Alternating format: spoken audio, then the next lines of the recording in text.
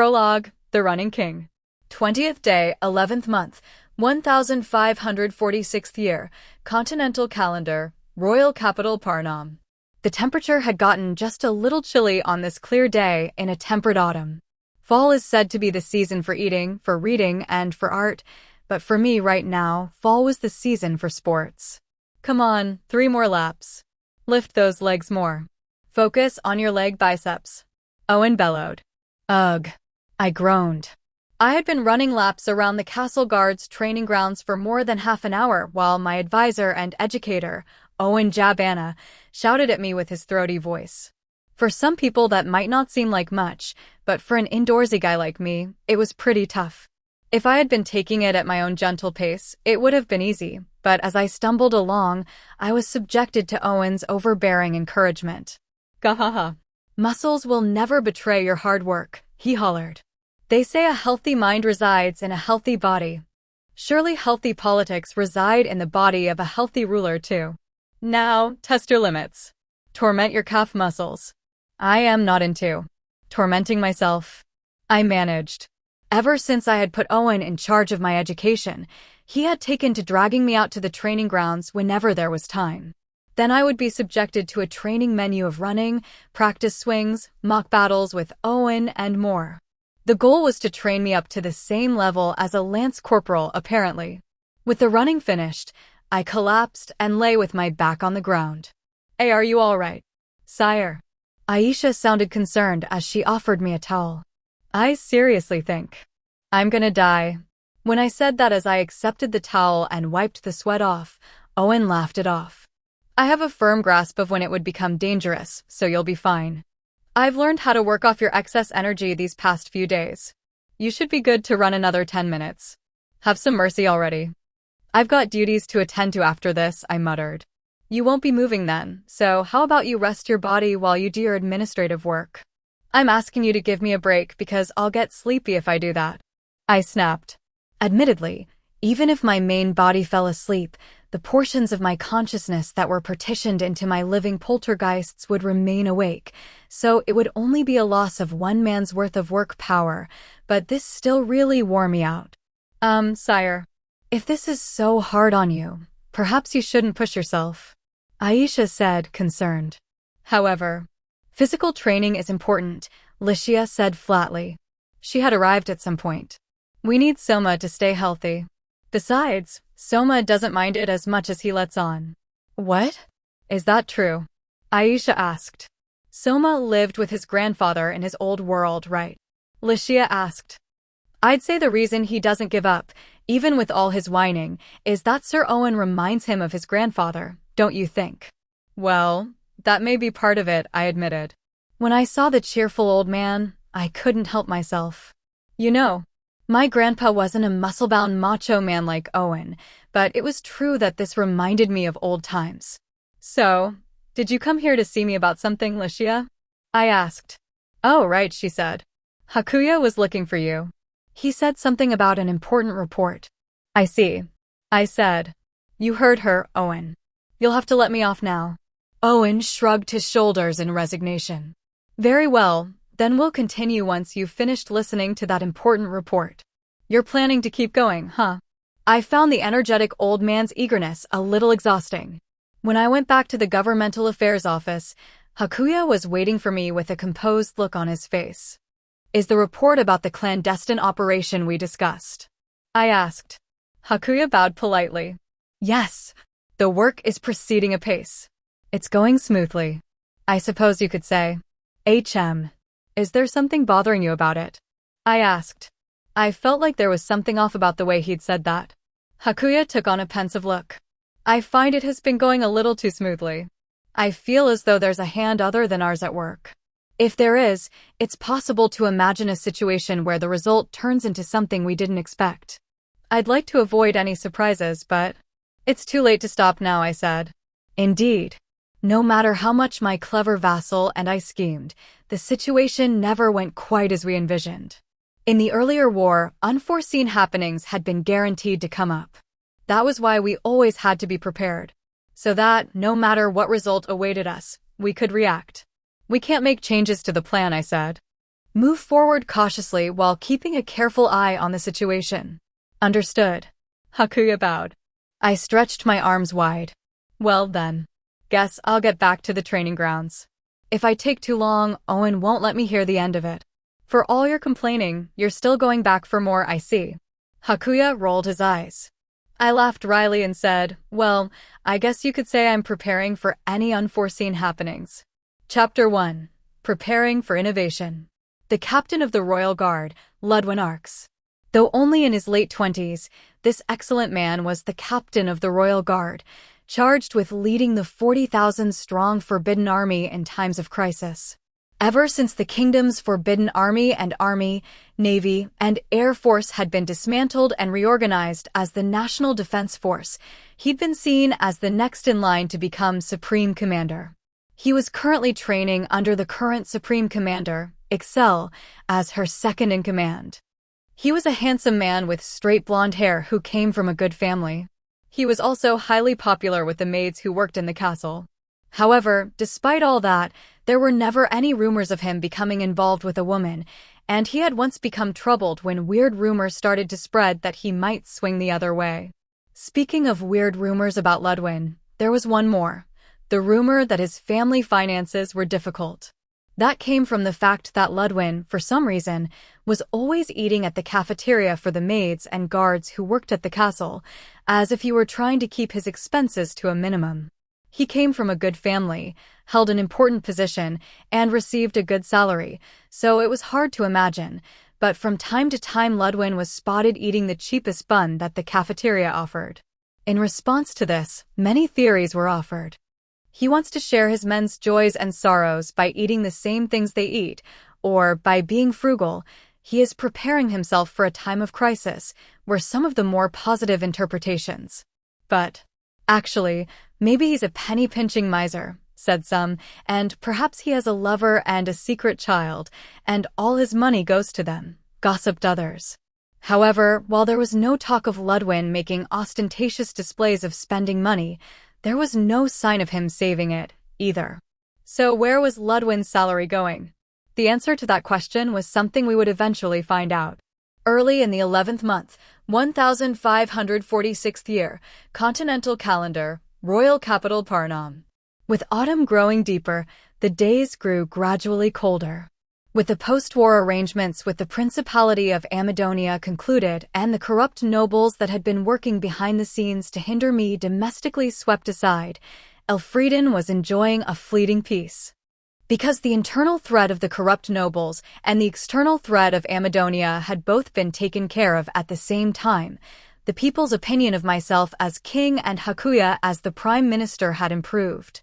With the nobles who had chosen not to take a side in the conflict with the three dukes now swearing loyalty to me, I was able to quickly centralize power. It was that sort of autumn afternoon where I could imagine my political reforms would be moving forward in leaps and bounds. Currently, I was in the Governmental Affairs Office in Parnam, showing Licia a certain something. Take a look at this. What do you think? It's very long, thin, and curved.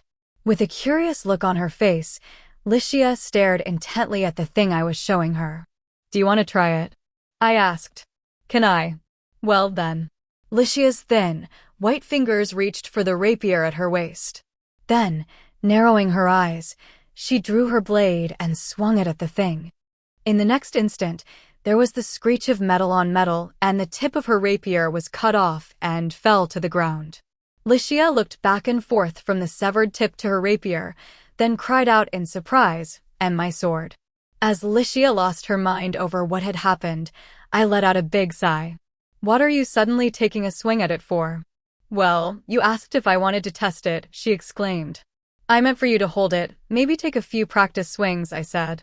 I have no idea why you suddenly tried slashing it. Licia could be a bit of a meathead sometimes. Was it her teacher George's influence? Besides, you must know what would happen when you swing two blades at each other, right?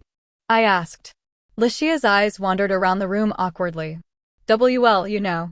That's a 9-headed dragon katana, right? I was interested in its cutting edge, you could say. Honestly. The blade that had chopped Licia's sword in two was a type of katana, specifically a 9-headed dragon katana, forged in the Nine-Headed Dragon Archipelago Union, a maritime state that ruled the Nine-Headed Dragon Archipelago to the east of Elfrieden. It was single-edged, with a thin, narrow, curved blade. There was a blood groove running between the blade ridge and back. That's enough detail to make it clear that, for those in the know, it should have been apparent that the Nine-Headed Dragon katana closely resembled a Japanese katana. Unlike this country's swords, which were meant to chop through things the Western style, it was specially designed to cut by pushing or pulling. Exactly the same as a Japanese katana. Maybe the manufacturing process was the same, too. That nine-headed dragon katana was out of its sheath and its blade was exposed, sitting on top of a sword rack with its blade facing upwards. That was how it had been when Licia had taken a swing at it and lost.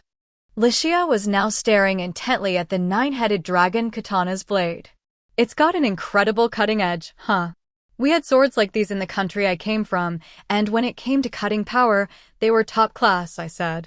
In one program I'd watched, I had even seen a katana cut through the stream of a water cutter, a machine that used high-pressure water to cut through things after all. They had to have some pretty impressive cutting power. Licia let out an impressed grunt. That's really something. But what's a nine-headed dragon katana doing here? It was a gift from Excel, I said. It apparently came from a fishing ship from the Nine-Headed Dragon Archipelago that they seized. A fishing ship. There have been a lot of them lately, I hear. Ships from the Nine-Headed Dragon Archipelago that come into our waters to fish illegally. In this world, there were large creatures called sea dragons. They looked like monstrous plesiosauruses with goat horns, used to tug iron ships. Sea dragons were relatively docile, but among the large sea creatures of this world, there were also vicious and dangerous ones like the supermassive sharks called megalodons. Because those sorts of dangerous sea creatures mainly lived in the deep sea, fishing was, by necessity, restricted to the coastal waters of the continent and islands. There were still enough fish to catch, so it wasn't much of a problem, but in recent years, the number of ships from the Nine-Headed Dragon Archipelago coming to fish in our waters had increased. In this world, it was commonly accepted that fishing should be done in one's own country's coastal waters or on the open sea, though that was, of course, dangerous, and fishing in another country's coastal waters was considered illegal. Illegal fishing ships could be seized or sunk without recourse. And yet, the number of illegal fishing vessels entering our waters was on the rise. Correlating with that, there had been an increase in the number of clashes between fishermen. We've submitted a formal complaint to the Nine-Headed Dragon Archipelago Union, but there's been no reply, I said. I have Excel's fleet out patrolling our waters, but it doesn't seem to be having much of an effect. It's a maritime state you're dealing with, after all, said Licia. They have the best shipbuilders and helmsmen in the world. She was right. In the Nine-Headed Dragon Archipelago, they trained other creatures that could draw their ships in addition to the usual sea dragons. I had heard they were incredibly fast. That, and because fishing ships were made of wood and not loaded with cannons, they could move quickly. If they focused on trying to escape, a military ship couldn't catch up to them. Even this ship they seized recently was only caught when they had the bad luck to run aground, I added. Then why don't we chase after them with fast wooden ships of our own? Licia asked. If we did that and they were armed, we'd take heavy losses, you know. You're right. It hurt that, as the ones guarding, there was a bare minimum of equipment we would need to get ready. Licia crossed her arms and thought deeply about it. Still, it's a bit strange. It's true that, if they make it to our coastal waters, they can fish here easily, but to get here, they have to travel over the open sea where there are large sea creatures, right? Why would they go through that risk to fish here illegally when there's the chance they'll be caught? Who knows? I said. There might be something going on in the archipelago, and there's no way for us to find out what it is. We get barely any information on the island countries. Even if I had my clandestine operations unit, the Black Cats, infiltrate the country to collect intelligence, the country was surrounded by the sea, making it hard to get information out. Messenger coups couldn't travel over large stretches of sea when there was no place to rest, and a jewel for the dual voice broadcast would be large enough that it would be difficult to sneak in. That, and there was the risk we'd lose it.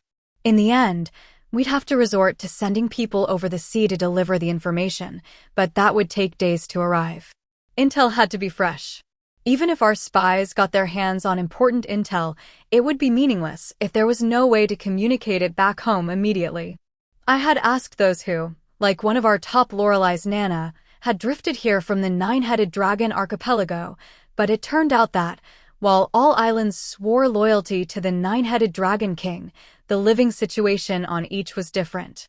While I could gather fragmented pieces of information, it was hard to put together any larger picture.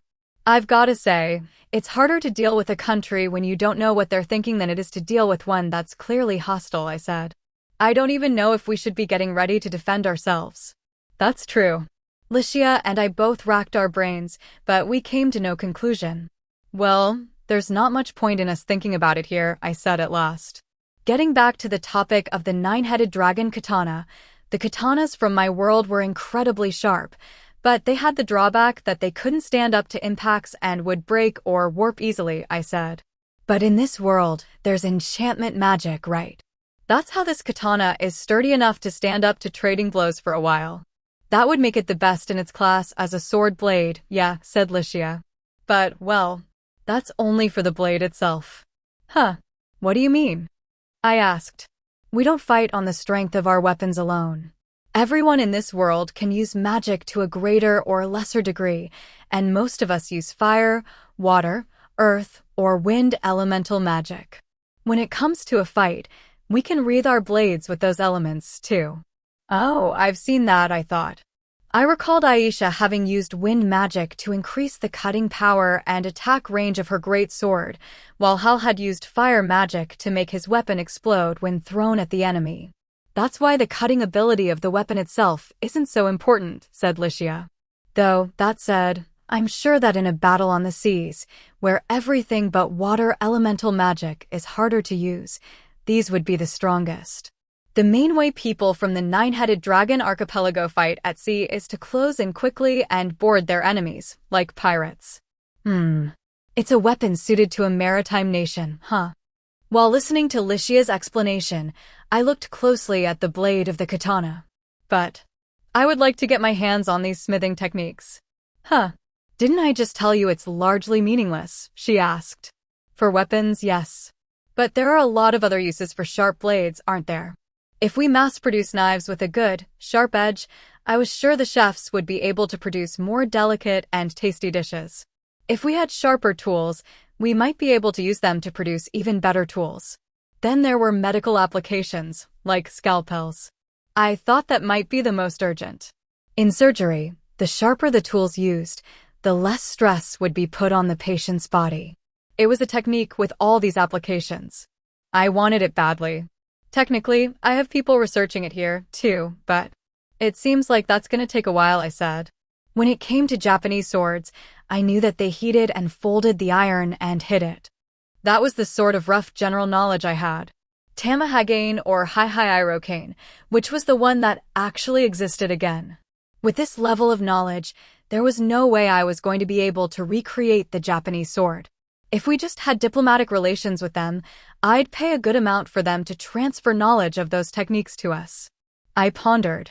Which is why you're wondering what the Nine-Headed Dragon Archipelago Union is thinking, she asked. Exactly. It sounds like a hard problem to solve, Licia said. She could say that again.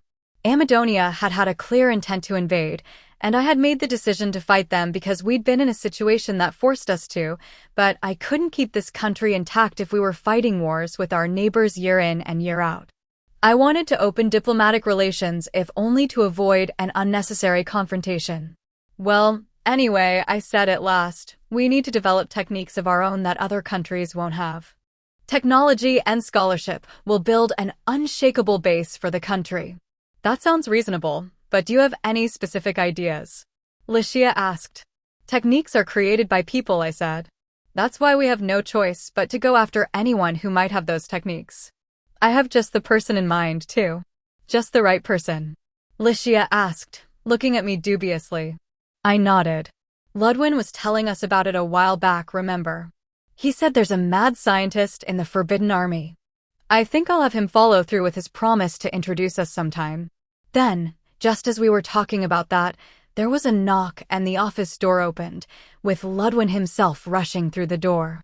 He suddenly got down on the floor, lowering his head to the point it was almost touching the ground. It wasn't quite a formal kowtow, but it was pretty close. "Your Majesty." "I am so sorry," he suddenly burst out.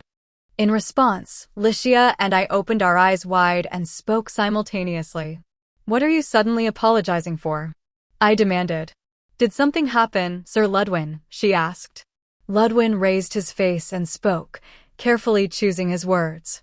"Well, you see, an acquaintance of mine has gone and done something outrageous." "Something outrageous?" I asked cautiously. Had something bad happened? Now, when I had finally sorted out the mountain of things that I had to do after being given the throne, was something going to happen again? I was starting to feel a little fed up with it all. Ludwin hesitantly asked, "Sire, do you perhaps remember that I said there was a person I wanted you to meet?" Oh. Licia and I were just talking about that," I said. "The mad scientist you know, right? I've been wanting to meet them, but things have been so busy lately. Sorry, I haven't been able to find time." "No, I completely understand that. It's just..." Ludwin looked hesitant to speak at first, but he seemed to find his resolve and continued. "That acquaintance of mine happens to be the one responsible." The Ark's fiefdom lay between the royal capital Parnam and the new coastal city Venetonova. This was the land ruled over by the captain of the royal guard, Ludwin Arx, who was head of the House of Arx. Because Ludwin lived in the castle, he normally had a magistrate here who acted in his stead. When compared to the fiefs held by other members of the nobility and knighthood in this country, it was around medium-sized. Ludwin had distinguished himself in the recent war, so I had wanted to transfer him to a larger fief, but Ludwin had been very particular about his own domain, and had stubbornly refused. I didn't see any reason to force the transfer, so I opted to expand the boundaries of his current fief to suit his preferences. Licia, Ludwin, and I had come to the Ark's fiefdom in a gondola carried by one of the royal house's wyverns. We had come to verify the facts of what Ludwin had told us some days earlier. "Was it okay to leave Aisha behind like that?" Licia asked. "Well, we've got Ludwin here, after all," I said. I hadn't brought a bodyguard on this outing. Aisha had been concerned and made a fuss about it, but with the captain of the royal guard around, I figured it would be fine. Besides, I wanted to keep this quiet, so the fewer people involved, the better. From the air, the Ark's fiefdom had been stained in fall colors by the leaves that had fallen from the trees. There were a lot of fields and pastures, too, so the scenery that spread out before us had a feeling of tranquility to it. This was just based on my own senses, but this continent, which was a bit larger than China had been in the Three Kingdoms period, had a considerable difference in its climate between the north and the south. The further north you went, the hotter, and the further south you went, the colder it became. That was true even within this country, and in the southernmost reaches, the snow had already begun to fly. The Ark's fiefdom, being more to the north, was still experiencing a temperate autumn climate. "Wish we could just take it easy and have a picnic or something," I grumbled. "I know the feeling, really I do, but we'll do it another time, okay?" Licia gently rebuked me. "We came here today for a reason, didn't we?" "I know that, but hey, it's such a nice day out." This is it, sire," Ludwin interrupted. "Please, take us down here." Following Ludwin's directions, we landed the gondola and disembarked at the edge of a little forest. Even once I was out of the gondola, all I could see was trees. Nothing looked out of the ordinary about this forest. I ordered the gondola's driver to wait for us here, then asked Ludwin, "Is it really in the forest?" "Yes," he said. "Though, to be precise, it's not in, but under." "Under?" I asked. "I think it would be faster to just show you." With that said, Ludwin set off toward the forest. "Now, sire, princess, please follow me." Trailing after Ludwin, Licia, and I walked through the forest side by side. As a precaution against wild creatures, I had the mouse dolls that I used while providing relief to the dark elf village scouting the area, but there didn't seem to be any wild animals that were a threat. It was a small forest, and I could tell that people entered it often. With the leaves having fallen from the trees, it was bright inside the forest, which provided good visibility, too. If it came down to it, I figured Ludwin and Licia could handle any problems that arose. Ludwin was ahead of us, clearing any branches that would be in our way with his sword and shield, so all we had to do was walk behind him. While walking on the fallen leaves, I started to get into the mood for a picnic again. I naturally started singing a song that matched the atmosphere. "That's a nice song." "What is it?" Licia asked me. "The theme to the first movie of a monster anime that every person in my country would know," I said. "The one thing I do know is that what you just said made no sense to me." Licia just sort of rolled her eyes, but then she suddenly took on a more thoughtful look. I wondered what was up, but the next moment, she wrapped her arm around mine. "How's that? Does it feel a bit more like a picnic now?" Seeing Licia's shy smile, I said. "I'm getting weirdly sweaty now." "Why?" she exclaimed. "Because you're too cute, and it's making my heart race." "Huh. Oh. My heart is too," she flirted back. Ludwin came to a stop. "This is the place, sire, princess." Ludwin turned around, so I quickly backed up. Then I noticed something I hadn't up until now. There was something big right in front of us. It was a garage. I asked. That seemed like the only way to describe the rectangular object. It was moss-covered, but it seemed to be made of something like concrete and had a shutter on one side. It was big enough for an average car to fit into. While they sometimes had technologies that seemed far ahead of their time, this world was at a pre-industrial revolution level on average, so this design seemed out of place. While I was reacting with confusion, Ludwin shook his head. "It's not a garage.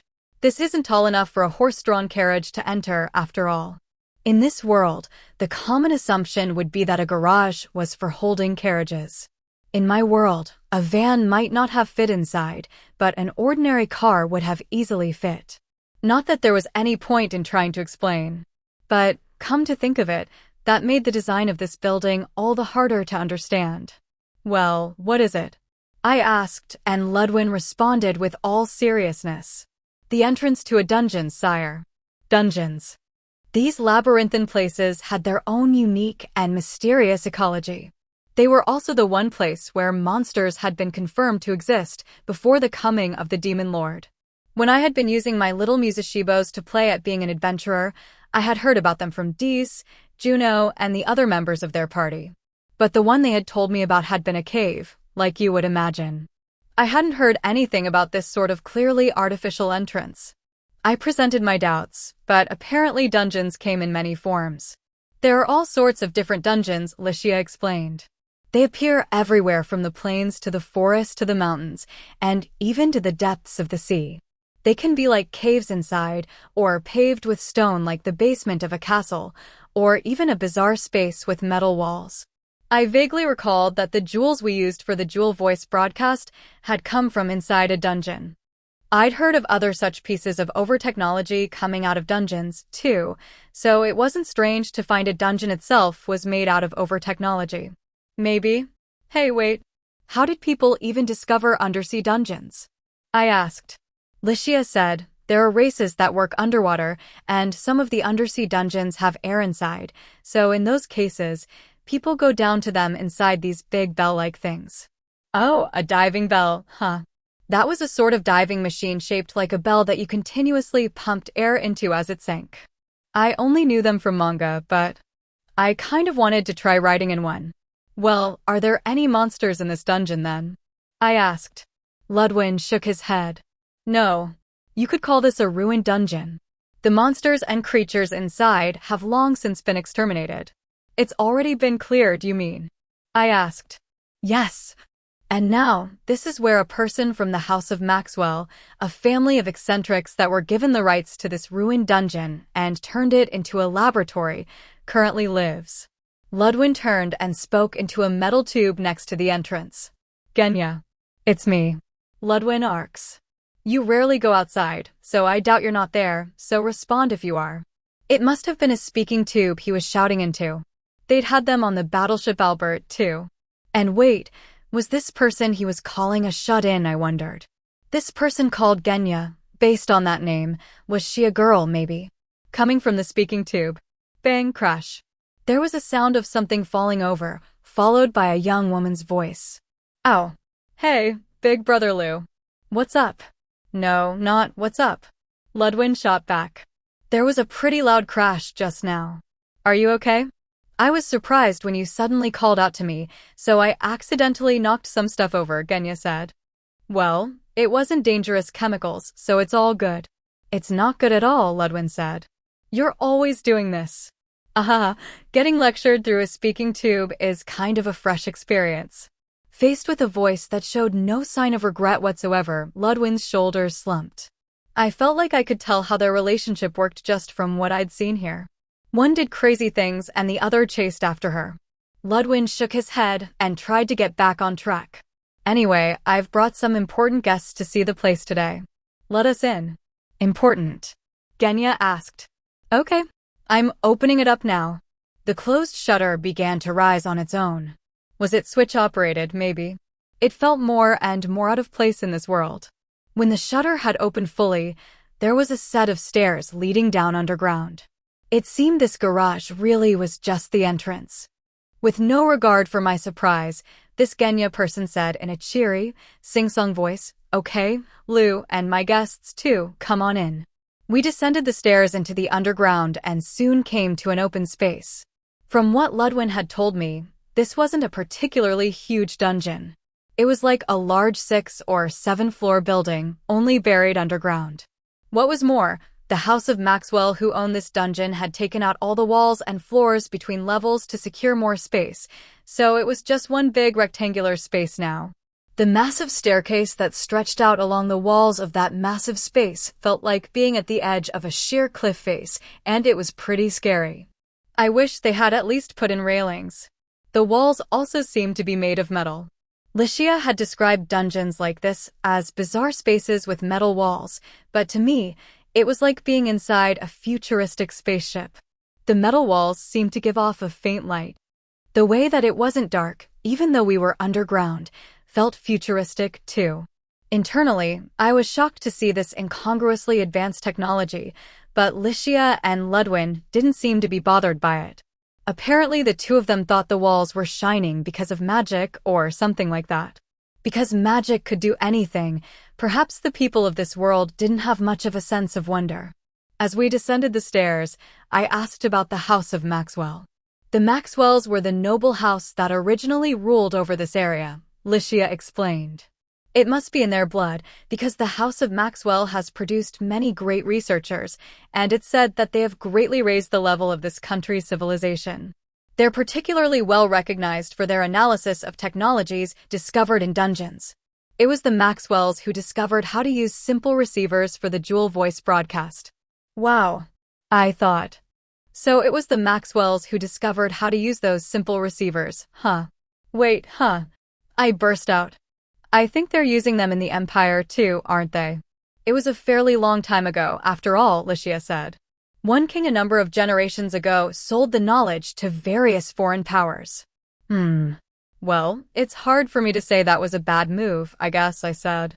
It was scary to see cutting-edge technology leak out, but if the technology would have little effect and someone else was going to discover it eventually, selling the knowledge while it was still worth something might be okay, maybe. That, or exchanging it for knowledge of something else. For that achievement, they were given this ruined dungeon and the land around it to rule, Ludwin said. However, the Maxwells, passionate as they were about their research, showed no interest in managing the land. With the understanding of the royal family, they delegated management of the land to us, their neighbors in the House of Arcs. Half of what they earn from the land is given to the House of Arcs, while the other half goes to supporting their lifestyle and funding their research. That's the system that we adopted. That's pretty amazing in a way, I said. Managing the lands of their fief was a noble's duty. To think they were neglecting that to spend their days on nothing but research. But wait, isn't the House of Arcs losing out on that deal? Because the House of Maxwell's contributions were so great, it was allowed, Ludwin said. Besides, if their research brings us new knowledge, the country will prosper even more. Though, that said, as the times have gone by, the Maxwells' lands have been incorporated into the Arcs fiefdom, and now we're treated as their patrons. Basically, while their house had been allowed to continue, their lands had been reduced to just this dungeon. And the House of Maxwell was being supported financially by the House of Arcs. Huh. You're the head of the House of Arcs, aren't you? I asked. Yes, I am. And this Genya person is the only one here. I asked. Yes, Genya Maxwell. At present, she is the last of the Maxwells. In other words, right now, you're paying to support this Genya, right? When I asked him that, Ludwin was at a loss for words. That was when I remembered those rumors that maybe Ludwin was facing financial difficulties. Don't tell me, the reason you eat the cheapest bun the cafeteria has to offer is. I said slowly. Genya is 5 years younger than me, and we were raised like brother and sister. Ludwin began with a far-off look in his eyes. The amount of support to be paid to the House of Maxwell is set at a fixed rate, but, well, both my parents and Genya's have already passed away. That makes each of us like the only relative the other has left. And, well, I'm a sucker when it comes to things my little sister asks for, and I can't help but draw from my own salary, too. I was speechless. I clapped Ludwin on the shoulder. When we reached the bottom, I finally got a grasp of the scale of this space. Up until that point, while the walls had been emitting light, the center of the space had been dark, and I hadn't been able to see. Here at the bottom, the floor also glowed with the same faint light, so I could tell that the space was split up with the same sort of cloth dividers you would see at a construction site. First, there was one massive divider that split the space into 2 halves. In the remaining space, there was one medium-sized area that had been divided off, a number of box-like objects with cloth over top of them, and a 2-floor log house. I wondered what was behind the massive divider, but seeing a house that looked like it belonged in a forest here inside this metal space, it looked like a joke. That house had probably been the living space and experimenting space of the owners of this dungeon, the House of Maxwell. Ludwin knocked on the door to it. Genya, it's me. I've brought guests, so please open up. When Ludwin called out, a vapid-sounding voice responded. Okie dokie. I'm opening it now. Then the door opened, and out came a woman in her early 20s wearing a wrinkled lab coat. She looked a bit underfed, but she had regular features, and if she had taken proper care of herself, she would probably have been reasonably beautiful. However, her clearly unkempt semi-long hair ruined it. This, I presumed, was Genya Maxwell. The small, round glasses resting on the bridge of her nose looked just like what I'd expect a researcher to be wearing. Hey Lou, Genya smiled. Glad you're here. Who are they? She tilted her head to the side. Seeing her reaction, Ludwin hastily bowed his head in apology. Hey, you're being rude. I am terribly sorry, sire, princess. Genya. This is His Majesty King Soma and Princess Licia. Oh, hey. You're right, Genya said. That's the face I'm used to seeing on the Jewel Voice broadcast. In contrast to Ludwin's panic, Genya seemed relaxed. She lifted up the hem of her lab coat as if it were a dress and curtsied to us. We haven't met before, Your Majesty. My name is Genya Maxwell. Welcome to my messy home. I couldn't tell if she was being respectful with that greeting or not, but she didn't seem to be trying to insult us, at least. She was a little off, but this was probably her doing her best at being respectful. I introduced myself. I am the provisional King of Elfrieden, Soma Kanzuya. This is my fiancée, Licia. I'm Licia Elfrieden, Licia said. Hee. I am aware, giggled Genya. I do humbly note my pleasure to find you in good health. Ludwin buried his face in his hands, unable to watch. Her attempt at polite language was so bad, she came off like a clown. If you're not used to it, there's no need to stand on formality, I said. We're the ones who dropped in unannounced. Feel free to talk whatever way is easiest for you. Sure. Well, that's what I'm gonna do then. Gee, Genya. Ludwin exclaimed. Ludwin started to protest at Genya's sudden shift to a more easygoing tone, but I held up a hand to stop him. It's fine. We're the only ones here. But when you consider why we came here. Ludwin stuttered. Oh, we can leave that for later, I said. In the short time we've talked, I've more or less become convinced that she's not the type to be plotting anything nefarious. Before that, I think I'm more interested in hearing more about her. I see. Ludwin seemed deflated. Genya chuckled. Well, no point standing at the door all day. Come in. Even in a house like this, I can at least serve coffee. She led us inside to a living room of sorts. When we sat at the table there, Genya brought out 4 mugs of coffee. She apparently had no cream or sugar. When Genya had finished giving everyone their coffee and had taken a seat, she introduced herself once more.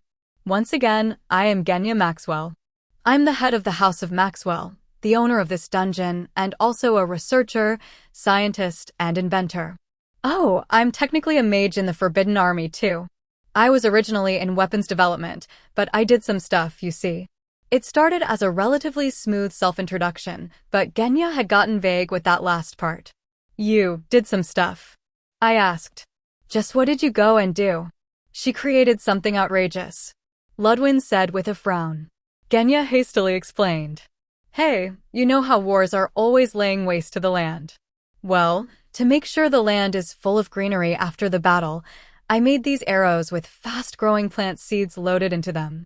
Planting trees on the battlefield. Isn't that idea way too far out of left field? I exclaimed. Oh. But while that wasn't an idea that should have been coming out of the weapons development department, it felt a little weak as a reason to drive her out. As I was thinking that, Genya seemed to be deep in thought. HRM. I think it was a good idea, just that maybe it was a mistake to enchant them with light elemental magic to encourage growth. They started growing incredibly fast, you see. Ahaha. I never thought that the one test shot I fired would engulf the training grounds, and the lab attached to them in a sea of tress. That was you. Licia shouted in surprise. It seemed to have happened before I came to this world, but it might be a rather well-known incident here. Yeah, I could see how she'd gotten thrown out. Genya was laughing it off, but Ludwin was clutching his head in his hands.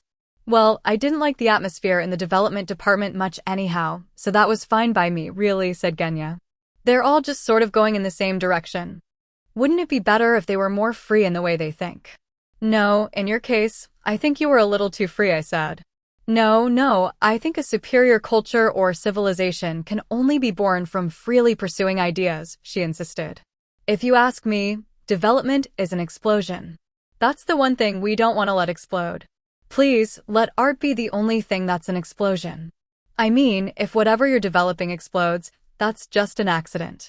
It wasn't just Ludwin now. Licia looked exhausted just from listening. It feels like having 3 somas here. Huh. Does that mean dealing with me is half as exhausting as dealing with her? I asked. Ever since we were betrothed, you've been running me ragged, she said. Though, lately, I'm starting to feel that's not so bad. Ahaha. Genya said teasingly. I'm glad to see the future royal couple are so close. Licia turned bright red and looked at the ground. We had a good atmosphere going there, and now you've ruined it, I complained. Sorry about that, said Genya. Well, anyway, that's about all there is to say about me. By the way, Your Majesty, have you heard what kind of pedigree the House of Maxwell has? Your house distinguished themselves by studying artifacts discovered in dungeons, right? I asked. Precisely. Genya declared, with a snap of her fingers. My family has been researching dungeon artifacts for a long time. These are things that go well beyond what this world's technology can replicate, and we've studied them for generations. And so, in the long time we've spent researching, we've vaguely come to see a certain thing. A certain thing? I asked. It's a principle of this world, separate from magic. A principle that's separate from magic. I thought. What's that? I hear that you're using the Jewel voice broadcast. Genya put on a meaningful smile, then asked, do you understand what sort of thing it is? If I recall, it's an artifact from the dungeons, filled with the magic of the sylphs and undines. The Jewel is a tool to send out images and sounds it picks up. Right. Yeah, said Genya. That's the answer about 99% of the people who know about the Jewel voice broadcast would give, I'm sure. But there are 2 mistakes in that understanding. Mistakes. Genya nodded solemnly. They're found in the dungeon. That part's fine. Mistake number 1 is the filled with the magic of the sylphs and undines part. You said it like it was a given, but have you ever seen a sylph or undine yourself? Well, no, I haven't, but... I'm not from this world, but weren't they supposed to exist here? I asked. Okay, let's ask the princess next to you then. Princess, have you ever seen a spirit? Licia hurriedly shook her head. Ivy never seen one. I mean, spirits are the stuff of legend. But magic and magicium, the base substance used to produce it, is said to be a gift from the spirits. They've got to be out there somewhere, right? That's not enough to prove their existence, Genya shrugged, looking dismayed. Do you see now, Your Majesty? Maybe you, as someone not originally from this world, might actually be more able to understand. Because there's this mysterious power called magic in this world, it's harder for people to see the truth. Snow falls and the ice forms in the rivers in winter, then it melts when it gets warmer in the spring. That sort of obvious thing is simply hidden from them by magic. That was something I had sensed myself. I had just been thinking, because magic can do anything, perhaps the people of this world don't have much of a sense of wonder earlier. Everything mysterious or miraculous is hand-waved as the power of magic or little spirits we can't see, said Genya. Until we solve this thing called magic, the greatest mystery of all, we can't completely deny their absurd theories. It's such a pain. The frown on Genya's face after she said that probably wasn't only because of the sip of coffee she took. This is the truth, she went on. While we were studying the jewel discovered in the dungeon, we had the chance discovery that if we used water and wind elemental magic on it, it would take in the scenery around it and project it through the receivers that were also discovered. The bit about sylphs and undines was just an explanation someone came up with later, thinking that maybe it was made possible by the spirit's blessings. Then, are there no sylphs or undines? I asked. I can't go as far as ruling that out either. They may be out there, somewhere. I mean, we've got a country conspicuously called the Spirit Kingdom of Garland, after all. But, at present, I have no definitive proof of their existence. Well, it was impossible to prove the non-existence of a thing, after all. But this was huge. I had assumed this was a world of sword and sorcery, like the kind you'd see in an RPG. No, well, they did have both swords and sorcery. That's why I assumed it wouldn't be weird for spirits to exist, too. Was that just something I convinced myself of? Well, what about the godbeast said to protect the Dark Elves' forest, then? I asked. Oh, that one's fine, said Genya. Godbeasts definitely exist, or did at one point. I couldn't tell you if there's one in their forest or not, though. That one exists. I mean, the greatest godbeast of all, Mother Dragon, really does exist in the Star Dragon mountain range. Yep, I can understand why you're confused. The line between things that exist and things that don't is vague in this world. That's another factor that makes it hard to see the truth. My head's starting to hurt, I complained. Are you okay? Licia placed a concerned hand on my shoulder. I put my own hand on top of hers and answered, I'm fine, but internally, I wasn't fine at all. In the course of a few minutes, I had lost my understanding of this world. There was magic, but I didn't know if there were spirits or not, but these things called god-beasts did exist. Nothing made sense to me anymore. I would need to collect a list of more things that did and didn't exist, then compare the two before I would have even a vague sense of what this world was like. That was how I was starting to feel. Getting back on topic, here's the second mistake, said Genya. Well, I've pretty much told you it already, but it's the jewel as a tool to send out images and sounds it picks up part. Like I told you before, the broadcast function of the jewel is something we discovered by accident when we tried using water and wind magic on it. In other words, we've only been using the jewel for broadcasting. Wah! I exclaimed. Then, did she mean? The jewel wasn't only a tool for broadcasting images and sound. For instance, mankind uses the water wheel in a wide variety of applications, said Genya. They're not just for irrigation, we also use them to thresh and pulverize wheat, and to spin thread, too. But if someone who had never seen a water wheel before saw a spinning wheel, don't you think they'd assume it was a tool for spinning thread? That makes sense, I said slowly. Though, if she'd used an example with more applications, it would have been easier to understand. For instance, imagine if someone in this world discovered a cellular phone, and then they accidentally discovered it took photos while they were messing around with it. The people in this world would think that cell phones were cameras. The same way we had been thinking of the Jewel voice broadcast jewel as a TV camera. Well then, what are those jewels really? I asked. Yeah, we know that one. Genya gave my hesitant question a clear and confident answer. They're what's commonly referred to as a dungeon core. Dungeon cores. They were said to be the most important part of a dungeon, maintaining the unique ecology of the labyrinth from its deepest level. I say they were said to be because it was just someone's deduction.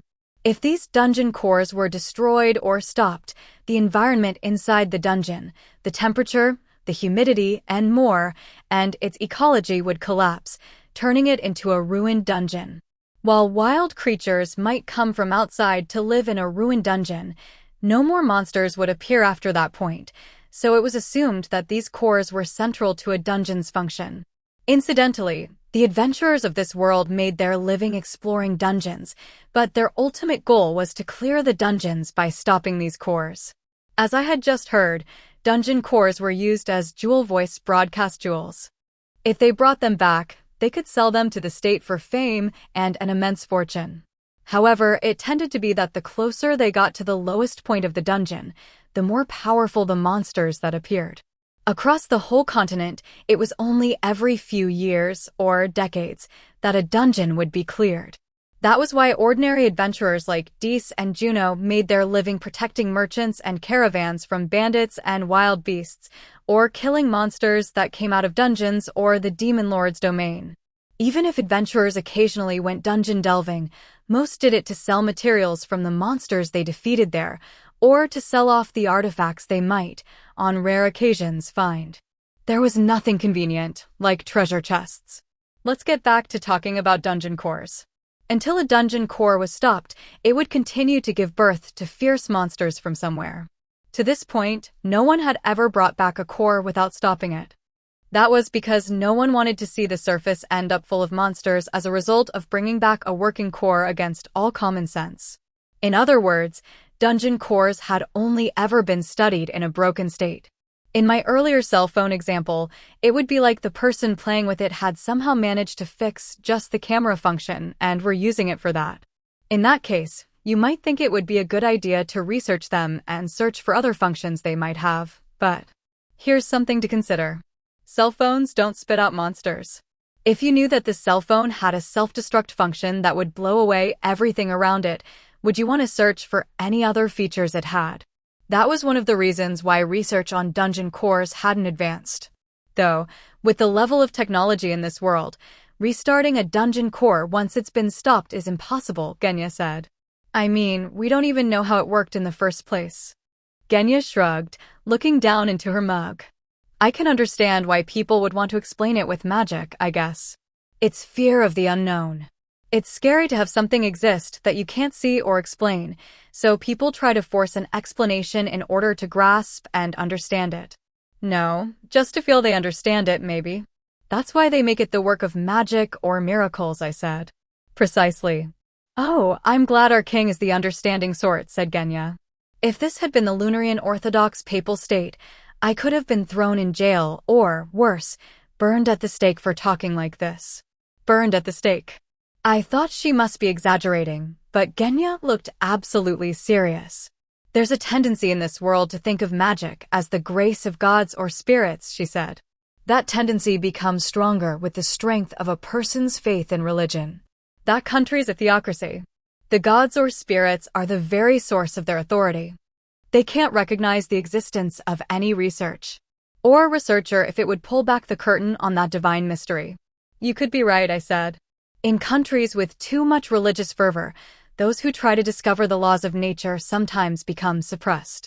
Those who give explanations against the teachings of the faith might be treated as heretics and, in the worst cases, killed. Even Galileo had been forced to recant his theory. How stupid. This country won't end up like that, I said. I won't allow it. I'm very happy to hear that. Genya clapped her hands on her lap and smiled broadly. So, here's the thing about us people from the House of Maxwell. We thought that there might be another principle in this world outside of magic, and we've been studying it. It's true that some of the dungeon core's functions were brought back to life with magic, but when we imagine how the dungeon core was created, we think it has to be a product of engineering or mathematics. It's not the power of miracles. If we investigate it thoroughly, we believe there is a functional truth to be found. For convenience's sake, we call this separate principle over science. Over science. I murmured. That's OSI for short. Oh, Sai. Don't shorten it like that, I said. And so, our clan, as people who study over science, refer to ourselves as over-scientists. Genya puffed out her chest with unironic pride. I heard from Ludwin that you're a mad scientist, though. I asked. I'd rather not have a lame name like that. I don't see the difference. I cried. Over was cool, but mad wasn't. I didn't quite get her logic. Genya said, now then, and stood up. I'd like this king, who seems like he'll become a sympathetic supporter of mine, to see my inventions. Yeah, that's what we came here for, I said. Please show me. Roger that, she said happily. I think I've got just the thing. Could you come outside with me? Genya rose from her seat and left the house. Apparently the invention she wanted to show me was outside. If so, it might have been behind the divider I saw on the bottom level. Ludwin had muttered honestly to himself and followed after Genya, so it was just me and Licia left behind in the house. If there's one thing to say about her, she's different, Licia said with a wry smile. She must have meant Genya. I largely agreed with that opinion, but I was beginning to have certain hopeful expectations for her. Still, she may be just the kind of talented person we've been looking for. I kept my arms crossed as I expressed my thoughts. When I saw the imposing sight of the Imperial Army at Van, I realized we can't leave things the way they are. I've made do with things that already exist up until now, but going forward, we'll need to be able to come up with and create things no one has seen before. To create revolutionary new technologies, adopt them, and move the times forward. If we don't, this country will never be able to stand shoulder to shoulder with the Empire. You're right, Licia said. So, I've finally found a method for moving forward into a new era. A method? Licia echoed questioningly. I nodded firmly in response. In the history of mankind, there have been those who were ahead of their time. They have a gift of foresight, break down established notions, and one of them alone can be enough to change history. Although in many cases, they're lost in the flow of the times, or weeded out by natural selection. For instance, take the universal genius, Leonardo da Vinci. Da Vinci is famous for his painting, the Mona Lisa, but he left behind designs for a surprising number of inventions. They say there were even designs for a tank, a diving suit, and a helicopter in there. Setting aside the feasibility of them, if those inventions of his had been researched properly, the history of Europe might have changed dramatically. In addition to his outrageous inventions, he had also produced accurate anatomical drawings of the human body. In an era when the Christian Church had held great influence, he had purchased dead bodies and cut them up in ways that might have been seen as blasphemous by the Church, all in order to learn about the structure of the human body. If these anatomical drawings had spread, they would no doubt have led to great advances in medicine. However, he'd sealed them away for a long time, fearing the power of the Church, and so he'd been unable to contribute to medical science. Those sorts of people are said by later generations to have been born before their time, I said. However, what if the ruler of the time saw such a person for what they were, protected them, and gave them an important position? Then what if, not just the person in power, but the people as a whole, could be led to recognize them for what they were? Don't you think that could lead to a major advance? You mean, make the times adjust to the person who's ahead of them? Asked Licia. Precisely. I said. Though I didn't expect you to get it on the first try. I haven't been hanging around with you for half a year for nothing, you know, Licia said with a laugh, but then quickly took on a pensive look. But, by that reasoning, shouldn't you be the one to lead, Soma? The technological level of your world was far ahead of this one, wasn't it? Well, I can understand why you'd say that, but... Yeah, no, I can't, I said. Why not? It's because my world isn't further down the path that this one will eventually follow. My former world had no magic. I had felt that this world's technology was all over the place because of the existence of magic before, but that was one way that this world moved forward. Some pieces of technology, like the jewels for the Jewel voice broadcast, were already superior to the technology in the other world. This world was probably going to continue along a different path from my own. If I butt in when I shouldn't, there's a risk that I might end up delaying development, I said. That's why I think it's best if this world's progress is driven mainly by its own people. I understand what you're thinking. That was what she said, but Lycia's face didn't look satisfied with my explanation at all. If anything, she looked both angry and sad. While I was wondering what was up, Lycia took my hand and squeezed it tight. I understand what you're thinking, Soma. Still, there are parts of it that I can't accept. Such as? I asked. The part about this world's people. You belong to this country now, too, Soma. Lycia pulled my hand and placed it against her cheek. My father was the one to tear you away from your old world, so I, as his daughter, may not be the one to say this, but what you said just now, it made me feel incredibly sad. Oh, sorry, I said. Please, don't ever divide yourself from us again. With misty tears forming in Lycia's eyes, she seemed unbearably lovely to me. Okay, I won't say it again. I took the hand she wasn't holding and went to place it on her other cheek. Hey, Your Majesty, Genya called from outside. Hurry you up. Suddenly pulled out of our own little world, Lycia and I looked at one another and laughed in awkward embarrassment. Genya led us in front of the medium-sized area that had been divided off. Yes, the divider was big enough that I had to look up at it, but more than anything, I was curious what was behind the massive divider that was separating off half of this space. It looked to be over 20 meters high. Wasn't she going to let me see what's behind that one? As I was thinking that, Genya raised her hands aloft and said, "Come forth, Golem."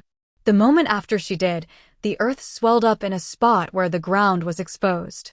Eventually, 2 giants, each around 3 meters tall, appeared. Those earthen giants began to lumber forward. Is this your magic, Genya? I asked. Yep, she said. My magic is to create golems from earth and to manipulate them. They can't do any delicate work, but they've got power. I get a lot of use out of them when it comes to carrying things. Manipulating mud dolls. I mused. That's a lot like my own ability, huh? Is it a dark type? No. It's earth type, she said. Because I can only manipulate earth. Being able to move them around like dolls probably falls under gravity manipulation. Besides, the 4 major categories and light and dark are just something people came up with to make it easier to understand. I don't think of them as being strict limitations. What am I even supposed to believe in anymore? I murmured. Ever since I'd come here, my understanding of this world kept being constantly shaken. When it came to phenomena that were unknown to people on Earth, if this world's people said something was obvious, I had assumed it must be, but now I was being told that wasn't necessarily the case. It wasn't a known unknown, but an unknown unknown. From here on out, I might have to approach every phenomenon from a position of doubt. Well, setting that aside, this here is what I wanted you to see, Genya said, indicating something. The golems took down the divider that was covering it. When we saw what came out from inside, both Lycia and I were dumbstruck by the utter incomprehensibility of it. Before our eyes, there was an object that looked like it was the size of a 2-story building. If I were to describe it in the easiest way to understand. A ridiculously huge D** sun fan. I burst out. What's that? Genya asked. Never mind. Just talking to myself. No, still, the only thing I could see it as was a gigantic D** fan. As far as the silhouette went, the torso was like a kokeshi, one of those short, wooden Japanese dolls with no arms, but the head was a big ring. It wasn't clear at a glance what it might be used for, and the way it just looked like some sort of art object was the same. It did concern me that just the portion in contact with the ground was firmly fixed in place, though. I asked Genya, what is this thing? It's Little Susumu Mark V. What a lame name. I thought. Wait, Mark V. What? Then there are another 4 of these things. I burst out. That? After seeing this thing, that's what gets your attention. Lycia exclaimed. As she watched our surprised reactions, Genya smiled with satisfaction. Well, you know, with all the getting blown away and exploding and other stuff, Little Susumu Marks 1 to 4 are now no more. It's that dangerous. I cried. The Mark V is fine, she assured me.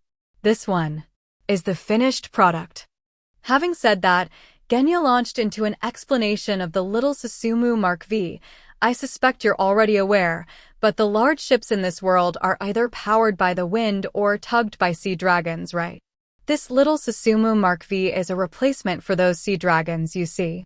When attached to the keel, one of these devices can drive the vessel forward with power equivalent to a sea dragon. You mean it's a propulsion system? I cried. Like a screw propeller or a motor, huh? When I said that, Genya smiled and laid a hand on little Susumu Mark V's torso section. The thing about this machine is, it can suck in whatever is in front of the ring, then force it out through the back. When it operates in the sea, it takes in seawater and expels it out the rear. That water pressure will create enough propulsion to move an iron warship. In other words, it was like there was an invisible propeller in the empty space in the middle of that ring. If it sucks in whatever's in front of it, what would happen if you used it here and now? I asked. You're very perceptive, I see, she said. On land, it can suck in air and expel it out the rear. Let's try an experiment, shall we? Genya had the golems prepare a large sheet. Then, with us standing back at a distance of around 20 meters, the golems held it up between them like a movie screen. Now, observers, the little Susumu Mark V will suck in air from our side, then expel it out the other side. Witness its power for yourselves. Genya, hold on, Ludwin hurriedly tried to stop her, but Genya didn't care. And click, she said in a sing-song tone, then pressed some sort of switch. In an instant. Boa. There was a sudden loud noise as a sudden gust of wind blew us away. Whoa! I exclaimed. Eek! Licia cried. Bwah! Genya laughed. Not again. Ludwin wailed. The sudden and powerful blast of wind threw us all against the wall. Wait. This wind, it's too strong. I screamed in my mind. The wind pressure had me pinned to the wall and I couldn't move at all. It looked like Licia and Genya were in the same boat. Until Ludwin crawled toward the machine with great difficulty, pressing the same switch to stop it, we were pinned against the wall like a bunch of insect specimens. When we were finally released from that wind, Genya laughed, and put on a dry smile. Whoops, sorry. Looks like I had the front and back mixed up. Because I gave it a highly efficient form, with all waste removed, it's hard to tell the front from the back. If you know that, then take precautions. I muttered. I said I'm sorry, sire, she said unashamedly. Anyway, I think you see how powerful this little Susumu Mark V is now, yes? I literally experienced it firsthand. I said that sarcastically, but it really was an incredible machine. If it hadn't been firmly affixed to the floor, the machine itself might have been blown away.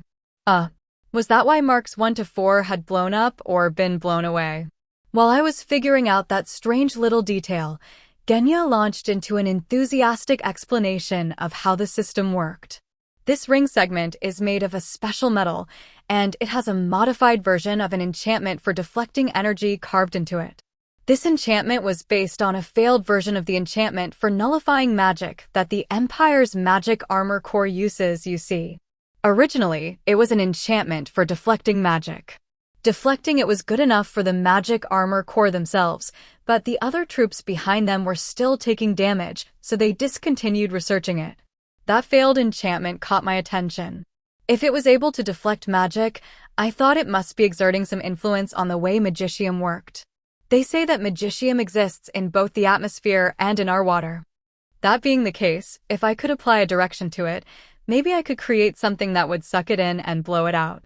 If I could concentrate the power from expelling it, maybe I could create a propulsion system. Well, that was the idea. That's because moving the magicium in the air and water is the same as moving the air and water themselves.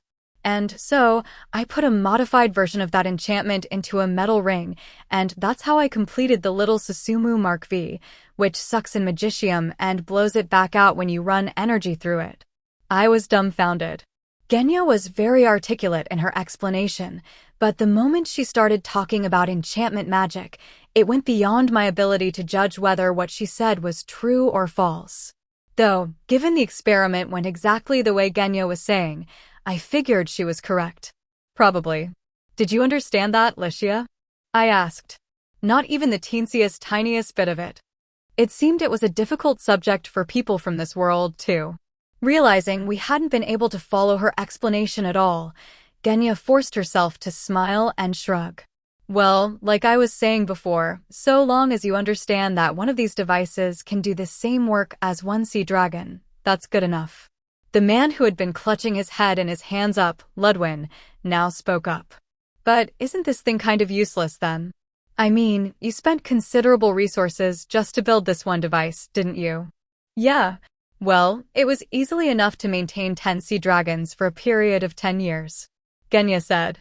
If it only does the work of one, then that's a huge loss, isn't it? Ludwin asked. Besides, unlike sea dragons, it can't make tight turns. What are you saying, Lou? Can you see what this invention will bring? Genya cried. What it will bring? Ludwin asked. Ludwin seemed confused, but I had to agree with Genya on this point. She's right. It really is an incredible invention, Ludwin.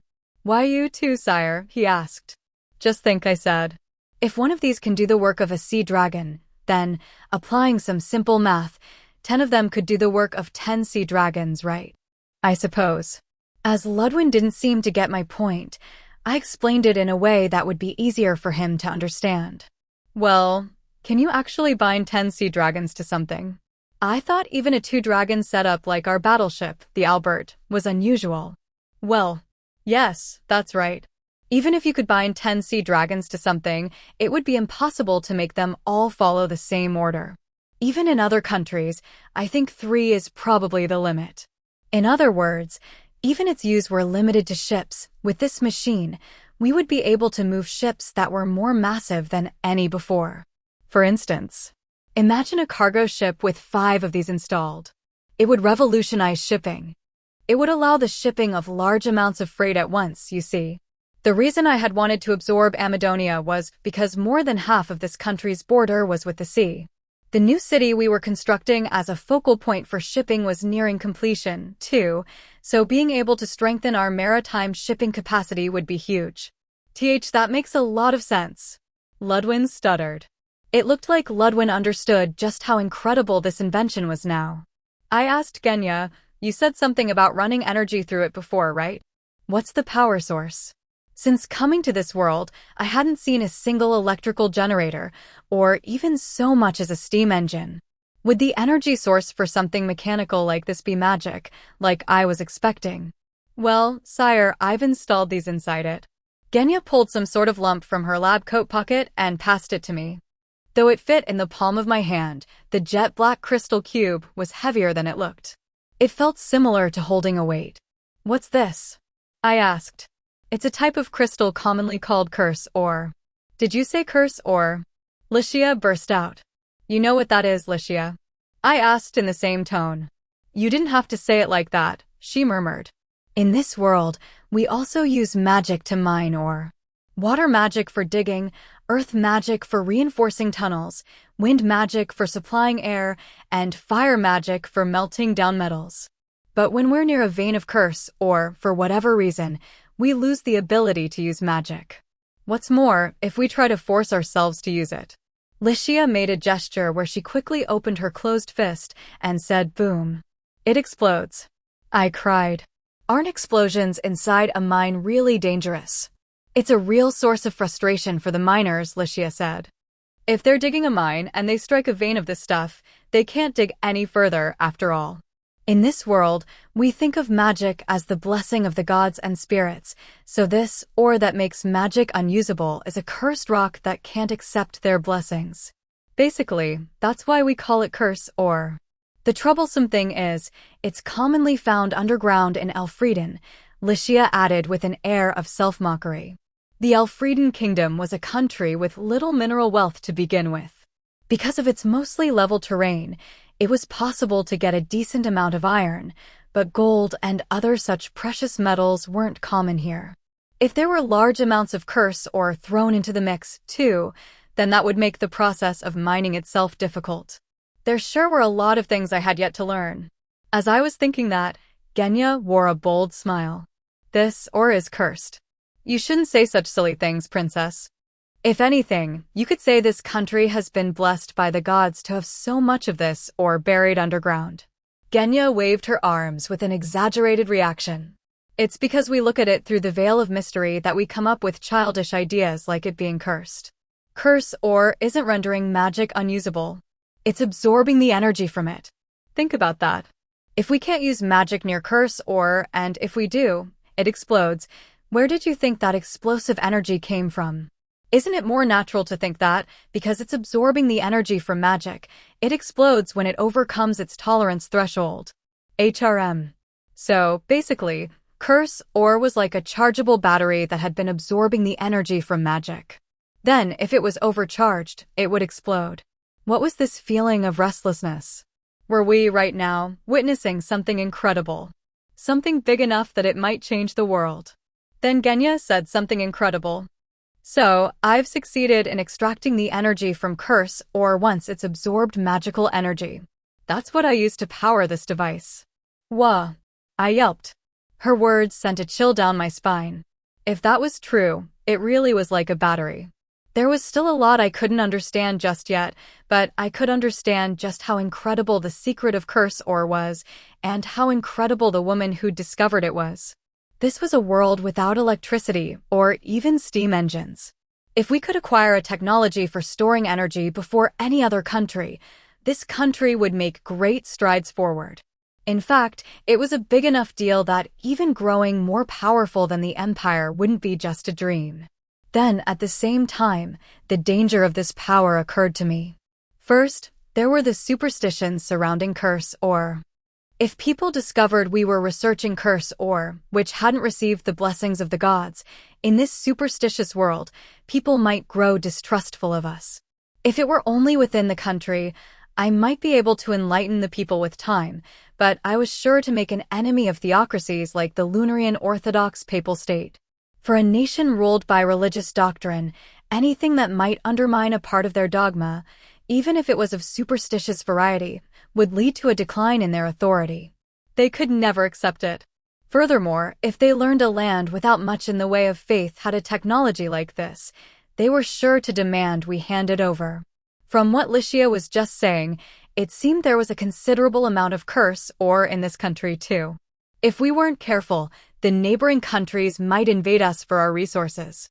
It was looking like I could form a secret alliance with the Empire, and the threat posed by Amadonia had finally been removed, but if that sort of situation arose, this country would be wiped off the map. While this technology had the potential to make us the greatest power on the continent, it also had the hidden risk of destroying this country utterly. I stumbled. What am I gonna do? Hold on, Soma. What's wrong? Licia cried out, supporting me. Sorry, I said. I was imagining something high risk, high return, and I started to not feel so good. Imagining something? Licia asked. I explained my imaginings to Licia and the others. As they listened, Licia and Ludwin's faces went pale. They must have felt the same fear as I did. However, Genya was the only one who seemed unperturbed. What's there to worry about? We just need to finish the research before the other countries can start targeting us, then grow so strong they can't say a word against us. You're overly optimistic about it, but I guess it's the only way, I said. Still, we need to proceed with absolute secrecy on this. In which case, custody of Genya was going to be an issue. At this point, she was as vital to the welfare of this country as Tomo. I couldn't let her run off to another country or to be kidnapped, and I wanted to leave her in the hands of someone I could trust. She seemed wholly devoted to her studies, but she was still in her early 20s, a young woman in her prime. I wanted to avoid a situation where some noble realized her importance and tried to make a move on her. In that case, I waved to Licia and whispered in her ear what I was thinking. Then, after I had her opinion on it, I turned to the handsome captain of the Royal Guard who was looking at me dubiously. Hey, Ludwin, I said. Yes. What is it, sire? He asked. Tell me, do you love Genya? Ludwin was clearly shaken. What's this, out of nowhere? Sire. It's important, I said, giving the flustered Ludwin a serious answer. Depending on how you feel about Genya. And how Genya feels about you, I'll need to change how I handle things here. Genya was a very important person to this country now. If possible, I wanted her to marry someone close to me, so she would put down deep roots in this country. That was why. If Ludwin was prepared to do it, all the better, but if not, I would have to come up with other plans. Before I'd proposed this idea, I had whispered, "Hey, Licia. I'm thinking I should have Genya marry Ludwin. As a woman yourself, do you think Genya likes him?" "It's a 60% chance, I'd say," she'd whispered back. "She probably does." "That's not a very clear answer," I'd whispered. "Why so uncertain?" "Girls are hard to read. But I don't think you need to worry, you know. Genya's a daughter of the nobility. If the king commands it, she won't refuse." "You may be right, but I don't want to force anyone if I don't have to." "I see. Well, how do you think Sir Ludwin would feel about it?" she'd whispered. "I'd say it's like a 99% chance he loves her." "You sound awfully certain of that." "Guys are easy to read when it comes to this stuff," I'd whispered. All that stuff we'd whispered back and forth had been a secret. Now, perhaps Ludwin realized I was serious because his lips were pursed. He must have been wondering how best to answer.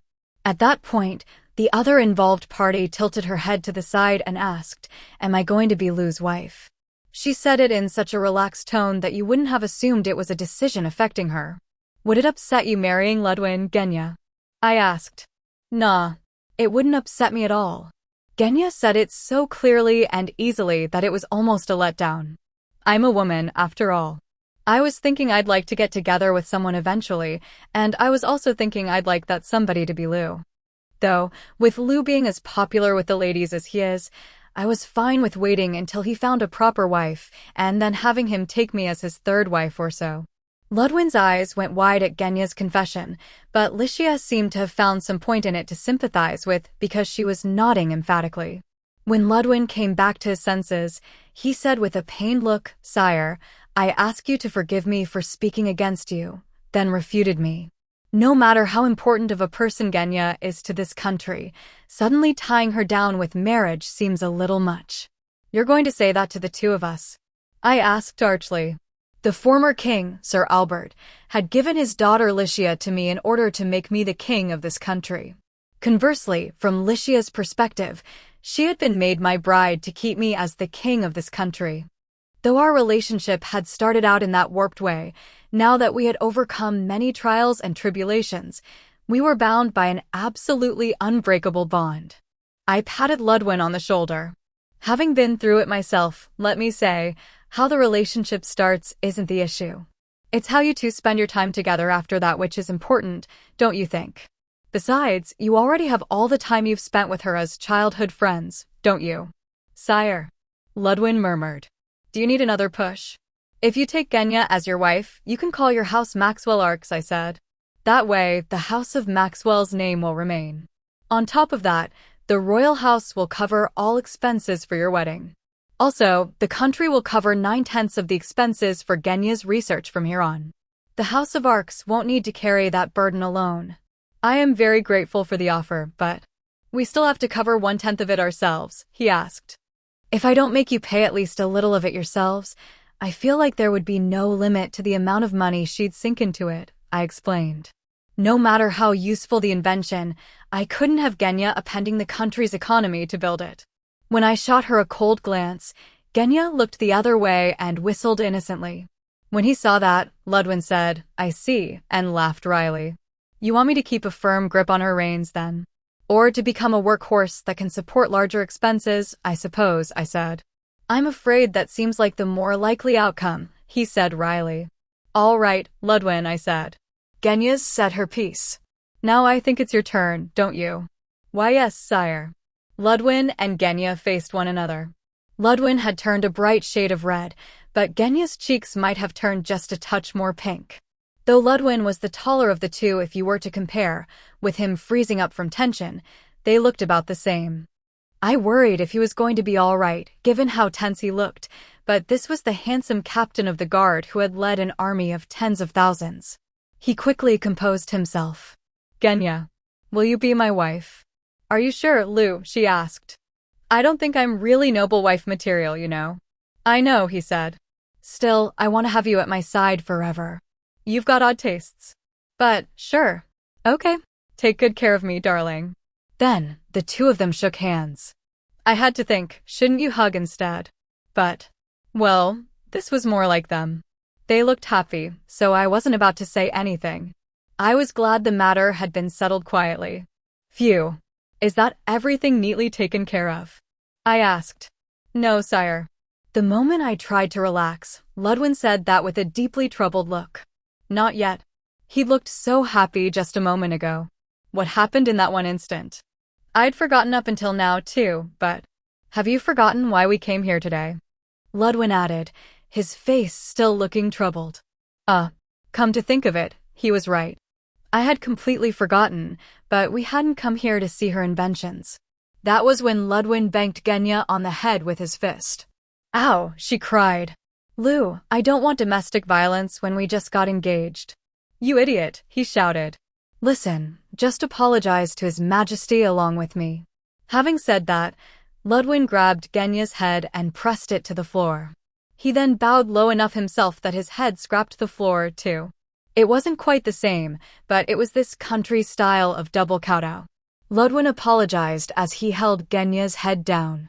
My fiancé has done something truly outrageous this time. Ow, that hurts, Lou, she complained. You're pulling my hair out. Genya, be quiet. I humbly beseech you, sire, have mercy. No, he didn't have to apologize so fervently. I wasn't that bothered by it, you know. Ludwin, Genya, both of you raise your heads. I'm not particularly looking to find fault here. Sire. Thank you. Ludwin cried. But I am curious about it. I sat down, looking Genya straight in the eyes, and asked her, tell me, would you, Genya, why did you take those dragon bones? You may remember, this had happened about half a year ago, when we dug a hole for a sedimentation pond as part of the process of installing a water system in our major cities. We discovered a large number of monster bones. From among them, a full set of giant dragon bones had just up and vanished.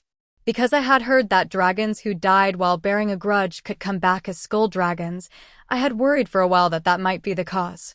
Had that been the case, however, the skull dragon would have spread its miasma.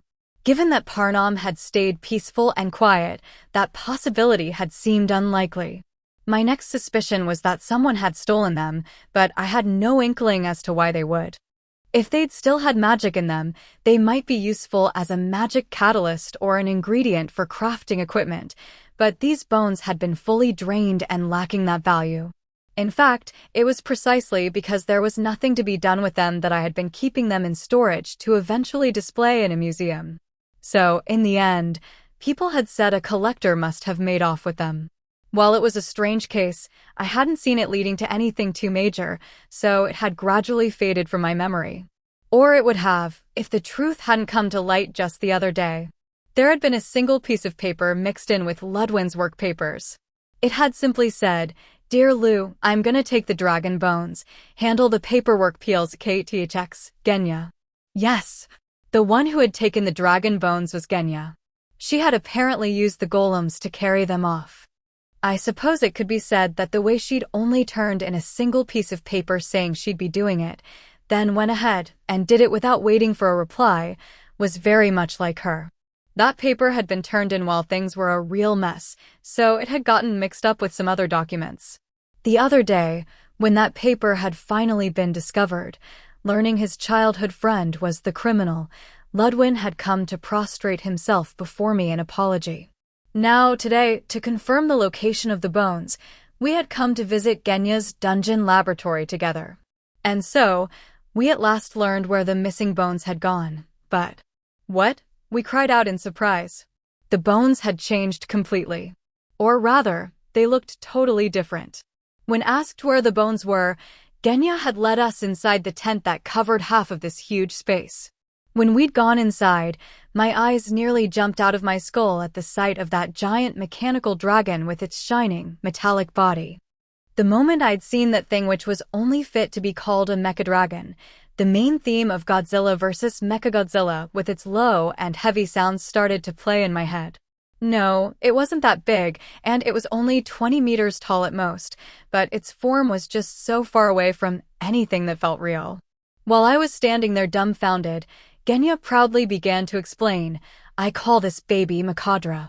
I put armor and parts from wild creatures and monsters on top of the skeleton of a dragon, then threw in some mystery parts found in a dungeon to flesh it out and make my own mechanical dragon. Genya was cheerfully explaining in a sing-song tone, but I dunno. The materials from monsters and mysterious parts from the dungeons were giving me nothing but a bad feeling. Licia was still gaping, and Ludwin looked like he might faint. I asked Genya, "This thing won't go on a rampage, right?" She laughed.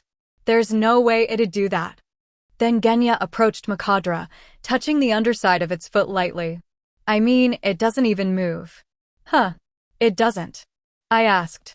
"Of course not," she said. "I think the outer frame is pretty well complete, but it lacks the all-important control system to send orders to all the parts. The way it is, it's just a glorified scarecrow.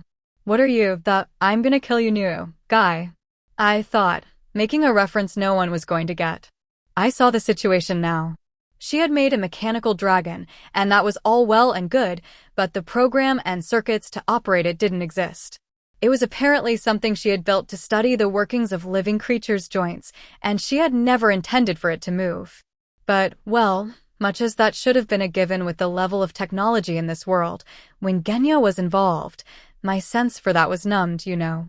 Genya was moving one of Makadra's foot talon parts up and down with one hand. "Look, it moves smoothly like this. Even without power, you can make it move." "Yeah, that's amazing," I said. "It's amazing, but what did you go and make this thing for?" I clutched my head in my hands. I figured this was probably gonna get me in trouble with the Star Dragon Mountain Range. With ancient humans, sure, maybe we'd put them on display in a museum. But if you started embedding one in a machine, people would start to draw the line. It could be taken as profaning the bodies of the dead, after all. If they found out that one of their kind's bodies was being used like this, the dragons might come to attack. When I get back, I'll write a letter of apology to the Star Dragon Mountain Range, I thought.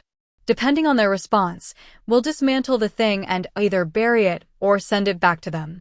As I was swearing that to myself, Genya's words, "The way it is, it's just a glorified scarecrow," came back to me. A scarecrow. A doll put up to protect the fields. A doll. Don't tell me. I tried touching the tip of the Makadra's toe. Then, using living poltergeists, I transferred one of my consciousnesses into it.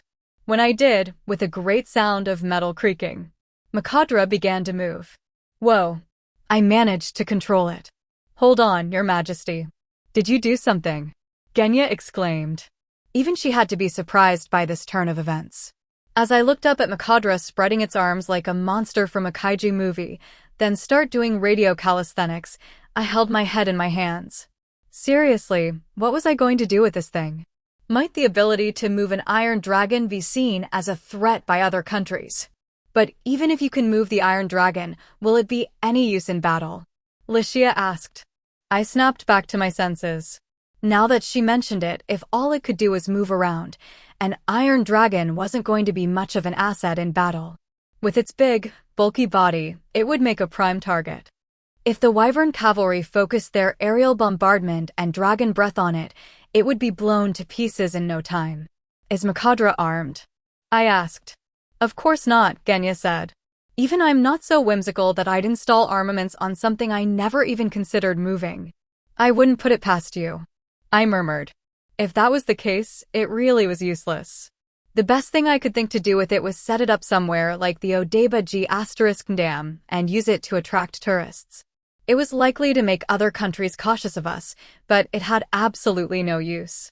It was the absolute worst. Talk about a white elephant. In conclusion, all information regarding Makadra was declared top secret, and until I received a response from the Star Dragon Mountain Range, it was to be kept sealed. Would it ever eventually see the light of day? As for Genya, who had produced the dangerous thing, we had her moved to a lab built especially for her close to the capital. Even now, she was working on research and development there. As soon as the country began supplying her with most of the funding for her research, it only spurred her to work harder.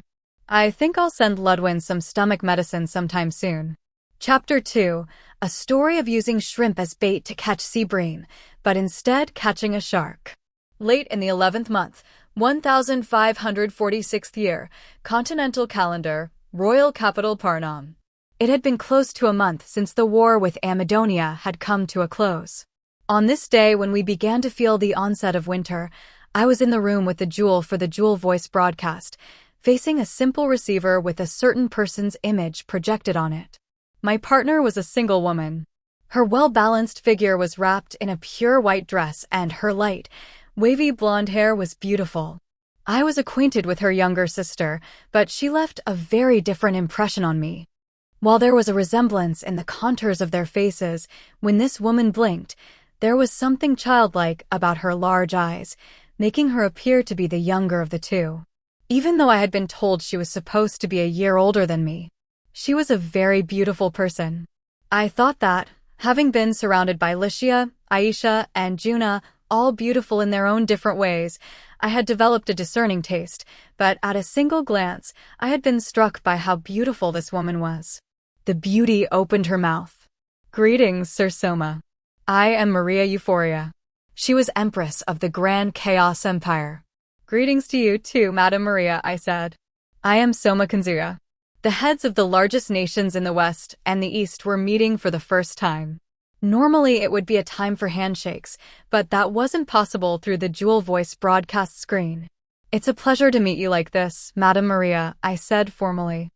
"I've always wanted to be able to speak with you at length." "I feel the same," she said. "We've heard of your great ability here in the Empire, too." "It's not my ability. I'm helped by my capable subordinates." "That's very humble of you to say, but talented retainers gather under a great ruler." We kept up with the polite talk for a while. While discussing nothing of importance, I tried to get a feel for Maria. But her smiling face was a thing of childish innocence, so brilliant that I almost felt guilty for trying to read into it. Though, at the same time, I also thought this. There was no way a girl who was only pure and innocent could rule a vast empire. "May I ask a question, Sir Soma?" Maria asked. "What is it?" I asked. "What are your thoughts about what happened in Amadonia over the past month?" Maria's eyes narrowed as she said that. That alone was enough to completely change the aura around her. She appeared to be smiling, but looked angry in spite of that. Not that I could blame her. From the Empire's perspective, what I'd done was close to a betrayal. When Jean delivered me her report on the negotiations, I thought we had found ourselves a reliable ally in the East, Maria said. Was I mistaken in that? No. We still view ourselves as sworn friends of the Empire. This may sound like an excuse, but this result was unexpected for us too. "It wasn't arranged by the kingdom, you mean?" she asked. I nodded and scratched my head. I won't deny that I was plotting something, but I never intended for it to go this far. Honestly, it's turned into an ongoing headache for me. Maria's anger seemed to subside, for the moment at least. "Can you explain it in detail for me?" "Of course," I said. "According to our agents in the Principality, 1 month earlier, when Van was returned to Amadonia, Julius took back the capital of the Principality, Van, and the area around it by borrowing the influence of the Grand Chaos Empire. He returned to Van to succeed his father, Gaius VIII, as the sovereign prince of Amadonia.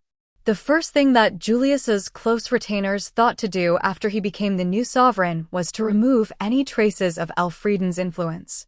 There's been an appalling degradation of public morals in Van, one of them said stiffly. Indeed, another agreed. The austere atmosphere from Lord Gaius's lifetime is the most appropriate for our principality. We should clamp down on this. Why not begin by dismantling the shanty town that's built up around the Jewel Voice broadcast plaza? Julius listened in silence, his eyes closed, as his retainers pushed him to return the city to its former state. That man's words flashed through his mind now. If the people were choking under the yoke of our oppression, do you think they would want to make their roofs and walls more colorful? Those were the words that Soma Kanzuya had said the other day. If a ruler is oppressive, the people will try to act in a way that doesn't stand out. That's because, if they were to catch his eye by doing something showy, there'd be no telling what kind of disaster might befall them. So the more oppressed the people, the less you will hear them complain. They don't show their feelings or attitudes, keeping their true feelings bottled up deep inside their hearts. Why am I remembering his words now? The words of his hated enemy had stabbed into Julius's chest. Now, tell me, what color were the colors of Van like when you and your father were here? Soma had asked. Shut up. Julius snapped internally. I don't need you to tell me. Our princely house has always thought of the people. Have we really? Huh. That last voice wasn't Soma. It had been his own voice. Is that how it's been? His own voice continued. It was a simple matter.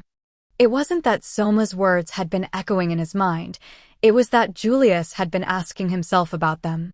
About whether his decisions were right or not. Julius had been the crown prince until just the other day, and Gaius VIII had been the one to make all the important decisions on matters of the state. From Julius's perspective, he had only been following Gaius's orders. However, now that he sat on the throne as prince, he would be forced to make decisions that would decide the fate of the nation by himself. Julius had, for the first time, been let out from under the yoke of his father, and he was starting to seek diverse information. Julius shared Gaius's ideological focus on the military, but he wasn't as impulsive as his father. He was the clever sort who could think deeply. He would make decisions after considering the various circumstances he found himself in. On that point, he was closer to his younger sister Raroa than he was to Gaius. Raroa, huh? I wonder where she is and what she's doing now. He pondered. Where was his sister, who had evaporated along with a select group of bureaucrats before Elfrieden had occupied the city? When he caught himself thinking that, Julius couldn't help but mock himself a little. They had never gotten along, and he was wary that she would become his political opponent. It was a little late to be worrying for her safety now. Your Highness, a retainer cried, interrupting his thoughts. Brought back to his senses, Julius made a heavy decision. Very well. We must remove the kingdom's influence. Yes, sir. Their orders received, the retainers saluted him and then left the governmental affairs office.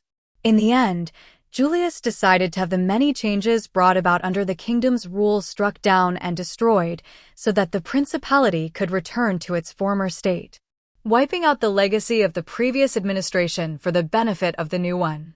That should have been the right course of action. You might think there were quieter ways to have done it, but none of those were available to Julius. Right now, before anything else, I need to regain my authority as the sovereign prince, he thought. Transfers of power should be carried out while the former ruler is still alive and with a suitable guardian in place. When that isn't done, vassals will belittle the new ruler for his youth. The more strongly authoritarian a country is, the more important this process of firming up support becomes. However, Gaius had died in the war, and so Julius had been forced to become prince without being able to first solidify his position. That was why he first sought to centralize power around himself. For that, he needed to wipe Elfrieden's value of tolerance for diversity from Van. Yes, even if I am called an oppressor for it, Julius whispered, wearing an expression that showed his tragic determination. First, Julius issued an order banning anyone from watching the Jewel Voice broadcast throughout Amadonia. With Amadonia's broadcast jewel being kept by the kingdom, the only broadcasts the people could view would be coming out of the kingdom. Naturally, the stalls that had been set up in Van for the people who watched the Jewel Voice broadcast were forcibly removed.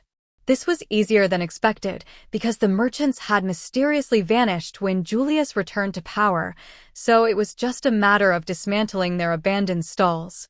How must the people of Van have viewed Julius as he tore down the stalls in the plaza that had already become their marketplace? Furthermore, as Soma had anticipated, Julius and his people demolished the bridges that bore his name and the names of his followers. It was inevitable that he would have to demolish any bridges that were along the route the kingdom had used to invade, but it was pure folly to destroy the other bridges because they were built by the kingdom. Breaks in the transportation network can be a matter of life and death for people. Other than that, he didn't distribute food the way the kingdom had, and clamped down hard on breaches of public morals. In particular, he banned women from dressing up, banned the art movements that had infested Van, and many more things. He even went as far as having houses with images of Loreleis on them razed. The people of Van, who were now having the freedoms they had been given removed, said, "It was better under King Soma. We didn't have to go through this pain and suffering when we were a territory of the kingdom. We were able to feed the children properly. Why does Lord Julius care less about his own people than a foreign king did?" Do you think His Majesty King Soma will come back to occupy Van again? And they turned a resentful eye toward the castle in Van. Some of the things they were resentful over weren't Julius's fault. For starters, there was a difference in the size of the Elfrieden kingdom and the Principality of Amadonia's territory and economy. If you asked whether the Principality would be capable of providing the same level of aid the kingdom had been, the answer would be no. However, the common people didn't know that. Ultimately, the more Julius tried to wipe the kingdom's influence from Van, the more the people's hearts shifted away from him. Now, as for how the areas other than Van felt, things weren't going well for him there either. Because, as already noted, the sudden death of Gaius meant that the transfer of power hadn't been handled properly, and Julius was being taken lightly by the lords of Amadonia. This came in two forms. The first was, who cares about the princely house? Why should I have to bow my head to that whelp? The kind that looked down on him. The second was, that youngster is unreliable. I need to defend myself. The kind that couldn't be bothered to deal with him. The majority of the nobles and knights who held land in Amadonia fell into the latter category. To begin with, in a country under the feudal system, fealty was sworn to the liege in exchange for guarantees on land and property. If the liege lacked the power to provide those, the vassals would have to defend their land and property themselves. They would come to act not for their liege's benefit but their own. Soma had told Julius, those who acquire a principality with difficulty will keep it with ease. Those who acquire a principality without difficulty will find it difficult to keep, paraphrasing the words of Machiavelli. As might be expected, Julius, who had used the influence of the empire to regain Van with ease, was finding it difficult to rule. There were some stories that seemed emblematic of the crumbling of his power base, too. As mentioned already, Julius issued an order banning people from watching the Jewel Voice broadcast, but this order was only followed in the areas close to Van. Everywhere else, people apparently said, "Who cares what some order from the capital says," and kept on watching. When trust in the center is shaken like that, each city starts to gather soldiers and mercenaries of their own. If you consider that, at this time, the kingdom was abolishing the armies of the nobles and the three dukes, creating one unified national defense force, then this was a move in the opposite direction. Every petty lord raising his own army was something Julius shouldn't have been able to tolerate, but if he censured them for it, there was the risk that the lords would band together and revolt against him. However, looking at the end result, this was a chance to let the pus out. Machiavelli would have pointed out that this was precisely the time when cruelty should have been used. Even if it resulted in a revolt, he could eliminate hostile forces and intimidate those who were hesitant to commit to him into falling in line. However, Julius didn't do that. Maybe he was the sort to let sleeping dogs lie, or he didn't want to lose any more manpower when it had already been reduced by the war. There was no way to know his reasons without asking him. And so, that lack of planning was his first step into the quagmire. 1 month ago, there had been a popular uprising in the northwest of Amadonia. It started with riots over the shortage of food. Those had happened in the kingdom as well, but the food crisis grew deeper the further you went into the rural areas. It seemed that the northwest of Van was especially hit hard, and hundreds was no longer enough to count the number who had died to starvation. The people of the domain turned to their lord for aid, but the lord refused it. Because he had gathered troops, the little food he had in storage was being used to maintain them. The lord's attitude caused the people's anger to explode, and they attacked his manor. The lord had to use the troops he had gathered against the people of his own domain, whom he had enraged. What was more, the soldiers were largely people from his domain who had missed meals themselves. When they were confronted by angry people from the same domain, they were quick to abandon their posts and scatter. The lord narrowly escaped and made his way to the princely capital, Van, where he demanded that Julius quell the riots. Julius pondered the request. If the riots dragged on, there was the risk that the flames would spread to other areas where dissatisfaction was smoldering. Besides, if he showed strength here, the nobles would no doubt fall in line. Having made that judgment, Julius led the regular forces himself to put down the rebellion. The peasants might have been angry, but they were no match for the regular forces, and the rebellion was gradually being quelled. In the villages of the northwest, the horrific sight of the corpses of peasant rioters lying in the streets became widespread. Julius was about to end his suppression of the rebellion in the northwest, but then another, even more surprising report came in. The people of Van, which he had left vacant, had risen up and occupied the capital. What was more, they had dispatched messengers to the Elfrieden kingdom pledging allegiance and requesting reinforcements, and the kingdom had accepted their request and immediately dispatched its armies. In other words, Van had been reoccupied. Maria gave me a look that seemed to demand answers. And so, that's how you came to reoccupy Van? Yes, I nodded. It was a request from the people of Van, after all. Mind you, I had used Kagetora and his black cats to incite the uprising in Van. They had lain in hiding near Van, connecting with power brokers in the city as they watched how things developed, waiting for the best timing to reoccupy Van. The reason the reoccupation had happened so swiftly once the messengers had come to deliver their Pledge of Allegiance was that those forces had already been deployed near the border. The Mankind Declaration prohibits any change to the borders of countries brought about by the use of force, Maria said. The people of Van rose up and forcefully occupied the city. If the borders of Amadonia are changed by this, it will violate the Mankind Declaration. If that is the case, as the head of the treaty, the Empire will have to mediate between the two nations again. I am sure we will have to handle the kingdom harshly, too. Can you do that? I asked. Maria fell very silent. The Mankind Declaration also recognizes the right of self-determination for all peoples, I said.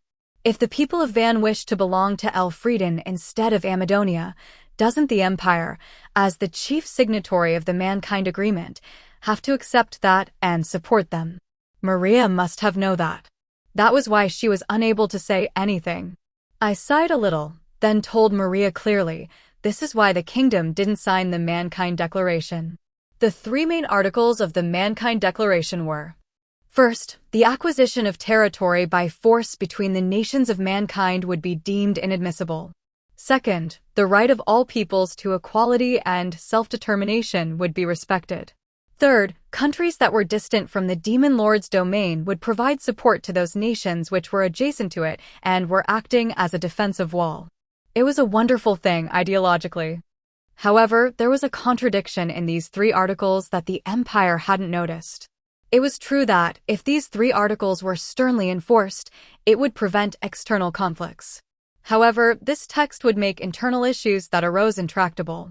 To use this case with Van as an example, if the people's right to self-determination was accepted, the signatories of the Mankind Declaration would have to accept what the people of Van had done.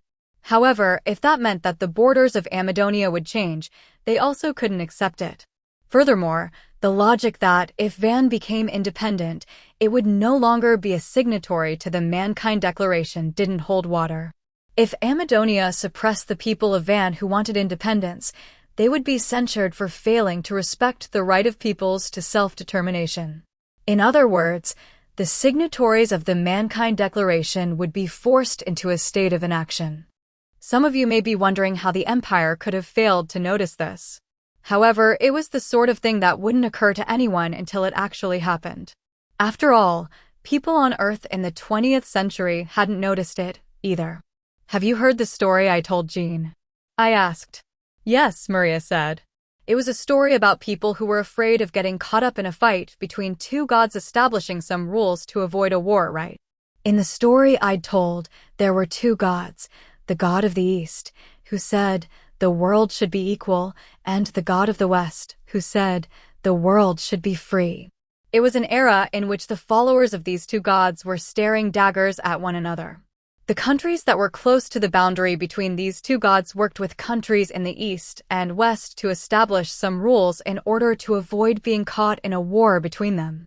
One was, let's not allow borders to be changed by military force.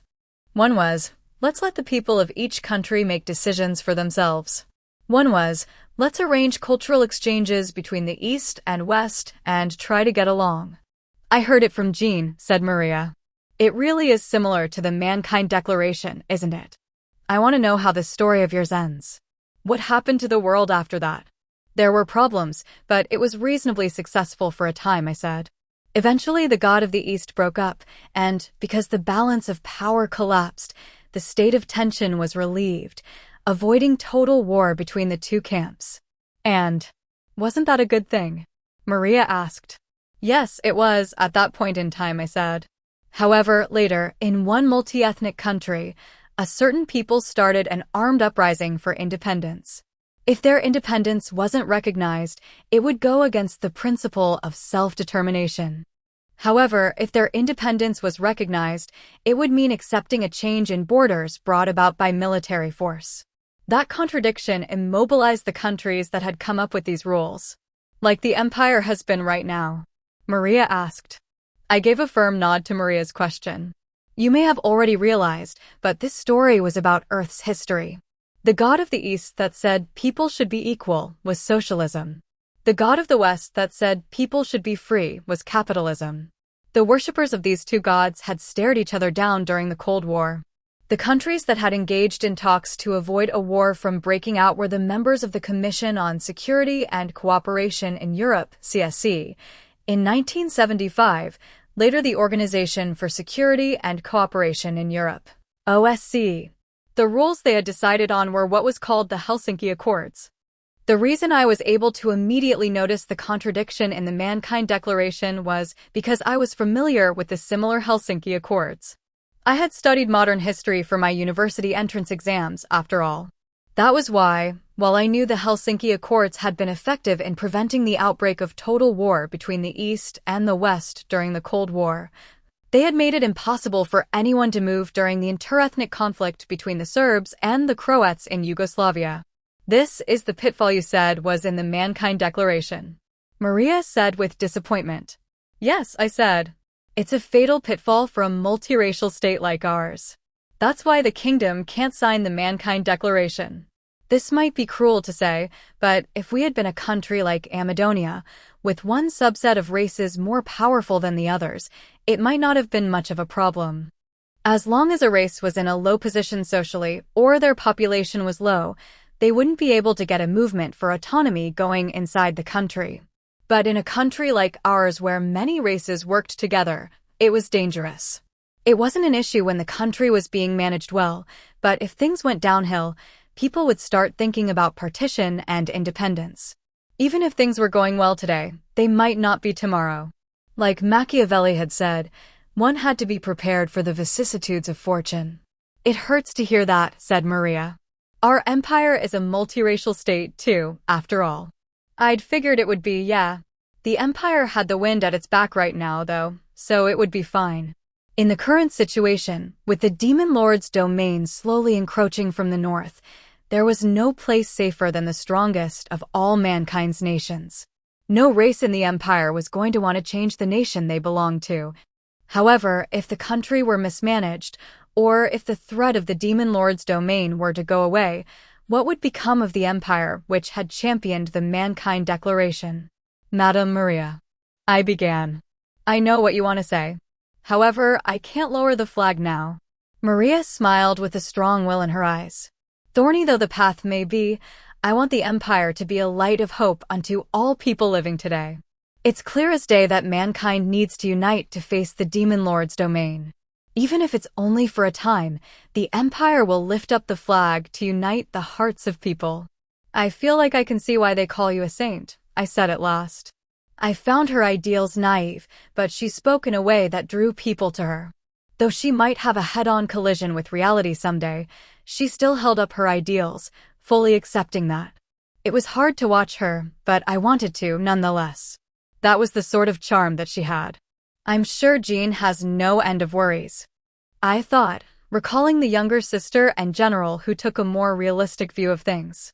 If Hakuya could have read my mind at that moment, he might have said, "You're one to talk," with a vein pulsing on his temple. Maria shook her head as if to clear her mind. I understand what happened regarding your reoccupation of Van. I think, technically, it happened in a way that leaves you without fault. Even if you were moving around behind the scenes. It seemed that Maria was aware that the Black Cats had been involved in Van's uprising. The reason she wasn't pressing me on it here was likely because her own nation engaged in similar clandestine activities. I mean, Amadonia had been, too, after all. Maria sighed. However, Soma, I don't understand. Don't understand what? I asked. Why did the kingdom absorb all of Amadonia? Maria looked straight at me with probing eyes. Well, obviously, I had expected she'd want to follow up on that point. Because right now, Elfrieden had not just Van, but all of Amadonia under its rule. However, this was nothing I had ever wished for. I do, of course, intend to offer a full explanation, but let me say one thing first, I said. We were not the driving force behind this. If anything, we're a reluctant participant. What in the world happened? Maria asked. I sighed. At the very end, we were outwitted by one little girl. If you asked what had let her outwit us, I would have to admit that it was because we'd been looking at things too narrowly. The eyes of the Elfrieden kingdom had been focused solely on Van. With the call for assistance from the citizens of Van and the area around it to provide a just cause, we had planned to reoccupy Van in a way that didn't infringe on the Mankind Declaration. That was the planned course of events. For starters, though we were supposed to receive heavy reparations as a result of the earlier fighting, I couldn't imagine that a principality of Amadonia being ruled by Julius was going to have the financial power to pay them. The bureaucrats who had managed Amadonia's finances had apparently up and vanished before the outbreak of hostilities, and they hadn't reappeared even after Julius's return to power, after all. I didn't think people who put the military first, like Julius and those he surrounded himself with, were going to be able to get Amadonia back on its feet.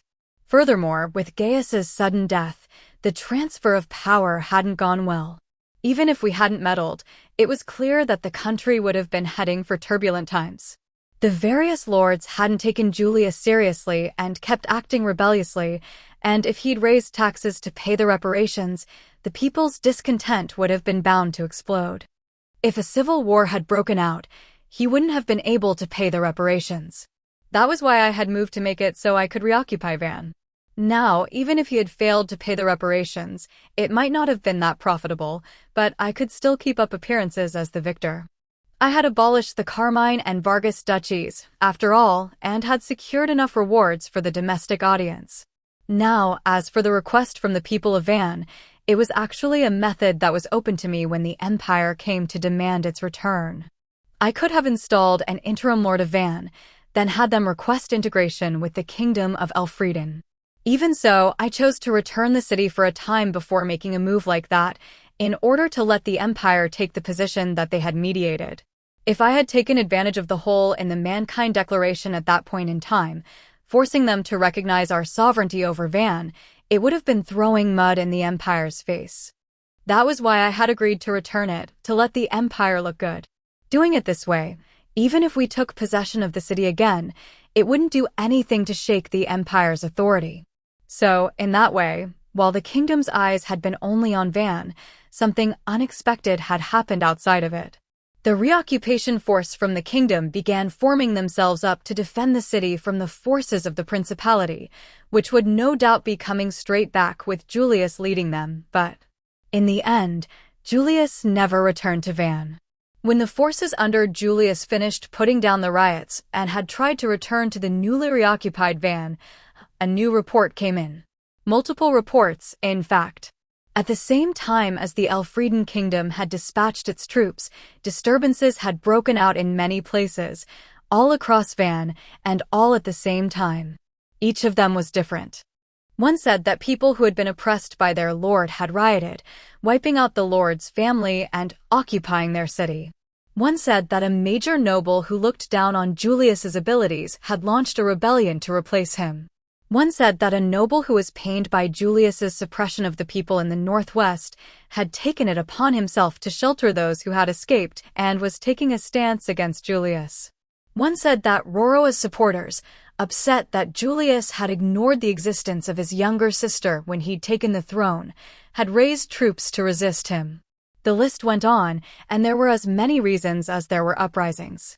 Among the uprisings, there were even cities that had seen the dual voice broadcasts that came from the Elfrieden kingdom and requested that they be annexed like Van. Strangely, Though their reasons varied, they all did it at the same time, as though they had been conspiring to do it in advance. Before we knew what had happened, the go board that was the Principality of Amadonia was overflowing with black stones of rebellion, and the white stones that were the forces of the Principality under Julius had been put in a state of damazumary, a shortage of liberties. With no way to tell friend from foe, the forces of the Principality under Julius, despite being inside their own country, were surrounded by enemies on all sides. Once they found themselves in that situation, fighting the forces of the kingdom while also quelling the rebellion became impossible. The forces of the Principality under Julius saw a rash of desertions, and the footsteps of the rebel forces drew ever nearer. Ultimately, the forces of the Principality scattered, and Julius fled with a meager retinue to seek asylum in the empire. Thus, for a time, Amadonia became fractured and leaderless. From the kingdom's perspective, we were able to reoccupy Van, and an enemy state had fallen apart. It was an unexpected turn of events, but we couldn't have asked for a better outcome. Up until this point, at least. However, that fracturing didn't last for long. No, it couldn't last. Because a foreign enemy invaded Amadonia. The ones to move were the Lunarian Orthodox Papal State in the north, and the Republic of Turgis in the south. The mercenary state Zem to the west had its policy of eternal neutrality, so it showed no signs of invading, but it was probably selling its mercenaries to both of the invaders. The Lunarian Orthodox Papal State was the center of Lunarian Orthodoxy, which worshipped the moon goddess Lunaria. It was a theocracy with their pope serving as a religious and temporal ruler. Lunarian Orthodoxy stood next to Mother Dragon worship as one of the two largest faiths on this continent. The latter revered the Mother Dragon who lived in the star Dragon Mountain range. Lunarian Orthodoxy doctrine preached love for all mankind, mutual cooperation, and tolerance, but some zealous believers held ideologies that were hostile to other religions. In that way, it was similar to Judaism, Christianity, or Islam on Earth. Incidentally, the Elfrieden Kingdom, as a multiracial state, placed no laws on what faith its people should follow, and everyone followed whatever religions they pleased. It positioned itself as a polytheistic state. Let's get back to the topic. In response to the rioting, the Lunarian Orthodox Papal State deployed its troops along the border, justifying it in the name of protecting their coreligionists within the Principality of Amadonia. They gave shelter to the faithful who fled Amadonia and showed that they were prepared to advance into Amadonian territory should that become necessary. However, they moved slowly. They were likely aware of the forces of the kingdom deployed near Van and were taking a wait-and-see approach in order to avoid clashing with us. The ones who actually crossed the border were the Republic of Turgis in the south. This continent got colder the further south you went. As the southernmost nation, Turgis was a land of frigid cold. Their southern peninsula in particular was locked in snow and ice for most of the year, and the air currents were wild enough to make flying wyverns drop from the air. In the face of that harshness of nature, it's said that even the empire at the height of its power had been unable to touch this country. This country's soldiers rode on giant yak-like creatures that only lived in their country, and they were said to be invincible when it came to battles on cold terrain. The news that the forces of the Republic of Turgis had invaded quickly spread throughout the Principality. As it stood, the Principality was disorganized and would be easily carved up. If Turgis was invading from the south, Lunaria would no doubt invade from the north before all of the spoils were taken. If that happened, Amadonia would collapse and would be ruled by two separate powers. Fortunately, forces of the Republic of Turgis had their advance impeded by a fierce resistance put up by the lord of the fortress city Nelva, the battle-hardened old Commander Herman. If they were going to be divided and ruled separately, weren't they better off having a single person who they could trust rule over their entire country instead? When the people of the Principality thought that, what came to mind was the cheerful face of the king of the neighboring country, which they had seen over the Jewel Voice broadcast. That young king who had ruled the princely capital Van without issue, and who had even hired General Wonder, the woman who had tried to demonstrate her loyalty to the Principality. Well, basically, it was me. The next thing I knew, it had become mainstream opinion in Amadonia that they should seek annexation by the Elfrieden kingdom and resist Turgeis and Lunaria that way.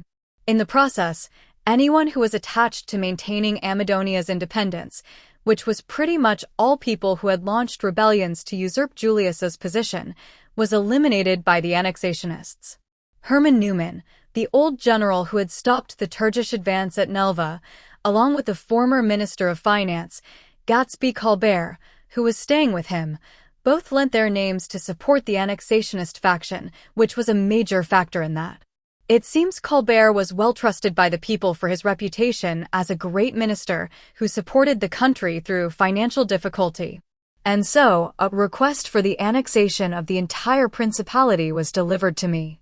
Yeah, it makes you go, how did this even happen? If I weighed the pros and cons of annexing all of the Principality of Amadonia, there were more negatives than positives. The positive was that it would raise our population, which would increase the power of our nation in the long term. Furthermore, the Principality of Amadonia was rich with rare mineral resources, such as gold, and this would provide a steady supply of those mineral resources that we couldn't mine inside the kingdom. The negatives, on the other hand, were that even though we had finally resolved the issue of the food crisis inside the kingdom, we would now need to deal with Amadonia's food shortages, too. In addition, it was a nation that had been our enemy until mere days ago, so it would likely be difficult to rule. Also, until now our country had only shared borders with the Union of Eastern Nations, the Principality of Amadonia, and part of the Republic of Turgeis.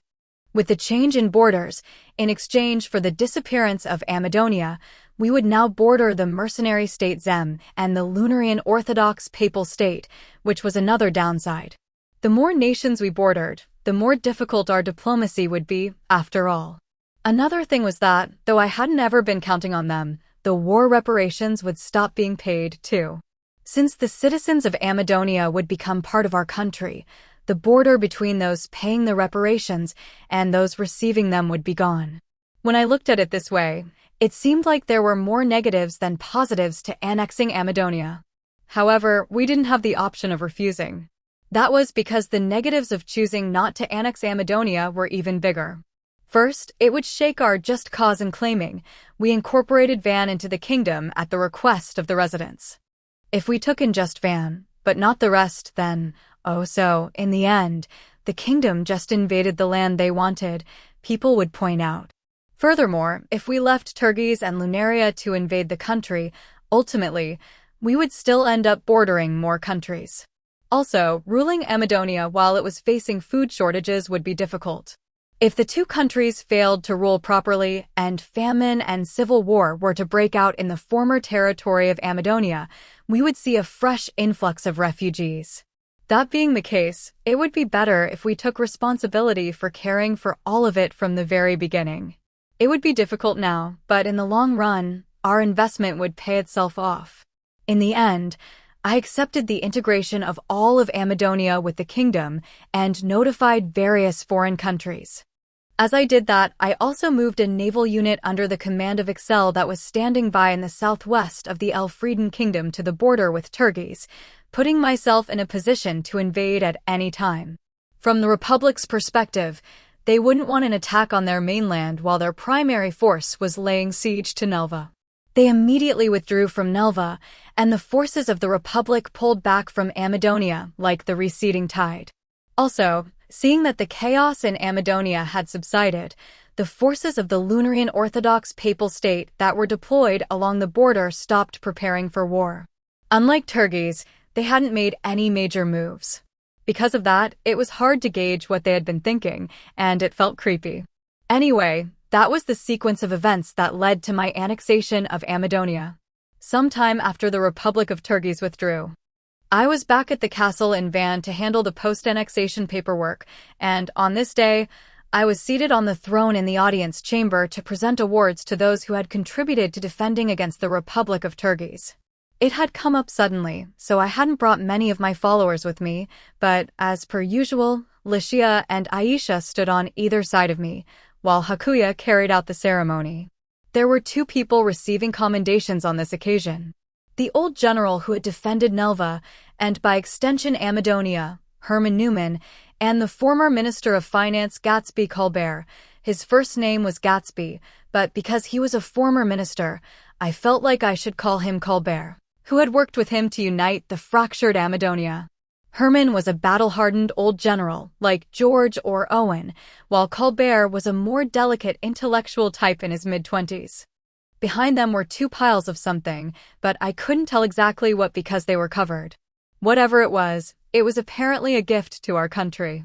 When they bowed before me on the carpet, I told them, "Raise your heads." Once they had, I first addressed Colbert. "Sir Colbert, I thank you for bringing the people of Amadonia together. Without your hard work, the chaos would have been drawn out, and the people of Amadonia would have suffered much misery for it. You are too kind." Colbert bowed his head deeply. I had tried speaking of the people of Amadonia as if they were my own people, but he showed no real response. Well, he did plan to push all of the responsibility off onto me, so that was only natural, I suppose. Colbert raised his head and said, "In any event, Your Majesty, I have something here which I would like to give you." "What is that?" I asked.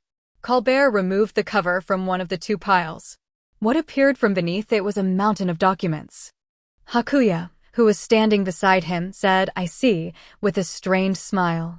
I wasn't sure what it was that he saw, but I asked Colbert, "What are those?" "These documents are statements of income and expenditures as well as materials regarding rights and ownership within the Principality of Amadonia," Colbert explained. "They were originally stored in the archives at Van, but we carried them away before the outbreak of hostilities in order to prevent them being lost in the fires of war. The war is over now, so we have brought them back to Van, where they belong." Oh, now that he mentioned it, when we had taken custody of Van's archives as collateral against the war reparations, I might have received a report saying that none of those documents were there. That must have been the reason for Hakuya's strained smile. Because, for Hakuya, things hadn't worked out the way he had planned there. "I see," I said. "That makes a wonderful gift. It will make ruling easier." "I'm honored to hear you say that. However, I think it would be best if you return them there with your own hands," I said, refusing to accept them. "Huh." Colbert looked dumbstruck. I think that evens the score." I grinned as I said, "Former Amadonian Minister of Finance, Colbert. Do you wish to serve me?" "Why, yes, sire." Colbert responded almost reflexively. "Good, I had a commitment from him now." "Very well," I said. "In that case, I will prepare a position for you equivalent to the one you held in Amadonia. Henceforth, as the Minister of Finance of both the Elfrieden Kingdom and the Principality of Amadonia, I ask you to support the finances of this new nation." "I am an Amadonian, you realize." "Is that all right?" he stuttered. "It doesn't matter to me. I'll use anyone I think I can use. If I obsess over race and nationality, I'll never get this country rebuilt." "Why, yes, sire." No, seriously, I had been wanting someone like him.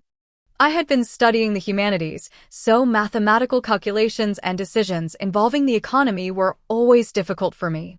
If this guy had the skill to keep this less than prosperous country from going bankrupt when the military was eating up its budget, I wanted him working for me, no matter what. If there were a capable Minister of Finance trimming unneeded expenses, I might be able to find room in the budget for a policy or two I hadn't been able to before. Heh. Oh, the possibilities. "Minister of Finance Colbert," I said. "Those documents will surely be the tools of your trade. Take them back and work to rebuild the Amadonia region." Yes, sire." "I understand." Colbert prostrated himself before me again. I nodded, then looked to General Herman. "Sir Herman, you did well to defend against the forces of the Republic of Turgis. Without the fierce struggle you put up, I am sure the Republic would have made it past Nelva and into the heartlands of Amadonia. If that had happened, our aid wouldn't have arrived in time, and the situation would be even more chaotic than it is now." I had thanked him, but Herman's stern expression didn't soften. "Warriors are the defenders of the people," he said. "Even without a master, that remains the same." I merely did what is my duty. He's pretty strict and formal, huh? I thought. He was probably the sort that was dedicated to his profession. If Owen was a laughing old man, this guy was a stubborn old man. Yeah, he was like a tsundere old man from Japan, and I liked that. His earlier words had been the equivalent of, it's not like I did it for you, okay? I didn't have any choice after losing my ruler, so I just defended it, or something like that, I guess. Herman stood up and walked over in front of the other covered pile. I, too, have come bearing gifts, Your Majesty. I hope you will not make me take mine back after receiving them.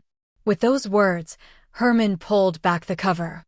Beneath it was a pile of many colorful textiles, all rolled up like roll cakes. The south of Amadonia has a successful industry that produces high-quality wool, he said. These textiles were made with that wool. Please, accept them. May I come take a closer look? I asked. As you wish. I rose from my seat, approached the pile of textiles, and put my hand on one. Yeah, it felt good. Was this one a carpet? I didn't know how to judge the quality of these sorts of things very well, but I could still tell somehow that this was a good one. A carpet. I murmured. A carpet as a gift.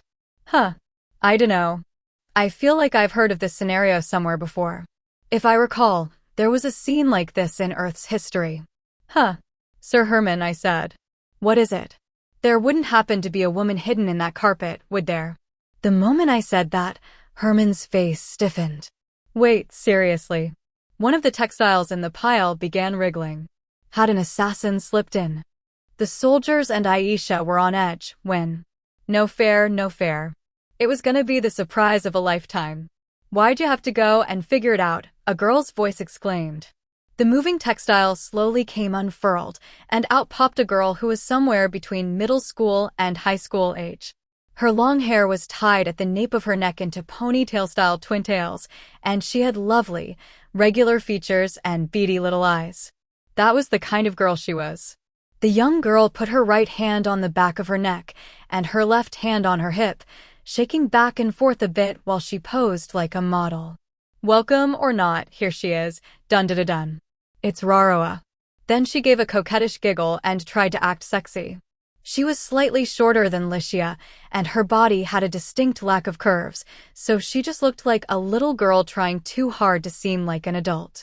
But, well, it was cute in its own way, like a small animal and... Wait, wasn't Raroa the name of Julius's little sister? While I was staring in blank amazement at the suddenness of all this, Raroa got angry. You're no fun, Mr. Soma. Mr. Soma. I cried. I've never been called Mr. Soma before. Wait, that's not it. What? Gaius and Julius had both been scary people who'd given off a serious bloodlust, so why was this girl so friendly? Wasn't the princely family of Amadonia supposed to hate the royal family of Elfrieden? While I was still out of sorts, Raroa started punching me in the shoulder. Still, I can't say I approve of you spoilin' the surprise. I was all rolled up in here for a little under an hour, you know. Yeah, it was hotter than I thought it'd be. Well, yeah, if you were wrapped up in wool, it would be. So, how'd you figure it out? She demanded. I was pretty confident you wouldn't, you know. Well, there was a woman in the world I came from who did something similar, you see.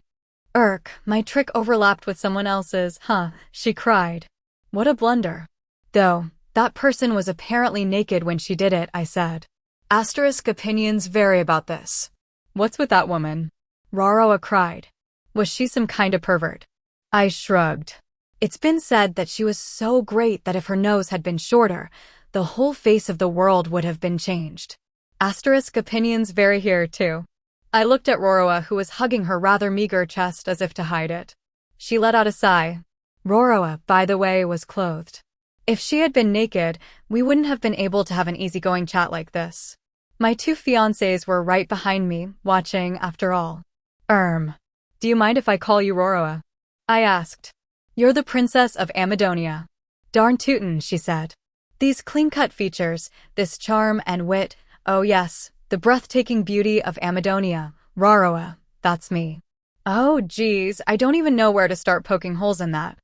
Poking holes, she demanded. Which of my holes are you plannin' on pokin'? Blush. You don't say, blush. Also, get your head out of the gutter. No way. You and me, we've just met, haven't we? Let's start out as husband and wife, okay? She said. You've already gotten to the end goal there. I shouted. We're supposed to start as friends. You too. Why are you getting along so well when you're just meeting for the first time? Licia demanded. While I was diligently playing the straight man in Roroa's comedy routine, Licia gave me a cold look. Whoa. Now that she mentioned it, she was right. Roroa cackled. You're good at this, Mr. Soma. You make a good straight man. Why are you so easygoing? I asked. Are you really an Amadonian princess? Sure am. If you'd like, I can do a formal greeting and everything. With that said, Roroa dropped the silly grin and did a respectful curtsy. I am Roroa Amadonia, daughter of Gaius VIII, of the former Principality of Amadonia. When she acted that way, she mysteriously started to look like a princess. And what exactly is Princess Roroa doing here? I asked. Oh, I've got me a good reason for that. You're already back to speaking casually. It ain't nothing to get so fussed over. I mean, after all. With her best smile on her face, she dropped the biggest bombshell of the day. After all, I came here so we can get hitched. Hold on, Licia shouted. While my brain was still frozen, processing Roroa's sudden declaration that she was going to be my bride, a flustered Licia ran over to Roroa. You're a princess of Amadonia, aren't you? What are you talking about? I'm just doing what you did, sis, Roroa said. Sis. Roroa was calm in the face of Licia. Sis, you're a princess of Elfrieden, ain't ya? When you first agreed to marry Mr. Soma, it was all to give him a just cause for ruling the kingdom, wasn't it? How did you know that? Licia burst out. It was only natural for Licia to be surprised. Roroa had an accurate grasp of what our situation was. Never underestimate a merchant's information network, said Roroa. Well, anyway, it's the same for me. If I'm marrying into the kingdom and bringing my country with me, Mr. Soma'll gain the Principality of Amadonia and a just cause for ruling it. By merging with the kingdom, the reparations the Principality needed to pay'll be wiped out, and by being integrated into the kingdom, we can receive food support from there, too. Don't you think it's a marriage that benefits the both of us? Roroa was emphasizing how it was beneficial to both parties in her reasoning, but Licia only seemed more reluctant. Yes, our betrothal was an arrangement for the country's benefit at first. But now I sincerely want to support Soma. I even feel affection for him. Aisha, Juna, and myself, we all chose to be by Soma's side of our own free will. She practically shouted a confession of her love at the end. I was startled. There was this girl who felt so strongly about me. Hearing her talk so passionately, I could feel my cheeks burning. Roroa's cheeks turned a little red at Licia's declaration, too, but she immediately snickered. There ain't no problem there then. I'm pretty fond of Mr. Soma myself. When she said that so plainly, it was Licia's turn to be dumbfounded. You re-fond of him? But this is the first time you've ever met, isn't it? I've seen his face before, Roroa said.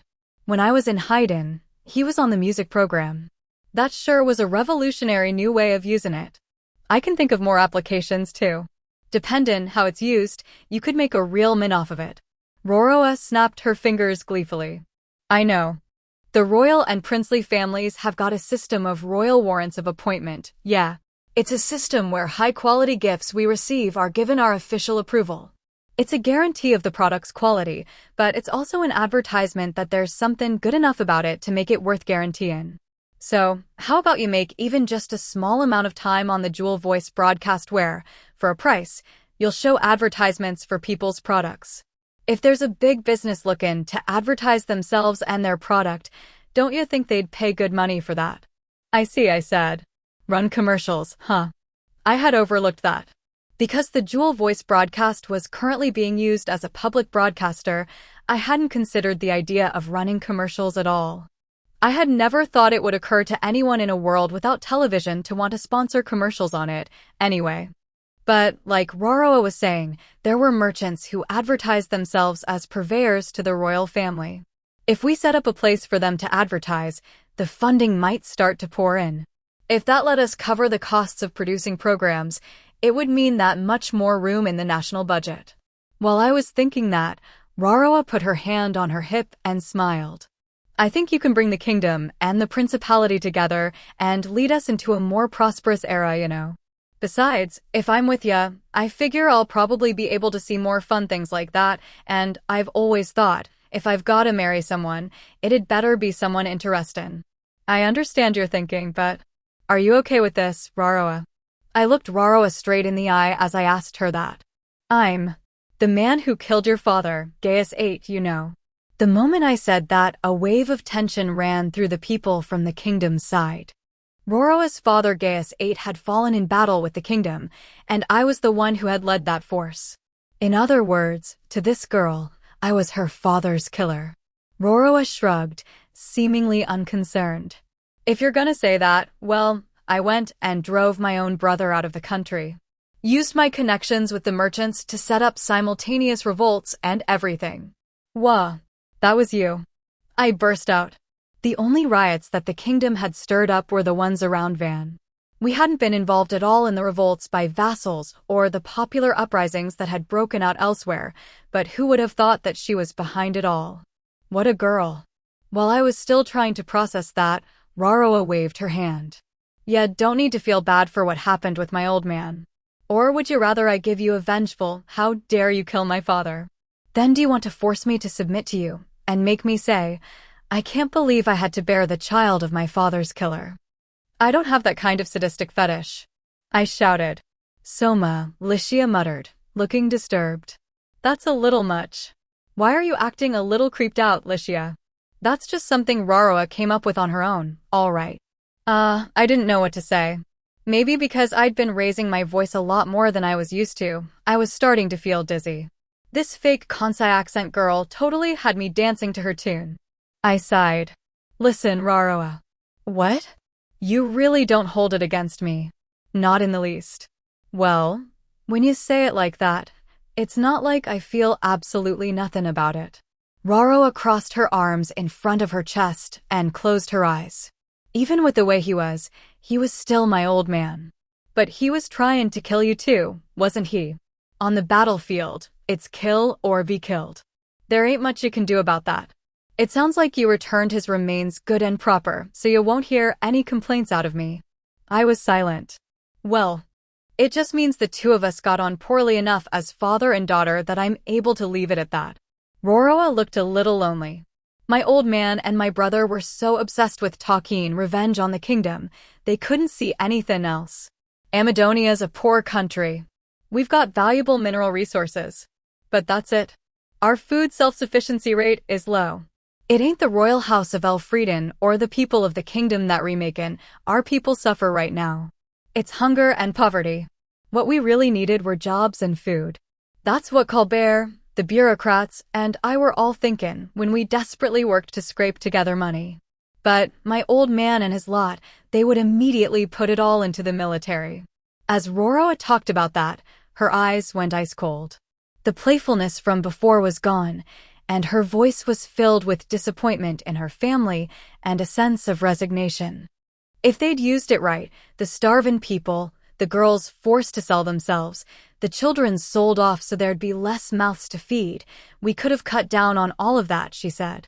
Stirring up hatred against the kingdom and using that to keep down dissent, that ain't healthy. It's sure to fall apart eventually. But still, my old man didn't listen to me when I tried to set him straight. I wonder when it was, really, that I stopped seeing them as family. Raroa, I said softly. Raroa shook her head and collected herself, then smiled. For me, my only family members are Grandpa Herman, Mr. Colbert, who's like a big brother to me, and all the nice men and women who live in the principality's markets. It ain't a family that's only related to me by blood that I want to protect.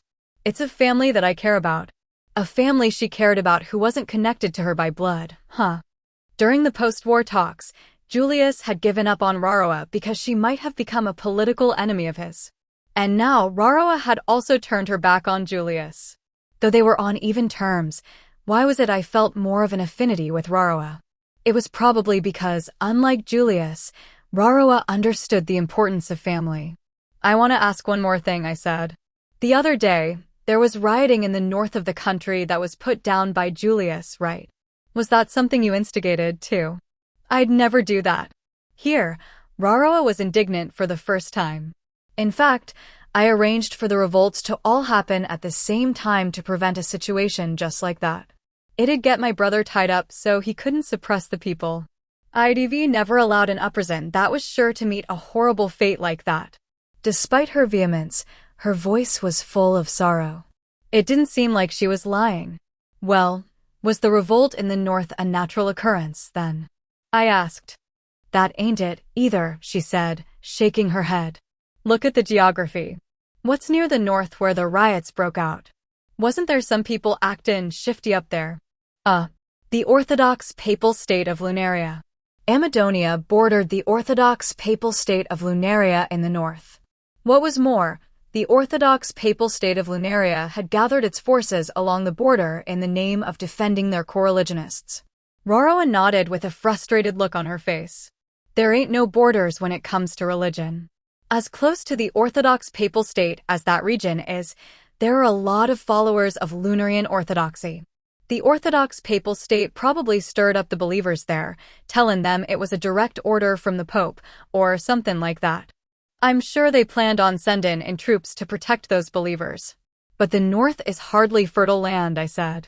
I mean, it's bad enough that they were rioting over it. Was there any reason the Orthodox Papal State would want it? It ain't the land they want, she said. It's the people. Believers. If they're zealous believers, no matter how hard the lives they lead, they'll never break away from the center of the faith. The troubles and hardships they face are all trials bestowed on them by their God, they'd say. That's why that country doesn't have to think about the daily lives of its people. So long as they're performing the right rituals, they'll support them. That's why that country wants all the believers they can get. That's problematic, I murmured. And hold on, Roroa. It sounds like you're not so fond of Lunarian Orthodoxy. I don't give one whit about Lunarian Orthodoxy itself, she shot back. What I hate is the people who use religion to politically enrich themselves, then do radical things and hurt people around them who don't have anything to do with it. Yeah, I said. On that point, I can agree with you.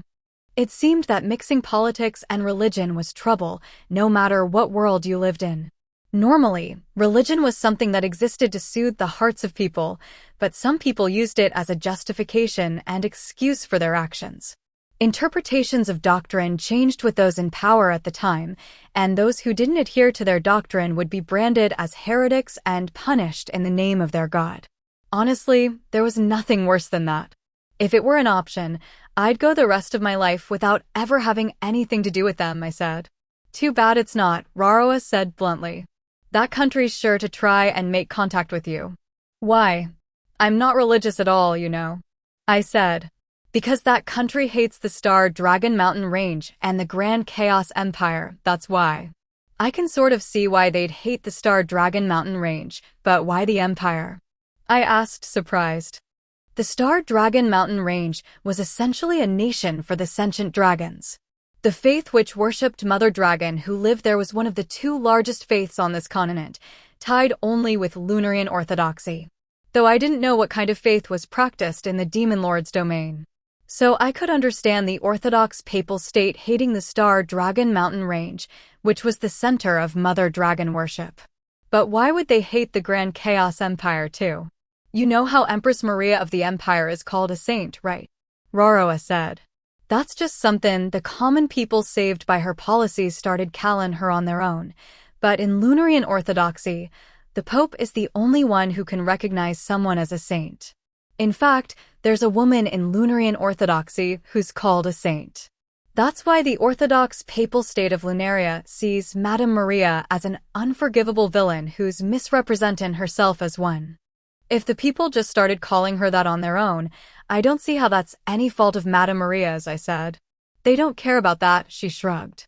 In a theocracy, what the people look for more than anything is charismatic leadership.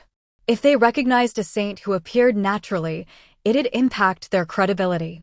That's why, now that Elfrieden's grown bigger by absorbing Amadonia, the Orthodox Papal State won't be leaving you alone.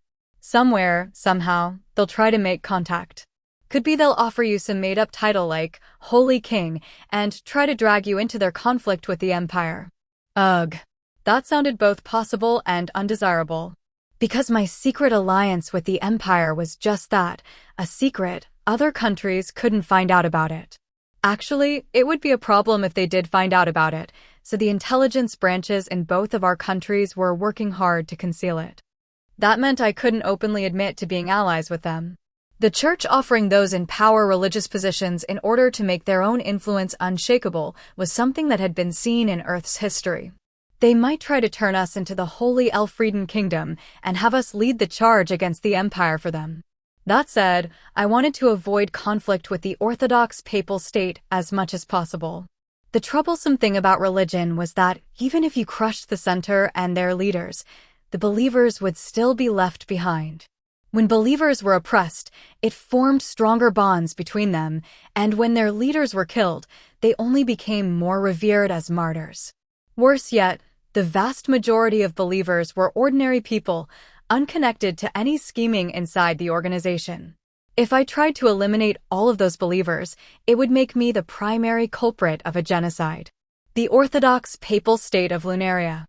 They were a truly troublesome group to deal with, one I would rather not cooperate with or oppose. While I was starting to feel fed up with all my unpleasant imaginings, Roroa clapped her hands, as if to signal it was time for a change of mood. Now, that's enough about the Orthodox Papal State for now. What you ought to be decided on first is your marriage with me. Roroa looked straight at me with those beady little eyes of hers. Mr. Soma, do you want me? Or don't ya? I was at a loss for words. If she asked it that way, there could only be one answer. I want you, I said.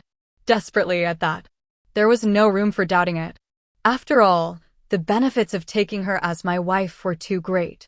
First of all, a marriage to Roroa would help emphasize the legitimacy of my rule over the annexed Amadonia. Roroa was loved by the people of the principality. If they saw her happily married in the kingdom, the people of the principality would feel less worried about being incorporated into the kingdom. On top of that, her talents were appealing. The ahead-of-the-curve economic sense that had allowed her to come up with the idea of using commercials as a source of revenue, and the network of merchants she had built up on her own, were incredible. It was also good that she seemed likely to know any underhanded tricks that the nobles might use that Hakuya and I tended to miss. She was just the kind of person I had been wanting. Besides, I liked the way Roroa thought. It was that mercantile spirit, you could say. While she had a realistic view that the world's all about money, she still had a sense of honor and empathy. While it had never been allowed to bear fruit thanks to Gaius and his lot, she had been trying to use the money she earned for the sake of the people. For the sake of the people she cared about, she had been ready to confront even her own brother. On top of that, she was cute, so I had no reason not to want her as a queen. If there was one problem, it was how Lycia would feel about that. She was a princess from a country that they had been enemies with for many long years. Was she going to be able to accept her as a queen, essentially someone in the same position as her? What do you think, Lycia? I asked. If you've decided you need her, then it's fine. Lycia gave her assent without seeming all that troubled. Was it all right for her to give me the okay for it that easily? While I showed my surprise, Lycia just shrugged her shoulders. I can see for myself that this girl has talent. I think it's worth taking her as a queen. If you'll just take proper care of the issue of succession, I have nothing more to say on the matter. Lycia. Thanks. Do make sure you take proper care of us too though, okay? Lycia said. Of course, I said immediately. She really was. Such a great girl. I was so grateful. Truly grateful. To have Lycia as my fiancé. While we were having a touching moment, Roroa butted in. Sorry to bother you while you toury off in your own lil world, but you don't need to be worrying about that stuff any. I don't give one whit about the princely throne of Amadonia. You don't? I asked, startled. Yeah. In exchange, though, I've got a favor to ask, darling. Darling, seriously. I thought. Well, whatever. Almost like a pleading child, working up all the charm she could muster, she looked at me with upturned eyes. See, I want my own company. A company. I asked. That's right. Listen, darling, I want to see how the money I make with my own skill changes this country. Your policies show foresight, but why don't always have funding for them, now do ya? They can be high risk, and I'm sure you'll have a hard time using the national treasury for things that may end up being pointless. Well, yeah. Now that I had expanded my power as king, when it came to projects like the road network expansion or the construction of the new city, those where it was easy to demonstrate their practical value, I could get them funded relatively easily. However, if there wasn't an immediate effect to show, or the enterprise looked meaningless at first glance, it was hard to allocate funds to them. Specialized research funds, for instance. Even if a specialist knew second place wasn't good enough, it wasn't something they could explain to a non-specialist and have them understand. So, this is what I'm thinking, said Raroa. When you've got a policy you want to implement, darlin', but you can't fund it, you come to me. I'll back you up using the money I've made with my own company. That sounds very reassuring, but are you sure? I asked. If a queen is seen acting like a merchant, I don't think the people will respect your authority. I'll be running it behind the scenes, so that's no worry, she said. I know. For the public face of the company, I'll put the owner of a place I frequent in Van, Sebastian of the Silver Deer, in charge. Sebastian of the Silver Deer. Wait. That was the place I'd gone to with Juna and Tomo. I'd thought he ought to be a butler with that name, so I remembered him. So, the regular customer he'd said was like an adorable little tanuki had been Raroa then. If I recalled, Sebastian had been a nice, middle-aged guy who seemed like a capable merchant, so he could probably serve as the representative of a company. Wait, hold on, you and Sebastian were connected. I burst out. Were you trying to investigate me? Well, yeah, I wanted to know what the man I was planning on marrying was like, didn't I? You don't overlook a thing, do you? I said. When you take it that far, I have to be impressed. She really was a little tanuki. Childish, but cunning. I felt like she had tricked me good. As the one who's going to be in charge of the treasury, may I say one thing? Colbert interjected, looking troubled. What is it? I asked. If you have that kind of money, I'd prefer you put it in the treasury. Yeah, I knew how Colbert felt. The kingdom had been going through all sorts of austerity measures until recently, after all. Raroa and I spoke up in unison. But I refuse. Why are you two suddenly in sync? It's fine, Raroa said confidently. I'll be earning the money on my own anyway. And with the extra budget, I can carry out internal policies more freely, I said. But, sire. Now, we won't be spending it wastefully like my old man did, Raroa said, waving her hand. Consider it a division of roles. I earn money. You tighten our belts, Mr. Colbert. It's all good that way. If you spend too recklessly, I will do everything within my power to stop you, you hear? But Colbert reluctantly backed down. He would be keeping a sharp eye on Raroa and me from now on to make sure we weren't spending money recklessly. I was glad. It was important to have people on staff who could earn money, like Raroa, but people like Colbert who could save money were precious, too. Raroa walked up to me and slipped her arm through mine. Also, if me and you have a child, darlin', I want that child to inherit the company. I'm thinking that, probably, no child of ours is gonna want anything to do with runnin' the country. Well, that was true enough. If the child inherited my I want to live in peace personality and Raroa's I don't want to be bored personality, that child wasn't going to want all the hassles that came with being king or queen. Actually, by that same logic, wasn't a child who inherited Lycia's sense of duty the only option to succeed the throne? Aisha's personality wasn't fit for a ruler, and Juno was asking to become a secondary queen, saying, I'd prefer to be able to act more freely. At this rate, rather than a war-over who was going to succeed the throne, we were more likely to have a war-over who wouldn't have to. I'd have to have Lycia work hard to raise an heir with a sense of responsibility. But if I asked her to, she'd be bound to say, don't say that like it's someone else's problem, and get angry. Sebastian had a little girl recently, I hear, said Raroa. If we have a boy, we can marry him into her family. If we have a girl, I'll get to thinking about it then. You're getting way ahead of yourself.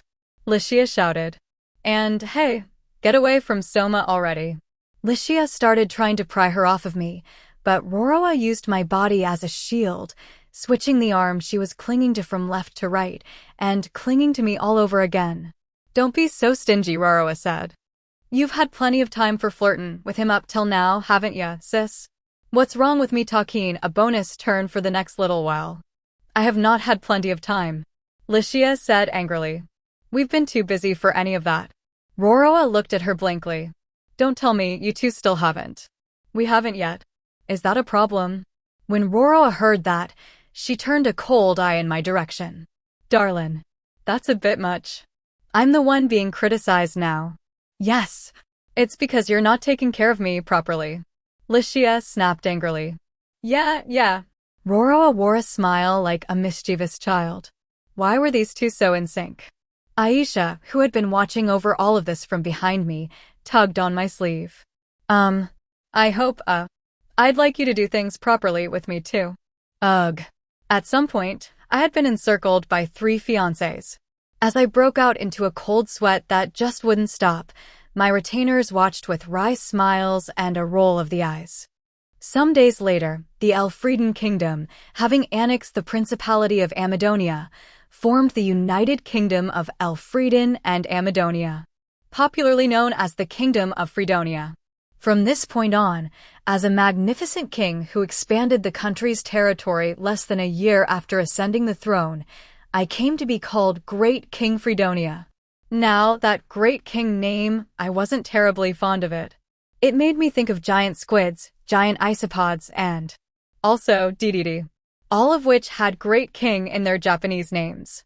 Also, given the fact that I'd agreed to take Princess Roroa of the annexed Principality of Amadonia as my wife, there were rumors that King Soma grows more powerful and his territory expands with each wife he takes, and he's a lecher who invaded and destroyed an enemy country just to sate his desire for Princess Roroa. Honestly, how did it come to this? And that's what happened, I finished.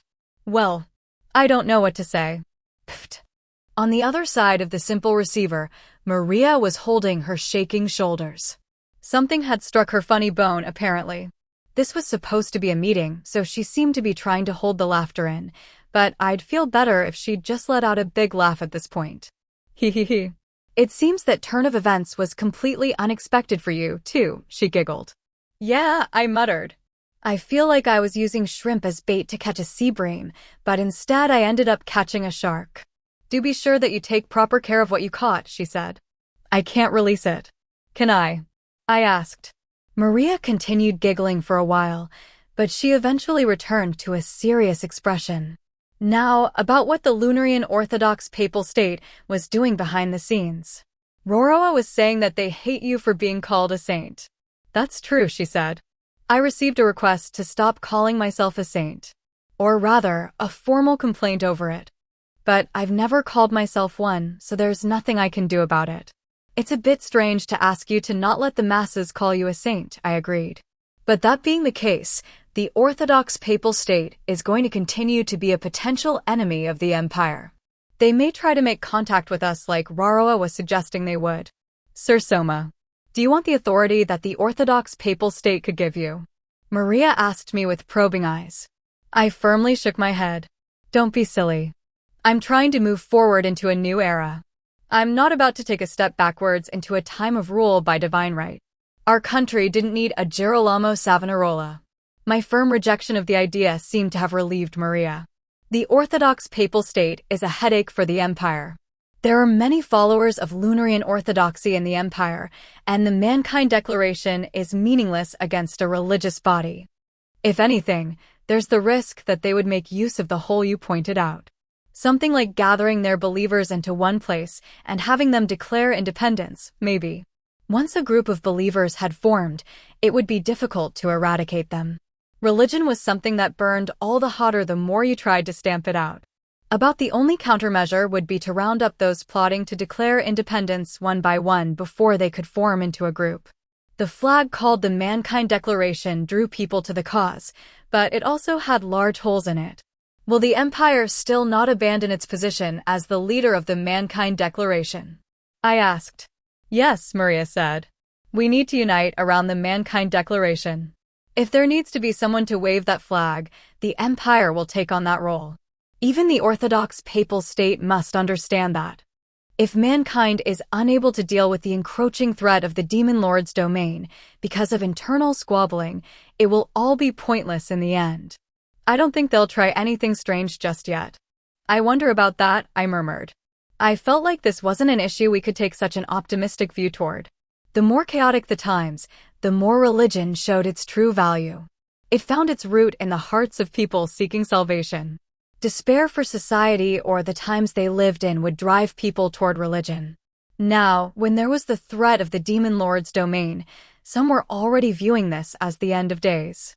If despair continued to run rampant through society, the Orthodox papal state could feed on that and eventually become an incredible force. In order to stop that, we needed to show people the light of hope. We needed people to believe that the world wouldn't be destroyed, that tomorrow would always come, and that the future would be even more incredible than the present. In order to accomplish that, Madame Maria. Yes, she said. For as long as your grand chaos empire continues to hold to the ideal of uniting mankind, we in the kingdom of Fredonia will walk alongside you. I needed the empire. Needed Maria. To be the light of hope for mankind. During that time, the kingdom would move forward into a new era. So that the people wouldn't despair, and so that, even if they did despair, they could get back up without clinging to gods. If our two countries support one another, I believe we can face any situation, I said. Yes. May our pact last forever. If her eyes were always focused on her high ideals, she could very well trip over the stones in her path. Though, if I was always focused on the realistic details on the ground, I might lose sight of our goal. That was why we had to walk together. We each looked at the screen and nodded to one another. Elfrieden Historical Idiom Lessons, number 5.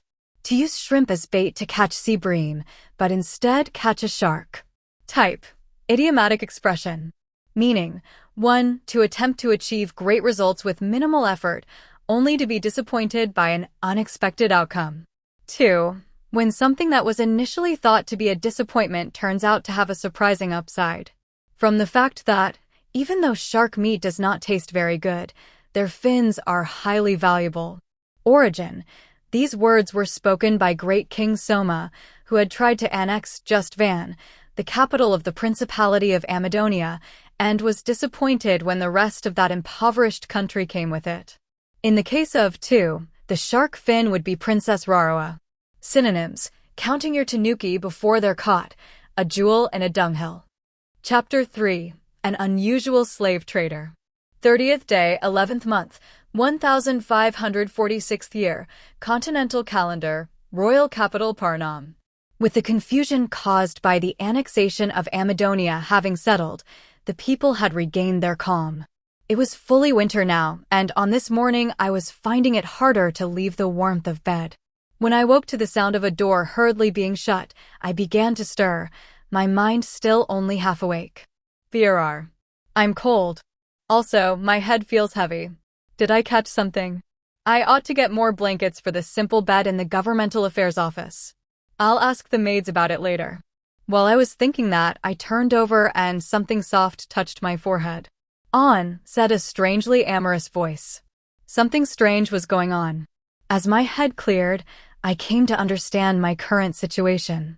First, my head was in a lock. It seemed someone was holding it tight. Was this why it had felt heavy to me? Well, at least it wasn't a cold. Wait, that wasn't the problem here. My forehead was pressed up against this person's bosom. If it was slightly soft, that meant. Whoa, what? I hurriedly broke free of the person's hold. There, before my eyes, was Raroa with a pleased look on her sleeping face. She was drooling a little, but I pretended not to notice that part. Huh. What? This situation. Why is Raroa sleeping next to me? This room. It was definitely the Governmental Affairs Office. I was in my simple bed, no doubt about that. So, why was I sharing it with Raroa? She was. Wearing clothes at least. Actually, neither of us were in our night clothes. We were both dressed in regular clothes. Huh. What on earth happened last night? I racked my brains, trying to recall what had happened yesterday. Soma. What, pray tell, are you doing? I heard a cold voice from above me. I turned my head slowly, with a creaking sound like a robot that's run out of oil, and there stood Licia with a smile that gave off a terrifying aura like a Hanya mask. Behind her was Aisha, who was in tears for some reason. "Oh. Morning, Licia, Aisha," I murmured. "Don't you morning me," Licia shouted, pulling the covers off me. Roroa curled up into the fetal position, looking cold, but she still didn't wake up. Licia put her hand on her hip and asked, "What is the meaning of this?" Aisha rushed into my room in tears, and when I asked her what was wrong, she said, "I went to rouse His Majesty, and I found him sleeping with Roroa." "Why would you lay your hands on Roroa before the princess or me?" "I can't accept it," Aisha shouted through her tears. Please, don't say that so loudly," I silently pleaded. "If the workers in the castle overheard, they'd talk about how I was caught in the act." "Calm down, Aisha. Roroa and I are both wearing clothes, right? I'm pretty sure whatever you two are imaging didn't happen." "I think." "Why can you not be more certain?" Aisha shouted. "Well, I don't remember what happened before I went to sleep," I said. "Why are we together in the same bed with our clothes on anyway? What really happened?" Licia demanded. "Why don't you try to remember what you did last night?" Following Licia's suggestion, I went through the events of last night in my head.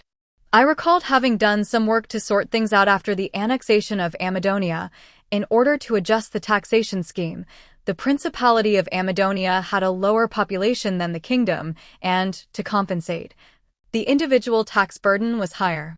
I had summoned Roroa, Colbert, and bureaucrats from the finance ministries of both countries for meetings that had lasted late into the night. Those talks had been going on since the day before yesterday, and we had already pulled one all-nighter on them. We had been taking breaks as we went along. In the end, by the time we'd come up with an overall plan, the day had changed, and it was around 3 o'clock in the morning today. Everyone had been pretty out of it then. Colbert and the bureaucrats had shambled out of the room like zombies, while I had taken a dive into the simple bed set up in the office, with my clothes still on. And fallen asleep, probably. Some time had passed between then and now. Perhaps Roroa had slept here rather than return to her own room. I shook Roroa's shoulder as she continued to greedily indulge in more sleep. "Hey, Roroa. Get up." "HM. What's up, darlin'?" "I'm still sleepy." Roroa rubbed her eyes as she sat up in bed. "No, not what's up," I demanded. "Why are you sleeping here?" "Cut a gal some slack," she said. "I was downright exhausted after all the meetin' yesterday. I didn't have the energy for draggin' myself back to my own room, so I joined you in bed, darlin'." Roroa stretched, then stood up from the bed on unsteady legs. She was still groggy and couldn't see straight. "It's no good. I'm still tired. Gonna go back to sleep in my own room." "Yeesh," Licia said, with an air of one who's washed her hands of the whole situation. "Aisha, please, would you carry this girl back to her room?" Aisha snapped to attention out of her daze. "Yes. At once, princess. Also, haven't I told you not to call me princess?" "You understood." Lady Licia. Now that Aisha had become the second candidate to become a primary queen and their positions were close, Licia had started telling Aisha not to address her as princess, but to use her name instead. Aisha was still getting it wrong, though. Aisha supported the groggy, staggering Roroa and let her out of the governmental affairs office. Having watched the two of them go, I hesitantly looked to Licia. That's how it is, so could I perhaps ask for your forgiveness this time?" For some reason, I sounded like a man making excuses after he was caught cheating, but this is what it means to live as a man. Honestly. Licia puffed up her cheeks a little as she plopped herself down on the bed. "These things happen because you have a bed here. Maybe I should break it." "Please don't," I said. "Where would I sleep?" "You finally made a room of your own, didn't you? Or would you rather use my bed? Use a different one each day." Licia gave me a heavy stare. Did she mean that I should use her, Aisha, Juna, and Roroa's beds, taking turns in a different one each day? "I think I'd be too nervous to sleep, so let me pass on that, please," I said. "Geez," she muttered. "I'm being hounded by Marks to produce an heir, quickly, you know." Could you wait a little longer on that? I do have something in mind." "Something in mind?" she asked. I rose from my bed and stretched. I've finally stabilized the internal political situation in the country. I've got a secret pact with the Empire, too, and though there are some countries nearby that worry me, things should be stable for the time being. Well, that'll depend on what the Demon Lord's domain does, though, I suppose. Also, I've managed to convince myself that I should become king, I said. I wish you'd say you've resolved yourself to do it instead. Resolved myself to it. Maybe I have. I'm prepared to face the consequences. I'm not really getting the difference there, said Licia. There's nothing standing in my way. So, I puffed up my chest to look more confident. Now I'm going to do as I please. Up until now, securing my power was the first priority, so I was avoiding policies that would cause too much of a stir in society. If a policy had been too out there, it would have caused needless internal confusion, and that could have benefited a foreign adversary. But now, I don't have to worry about that. I'm going to do more and more to remake this country. I declared this pretty forcefully, but Licia still had a dry look on her face. That's fine, but what does that have to do with you still not having laid a hand on me? I was silent. It looked like I'd failed to dodge the issue. I'd thought I'd managed to change the topic, too. Let me say now, it wasn't that I was adverse to doing those things with Licia and the others. No, really, I wanted to act all lovey-dovey with them. I mean, the current situation was giving me a serious case of blue balls. But before that, there was something I needed to accomplish. For Licia and the others' sake, too. You'll find out the answer eventually, I said. You're not just dodging the issue, Licia demanded. When Licia tried to stare into my eyes, I averted them the best I could manage. I really do need more capable people working for me, I said. I was seated around a kotatsu table with Licia, Aisha, Juna, and Roroa, who had woken up after having gone back to sleep, and we were eating lunch. I decided it was a good time to broach that topic. This was my room in the castle, which I'd made after Hakuya had informed me, it's about time you got a room of your own. The truth was, I had been allotted the room much earlier, but I'd been using it as a storage room for the little Muzashibos. Since he'd insisted I use it, I had given it a major remodel. For that, I'd used the financial support for supporting the king's lifestyle, my salary, and went wild with major renovations to suit my tastes. And what was the result? The two small rooms, each of which were around the size of a 6-tatama mat room, which would be 106.7 square feet, were connected by a door between them, creating a room almost like a Japanese apartment.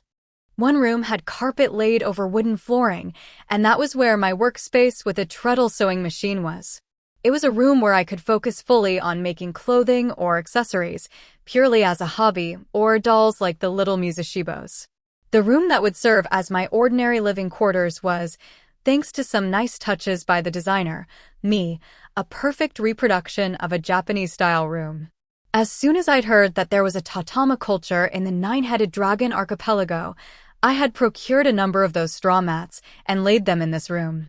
Also, there was an area in the center of the room that had been dug out, on top of which I'd placed a round table with a blanket stuffed in between the space where our legs went and the bottom of the table. There was another hole dug out inside of that dugout area, and beneath it I had installed the heater Genya developed based on an idea I gave her. Basically, I had recreated a horigotatsu. In the dugout area where our feet rested, there was a dome-shaped iron grate, keeping us from touching the heater. It was a lovely space, warm in winter and nice and breezy in summer once you took the blanket out. Truly, it was a space that let you feel the designers, my attention to detail.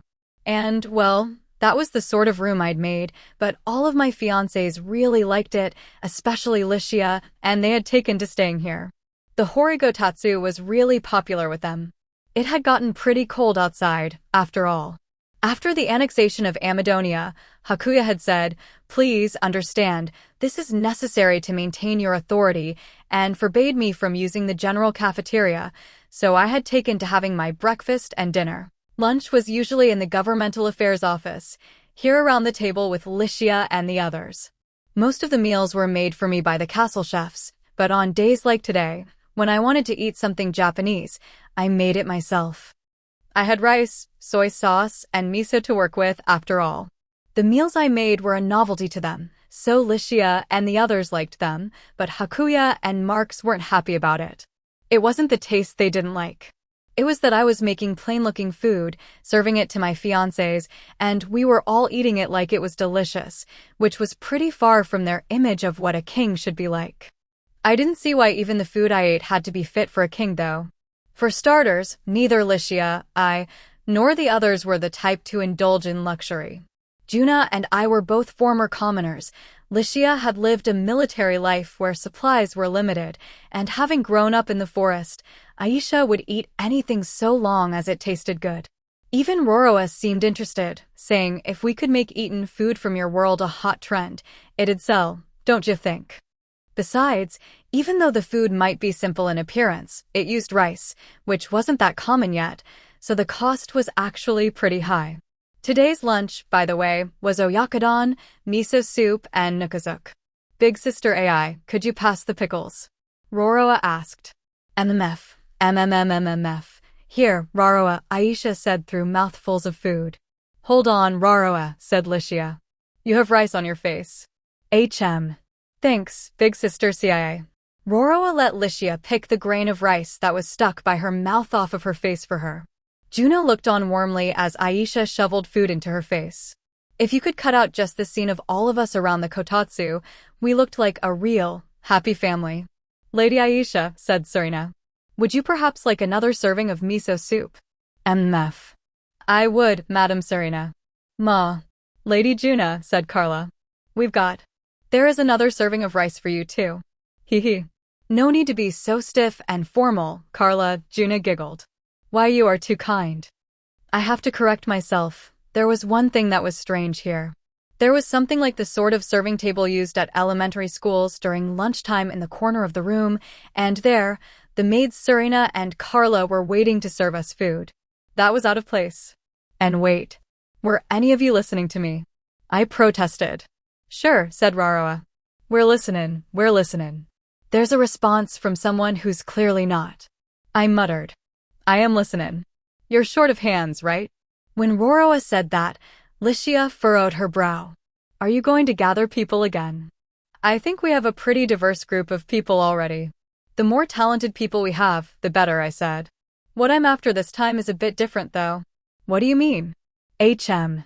It's not good to say this, but if I were to rank people on a scale that goes S, A, B, C, D, E, the kind I'm looking for now fall into the B to C range.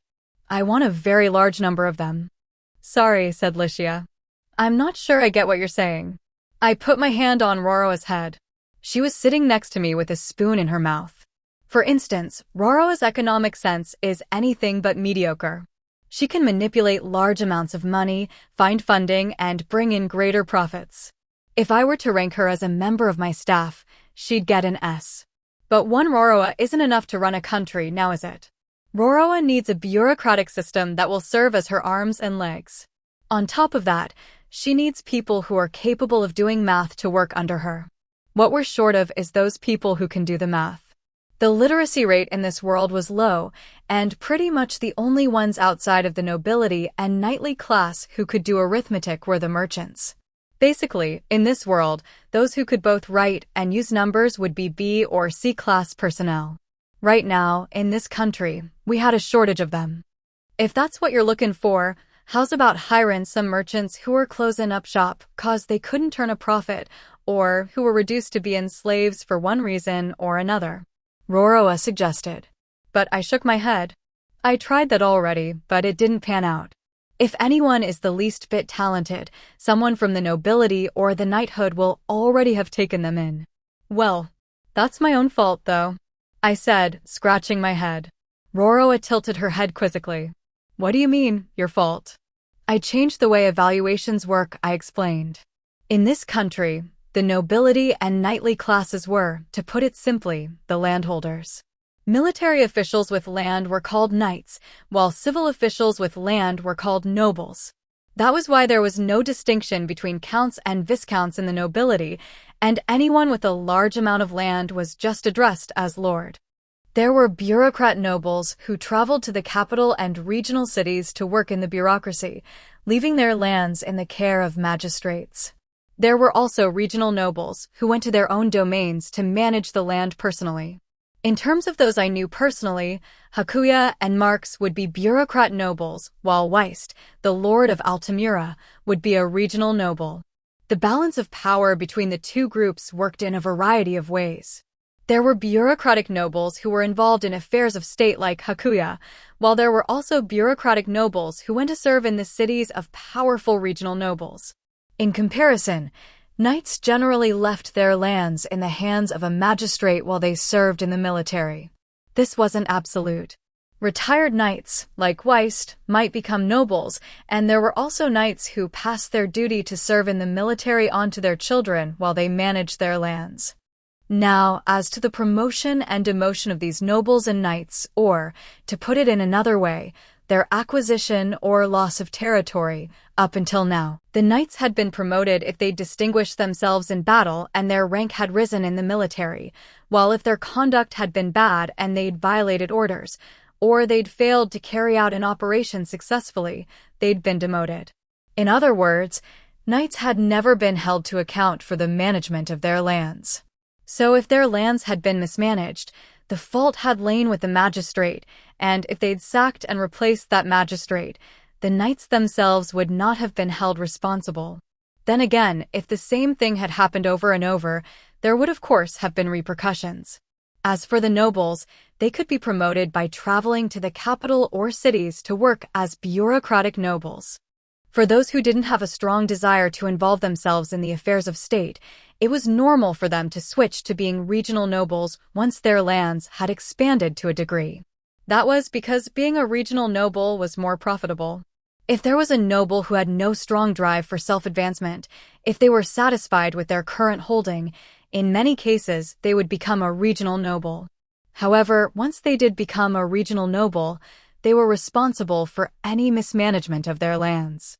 Now, as for how I changed our policy on the assessment of nobles and knights. In addition to the policies in place up until this point, I've placed a heavy emphasis on their ability to manage their land, I said. To put it simply, in addition to the assessment metrics in place before, I had announced a system of evaluation that gave more land to those managing theirs well, while reducing the size of their holdings or confiscating them entirely if they were managed poorly. I had sent the clandestine operations unit that reported directly to me, the Black Cats, to keep watch, and those nobles or knights who ruled well were being given more land, while those who ruled poorly were having their holdings reduced or confiscated. This clamped down on evil lords and magistrates of the variety you might have seen in period dramas, and my aim was to make the lords communicate with their people and bring them closer together. For good government, it was necessary to know what the people wanted, after all. Now, as for what had happened as a result, the nobles and knights who had, until now, left their affairs to magistrates had hurriedly begun to pay attention to their holdings.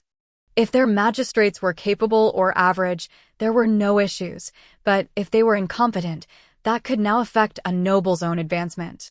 There were nobles that had left their positions in the bureaucracy to return to their domains and start to focus fully on managing them.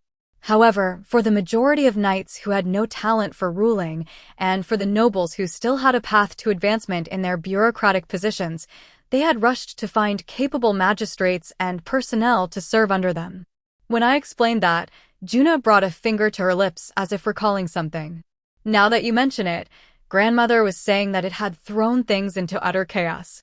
There was a time when the nobles and knights would wander through the streets like hungry ghouls chanting, people eat, or something like that. Yeah, I said. Honestly, I think it was a hasty decision on my part. The passion of the nobles and knights to find talented personnel had far outstripped my imagination, and anyone able to write or do basic arithmetic, even if they were a commoner, had been welcomed almost like a sage and treated as an equal. This was because, if a noble or a knight used authority to take such people away by force, they would face punishment for it. If they learned that a slave, though not convict slave sentenced to labor for their crimes, a prostitute, or a person in the slums could write and do arithmetic, they would even go as far as buying them out of bondage to welcome them into their service. The ones who could just write and do arithmetic got this treatment, so if there was someone who was especially good at it, the situation could get pretty incredible. I want to make you a magistrate. A noble might say. But you're not from a high enough class. I know, by adopting you as a relative, I can forcibly raise you to a higher social status. Because of nobles who thought like that, there had been commoners and slaves who'd risen meteorically in a way that normally wouldn't have been possible. Right after I'd told Maria that she should take the abolition of slavery in the empire slowly because it would be too major of a reform and would face resistance, had I just caused the class system in my own country to collapse. I wonder if I can leverage this to make it so that slavery exists in name only. I murmured. Speaking of slaves, that reminds me, Roroa said, clapping her hands.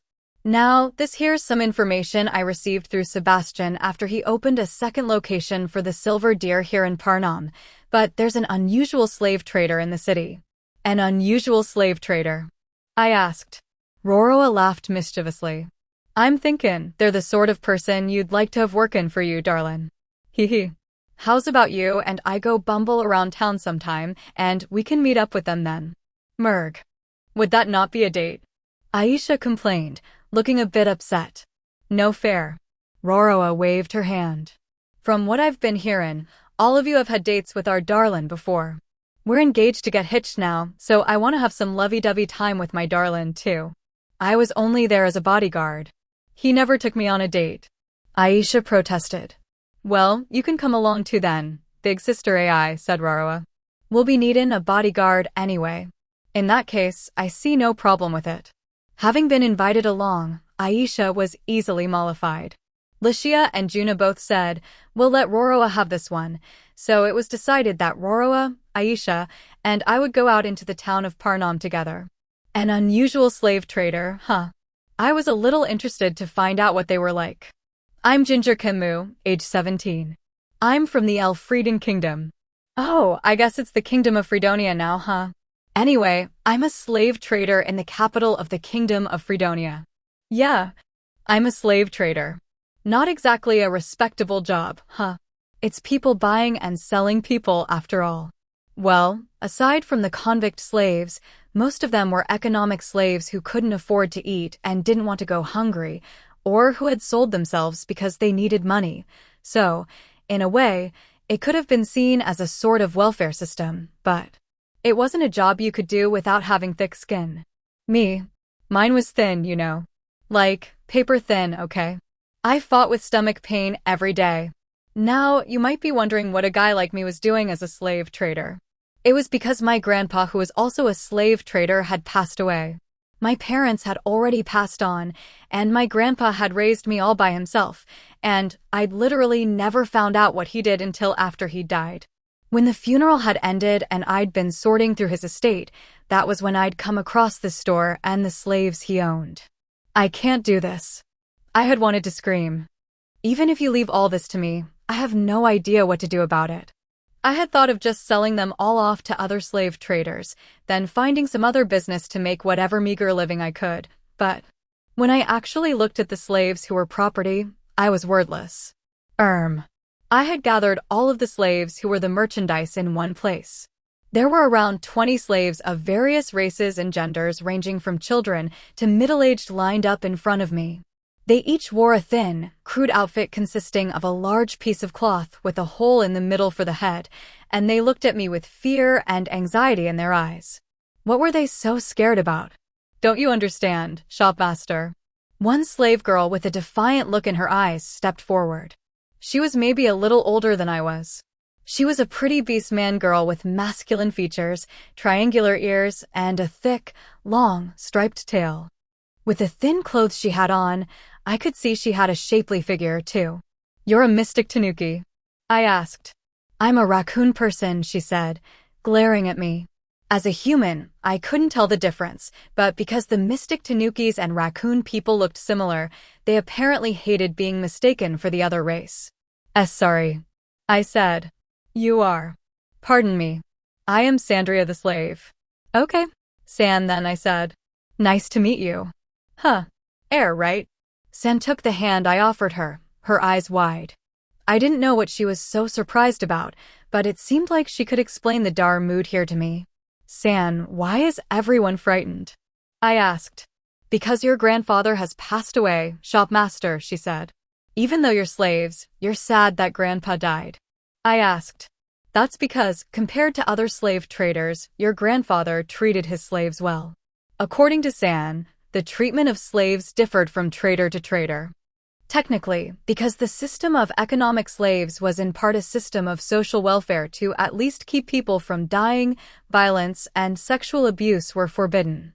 Though some slaves included the option of sex in order to sell themselves for more than double the price. However, when it came to how far those rules were respected, or if they were respected at all, that depended largely on the state of public order in the area and their owners' morals. For instance, if a female slave was raped by her master, even if she lodged a complaint over it, and even if that noble were punished, because that woman would have no assets, she would ultimately just end up back at the slave trader waiting to be purchased again. That being the case, the woman might think it better to silently endure it.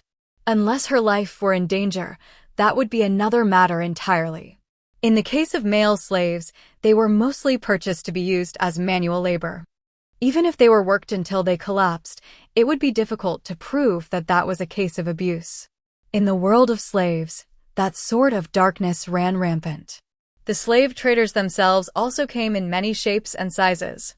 Some treated their slaves like animals, not feeding them decent food.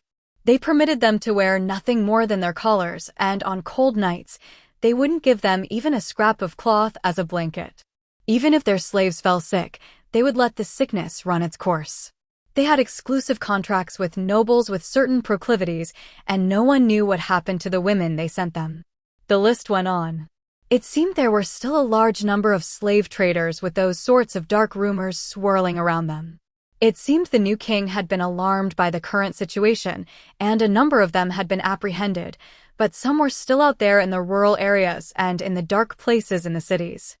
Compared to that, Grandpa had apparently treated his slaves well. They were given clothes to wear, even if the clothes were shabby, and they were fed properly. He didn't abuse them, and if they fell ill, he looked after them. He also didn't sell them off to any overly strange customers. It seems he was a decent slave trader. It seemed Grandpa hadn't wanted me to find out he was in this line of business, but it wasn't that far away from the gentle image I'd had of my grandfather, so I was honestly relieved. But from everything I've heard so far, you had no reason to like him, either, did you? I asked. What he did was good enough for us slaves, said Sam. Because, at the very least, we didn't have to worry about anything strange and untoward happening to us. However, now we can no longer be so sure of that. Huh? I asked. Your grandfather said when he was alive that you were unlikely to take over this business, shopmaster. That this work would be too hard for his timid, much too kind grandson. So that was why he never told me, I thought. He probably kept it a secret because he thought the knowledge would eat away at me. San continued. However, if you choose not to take over the business, we will all be sold off to other slave traders. There is no trader who could afford to buy all of us at once. We would all be split up. There are slaves among us who are married or are sisters, but there would be no consideration shown for that. In fact, there is no guarantee that the slave traders who would receive us would be decent like your grandfather was. Furthermore, there are those with young children among us. The present king, His Majesty King Soma, has forbidden the ownership of slaves under the age of 12. As such, those children are not slaves, but if the buyers say they only want the parents, those children will be left in an orphanage.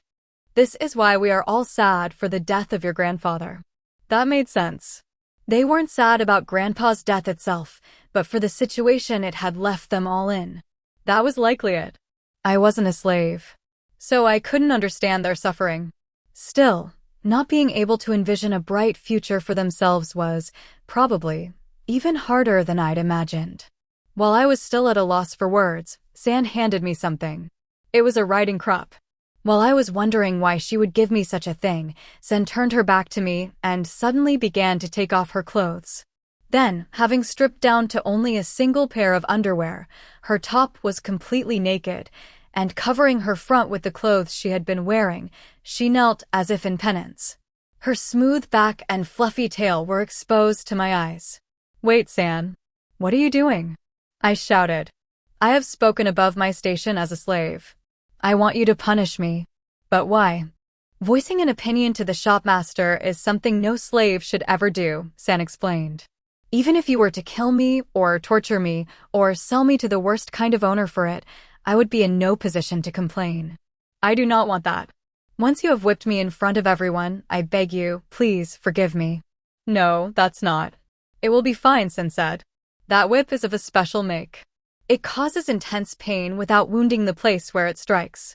You will not be lowering my value as merchandise. That's not what I'm talking about. I threw the whip to the ground, walked around in front of San, then crouched down to look her in the eye. Are you some kind of pervert that gets off on being hit, San? I don't think of myself as one, at least, she said. Then why did you say that when you knew you might get hit for it? When I asked that in as calm a tone as I could manage, San lowered her face. Her bangs fell to cover her face, so I couldn't see her expression, but there were sobs as she spoke.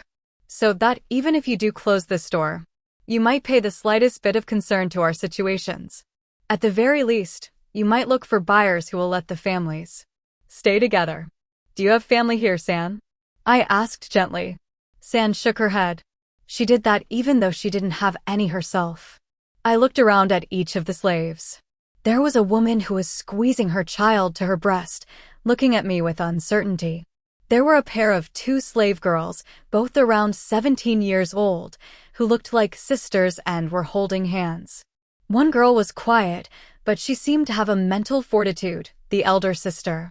The other one was trying to act tough, but looked shaken by uncertainty, the little sister. The quiet girl was holding the other one tightly and trying to reassure her. Hudson put herself in danger for them. You take good care of your own, don't you, San? I asked. She said nothing. Could you put your clothes back on for now? But it's fine, I said forcefully. San reluctantly put her clothes back on. As she did, I noticed something shapely and jiggling for a second, but I looked away with all the strength I had. Once San had calmed down, I spoke to all of the slaves. I see your situation. That said, I have no intention of taking over this business. I could never be a slave trader. It just wouldn't work. San said nothing. However, I think I will keep this business going until all of you are sold. Of course, I have no intention of selling you to any strange buyers. I will take responsibility for investigating them carefully. As far as I can manage, I'll look for buyers that will allow families to stay together. If I had been rich, I could have closed up shop and released all of them. But, in my current state, I didn't have the power to. Still, I wanted to do what I could. While the slaves' faces filled with relief after they heard me speak, I smiled to San, who was still in a daze. This is the best I can do. Is it good enough? More than, she said. You are too kind for your own good, shopmaster. Could you not call me that? I'm Ginger Kimu. Understood, Master Ginger. And so, I gave Sin a firm handshake. Hey there, mister, one merchant said. That's one fine slave you've got serving ya. How much she cost ya? You a rich kid from a good family or something? Thanks. While politely brushing off the people who addressed me in merchant slang, San and I walked down a shopping street in the capital at midday, carrying bags with us. The bags contained mostly food and soap, along with new cloth to make simple garments. I'm sure you could figure this out without me saying so, but almost all of it was for the slaves. Well, we managed to get our hands on a nice amount of quality cloth, I said. That store, the Silver Deer, was good. The shopkeeper was a real dandy, and when he heard we would be using the material to make new clothes for slaves, he sold us a whole lot of it for cheap without looking the slightest bit unhappy about it. How very nice for you, she said. Sorry, San. For making you tag along and carry stuff for me.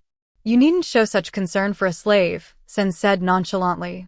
Order me to do whatever you wish. She was a little taller than I was, and the way she looked walking with her back straight, she had such dignity that you never would have taken her for a slave. Maybe she had come from a good upbringing. But still, these are stores, what's with them having no shopkeepers other than slaves? I asked. For as long as they wear their collars, slaves are absolutely loyal, San explained. It is possible to put them to work, too, so I think this is normal. Oh, I see. More importantly, Why do you go to the trouble of feeding your slaves well and giving them new clothing when you intend to let go of them, Master Ginger? Asked San. I asked, clean things or dirty things, which do you think people will take better care of? That would be the clean things, I think. Right. It's the same idea here. It felt a little wrong to speak of people like things, but slaves were always treated like things. That being the case, I wanted to make them things that people would treat well.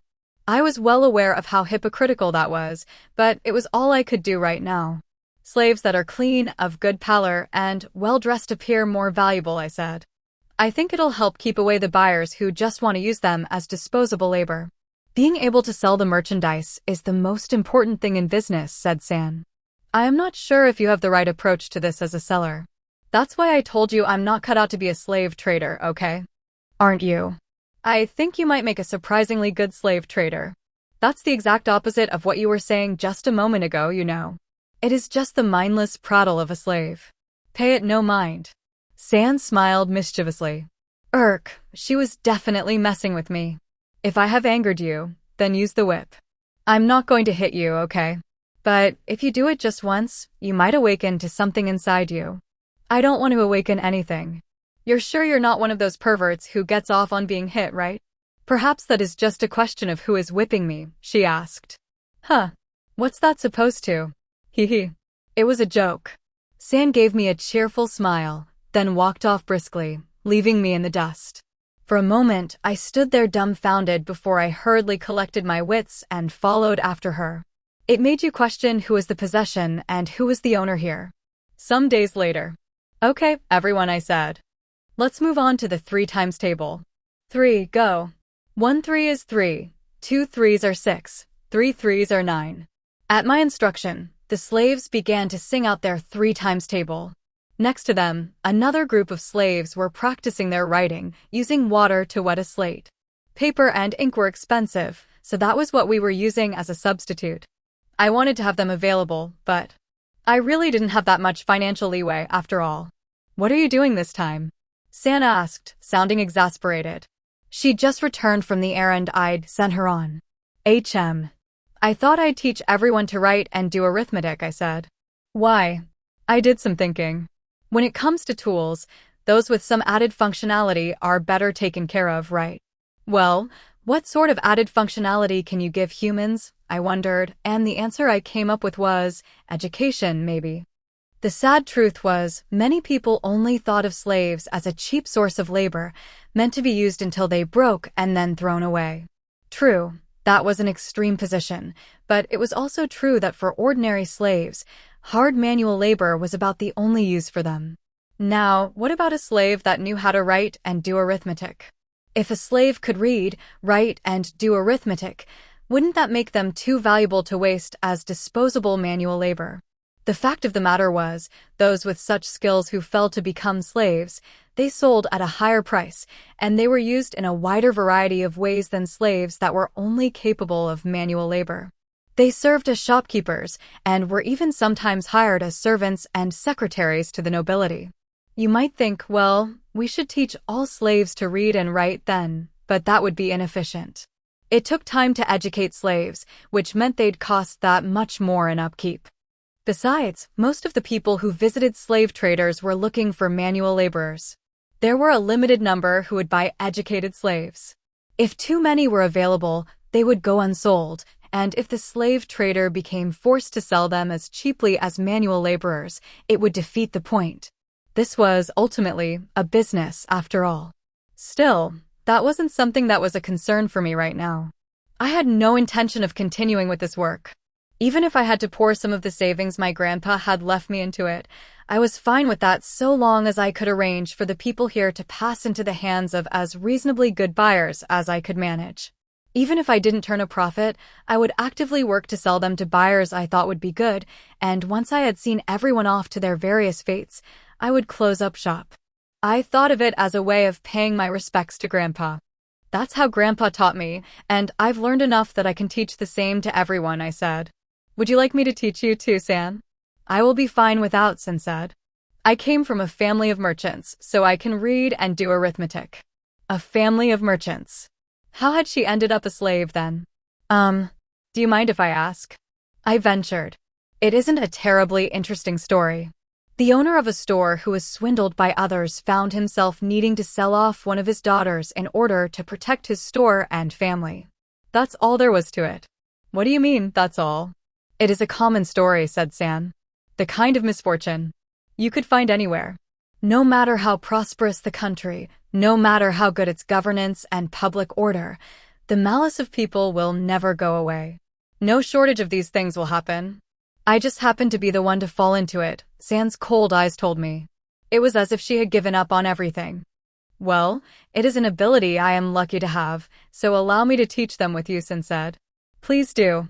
It might be difficult for a slave, but I want San to have hope, too, I thought earnestly, watching her teaching a young slave boy to read. Months later, my sales weren't exactly booming. Or rather, I hadn't sold a single one. Ha ha ha. What to make of this?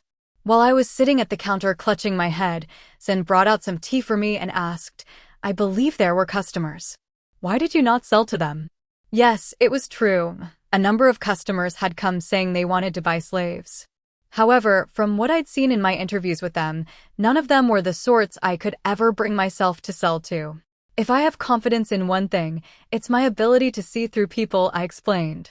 They were not up to your standards, then, Master Ginger. Every single one of them only looked at slaves as tools to be used and then thrown away, I said. No matter how gentlemanly they might have acted. It's not that easy to hide the dirty parts of your heart, though. Is that right? Sin asked. I did promise everyone I would find them trustworthy buyers, after all. I have to select them carefully. If you keep saying that, you may find yourself in financial distress and eventually slavery yourself, you know. Sin asked. That'd be a problem, but... Long ago, Grandpa said this about business. Every lull comes to an end, and the tides can suddenly change. That's why you need to wait for your chance without giving up, and when the opportunity comes, grasp it without fail. So, for now, no matter how hard it is, I will persevere. So I don't miss the chance that will surely come someday. While I was thinking that, San smiled despite herself. It's strange. When I am with you, Master Ginger, even though I am a slave, it almost gives me hope for the future. It was a soft smile. For that smile, I felt like I could push myself a little longer. It'll be fine. A chance is sure to come along eventually. Probably. Yeah, I'm sure of it. That was what I told myself as I continued to wait. And then, the chance suddenly came not long after that. One morning when I opened the store, the same as I always did. Excuse me, are there any slaves here who can read or write? I need them urgently. I'll buy them for a good price, so let me have them. Me too. If you have any demands, just let me hear them. A great mass of people suddenly swarmed inside the shop. They were all relatively well-dressed and well-kept too. Many were there at the behest of their masters, but others were nobles or knights here to buy for themselves.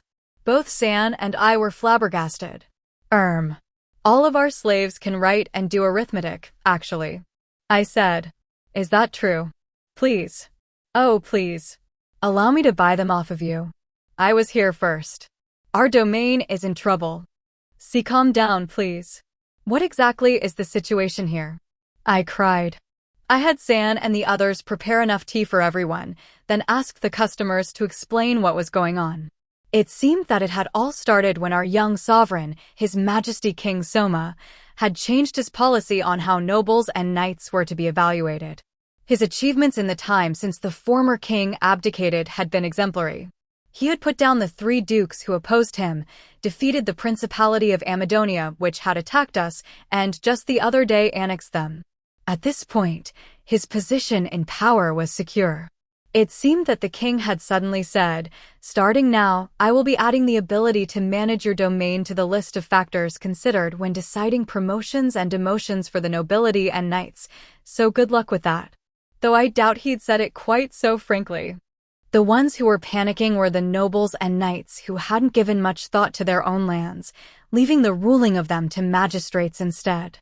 The bureaucratic nobles who had come to work in the city had seen participating in the affairs of state their path to advancement, while the knights had believed distinguishing themselves on the battlefield would lead to promotions. That was why, now that they were going to be held to account for the management of their own domains, they'd hurriedly begun to search for talented magistrates and people to work under them. The only things required of a rural bureaucrat were the ability to read and write and the ability to do arithmetic, but few in this country possessed both skills. Both required being taught, and those who had been taught, or rather, those who had needed to be taught, were concentrated at the top of the social structure. Merchants could probably do it, too, but they had their own businesses, so it wouldn't be possible to hire them without paying compensation equivalent to their profits. In other words, there was a truly limited supply of people willing to become bureaucrats out in the rural areas. Those who were low in social stature, but who had worked hard to study on their own because they'd believed it would surely be useful someday, had been the first to be called on. However, these people had all been hired by the nobles and knights able to offer the most favorable conditions. The ones in trouble were the lower-ranked nobles and knights. They wanted people, but they couldn't offer conditions that were good enough to attract them. The last thread of hope they had to cling to as slaves. Come to think of it, slaves come from all walks of life, I thought. Slaves who can write and do arithmetic cost more, but some have been sold. It seemed that the nobles who had that thought were all rushing to the slave traders. The slaves who could write and do arithmetic at the major slave traders had sold out immediately, and now they were going around to the medium to small-scale slave traders. That was how they had come to our shop. Okay, I understand the situation, I said. I have a number of conditions to consider, so I will hold interviews. And so, I interviewed each of the prospective buyers one by one. Rather than focus on the purchase price, I was concerned with how the slaves would be treated afterwards. There were quite a few who said, I want to employ them as bureaucrats, so I'm willing to release them from slavery.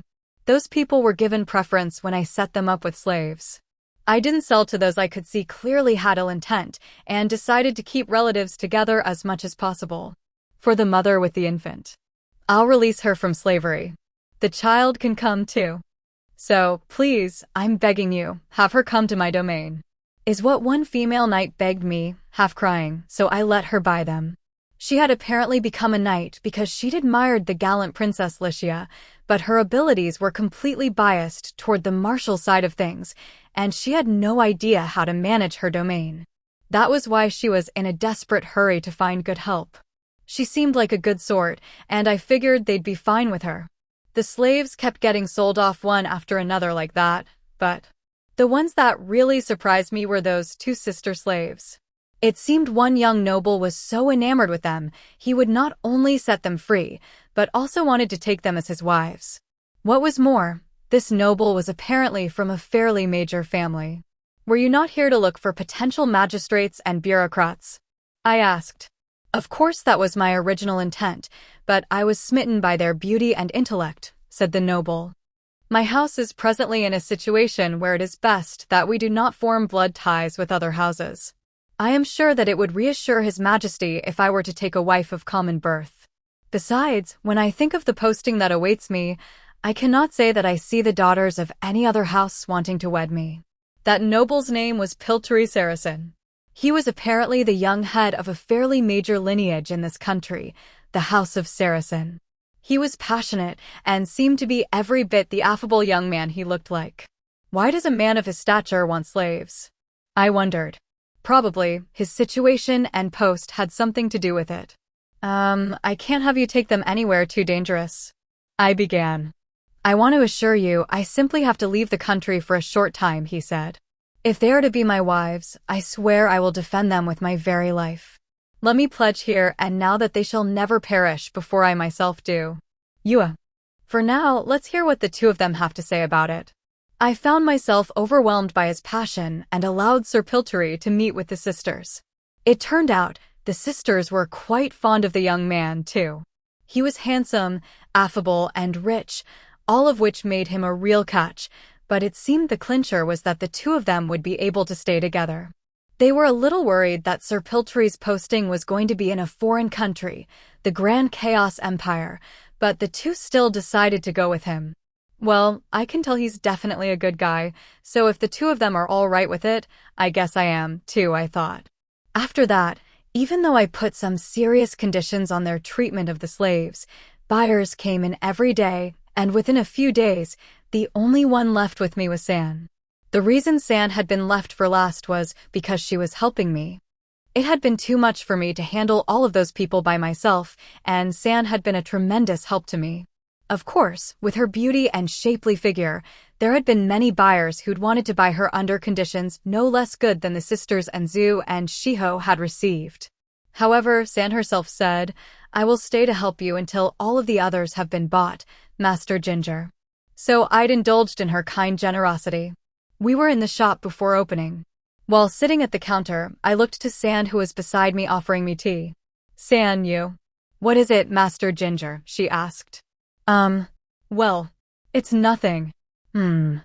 San had worked hard for the slaves, and for me. It wasn't as though I hadn't felt something when I'd seen her doing that. Fortunately, everyone had been bought, and thanks to the nobles, I had some financial leeway for the time being. If I were to release San from slavery, we could start a new business together.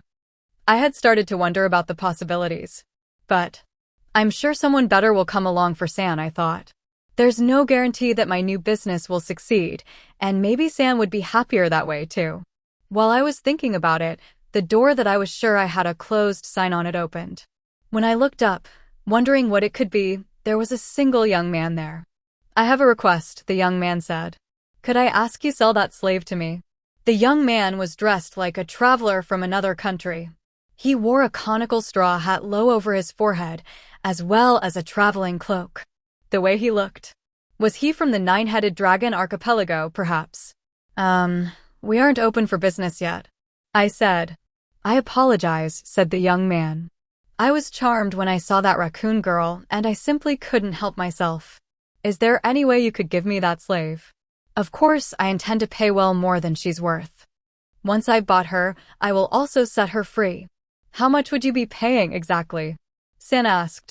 "San," I exclaimed. While I was still surprised that San was trying to move things forward on her own, she gave me a grin. "You did well for all of the other slaves, Master Ginger. I am the only one left. That being the case, as one last service, I will sell myself for a high price and give you the extra money. Please, use it to start your new business." "What are you saying?" Had San been thinking about that all along? The young foreign man dropped a small bag of coins on the table.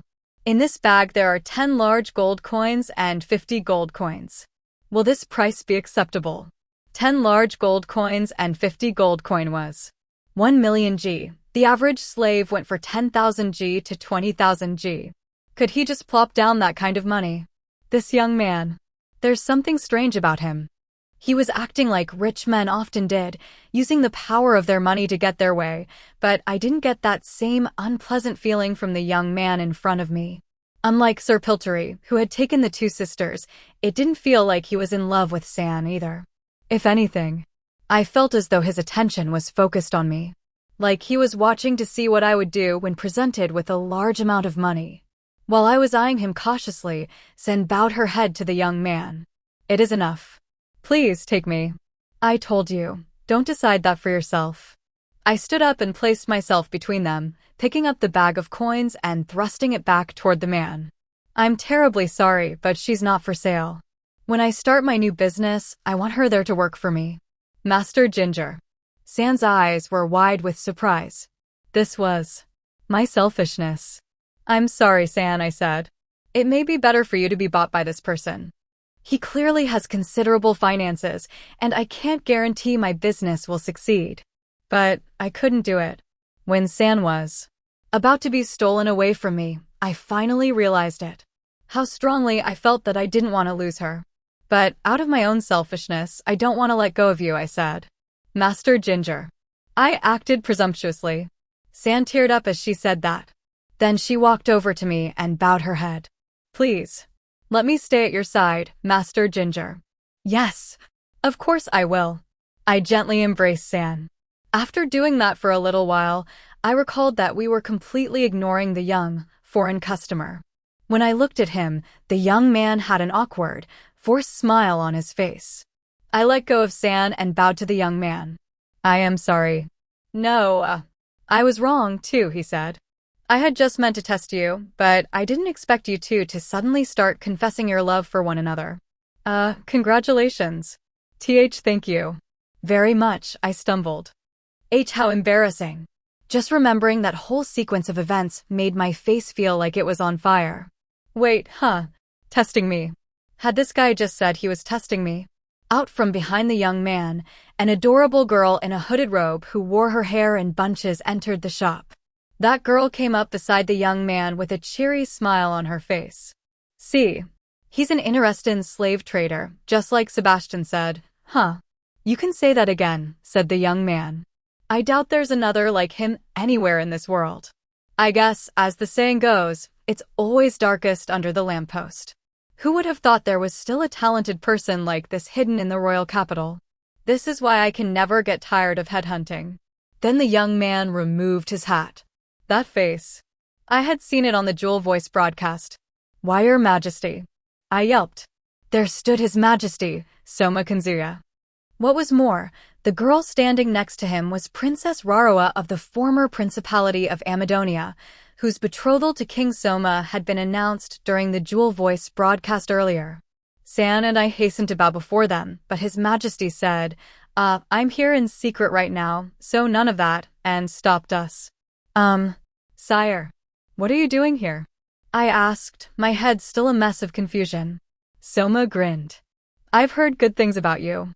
Like that you taught slaves how to write and do arithmetic, and arranged for them to be bought by places that would treat them well.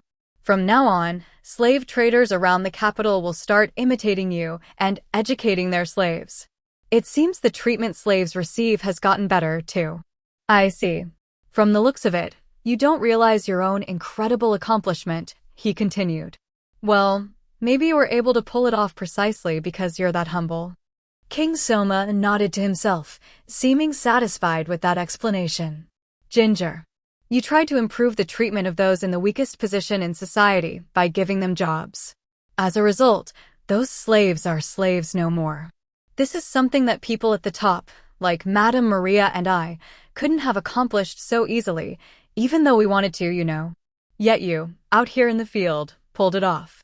No, I was desperate to protect those in front of me, even if that was all I could do. I've been looking for people who can do things like that. His Majesty put his hands down on the counter. I intend to nationalize the slaving trade in this country. Slave traders will become public servants, and there will be proper tests they have to go through. That will make them easier to manage, after all. On top of that, to ensure that the slaves aren't just used as manual labor until it breaks them and then thrown away, we will also establish facilities to train them for jobs.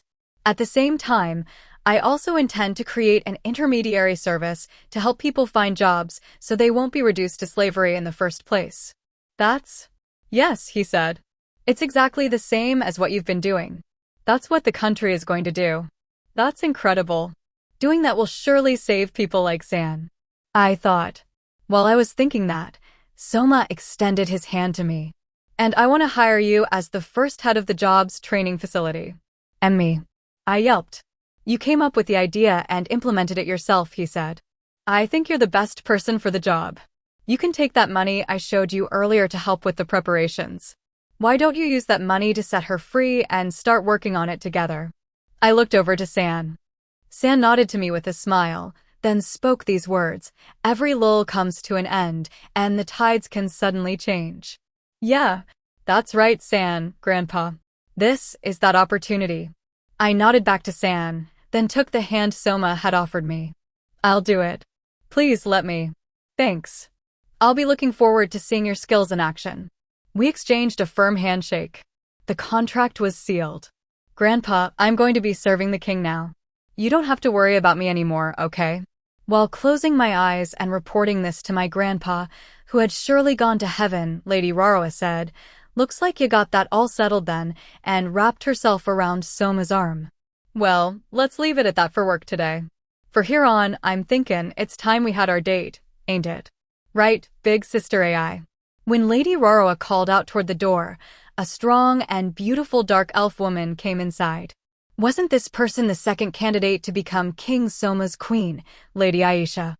I remembered having seen her host the music program alongside King Soma before. Lady Aisha seemed slightly embarrassed, but she wrapped herself around the arm opposite Lady Raroa.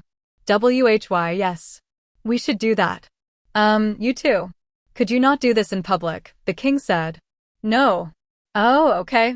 When they both shouted him down, Soma slumped his shoulders in resignation. At first glance, he looked like he should be happy with a beautiful flower in each hand, yet he was clearly feeling anxious. He might be the capable king who had destroyed the Principality of Amadonia, but he was weak when it came to the women who would be the significant others in his life. Maybe I should watch out too, I murmured. Did you say something, Master Ginger? Perhaps imitating those two, Sin wrapped herself around my arm with a smile. That smile left me feeling fulfilled, and there was nothing I could say. It seemed that being no match for the woman you love was something that affected king and commoner alike. Chapter 4. The Museum in the Royal Capital.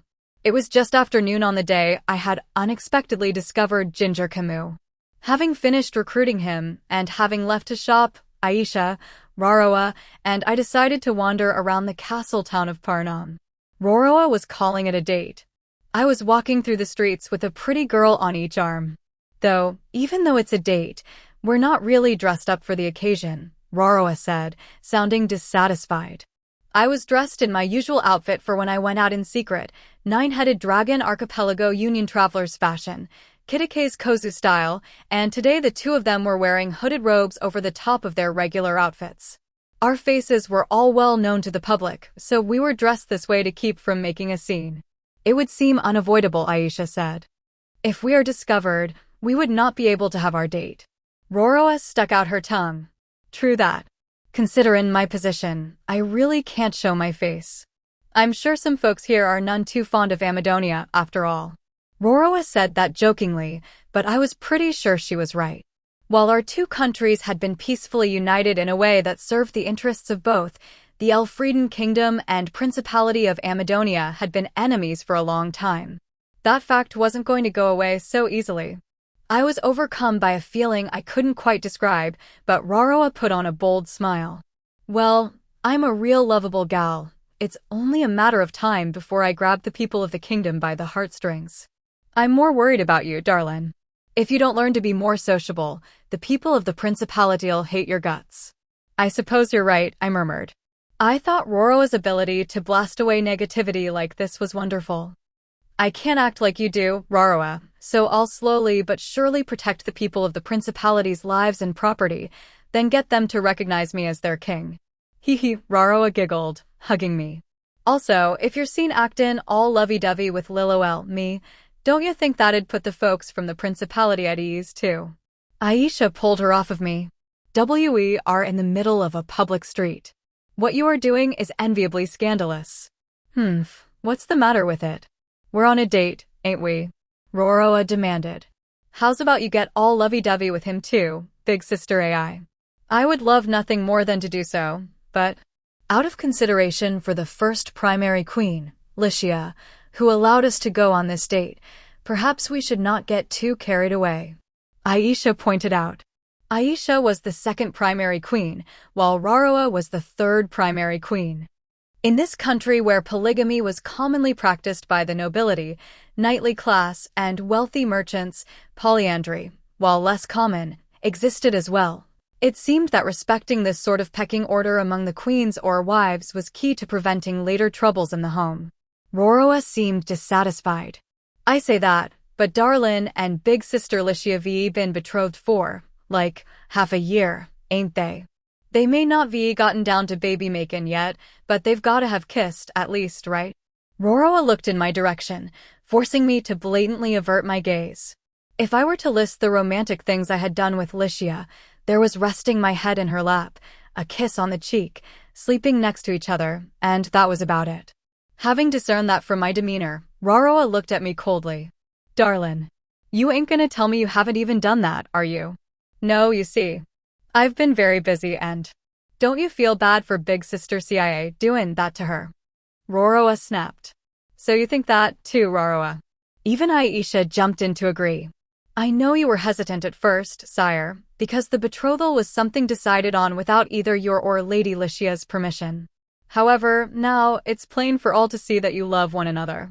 Given our position, we cannot receive your love and affection before Lady Lycia has, so, please, flirt with her more. There was nothing I could say in response. Aisha had watched my relationship with Lycia develop from a fairly early stage, after all. Roroa had her arms crossed and was nodding and grunting in agreement. Yeah. Then you can give us just as much of your love when you're done. I understand, I said. When the time comes, I'll take care of doing that with you properly. Yep, that's a promise. You better, Roroa said condescendingly. Here I was, being chided for my behavior by a girl 3 years my junior. I felt a little pathetic, but Roroa laughed and waved her hand. But, well, here we are on a date already, so we've got to have fun. Indeed, Aisha said, nodding. Lady Lycia did say to enjoy ourselves today, after all. They had a point. Well, it is a rare day off, I said. Was there anywhere the two of you wanted to go? Aisha said, in that case, I would. Also, no food until later. Shot down before I could even speak. Why is that? Aisha cried with eyes like a chihuahua that had been forced to wait for a treat. When I eat with you, I'm always stuffed full by the time we're done, and that makes it hard to move around, I said. I promise we'll stop somewhere for food later, so let's go somewhere else first. Okay. If that's why. That said, it ain't been that long since I first came to the capital, Roroa said, tilting her head in thought. I dunno what's here yet. Is there anywhere you'd recommend as a date spot, darlin'? A date spot, huh? I murmured. In my former world, the theater, the amusement park, the zoo, the aquarium, karaoke, and the arcade would all have been options, but not in this world. It was that lack of leisure facilities that had made the entertainment programs over the Jewel Voice broadcast such a hit. Well, if I was looking for a date spot other than a place for entertainment. That place might be good, I said. What? Did you come up with something good? Roroa asked eagerly. It's a facility we opened just the other day, actually, and I think there should be plenty of interesting things to see if we go there, I said. Though it's more of an educational institution than a leisure facility. Learnin', even though we're on a date. What kind of place is that? Roroa asked, tilting her head to the side. The Royal Parnam Museum, I said. Not that the name's terribly inventive. So huge. Roroa cried out in surprise when we came up to the entrance of the Royal Parnam Museum and she saw what was on display there. If we'd been talking about a massive display in front of the National Museum of Nature and Science in Ueno, it would have been the blue whale, but the Royal Parnam Museum had a massive skeletal specimen measuring more than 10 meters long out in front of it. What are these bones from? Looks like a lizard or something. That's the giant salamander that was lurking in the area beneath the royal capital, I explained. Salamanders get that big. The ones livin' in Amadonia grew to maybe 2 meters at most, but... Wait, this thing was under the royal capital. Yeah, talk about a surprise, huh? I said. This salamander had been discovered when I'd commissioned the Adventurers Guild to exterminate the wild creatures living in the labyrinth of escape tunnels under the capital so that they could be repurposed as a sewer system. Or rather, the ones to find it had been Dees, Juno, and their party. I had even been there to witness it, albeit through my little Musashibo doll. Neither the country nor the guild had anticipated anything so big living under the capital, so there hadn't been sufficient warning given, and I'd ended up putting Juno and her group in danger. It was good that they'd managed to retreat somehow, but when I thought about how things might have taken a turn for the worst, there was a lot I had to reflect on. Now, about that salamander, as soon as I'd received the report from Juno and her party, I'd dispatched a unit from the Forbidden Army to kill it. Juno and her party had struggled against the salamander because they hadn't had a mage who could use the ice elemental water-type magic that it was weak against. When we deployed a group focused heavily around those who could use that sort of magic, the thing had gone down easily. The slain salamander had then been dissected, then turned into a skeletal specimen. Well, this is just a replica based on the original bones, I added as I touched the skeletal specimen all over. We'd have had to worry about thieves making off with it if we displayed the real thing outside, after all. There was a sign next to it that read, "This is a 1/1 scale replica, so please try touching it to experience the size for yourself." This sort of thing. How should I say it? It tickles my sense of adventure, Aisha said, her eyes sparkling. I think young boys would enjoy seeing it. HRM. I said. I thought it might be a good educational experience that helped stimulate their creativity, so I tried showing the real bones that we keep at the castle to Ro, Tomo's real little brother, and the other children at the daycare, but they bawled their eyes out. I got chewed up by Licia pretty badly after that one. What were you even doing? Roroa asked, looking appalled. Yeah, it'd have been important to consider their age first, huh? That said, while we have been preoccupied with the skeletal specimen, the building itself is also quite large and impressive.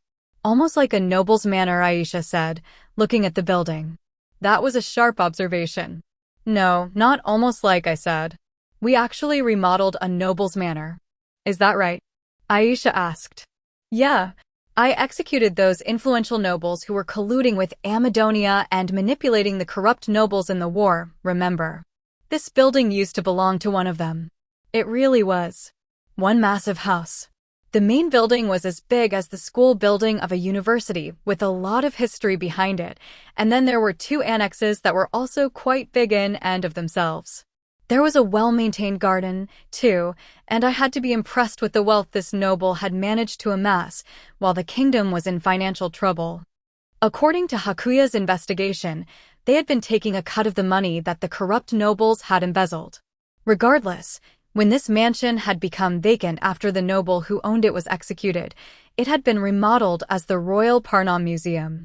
Since it was this big and impressive a building, letting any of my retainers live in it would have provoked needless jealousy, and it would also have cost a lot of money to dismantle it. This had worked out as a perfect solution. Oh, when you put it like that, it sounds like it's probably filled with the grudge of the nobles, and I don't like it. Roroa said with the corner of her mouth twitching. Ha ha. I laughed. Yeah, well, it looks like there are already rumors. Like that the armor on display gets up and walks around on its own at night. Of course, said Roroa. But, using anyone and anything we can is one of those things our country does, after all. Here's hoping you don't have to use it as a haunted house someday. Yeah, I thought. I'd really rather not. Anyway, let's go in. It's pretty amazing on the inside, too, I suggested, and we went inside. If I had spoken to the person in charge, they would have just let us in, but in order to slip in with the regular visitors, we paid admission for 3 people at the entrance.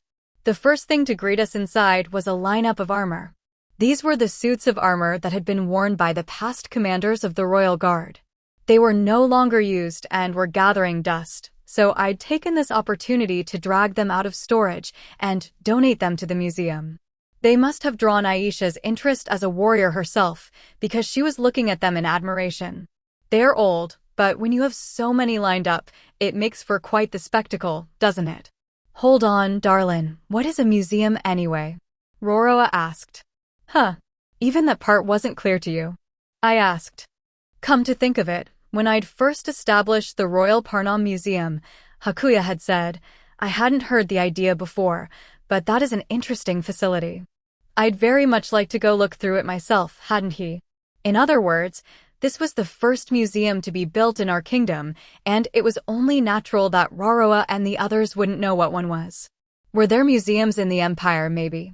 To put it in the simplest terms, a museum is a facility that gathers various things, has academics study them, and allows the general public to see them in the form of exhibits, I said.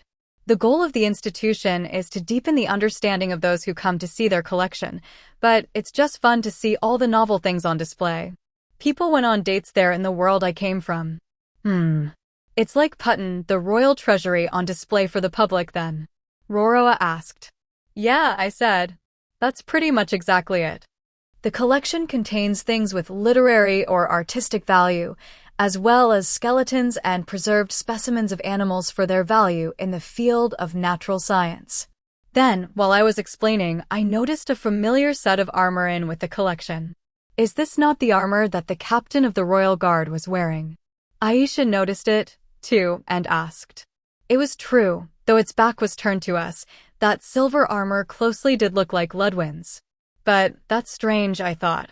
The only armor that should be on display here is the armor the state provided to the former captains of the Royal Guard. If I recall, Ludwin's armor was bought with his own money. Suddenly, that armor turned to face us. "Whoa!" I shouted. "Oh, I'm sorry," Ludwin said. "Wait, huh? Is that you, Your Majesty?" "Huh. It's actually him." While I was still shocked by the unexpected appearance of the man himself, Genya poked her head out from behind him. "What are you doing, Big Brother Lou?" she asked. "And Genya's with you, too," I said. "Are you two here on a date?" Ludwin replied no, with an exhausted look on his face. "Because you said that the Royal Guard and the guards would handle security here. We're here for a meeting on the shift rotations." "Oh, I see," I said. "Sorry for the trouble." Because there were a fair number of valuable objects here, I had been forced to buff up security in a big way. The people managing security needed to be trustworthy, too, so I decided to leave it to the Royal Guard and the guards whose jobs already included watching and defending. "And I'm here to set up the security system Big Brother Lou asked me to install," Genya put in. "There are places where I have spells set to go off if you get close to them, so don't try to go anywhere you shouldn't." "Now that's scary," I said. The over-scientist Genya's security system. The scary part was I couldn't predict what might happen. I was imagining something like one of the complex contraptions you'd see on P***Thagoras Witch. One that ultimately chucked the offenders out the front door. "By the way, are you on a date here, sire?" Ludwin asked. "We sure are," Raroa jumped in, wrapping herself around my arm. "It's the three of us, darlin', Big Sister AI, and me." Ludwin looked confused. "Three of you. But, I see. Well, have fun." With that said, Ludwin took Genya and left immediately. It seemed like he almost said something. Was it just my imagination? I wondered. "Anyway, shall we go?" I suggested to the other two, and we moved on. Along the way, Aisha stopped and looked back a number of times. Was something bothering her? "Aisha?" I asked. "No, it's nothing." Aisha rushed over and wrapped herself around my arm. It couldn't have been that one of the suits of armor had actually started to move, and Aisha had noticed and been scared. Or anything like that, right? I got worried and was about to ask when Raroa tugged on my sleeve. Hey, darlin'. Why re there nothin' but bones on display here?" When Raroa asked me that in a somewhat bothered tone, I looked in front of me to see a glass case filled with the reassembled skeletons of various creatures. From a modern person's perspective, this was a common sight at museums of natural history, but for the people of this world, it might seem wrong. "It's like some bizarre ritual's gonna start up at any moment," she complained. "Ha ha ha. That's not it," I said. "This museum collects and exhibits historical items, books, and the skeletons and preserved specimens of living creatures, along with other items of interest to the field of natural science. What we have here are the bones we happened to excavate while trying to build sedimentation pools. The ones they've finished researching go on display like this. It's not just animal skeletons. There are monsters, too." "Monster skeletons. Is that okay?" "There are monsters that re nothin' but bones, you know," Raroa said. "Well, from what the researchers tell me, those sort of skeleton monsters need magic in their bones, and once the magic is all gone, they're just ordinary bones," I said. "I don't really get it myself, though. They had been certified as safe by a professional mage, so I figured they were fine."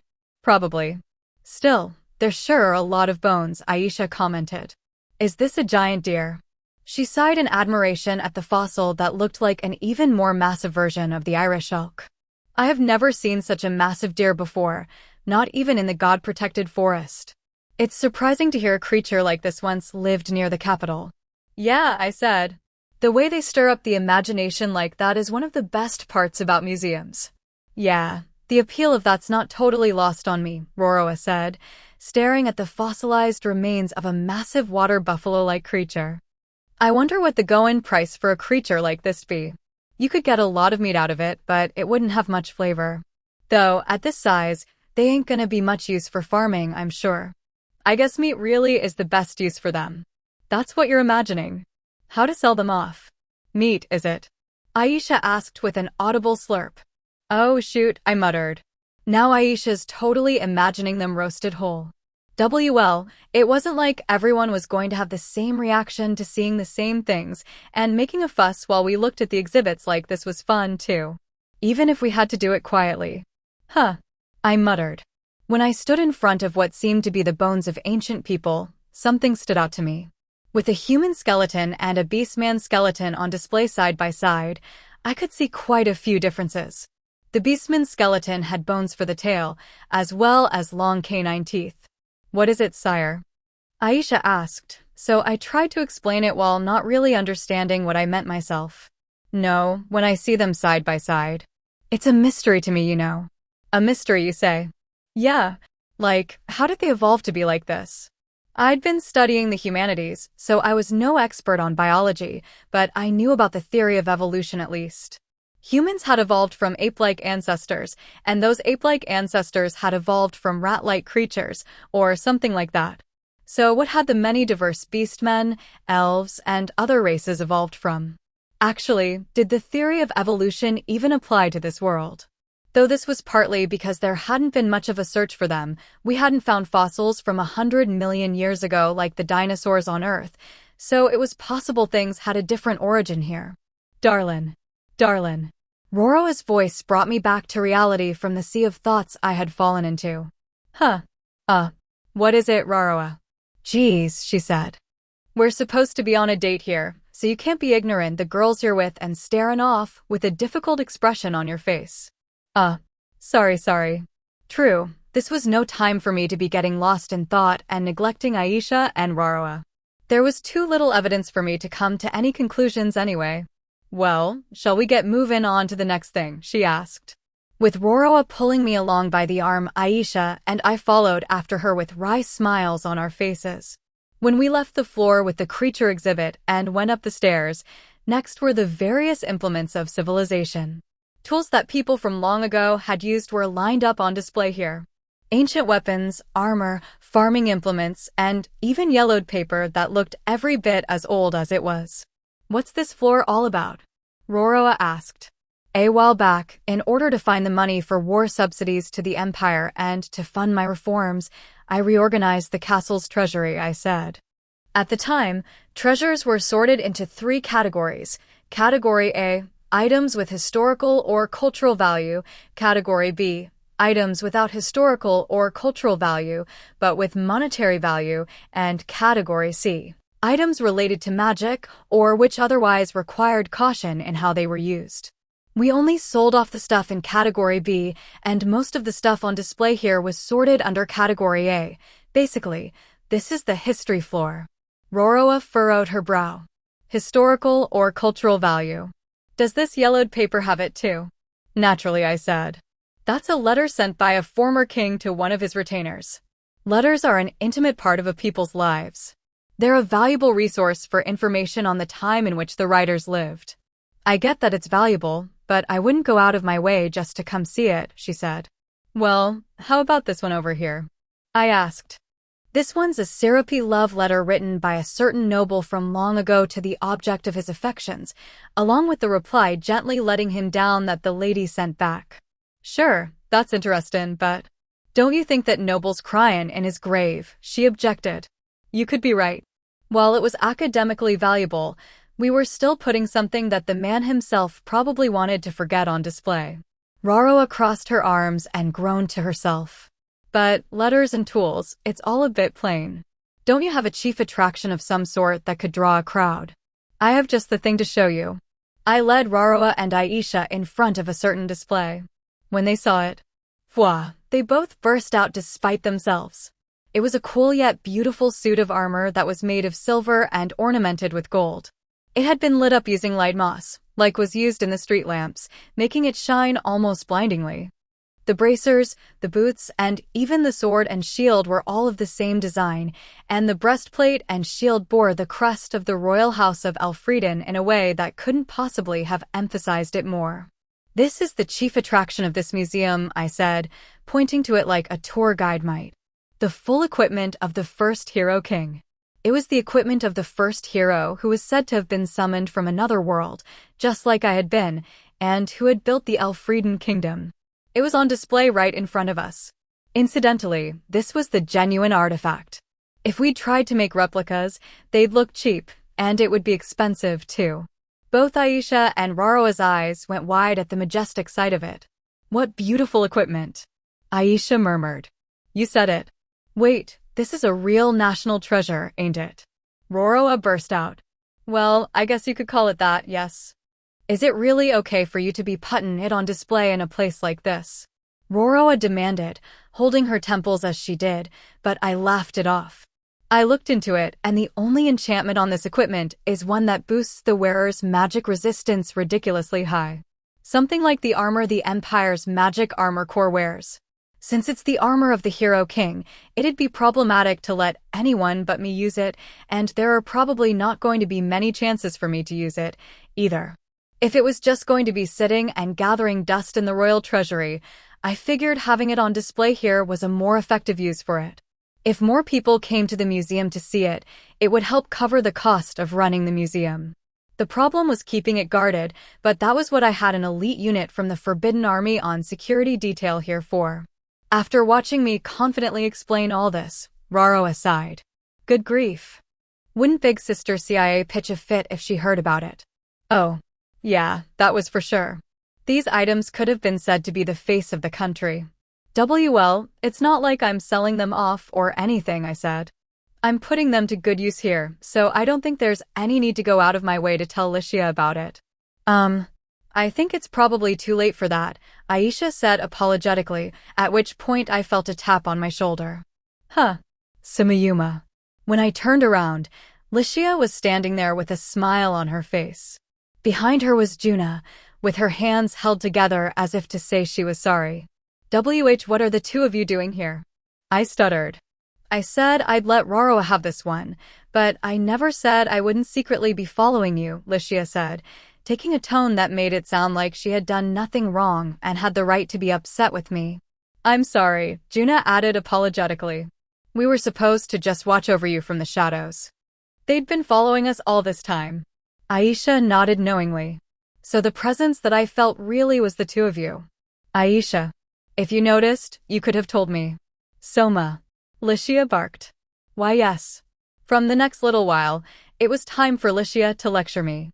We would be causing trouble for the other visitors if we did it in front of the exhibit, so we relocated to a corner of the garden, and she made me kneel in front of her on the lawn while she lectured me. What did I think I was doing with national treasures? How dare I, as one who was summoned as a hero, put the hero's equipment on display like some curiosity? I needed to have more awareness of my role as king. It went on and on and on. Licia was too serious for her own good, so she couldn't stand it when I didn't do these things properly. Lady Licia, it's not as if His Majesty meant any harm, Aisha said. He did it for the benefit of this country, so cut him some slack, Raroa added. This is Lady Raroa's day to go on a date, so I think you've lectured him enough. Juna murmured. Aisha, Raroa, and Juna stepped in, so the lecture was comparatively short. Yes, her lectures were usually longer. Honestly, I'll let it slide this time, in deference to you three, but… Listen, Soma, Licia snapped. Some of the nobles that care about authority hate things like this. That's why you need to consult with me properly before just doing this sort of thing. If I, as someone from the royal house of Elfrieden, give permission, you won't needlessly upset the nobles. Yes, ma'am, I said humbly. I'm very sorry. She was so right that there was nothing I could say in response. The reason Licia would lecture me for so long was that she truly cared for my well-being. I knew that, so I gladly accepted it. Once the lecture was over and done with, Raroa clapped her hands twice. Now then, let's get back to that date, shall we? Sorry, Raroa, Licia said guiltily. Sorry for coming along after saying I'd let you have it to yourselves. Well, it's not like I don't understand how you two feel. Ain't much I can do about it now that you're here, anyway, so let's go around together. Raroa wrapped herself around Licia's arm fawningly. We've got quite a crowd here, so how's about some shopping? That sounds good, Licia nodded. Why don't we have Soma carry everyone's bags as a punishment? I am starting to get hungry, you know, Aisha complained. Hee. Then why don't we go to Café Lorelei first? Juna giggled. Sounds good. Before I knew it, Our plans for the afternoon had been decided without my being able to get a word in edgewise. When faced with these powerful girls, even if I was the king or the hero, I was no match for them. "Come on, Soma, let's hurry along," Licia announced, taking my hand. "There's more fun to be had yet," darlin', Roroa added, grabbing the other one. Somehow, as they pulled me along by the arms, I felt like I was being shown exactly what the future balance of power between us was going to look like. By the way, we discussed the matter of the hero's equipment later, and settled on displaying it just once a year for a limited time only. It meant less security was needed, and the event would feel like something special, so that was good. Chapter 5. Weighing Nostalgia Against the Future. One day in the 12th month, 1546th year, continental calendar. The royal capital was thoroughly wrapped in a wintry atmosphere, and there had been enough cold days in a row that it felt like the snow might start to fall soon. It was a morning where I didn't really want to get up from under a warm blanket. "I have some important business to attend to in the castle town today," I said, bringing up the topic while eating breakfast with my 4 fiancés, as usual. "It'd help to have a woman come along. Would one of you mind?" "Is that for work?" "It doesn't sound like you're heading out to play," Licia asked as a representative of the group, to which I nodded with a wry smile. "Sadly, it is. It's an important matter this time, so I have to head out personally." "I see. I can go. How about everyone else?" Licia asked, turning the topic to the other 3. It felt like she already had the dignity of the first queen, bringing all of the others together under her. Roroa was the first to raise her arms above her head in an X. "I'm afraid you're gonna have to count me out, sadly. Darlin's already asked me to negotiate with the Merchants Guild." "About making the slave traders public servants, you mean?" Licia asked. "That's right. Darlin's already made the used metal dealers into public servants, and has them workin' in the Redkeeklin industry, or something like that, but this time it's not gonna go so easily. The used metal dealers were like trash pickers, so they weren't part of a guild. Slave traders, on the other hand, while they may be looked down on, they're proper, registered members of a guild. If we're tucking them away from the guild and puttin' them under the control of the state, that's effectively creating a monopoly on slaves." Roroa picked up the salt shaker as she said this, then continued. "If it were metal or salt, there'd be some precedent, but I ain't never heard of anyone creating a monopoly on slaves before. Slaves aren't something you produce locally for local consumption. Naturally, they come in from other countries too. If we're nationalizing the slave trade, we'll also need to stop those flows from other countries. As public servants, their wages will be stable, but they'll never make money hand over fist. That's why the slave traders who want to make the big bucks will go to other countries. There will be some pushback, too." "I'm ready to accept some pushback on this," I said. I was fine with convict slaves being sentenced to hard labor, but I wanted to put an end to the era where women and children were sold off so there would be fewer mouths to feed, and where it was taken as a given that the child of a slave was also a slave. That wasn't only from a humanitarian point of view, it was also to make this country more prosperous as a whole. However, Roroa, who had been tasked with the negotiations, had a grim look on her face. "I'm sure your aim is to downsize the system of slavery, darlin'. But I'm not sure there are enough convict slaves and economic slaves in this country alone to meet demand. It's a real problem. Is it going to be too difficult?" I asked. Roroa shook her head. "I'll do it. I want to see this world after slavery that you've been telling me about, after all. One where everyone earns money, everyone uses money, and everyone makes the economy turn. That's the world I want to see." I had told the clever Roroa a bit about the economic history of my world. I had told her about that era of technological revolution where goods had begun to be mass-produced. There had been a demand for markets to sell those goods to, and so there had been a movement toward freeing the slaves who'd held no assets in order to create that market. Naturally, I knew there were people who had fought under the ideology that all people should have equal rights. I couldn't deny the hard work of the slaves who'd fought to win their own freedom, or the efforts of those who'd wished for them to be free. However, with any system, it always came down to whether or not that system was suitable for the time it existed in. The war between the North and South United States had been called a war of emancipation, but it was more that the North had held up the ideal of freeing the slaves in order to gather support against the forces of the South, which had included many plantation owners. What had once been considered an impractical ideal was accomplished the moment it aligned with the facts of the situation. Conversely, no matter how wonderful an ideal is, if it's not in line with the times, it will be trampled underfoot. In the end, it's a matter of the times in which we live. I mean, even when slavery ended, we would have conflict between the capitalist class and the laborers waiting for us in the next era. However, in the story I told her, Raroa seemed to see a new frontier. It may take being a little heavy-handed, but if we move together with the Empire, it can be done, she said. If half of the territory ruled by mankind on this continent is moving to reduce slavery, it'll be hard to push back against us. Then, when there's a shortage of labor, though this is reversing the cause and effect from your story, darlin', technology'll have to advance to fill the gap. Yeah, I said. I've got a path toward that. You can leave it to me. I'm counting on that. Because I'll be doing what I can myself. I nodded. I'm relying on you. Wahaha. Say it again. Raroa and I locked arms firmly. I really was counting on Raroa to handle the economic front. Now, if Raroa couldn't make it today, what about Aisha or Juna?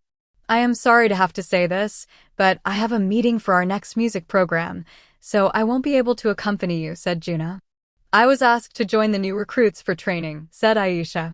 Of course, if you insist on it, sire, I will cast aside my prior engagement to be with you. No, I'm not going to insist, I said. But, well, I don't really want to bring that large of an entourage this time. If I had a lot of people with me, I would put the other party on guard. Though, that said, I didn't feel entirely safe going without bodyguards. I mean, Licia was going to be with me too, after all. Although Licia does have more combat prowess than the average guard. The Black Cats were currently dealing with clandestine operations in many other countries, so they likely couldn't spare the people to serve as guards. If possible, I had wanted either Aisha, who had the greatest individual combat strength, or Juna, who could also gather intelligence, to accompany us. As I was thinking about that, Your Majesty, might I offer a suggestion?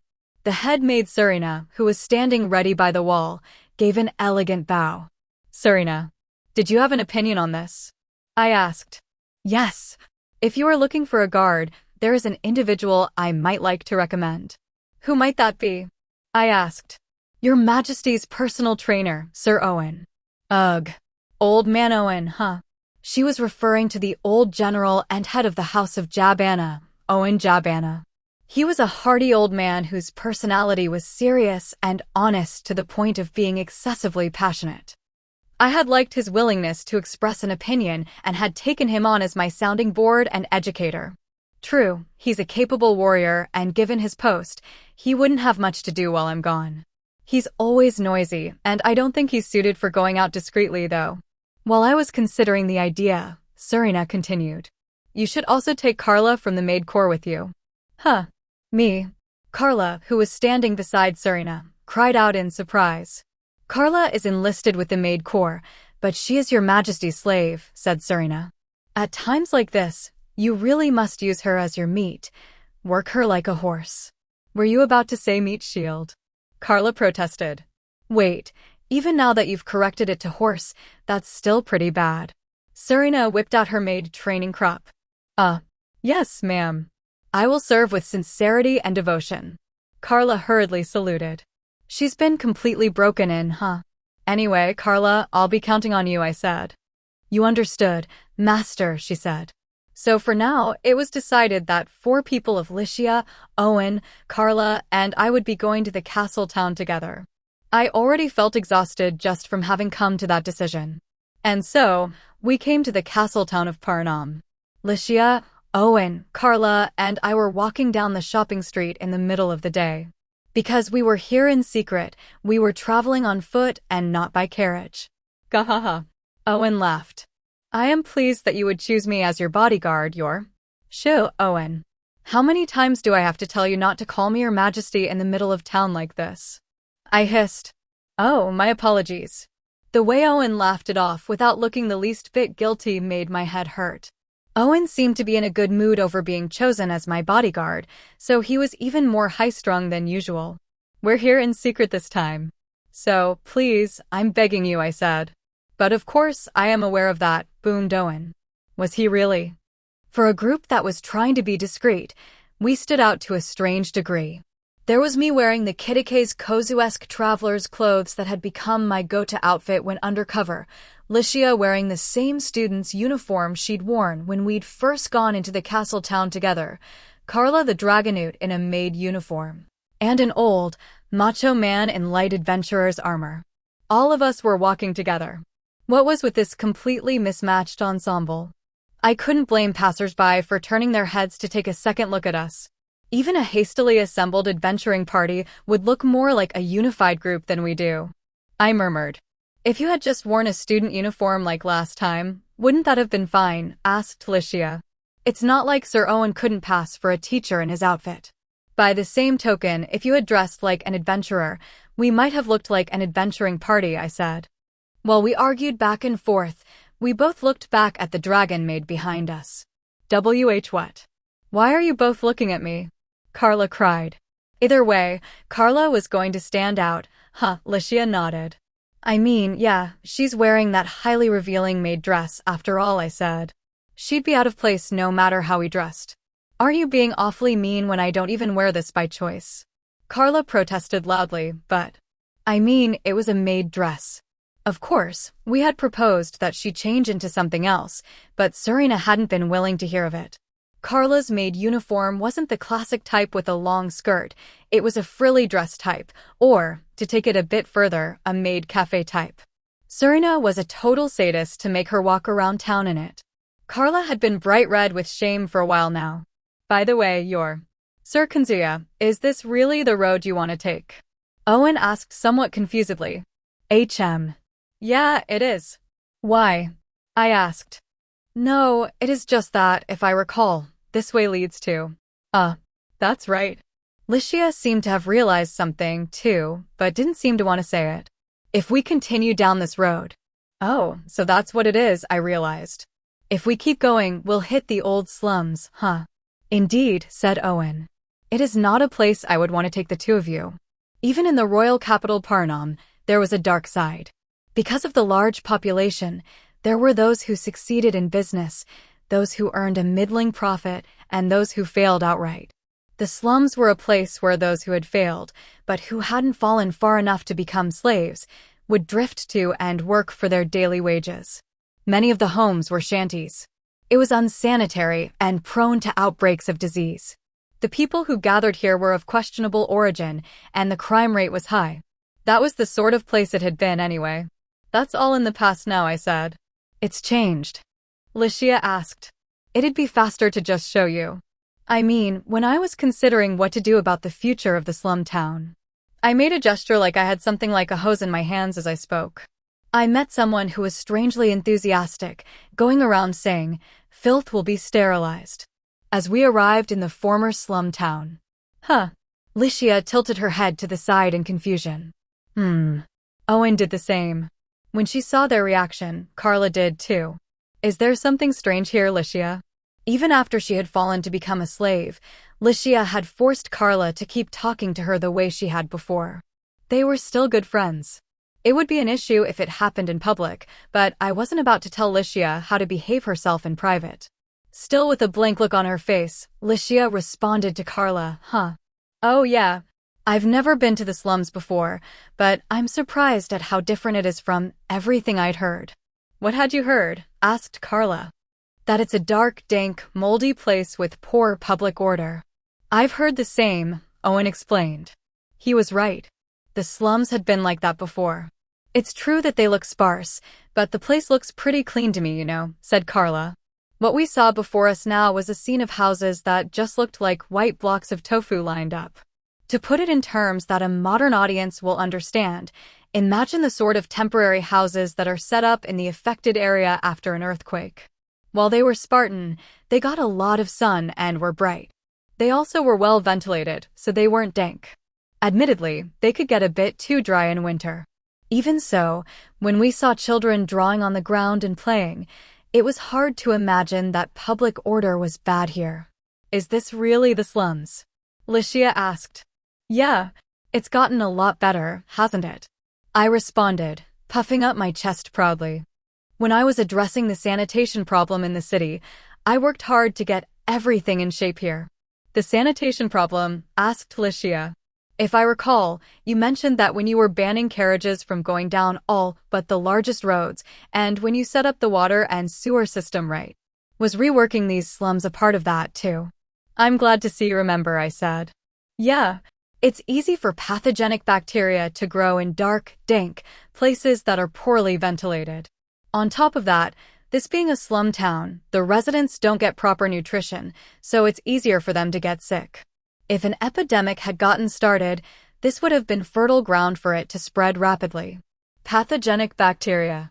I feel like I may have heard that word before, said Licia. She and the others were looking at me with faces that seemed to say, what are those? Are they tasty? Huh. Didn't I explain last time? I asked. Come to think of it, I used the word when talking about the sedimentation ponds, but I didn't explain it in detail, I thought. In that case, I guess I have to start by explaining how people get sick. Well, in this world, there are little creatures too small for the eye to see, and they exist in numbers far too great to count in the air, the ground, in our bodies, everywhere you can imagine. These tiny creatures make things rot and cause illnesses. On the other hand, they also cause foods to ferment, and there are some with positive effects, too. Using my meager knowledge of science, I was a humanities student. Remember, I explained to Licia and the others about bacteria and microorganisms. I didn't feel like they were getting it all that well, but for Licia, who knew that my knowledge could be far ahead of this country's academia in some places, she seemed satisfied that, if Soma says they exist, they probably do. The study of medicine and hygiene wasn't particularly well developed in this world. One large factor in that was probably the existence of light magic. Light magic heightened the body's ability to heal, even allowing it to recover from serious wounds. It could even reattach severed limbs if administered quickly. It seemed that, because of that, the study of medicine and hygiene hadn't developed. That was why, in this world, there were very few who knew of the existence of bacteria and microorganisms. Light magic only activated the natural ability of the body to heal, so it had the shortcoming of not being able to heal infectious diseases or the wounds of elderly people whose natural ability to heal had declined. Because of that, until just recently, the use of shady drugs and dodgy folk remedies had been rampant when it had come to the treatment of infectious diseases. When I'd addressed the issue of hygiene, I'd thought something needed to be done about this situation post-haste. But before I could do that, I had first needed people to become aware of the existence of bacteria and microorganisms they couldn't see. But how can people be aware of something they can't see? Licia asked. In this world, there are people who know about bacteria and microorganisms. Or rather, a race that does, I said. When that race focuses with their third eye, they can see microorganisms that you wouldn't normally be able to see. I enlisted their help. A third eye. Do you mean the three-eyed race? Licia asked, and I nodded. The three-eyed race. They were a race that, as you would expect from their name, had 3 eyes. They lived in the warm lands in the north of the kingdom. Their defining trait was that, in addition to the standard left and right eyes, they also had a third eye in a slightly higher position in the middle of their forehead. It would be fine to imagine them looking like Tianxin **** or Sukshiraku, but it wasn't really an eyeball like that. That eye was small and red. At a glance, it looked like a jewel was embedded there. Licia let out a sigh. I'm amazed they agreed to help. I've heard their race hates having contact with outsiders. The reason for their xenophobia actually stems from that third eye, it seems. The three-eyed could see things other races couldn't. It seemed that had been the reason they'd grown to reject outsiders. The three-eyed could tell if someone had good hygiene or not at a glance. That made them natural neat freaks, and they had started to avoid contact with other races as much as possible. On top of that, with that third eye, the three-eyed had learned of the existence of bacteria. They knew them to be the cause of illnesses that couldn't be treated with light magic. However, no matter how much the three-eyed insisted on this, the other races who couldn't see the bacteria wouldn't believe them. In a world filled with superstitions, even if they spoke the truth, it might seem like they were trying to throw the world into chaos with some dubious new theory. Because of that, the three-eyed had come to hate contact with other races, and they developed their own independent system of medical knowledge and practice only for their own race. When it came to the study of infectious diseases in particular, their medical science was centuries ahead of this world. In this world where humans and beastmen were thought to have lived long lives if they made it to 60, the three-eyed who originally had the same life expectancy now lived to 80 on average. That's how I, as someone who knew what they were saying is the truth, was able to arrange talks and request their assistance, I said. With that done, in order to demonstrate their abilities, I created a system that would let other races see bacteria and microorganisms. In other words, an optical microscope. This world already had lenses. They had glasses, after all. For the rest, I'd drawn out a diagram of how I vaguely remembered a microscope working, and the academics and craftsmen had created one for me.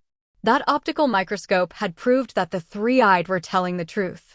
But, man, the three-eyed really are incredible, I said. I'd never have imagined they'd already developed antibiotics. Antibiotics. Substances that prevent bacteria from multiplying like I was telling you about. The famous example would be penicillin, I suppose.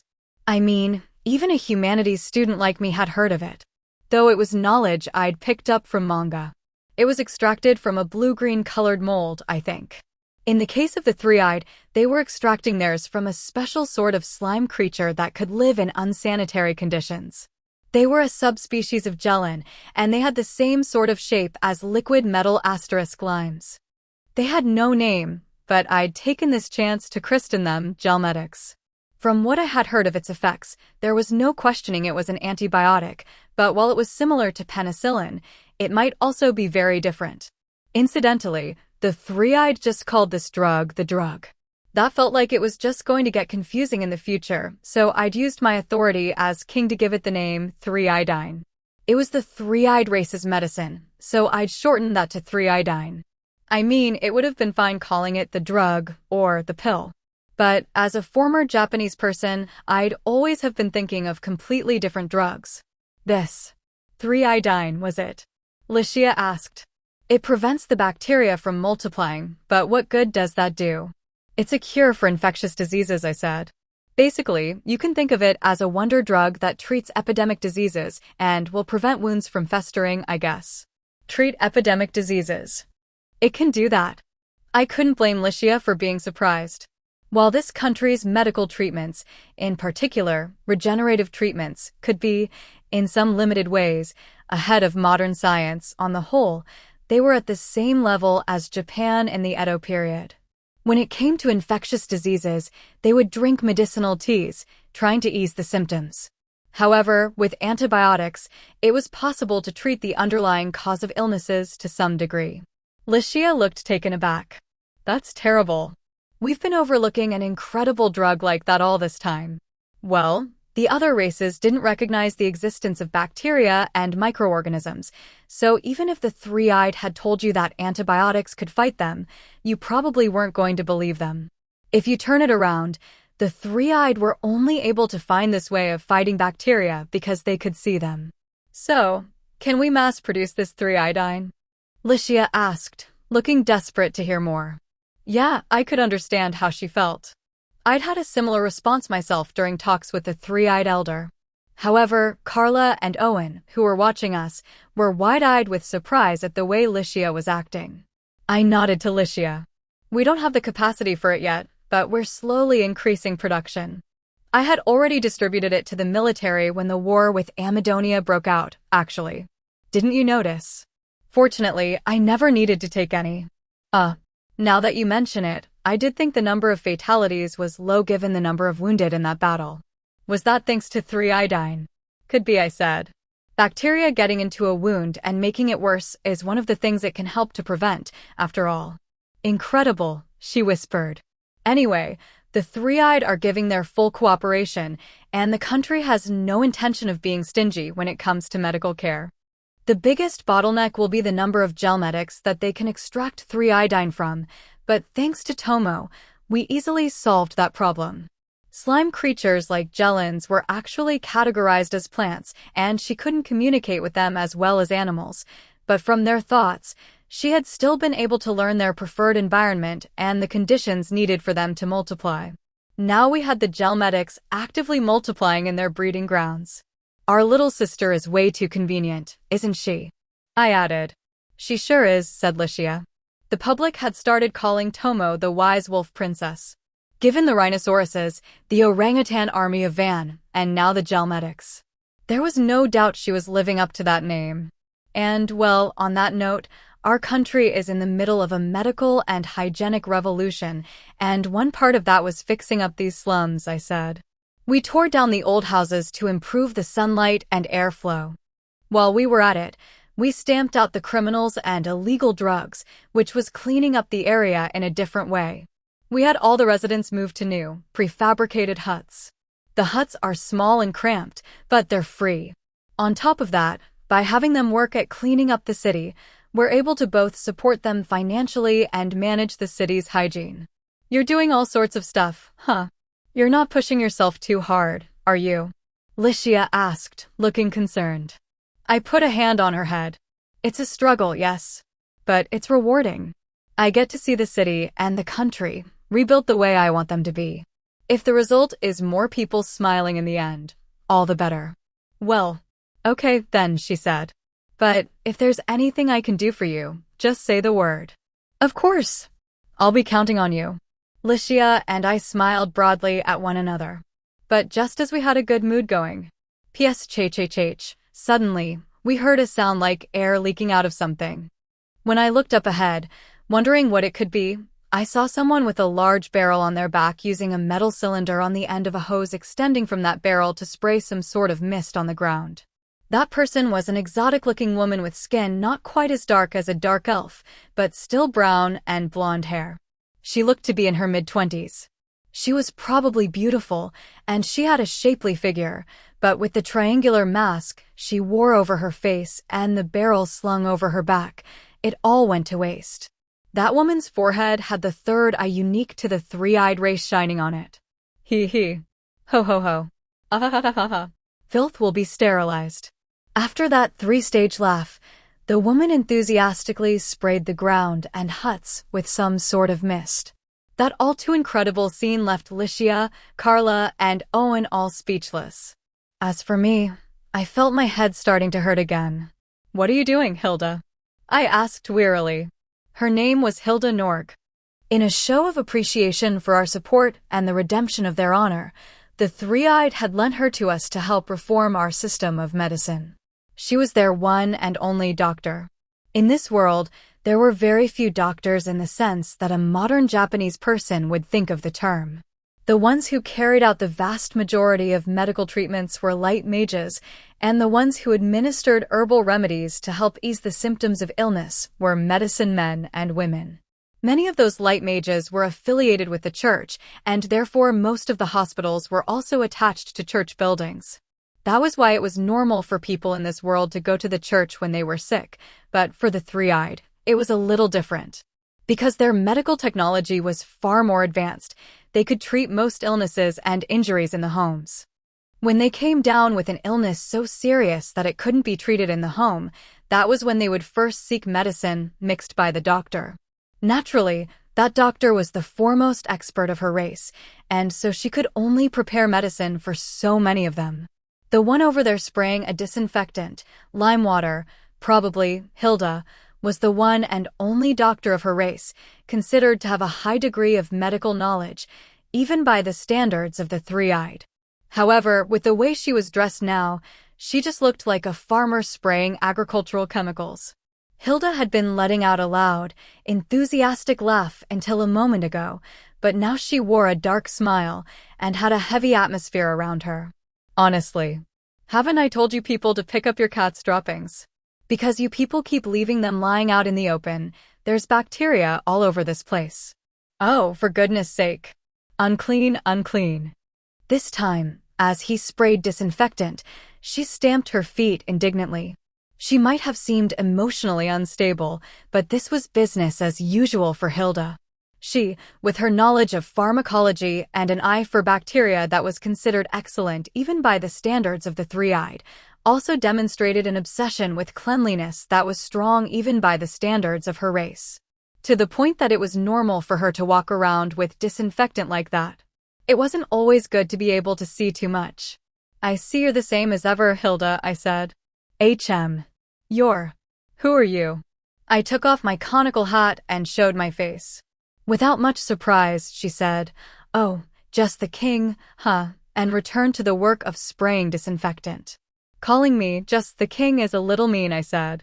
"It's technically an important position, you know."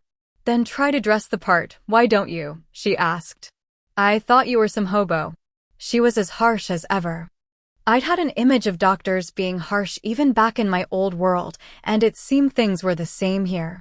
Hilda in particular wasn't the sort to care much about the position of the person she was talking to. Hilda's philosophy was, illness strikes us all, good and evil, rich and poor, male and female, irrespective of race. Then, before a doctor such as myself, all patients are equal. That was her argument, apparently. "Anyway, Hilda, let me introduce you," I began. "The two ladies are—" "I know who they are," Hilda said with a sigh, as if it was a given that she'd know who they were. "They're famous, aren't they? The princess and the daughter of the former general of the Air Force, right?" "Huh. What about Sir Owen?" I asked. "I don't want to know anything about that filthy old man." "What?" Owen protested. "Who are you calling filthy? I take care to groom myself properly." "Stay away, you muscle-bound moron." "I hope you've washed yourself properly," she shouted. "Pshhhhh. Hey now, little girl, don't spray that weird mist on me. I am clean, you know. Every day, I pour water over my naked body, then rub myself down with a dry towel." Owen shouted. I was suddenly forced to imagine a macho man bathing naked in the dawning light of morning. Yeah, it felt dirty just imagining it. Perhaps having imagined a similar scene themselves, Licia and Carla both looked ready to puke. It felt like dwelling on this any longer was just going to make everyone's mental state worse, so it was time to change the topic.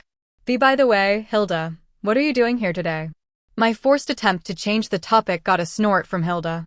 "If I leave the people here to their own devices, they become unhygienic in no time. I'm making regular visits to instruct them on hygiene and to disinfect the area." "Makes sense," I said. "By the way, is your partner with you today?" "Don't call him my partner." Hilda spat the words out, seemingly annoyed. "If you're looking for Brad, he's outside. He said, if I have to examine fattened pigs, I'd much rather treat the untainted wild dogs." Or some such nonsense. "I see he never changes, either." "Maybe you could tell him off, too, sire," she said. "That guy always pushes lecturing the junior physicians off on me." I see.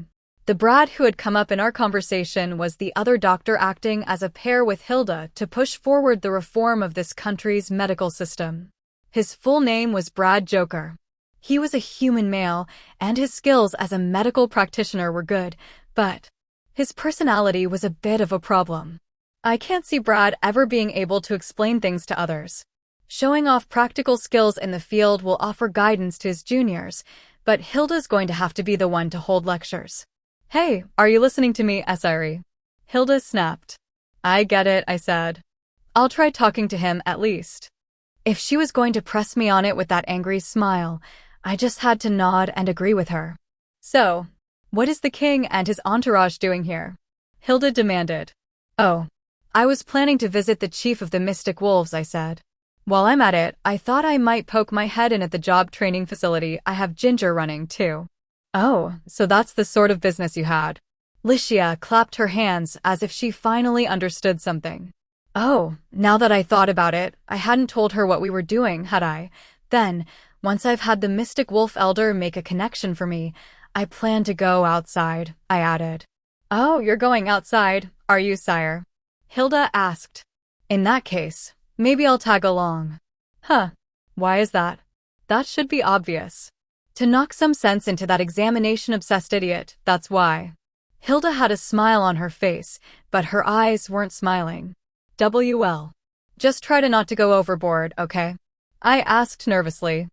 You keep talking about going outside, but what exactly does that mean? Carla hesitantly raised her hand and asked. If we're talking outside from the perspective of being inside the city, it can only mean outside the walls, Hilda said coolly. By outside the walls. Could you mean? Licia seemed to have figured something out and had a pensive look on her face. Yeah, it was probably exactly what she was imagining. Regardless, this was our group of a foreign traveler, a female student, a dragon maid, and a macho man joined by a female doctor. Yeah, this group was making less and less sense. Our first stop was the job training facility Ginger was in charge of. The Mystic Wolves Kikoro Distillery, which produced miso, soy sauce, and sake, among other products, was in the former slums. So was Ginger's job training facility. Both had required considerable room, and this had been the only suitable place. While it went without saying for the training facility, the Kikoro Distillery also had an easy time securing workers here, so it wasn't a bad location. That alone made it worth having fixed the place up. The job training facility was surrounded by brick walls, and there were a number of buildings inside the compound. The place had just opened, and so they were only teaching reading, writing, and arithmetic to the applicants, but the intention was to experiment with all sorts of different ideas in the future, so the number of buildings had increased. When we went to enter through the front gate, a number of children ran out from it. Goodbye, Miss Anne. Goodbye. They were all around the age of 10, maybe. They weren't that well dressed or groomed, but they seemed full of energy. When we looked in through the gate, the former slave who was now Ginger's secretary, Sandria, was waving to the children. Goodbye, children. Take care on your way home. The slight smile she saw them off with was a gentle one, very different from the ill-tempered demeanor she'd had when we first met. So, she can make an expression like that too, huh? While I was thinking that, Sandria noticed me and gave a respectful bow. Why, Your Majesty, how good of you to come visit us. Hey, Sandria, I said. Is Ginger in? He is in his office. I will show you the way there. We followed Sandria into one of the buildings. It was a simple, boxy design with no frills, but you could tell this building had a lot of rooms even from the outside. It would have looked like a hospital or school to a modern Japanese person. We were led in front of a room on the first floor of that building with a sign that read, Director's Office. When Sandria informed the occupant he had visitors and opened the door, Ginger, who had apparently been doing desk work, hurriedly rose. "Why, Your Majesty, it has been a while," Ginger said, rushing over to us. Unlike Sandria, he did so timidly, and it seemed he still felt tense when talking to me. "No need to be so stiff," I said. "I'm the one imposing on you here. And no, it's no imposition whatsoever. Your secretary there has her head held high, doesn't she?" I commented. "Because my loyalty belongs to Lord Ginger alone," Sandria said nonchalantly as she moved to Ginger's side. It should have been quite the disrespectful statement, but there was something about her demeanor that wouldn't let me take it that way. She was like Licia's maid, Serena, or the public representative for Roroa's company, Sebastian. Those people who had found the master they meant to serve for the rest of their lives had a unique intensity. It was like they could face down the king himself on their master's behalf. "Ginger, let me introduce you," I said. "This is my fiancée, Licia. Hello. I am Licia Elfrieden." Licia smiled and bowed, causing Ginger to stand up very straight. The princess. Thank you for coming to visit our humble establishment. I am. No, I am the one called Ginger Camus. With more support than I deserve from His Majesty, I have been able to become the director of this facility. Hee. No need to be so tense. It's a pleasure to meet you, Ginger. Why, yes, ma'am. Ginger stiffly took Licia's hand and shook it. It almost feels like you're more tense than the first time you met me. I murmured. I'm sure he is, said Carla. Until your betrothal to her was announced, Master, Licia was something like what we now call a Lorelei to the people of the kingdom. That unreachable flower, the princess who is so high above him that she might as well be above the clouds, is now right in front of his eyes. He cannot be blamed for being tense. Carla's explanation made sense to me. Members of the royal house, especially a princess or a queen. They were like national idols in a way. I had seen the huge fever that had gripped England when a new princess was born there on the news. Even in Japan, news about the imperial house and those connected to the imperial family got a lot of attention. After that, I also introduced Carla and Owen. Then, when I went to introduce Hilda and I are already acquainted, said Ginger. She gives free medical examinations to the children who come here. It's really been a great help.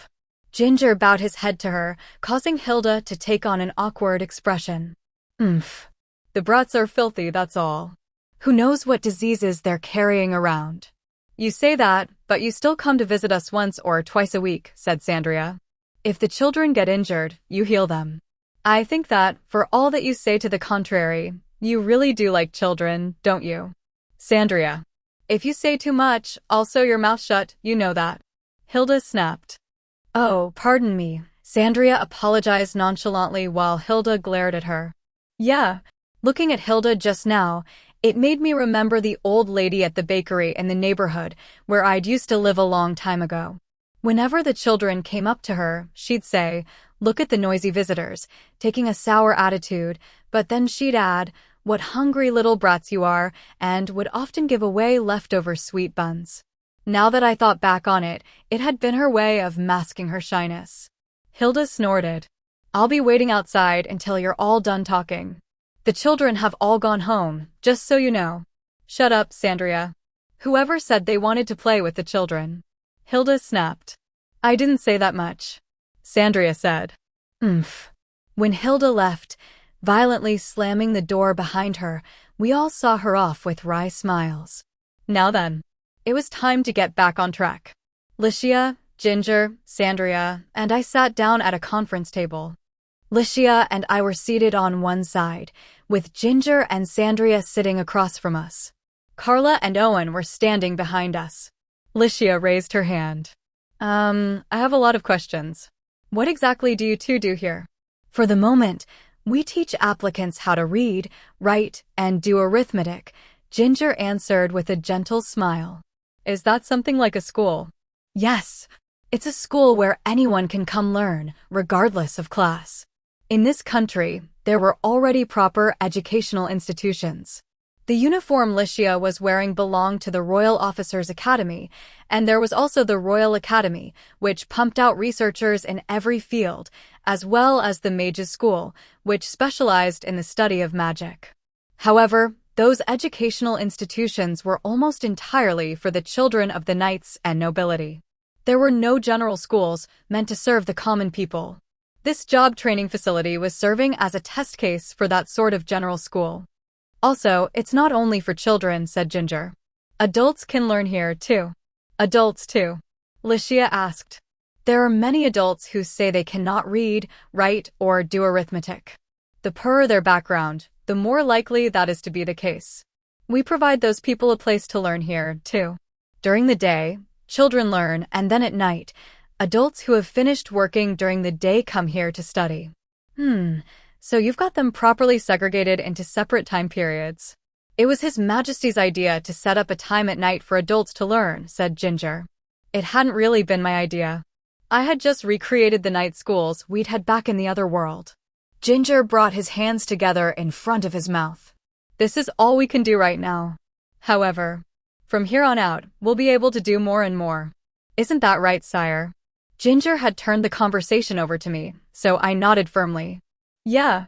From here on, I intend to have you teach more specialized topics. For instance, training adventurers to explore dungeons and protect people, passing on civil engineering techniques, working with Hilda and her people to train new doctors, studying ways to improve our agriculture, forestry, and fisheries. Oh, also, I'd like a place for training chefs, too. That's a pretty wide range of topics, Licia said. I think you've figured it out now that I've said this much, but the job training facility I wanted to create was a vocational school, or perhaps something like a university made up of specialized departments. The main focus of academic study in this world was either magic or monsters. Magic could be applied with some versatility to any number of fields, and it also had ties to science and medicine.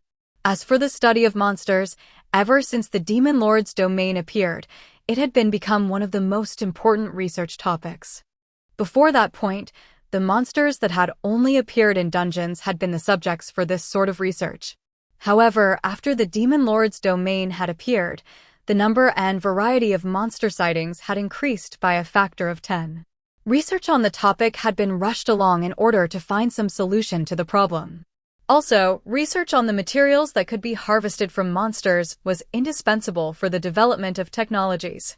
This sort of research on magic and demons was principally being done at the Royal Academy. It was certainly true that the results of this sort of cutting-edge research could lead to new developments in other academic fields. However, and this might be my sense as a Japanese person speaking, I thought that there were incredible, revolutionary discoveries waiting to be found in research that, at a glance, seemed pointless, too. Like how the techniques that were polished and refined in downtown factories without gathering much attention could then create indispensable parts for a spaceship. No matter what the subject, if you mastered it, you were first class. If you could become number one, you could become the only one. That was why I wanted to create a place where the subjects that had been neglected by this world, education, civil engineering, agriculture, forestry and fisheries, cooking and art, could be given specialized study and taught to other people. And then, if we were able to see results in a given field from our experiment at this training facility, we would build a training facility, at this point, more or less a vocational school, for that subject in another city. For that, it would first be necessary to raise the average level of education within the kingdom, and that was why we were starting by teaching elementary-level reading, writing, and arithmetic. I asked Ginger, well, what do you think? How are things with the training facility? Well, we are doing a good job of gathering children under the age of 12, said Ginger. The school meals system that you proposed has worked well, I would say. There are times when it gets hectic, but we have created a cycle where they show up, they study, they get a proper meal, and then they go home. School meals system, asked Licia. If children under the age of 12 come here and study, they are given free meals to eat. If they study here, they can eat. Once this becomes widely known, the children of families under financial stress will be more likely to come here and study. Many of their guardians find it's better to send them here to study and save the money it would take to feed them than it is to force the children to work for what little money they can get. If they study properly, they may be able to escape from poverty in the future after all. Said Licia. That's a well-thought-out system. Is that something they do in your world, too, Soma? Yeah, I said. It's a method often used for providing support in poor countries. Licia seemed impressed, but Ginger's expression was more clouded. It's true, we're doing a good job of drawing in children. However, conversely, it's hard to gather the adults who aren't covered by the school meals system. We are doing what we can by teaching them in the evening once their work lets out, but I've lived all my life without being able to read, write, or do arithmetic. Why should I learn to now, they say, and won't even give us a chance. Well, if they've never had an education, I can see how they might think that way, I said. Only upon receiving an education is one able to understand the value of one. While children may ask, why are we studying? When they become adults they think, why didn't I study more? That they're able to have that regret at all is because they were made to study as children. Well, enlightening them on the value of education is one part of our work, I said. I'll come up with something. Please do, sire. Ginger and I naturally shook hands. Finally, after touching base on a number of things, Ginger and Sandria saw us off, and we left the training facility. The next place we visited was the Kikoro Distillery, not far from the training grounds. This distillery, which used a hexagon with the character for wolf in the center as its brand mark, was run by mystic wolves like Tomo, and it produced soy sauce, miso, sake, and mirin. Here, we met another person I knew. When we entered the grounds, there was a plump man wearing short-sleeved clothes despite the winter chill. Poncho? I asked. WHY, Your Majesty. Good day to you, yes. When he noticed us, Poncho bowed his head to me. Maybe he had gotten used to the idea that he was only supposed to bow once. Before, he had been bobbing his head up and down constantly. What are you doing here, Poncho? I asked. Oh, that's right. Listen to this, sire. Poncho trudged over with his abdominous body. Whoa, you're getting too close. I exclaimed. What's this, so suddenly? At last, at long last, it's complete. That sauce you have been requesting. The usually shy and reserved Poncho was incredibly excited, thrusting a bottle filled with a black liquid out toward me. The sauce I'd requested. You don't mean that's finally ready, do you? Please taste it for yourself, yes? Sure. I dripped a few drops of the black liquid onto the back of my hand, then licked them up. It had a vegetable or fruit flavor and a spice-like fragrance. There was no doubt, this was what we'd called sauce in Japanese. However, unlike ordinary Worcestershire sauce, it had a strong sweetness and sourness, along with a depth of flavor. This was definitely the sort of sauce that went with yakisoba, a sauce for flour-based dishes. The taste of sauce is a boy's flavor, I remarked, quoting a certain gourmet manga. What kind of nonsense are you talking now? Licia said with a roll of her eyes, snapping me back to my sense. It's just, the sauce we have been experimenting with is finally complete, so I was filled with emotion. Is it that big of a deal? Licia asked. Of course. Because with this, I can make yakisoba, okonomiyaki, manjayaki, takoyaki, and sobameshi. It's good on fried dishes on its own, too. I barely know what any of the dishes you just named are. Licia murmured. I'll make them for you sometime soon.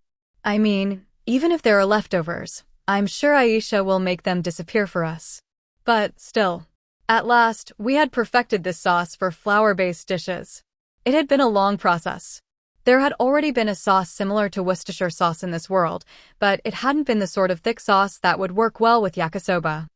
I had thought I could create one somehow, and I'd been working on it through a process of trial and error, but with no real knowledge of sauces, it had proven to be beyond me. That was why I had ended up creating those spaghetti buns before yakisoba buns.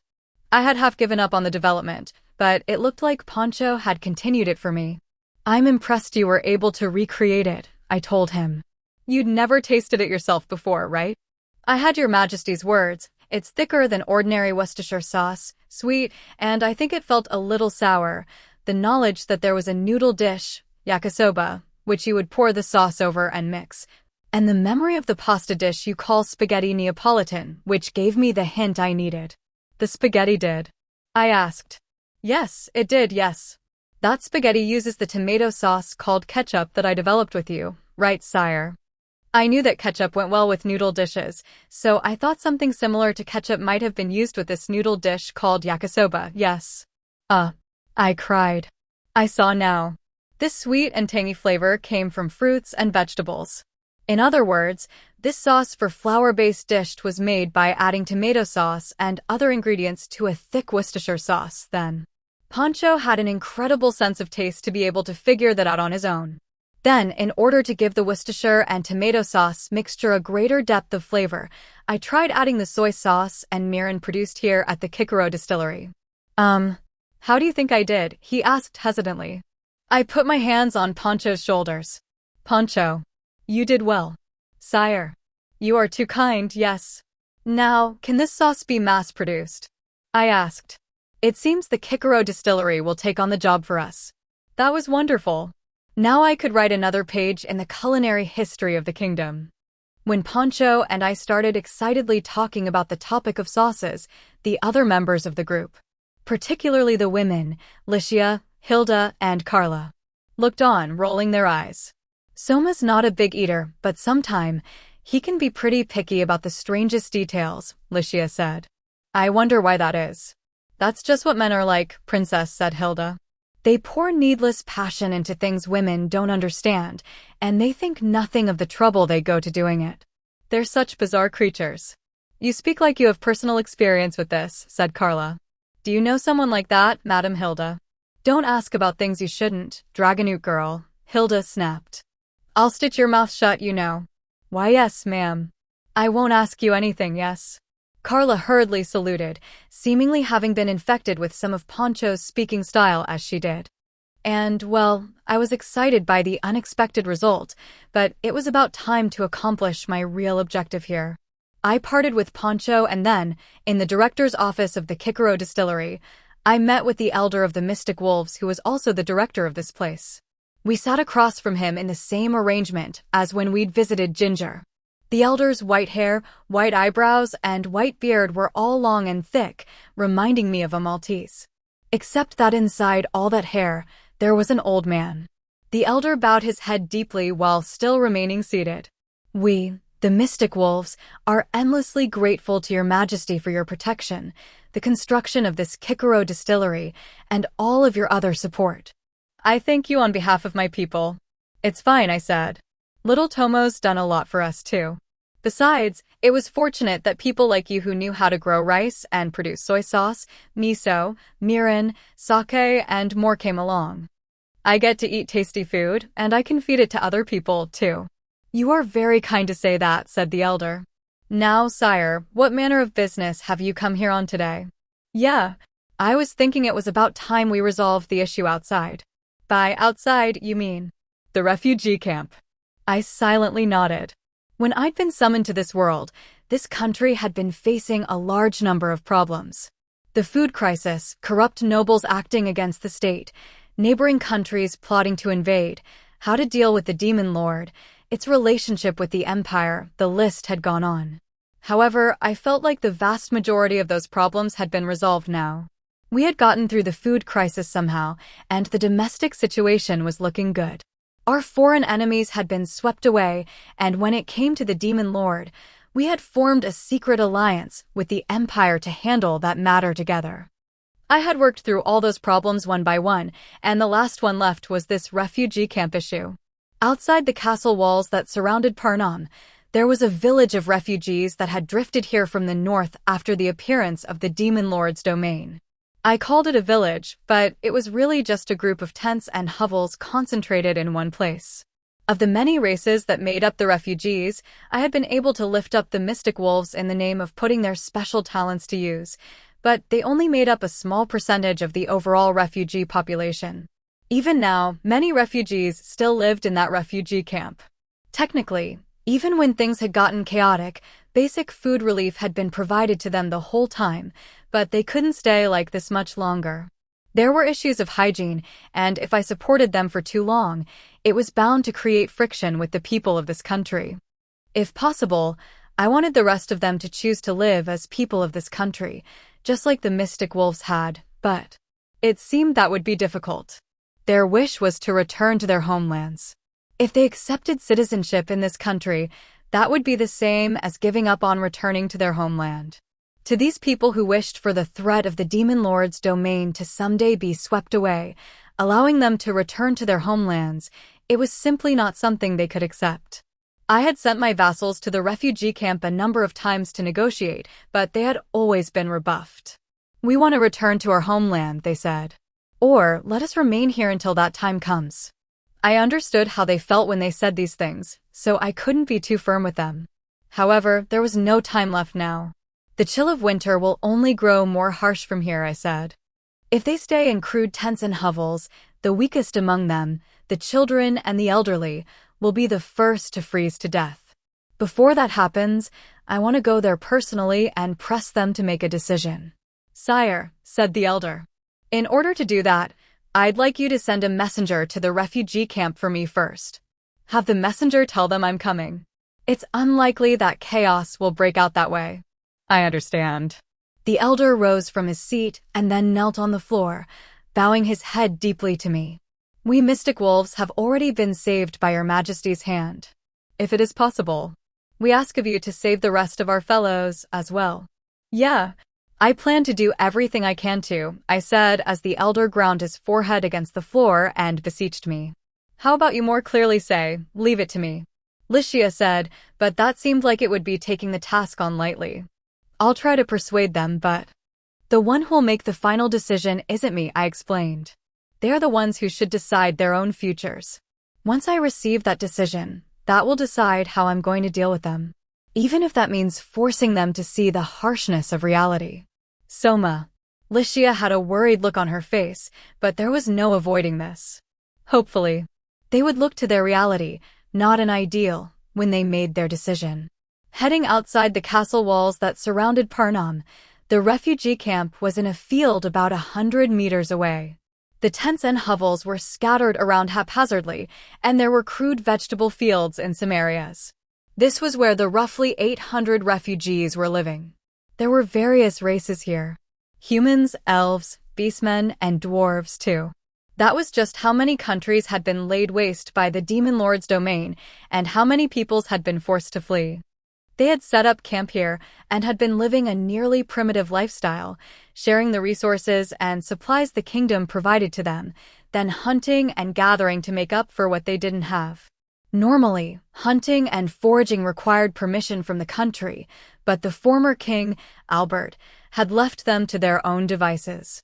I had continued that approach after assuming the throne myself. I'd had a mountain of problems to deal with other than the refugees, so my only choice had been to give them a bare minimum of support while leaving them alone. I couldn't, by any means, call what they had proper living conditions, but they were at least receiving some support, which was better than nothing. The situation for refugees on this continent was harsh. The only nations that could afford to leave the refugees alone were countries like ours or the Empire, which had some national power to spare. I'd heard that in countries bordering the Demon Lord's domain they were forcibly conscripted and sent to the front lines, while other countries worked them like slaves as cheap labor in the mines under the guise of sheltering the refugees. That refugees were drifting to a country as far from the Demon Lord's domain as ours only showed that there was no safe haven for them anywhere else on this continent.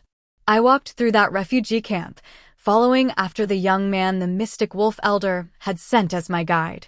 The scenery here reminded me of the slums from not too long ago. One look at the state people were in was enough to make it clear how bad the sanitary conditions were. Their clothing was tattered and their bodies were caked with dirt and dust. And yet, none of them had eyes that looked dead inside. Each and every one of them had eyes filled with vitality.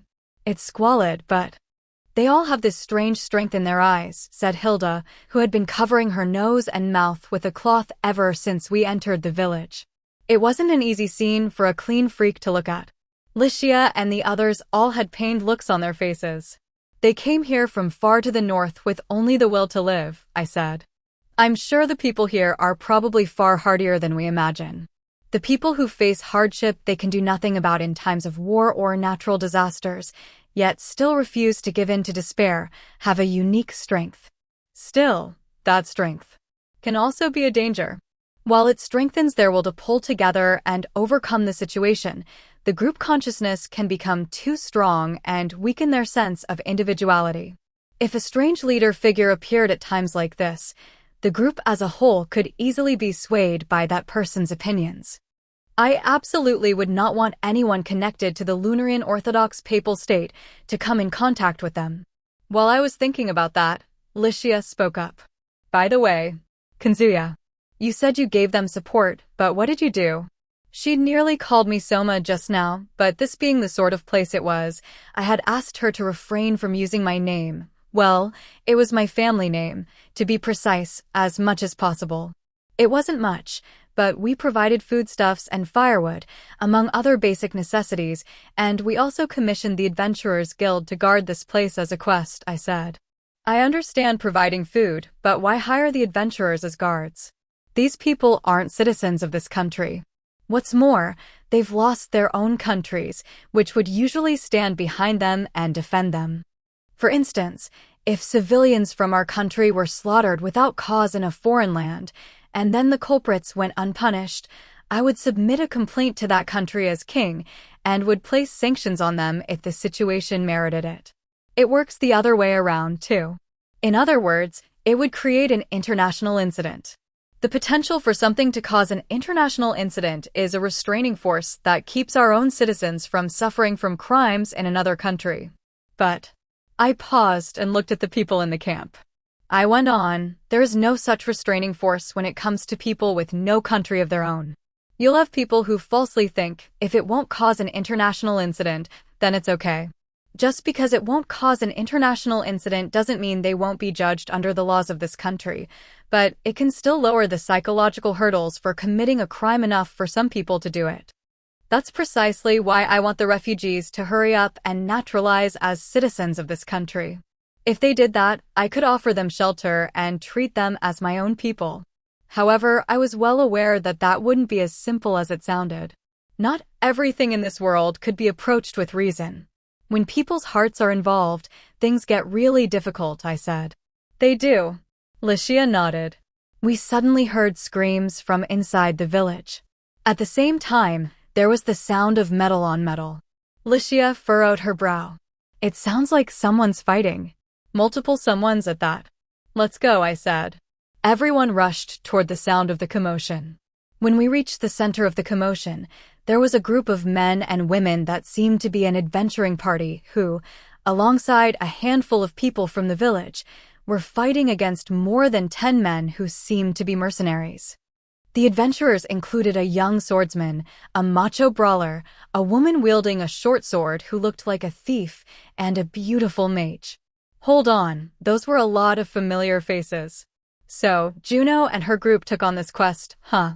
Dees the swordsman, August the brawler, Juno the thief, and Julia the mage. They were the members of the party I often worked with when I sent little Musashibo out adventuring. What is all the commotion about, pray tell? Owen asked a man who was quivering nearby. Those men suddenly came, and they were trying to abduct the children. They even cut down the adults who tried to stop them. After that, they got into a battle with the adventurers who heard the noise and rushed over here. The adults had been cut down. When I looked off into the corner, I could see a bleeding man being treated by the priest, febrile. I quickly gave orders. Carla, Owen, back up the adventurers. Understood, master. By your will. Hilda, I want you to help that priest over there, I went on. Lycia, you stand by for further instructions. Fine. I guess I'll have to, Hilda said. Ugh. Okay, Lycia agreed. Carla and Owen immediately rushed forward, and Hilda headed over to the wounded. I was going to get one of my dolls ready, in case it became necessary, but then realized I hadn't brought any dolls with me today. Right. I had left them behind, because I'd figured they would be too much luggage for a trip outside the castle walls. I drew the sword I wore as little more than a decoration and took a fighting stance. Can you fight if you have to?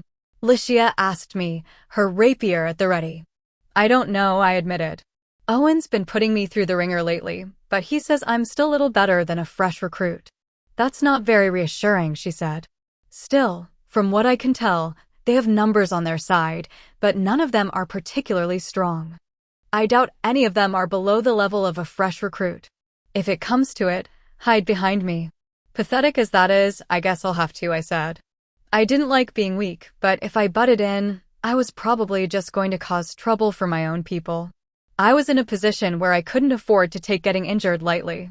That was what I was thinking, but... Hold on, she shouted. What are you moving forward for, right after we talked about it? I heard Lycia's voice behind me, but I didn't stop. Juno had been unlucky and caught her leg on a stick that was thrown at her and tripped. That's when one of the men who had his hair in a coxcomb tried to attack her. As I ran toward them, I picked up a scrap of wooden board that had fallen on the ground. Get down. Juno. I shouted and threw the board at the man like a discus. Huh. Yua. Juno yelped and ducked. Coxcomb slashed at the flying board. Because the attack took him completely by surprise, he couldn't cut the board cleanly and ended up half-pulverizing it. Thanks to that, it looked like the splinters of wood had gotten into Coxcomb's eyes. Ow. Damn it. Coxcomb head pressed on his eyes, flailing his sword around wildly as he backed away.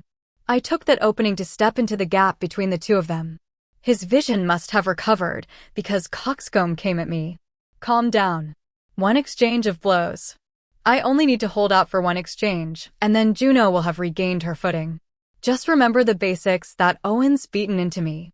Coxcomb raised his sword high over his head. He was going to try and smash my head open. I brought my left foot forward diagonally and took a stance with my sword up above my head horizontally, the cutting edge angled slightly toward the ground. In the next instant, clang. The sound of metal striking with metal echoed. Then, with a scraping sound, Coxcomb's sword slid down my blade and was diverted to the ground to the right of me. I did it. My hands were numb, but I had somehow managed to block. Don't just stand there. Lycia and Juno screamed. As Coxcomb tried to regain his footing, Lycia and Juno pounded their swords into him simultaneously. Coxcomb collapsed. Once she had confirmed her opponent was no longer moving, Licia grabbed me by the front of my shirt. She pulled me in close to her face. What were you thinking, charging out like that? She seemed furious, but up close, I could see tears in Licia's eyes. Oh, sorry. No, not sorry. You almost gave me a heart attack. If anything were to happen to you, what would all of us do? When I heard Licia's voice gradually breaking with emotion, I could feel how much she had been worried for my safety. The mixture of happiness and guilt made my chest hurt. No, really, I'm sorry, I said. Someone I know was getting attacked, so I moved without thinking. Hey, you. I was suddenly grabbed by the scruff of the neck and dragged in the opposite direction. When I turned around, Juno was glaring at me with a super suspicious look in her eyes. You called me Juno, didn't you? She snapped. Why do you know my name? No. That's, Hold it, so, Kanzuya. Licia glared at me, looking upset for a different reason from before. Who is this girl? She'd almost called me Soma for a second there, but with Juno right beside us, she'd switched to my undercover name. Yeah, that had been a nice bit of quick thinking. Now, I just wanted her to not glare at me quite so hard. I was sandwiched between two cute girls, both of them glaring at me. Some people might be jealous of this situation, but unfortunately, I was not equipped with the right fetishes to appreciate it fully. This situation. How exactly am I going to explain it? I wondered. Or rather, where was I even to start? Should I start by outing myself as the person inside Little Musashibo, or, more precisely, remotely controlling him? Juno's glance shifted to Licia. Something must have caught her attention because she was inspecting her closely. Hey, I feel like I've met you somewhere before too. Huh? Licia asked. Licia pulled hard on my arm, then whispered in my ear, this girl, she's the one who was at that banquet, right? Huh. Oh. Now that I thought about it, Licia had met Juno, hadn't she? Licia had recognized Juno, but judging by Juno's reaction, she didn't realize who Licia was. Probably because Licia was lightly disguised right now. Juno put her hands on her hips, making an angry face. What are you two whispering about? Seems suspicious. No, it's nothing suspicious at all, really, I said. When Juno stared at me with her unyielding eyes, it was kind of awkward to be there. That was when Carla and Owen, who had finished wiping out the brigands, returned. What were you doing, master? Carla yelled. Going to the front yourself like that. Gahaha. Owen laughed. I saw that. The sword techniques I taught you came in handy, didn't they?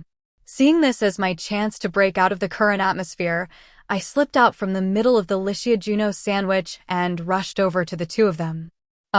Hey, I want a proper explanation. Juno called after me. Ignoring Juno's complaints, I asked Carla and Owen, good work, you two. So, who were those guys anyway? From what I was able to gather, it seems it was a slave trader and men in his employ, said Carla. A slave trader. I repeated. You nationalized the slave trade recently, master, she explained. I hear that you made the qualification exams more rigorous, too. That drove slave traders from other nations out of the country, and slavers from our own country, who failed to qualify, have been leaving for other countries, too. These were a group of slavers who failed the qualification exam. I had turned slave traders into public servants just the other day. I couldn't abolish the system of slavery yet, but to make it something that existed in name only, I was working to make it so slaves went from being treated as objects to being treated as laborers and people. In order to accomplish that, I'd made it so that slavers who treated their slaves like objects and abused them would fail the qualification exam. But why would people like that attack the refugees? I asked. In order to fund their flight abroad, they meant to abduct women and children who looked like they would fetch a good price, no doubt, said Carla. Because the refugees aren't people of this country, they must have thought the officials wouldn't act proactively to protect them. As if we wouldn't. I shouted. I am not the one you need to be telling that, Carla said with a troubled look on her face, snapping me back to my senses. True, that wasn't something for me to say to Carla. I'm sorry, I said. I'm sorry for losing my composure there. No. Carla, I'm sorry, but could you fly back to the castle and report what happened here to Hakuya? I asked. I'm sure he'll send out notice to those who need to know and think about the necessary measures right away. Yes, sir. I understand. No sooner than she had said that, Carla spread her wings wide and rose into the air, flying toward the castle at top speed. In that instant, I caught a glimpse of her garter belt, so I hurriedly looked away. No, I didn't see anything more important. So, please, Licia, don't look at me like that. Then, at almost exactly the same time as Carla took off, Hilda returned. We finished treating the wounded. They weren't minor wounds, but it's probably due to that priest's quick work. Their lives aren't in danger. The wounds have already been closed up with magic. I see. That's good. But what are you going to do? Hilda asked. It looks like a crowd has gathered here. When I looked around, there were refugees who had begun to gather when they'd heard the commotion. We had managed to keep a low profile so far, so I didn't want to stand out now. I called Owen and Licia over. Let's let the adventurers hand these guys over to the authorities. We'll go and meet with the chief of the village as planned. Understood, sire, said Owen. You don't want to do anything about Juno? Licia asked. I don't see any good way to explain this situation. Besides, it'd probably be bad to have it come out that the king was the one inside little Musashibo all along. True, if people found out the king was playing with dolls, that's not exactly dignified. Licia nodded to herself, seemingly satisfied. We then got out of there in a hurry. Hey. Wait. Juno yelled after me when she noticed, but I wasn't about to wait. So long, pups. No, wait. She was the thief here. Leaving the cleanup to Juno and her party, we headed into the center of the refugee camp to accomplish our original goal of meeting with the chief.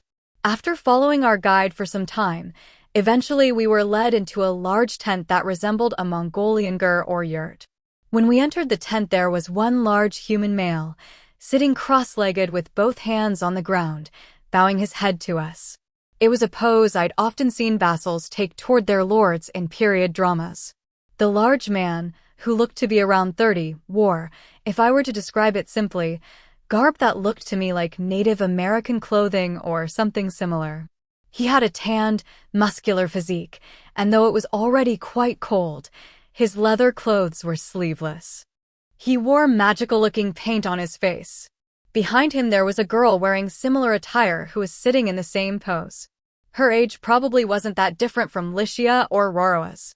She was a cute girl with dark brown hair and a rustic simplicity to her. There was a resemblance in their faces, so these two might be siblings. I thank you for coming, great king of Fredonia, said the man. Please, could you not call me great king or anything like that? I said. I don't really like that sort of stuff.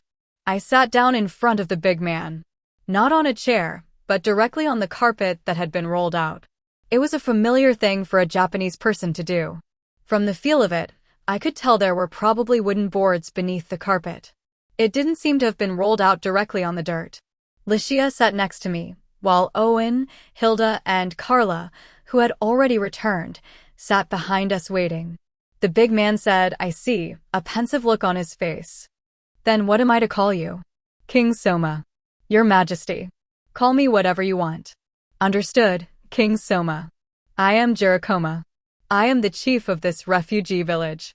I hear that you just helped some of our people here, and for that I thank you from the bottom of my heart. Jirikoma bowed his head deeply. I am Soma Kanzuya, the one acting as the king of this country, I said. The ones who helped them were the adventurers we dispatched here. If you want to thank someone, thank them. No, the adventurers are here because of your support, said Jirikoma. I thank you for that, and the supplies you have given us. I'll accept your thanks. But, you know, I didn't come here today so you could thank me, right? Jirikoma's expression stiffened. He had to know what I was here for.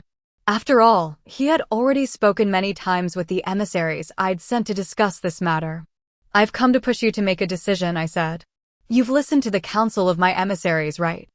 Now that I've come in person, today is the day you must finally make your decision.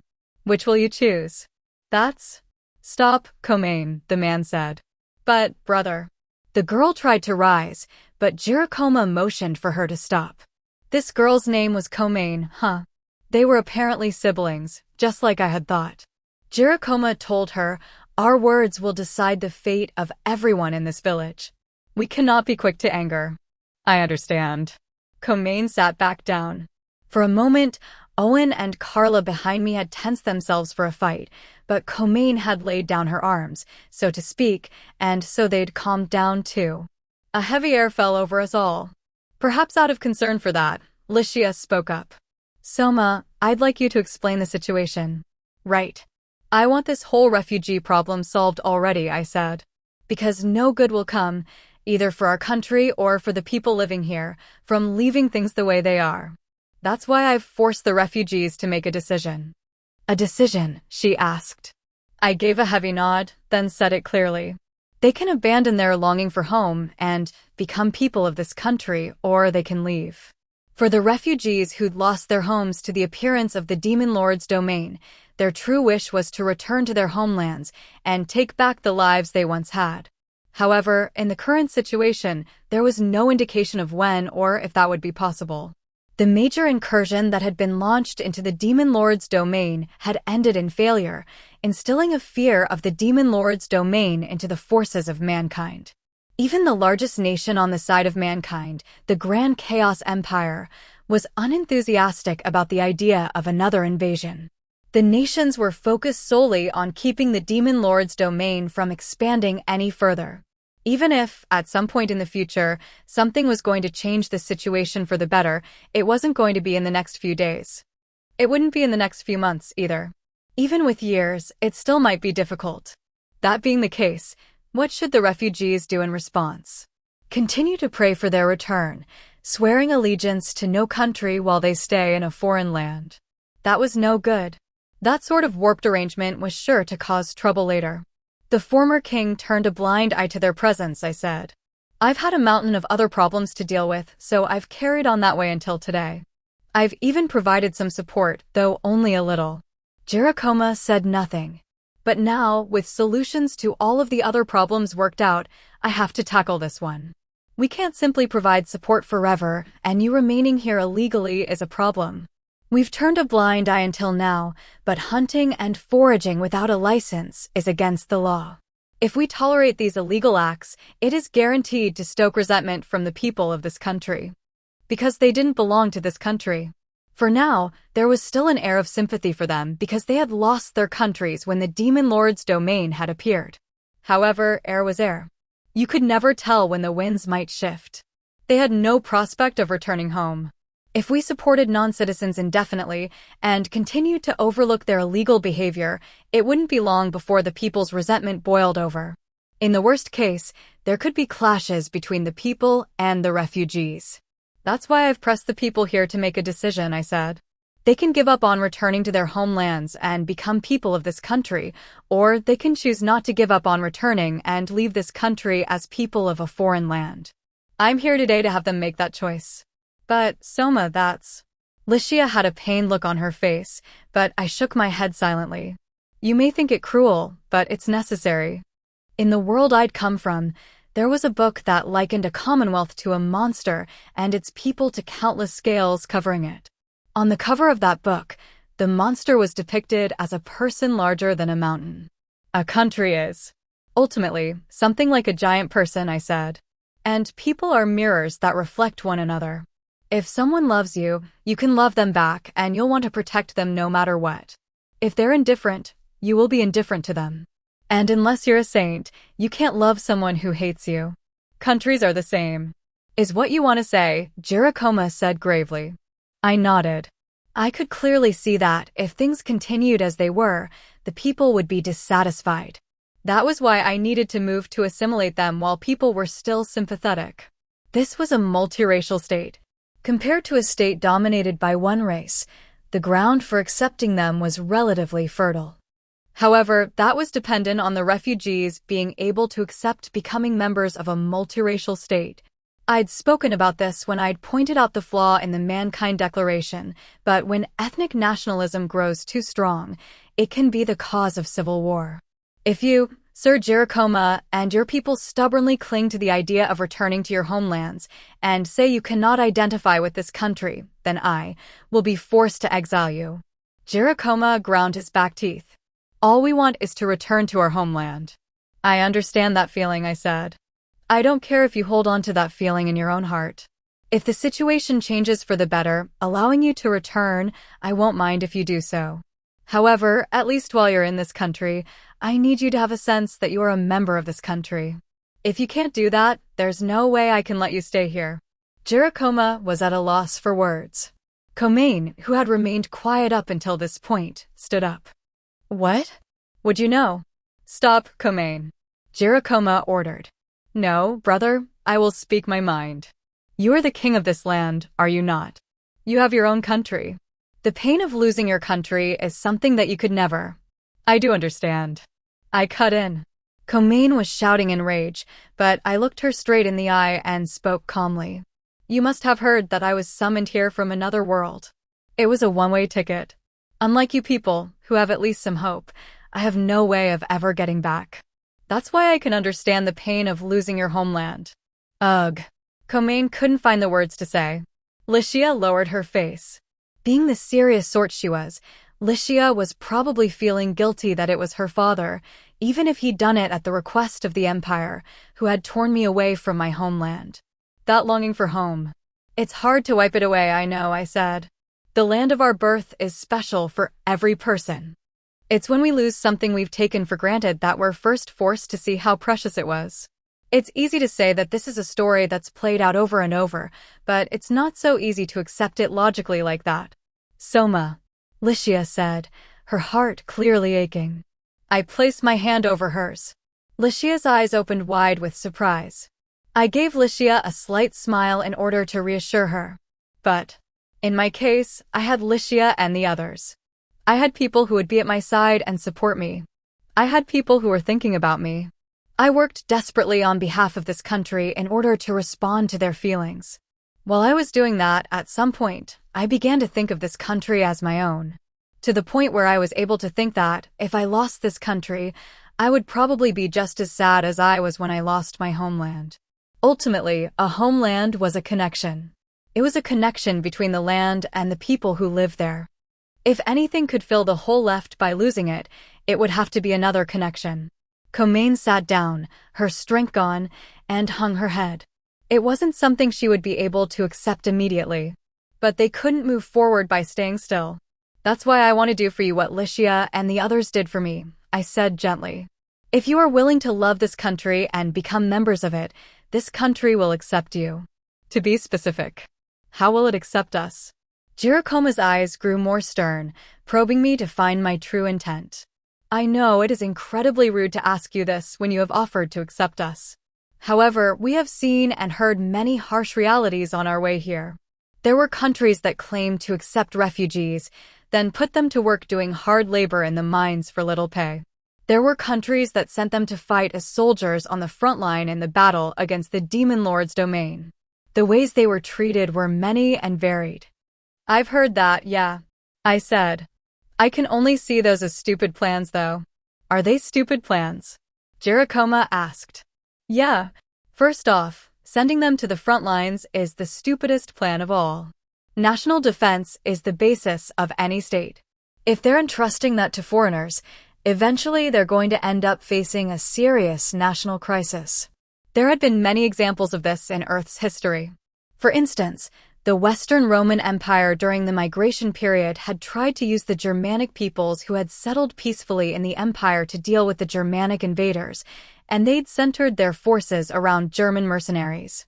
As a result, their armies had become Germanicized, and they'd been destroyed by the Germanic mercenary commander Odoacer. Also, in the Chinese Tang dynasty, giving power to Enlil Shan, who had been of Sogdian and Gokturk origins, had led to a rebellion which had shortened the life of the country. Treating them like slaves is an equally stupid plan, I said. That will only stoke animosity from the refugees. What will they do if the resentful refugees plot a rebellion or terrorist attacks? They're only cultivating the seeds of a disaster inside their own country. Then, what about the policy taken by the Grand Chaos Empire? Giacomo asked me, looking me straight in the eye as he did. I scratched my head. It's very like Madame Maria to adopt that sort of policy.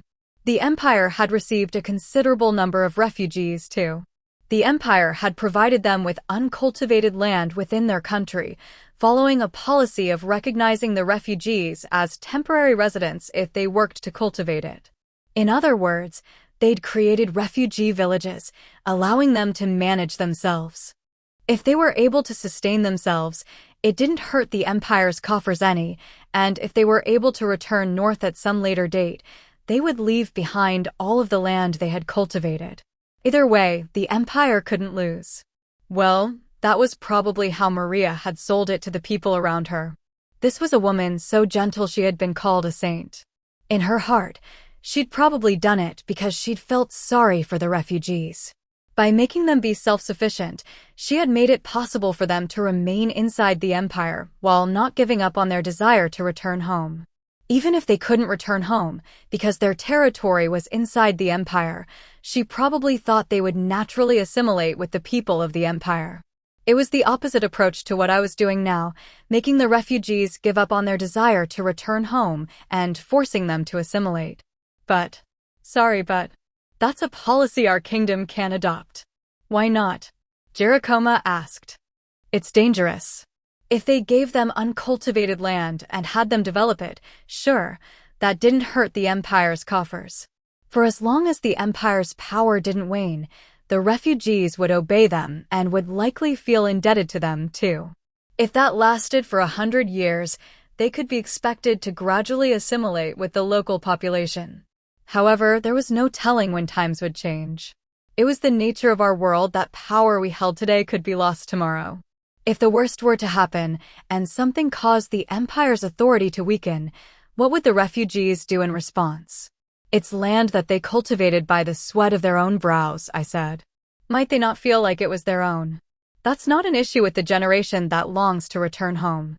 They likely would feel a stronger attachment to their homeland than to the land they've cultivated. However, what of the next generation?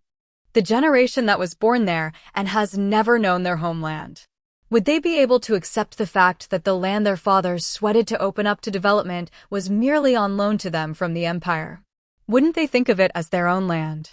In Earth's history, there had been the case of the Serbians. When the Kingdom of Serbia had been destroyed by the Ottoman Empire, many Serbs had fled to the Habsburg Empire, the Austro-Hungarian Empire.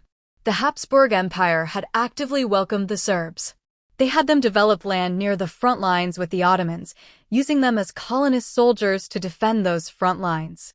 The Serbs had developed the frontier while fighting the Ottomans. That harsh environment had bred a strong desire for self-rule in the Serbs, developing a fertile ground for ethnic nationalism. In time, the nationalistic concept of Greater Serbia had emerged, causing the incident in Sarajevo, which had triggered the First World War and ultimately destroyed the Habsburg Empire. Furthermore, Serbian policies centered around Serbian nationalism had provoked the rise of nationalism in other ethnic groups. Their conflict with Croatian nationalism, in particular, had been gruesome with massacres on both sides. The refugees were a multiracial group, but they would likely develop a sense of common identity through shared joy and sorrow. That common identity could take on a nationalistic face that separated the refugees from others. The Grand Chaos Empire had taken in the sparks that could possibly set off that sort of gruesome situation in the future. Jericoma furrowed his brow. Do you believe the empire's policy is mistaken? No, I wouldn't go that far, I said. It's a difference in our ways of thinking. Madame Maria chose her policy because she believes it's the best. I can't choose it because I fear it's the worst. That's all there is to it. I had noticed this with the Mankind Declaration. The empire had a tendency to choose policies with a high return even if they also carried a high risk hidden inside them. Meanwhile, our kingdom was focused less on returns and more on risk management in the policies we chose. Neither approach was inherently better. It was a question of which was more suited to the era we lived in, and that was something we would only learn after the fact. Then, Your Majesty, what do you mean to do with us? Asked Jericoma. You want us to give up on returning to our homes and become people of this country, and to get out if we won't. You won't make us cultivate the land, won't conscript or enslave us. What exactly is it you intend to do with us? Jericoma raised his voice for the first time. Even Komain, who had been waiting for that outburst, shuddered when he did. Jirokoma carried the fates of all the refugees here on his shoulders. This intensity was something lent to him by the weight of his burden. However, I bore a heavy burden of my own too. Owen. Yes, sir. Fetch me the thing we discussed. Understood. I had Owen go and get a long tube for me. It was about twice as thick as the sort of tube you would put a diploma in, and more than 5 times as long. Inside was a large piece of paper rolled into a cylinder. I unfurled that paper in front of everyone. When they saw what was drawn on that paper, Jirokoma and Komain's eyes went wide. Is that a city? Jirokoma asked. Yeah, I said. The new city being built on the coast. Its name is Venetanova. I showed them a map of the new city, Venetanova, that I'd had constructed as a strategic point for transportation and commerce in order to speed up distribution. This is a city that I built at the same time as I rolled out a transportation network when I first came to this kingdom, but it only just recently became ready for people to live in, I said. We've still only created the residential district, the commercial district, and the port of commerce so far.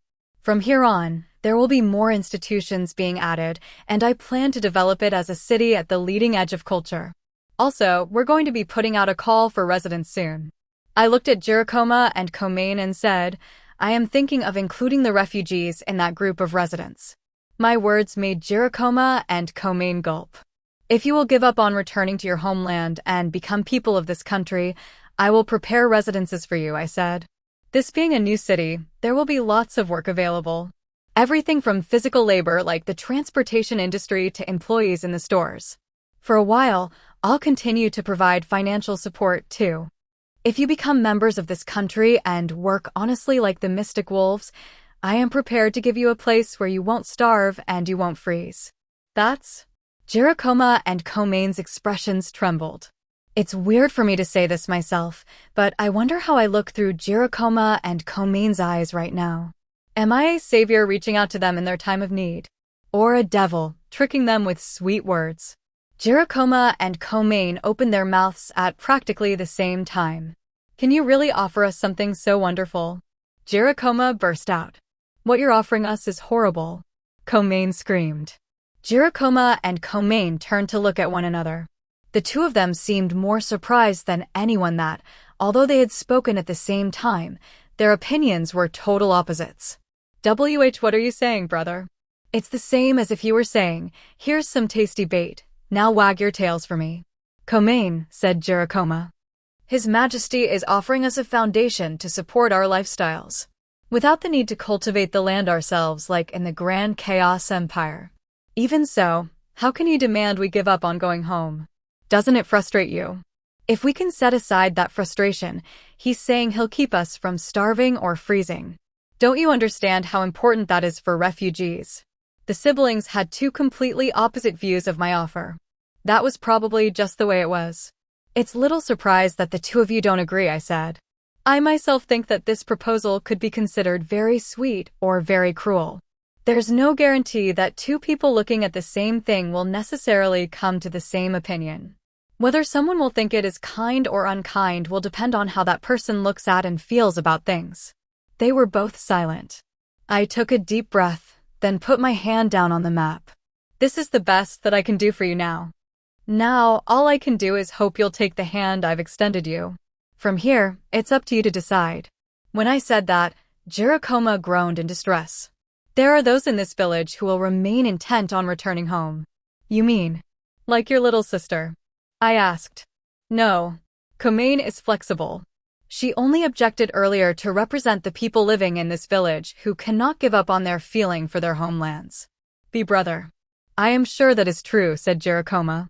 The reason you said it was horrible was out of consideration for the ones who you know feel that way. Because you are a girl who understands the pain of others. Ugh. Komain fell silent. Had he hit the nail on the head? Jirokoma sat up straight and bowed his head low. We are deeply grateful for your kindness, sire. This is not something I can decide on my own, so I would like to gather others from the village to discuss it. I believe I told you I came here to push you to make a decision, did I not? I asked. I know. However, I want to persuade as many as possible to take the hand you've kindly extended, sire. Even if that should mean splitting up the refugees. I was silent. Splitting up the refugees. In other words, any of those who couldn't accept it would have to be chased out. Was this the best I could do for now? If I rushed them too much, no good would come of it. But there isn't much time, I said. Even if I can push back the search for residents, I can't push back the changing of the season, you know. Winter has already started. A season with a lack of preparation would mean freezing to death. Children and the elderly, the ones with the least ability to resist, would be the first to die. If possible, I wanted them to make their decision at a point where they could be fully moved in before it got too deep into winter. Giacomo bowed his head deeply once again. Yes, sir. I am well aware. Well, that's fine then. The rest was up to them. No matter what their decision, I would have to take the appropriate response to it. If possible, I didn't want to have to show my cold-hearted side. It happened just when it was starting to feel like talks were done for today. That was when a man in a white coat rudely barged into the tent. He was a human male with sharp eyes who looked to be in his mid to late 20s. What was distinctive about him was his unkempt hair that, despite his seemingly young age, was stark white all the way to the root. I heard Hilda was here, the man said sharply. Carla and Owen warily reached for their sword hilts. The man paid them no heed. When he spotted Hilda, he brusquely walked over to her. Hilda rose, glaring straight into the man's face. Brad, how dare you push off teaching lectures onto me? This white-haired man's name was Brad Joker. Together with Hilda, he was the other doctor who was supporting this country's medical revolution. Brad paid no mind to Hilda's complaints, suddenly grabbing her by the arm.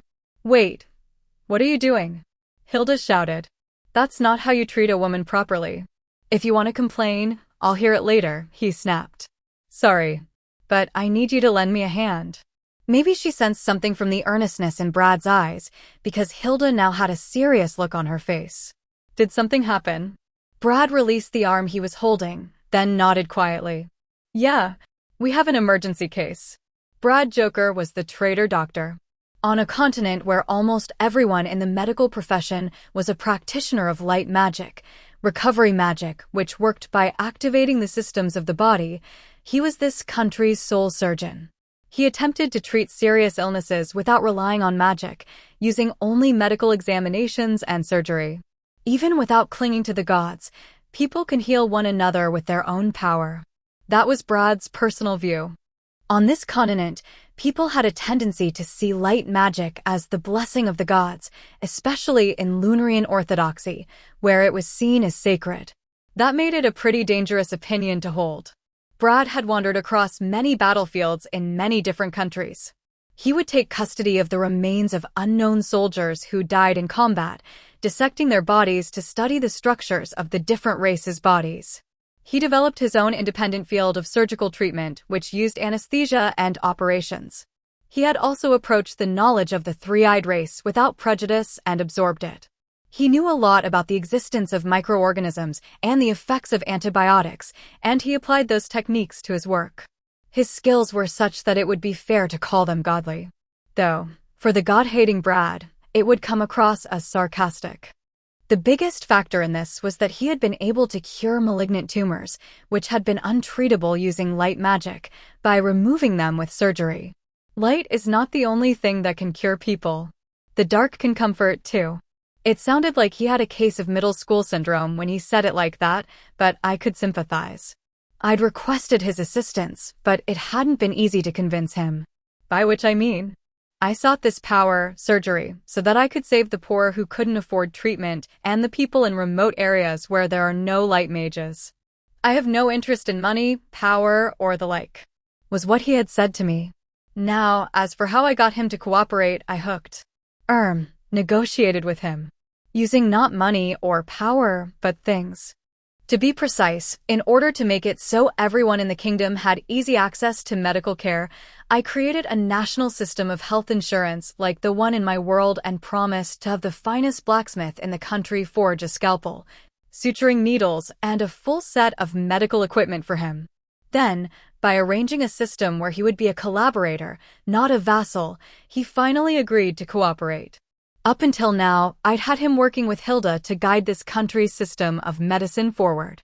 His corpse collecting and dissections had offended a lot of people, so he was seen as a total heretic in the medical world. The hardest part of hiring him had been getting rid of that prejudice against him. The way he acted, I couldn't count on him to defend himself after all. Having no other choice, I'd had him examine an important executive who was well connected in this country and was suffering from illness. By having him treat a sickness that was believed to be untreatable, I had made that executive recognize his skills.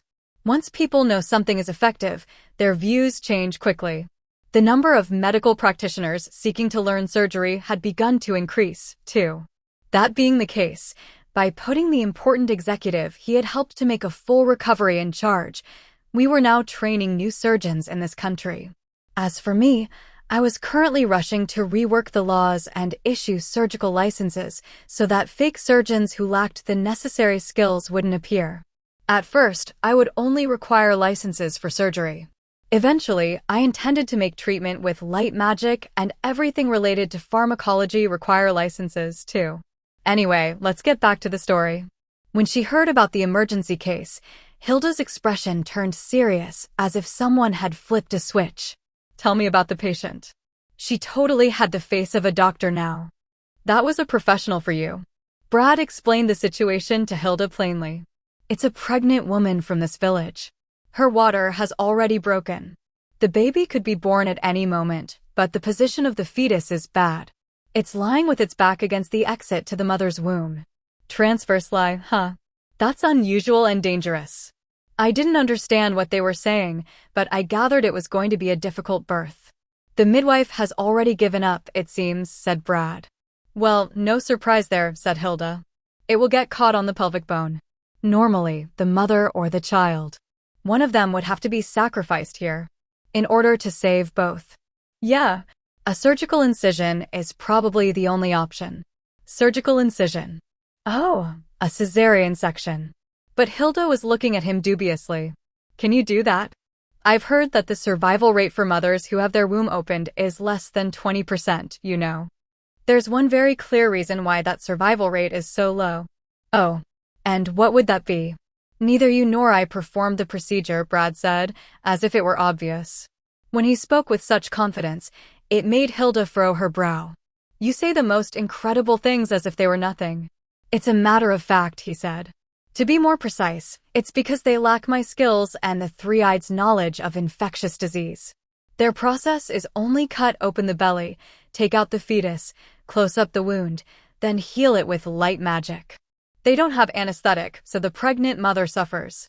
Their incision and suturing technique is underdeveloped, so even if they use light magic, the wound doesn't close up properly and the patient dies of blood loss. They don't have three-eyed antibiotics, so it's easy for the patient to develop an infectious disease after the procedure. That's why the survival rate is low. Brad extended a hand to Hilda. Even by myself, I can bring the rate of success up to 80%.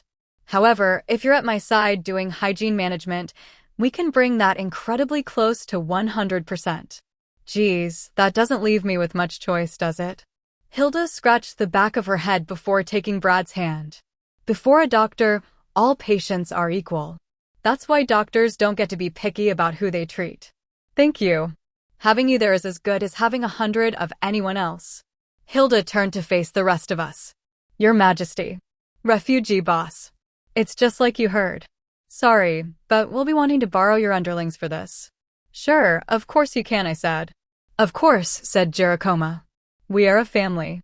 It's a chief's duty to defend the family. Thanks, said Hilda. Dragonoot girl. And me. Carla jumped a little when she was called. Go to the medical laboratory in the capital as quickly as you can. Bring back equipment and medical supplies for us.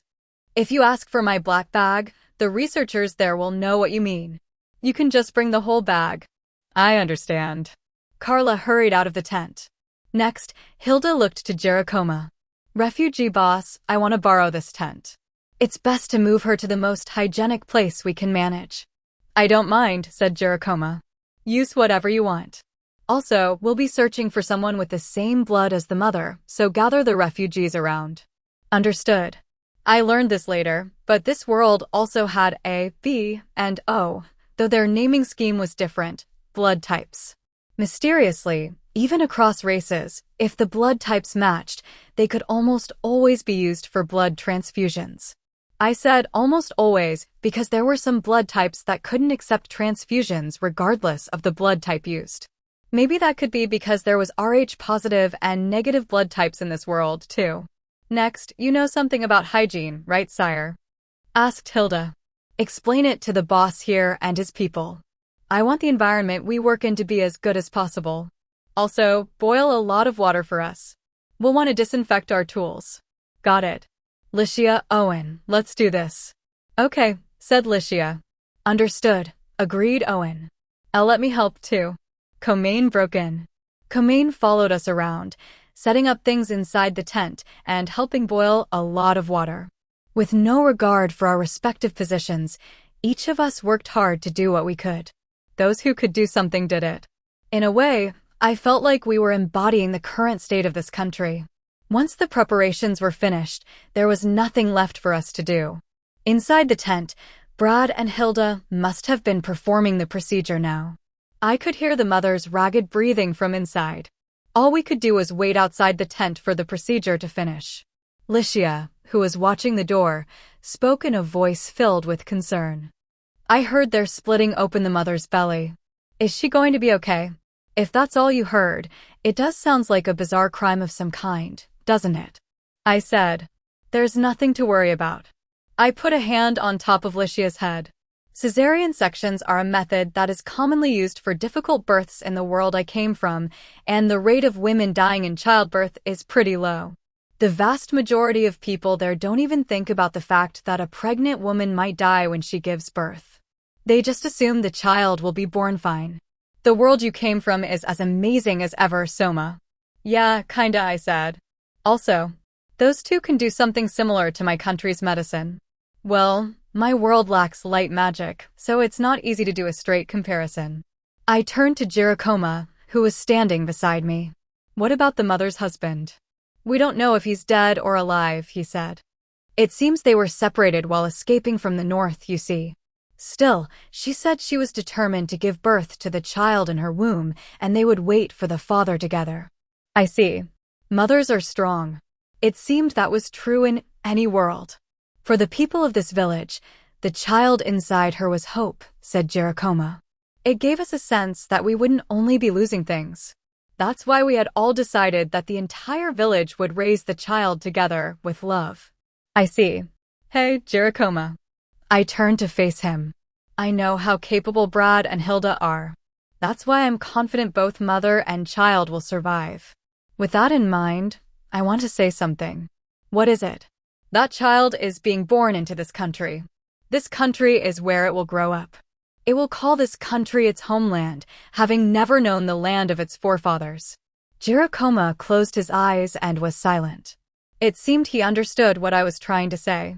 You said you would raise it as the child of the entire village, with love, right? Well, there's no need to force a child who knows nothing to inherit your sorrow. You can decide for yourselves whether to stay in this country or to leave. However, it's a little much to force a child who has the option of taking this land as its homeland to live as one of the people of a ruined land. You need say no more, he said quietly. Brother. Jirokoma placed a reassuring hand on the worried Komaine's shoulder. I have made up my mind. I will entrust the role of chief to Komaine. What are you saying, brother? She cried. What are you planning to do? I asked. Jirokoma let out a sad sigh. To be frank, the people of this village are tired from wandering. If these exhausted people can call this land their home, I think that is a wonderful thing.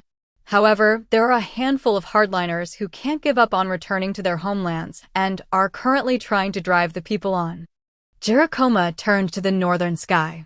I think I will take those few hardliners and attempt to return to the north. We will volunteer to go to a country seeking soldiers and wait on the front lines for the time to come to reclaim our homeland. Brother. Komaine grabbed her brother's arms tightly, like she was trying to hold him in place. This village needs you, brother. I'm the one who said the king's proposal is cruel. I'll take on that job. You can't, he said. The reason you felt His Majesty's proposal was cruel was because you care for the people of the village, right? With a heart like that, you will be a better community organizer than I am. But didn't you say that the king's proposal was wonderful? She cried. I am simply better at masking my true feelings than you are. Jericoma softly brushed Comaine's hands away. In my heart, I can't give up on returning to our homeland. However, I have been entrusted with being the chief of this village. That is why I've put a lid on those feelings, bottling them up deep inside my chest. Brother. However, there is no longer any need for that. His Majesty has said that if the people of the village will love this country is prepared to accept them. The people have reached a land where they can find peace and safety. That means my job is already done. I can set these feelings free now. Comaine was crying, but Jericoma smiled for her. That expression was one already filled with resolve. Geez. I said, don't make your little sister cry, you damned fool. I have no response to that, he said.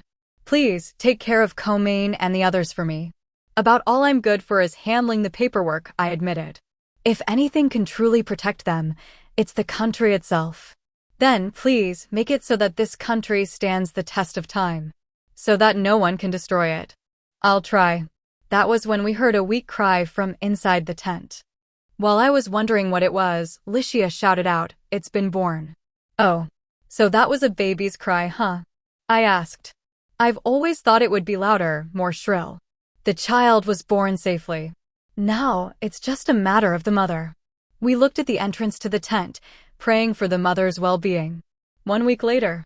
So cute, Licia said. It's so soft. Comaine murmured. Licia, let me hold it, too, Carla pleaded. The baby with pointed ears was sleeping in its mother's arms, and Licia, Comaine, and Carla were taking turns holding it. That day, 1 week ago, we had heard from Brad that the procedure was a success, but we hadn't been able to meet them on the day it had happened. That was why we'd been eager to see how they were doing, and so we'd come to visit with the same group as back then. I wanted to see the baby up close, too, but the three of them were hugging it to themselves, and I couldn't find anywhere to slip in. Is this what a maternal nature was like? My companions seem to be making a scene, I said. Sorry about that. The child's mother smiled. No, we're lucky to have the princess, and the others adore my child like this. The mother was a calm, cat-eared beastman. I was relieved to see her so healthy. Her recovery didn't seem to be going badly, either. The mother held the baby's hand. We truly are fortunate. I mean, we even have your Majesty concerned for us. We had revealed our identities to the mother.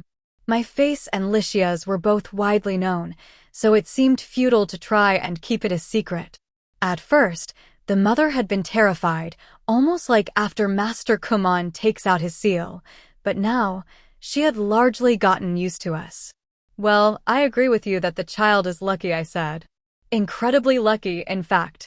After all, it was born when not just one, but both of the greatest doctors in this country were here together. That's true, she said. They didn't only save my child, they saved me too. It was pure coincidence that Hilda had visited the village that day.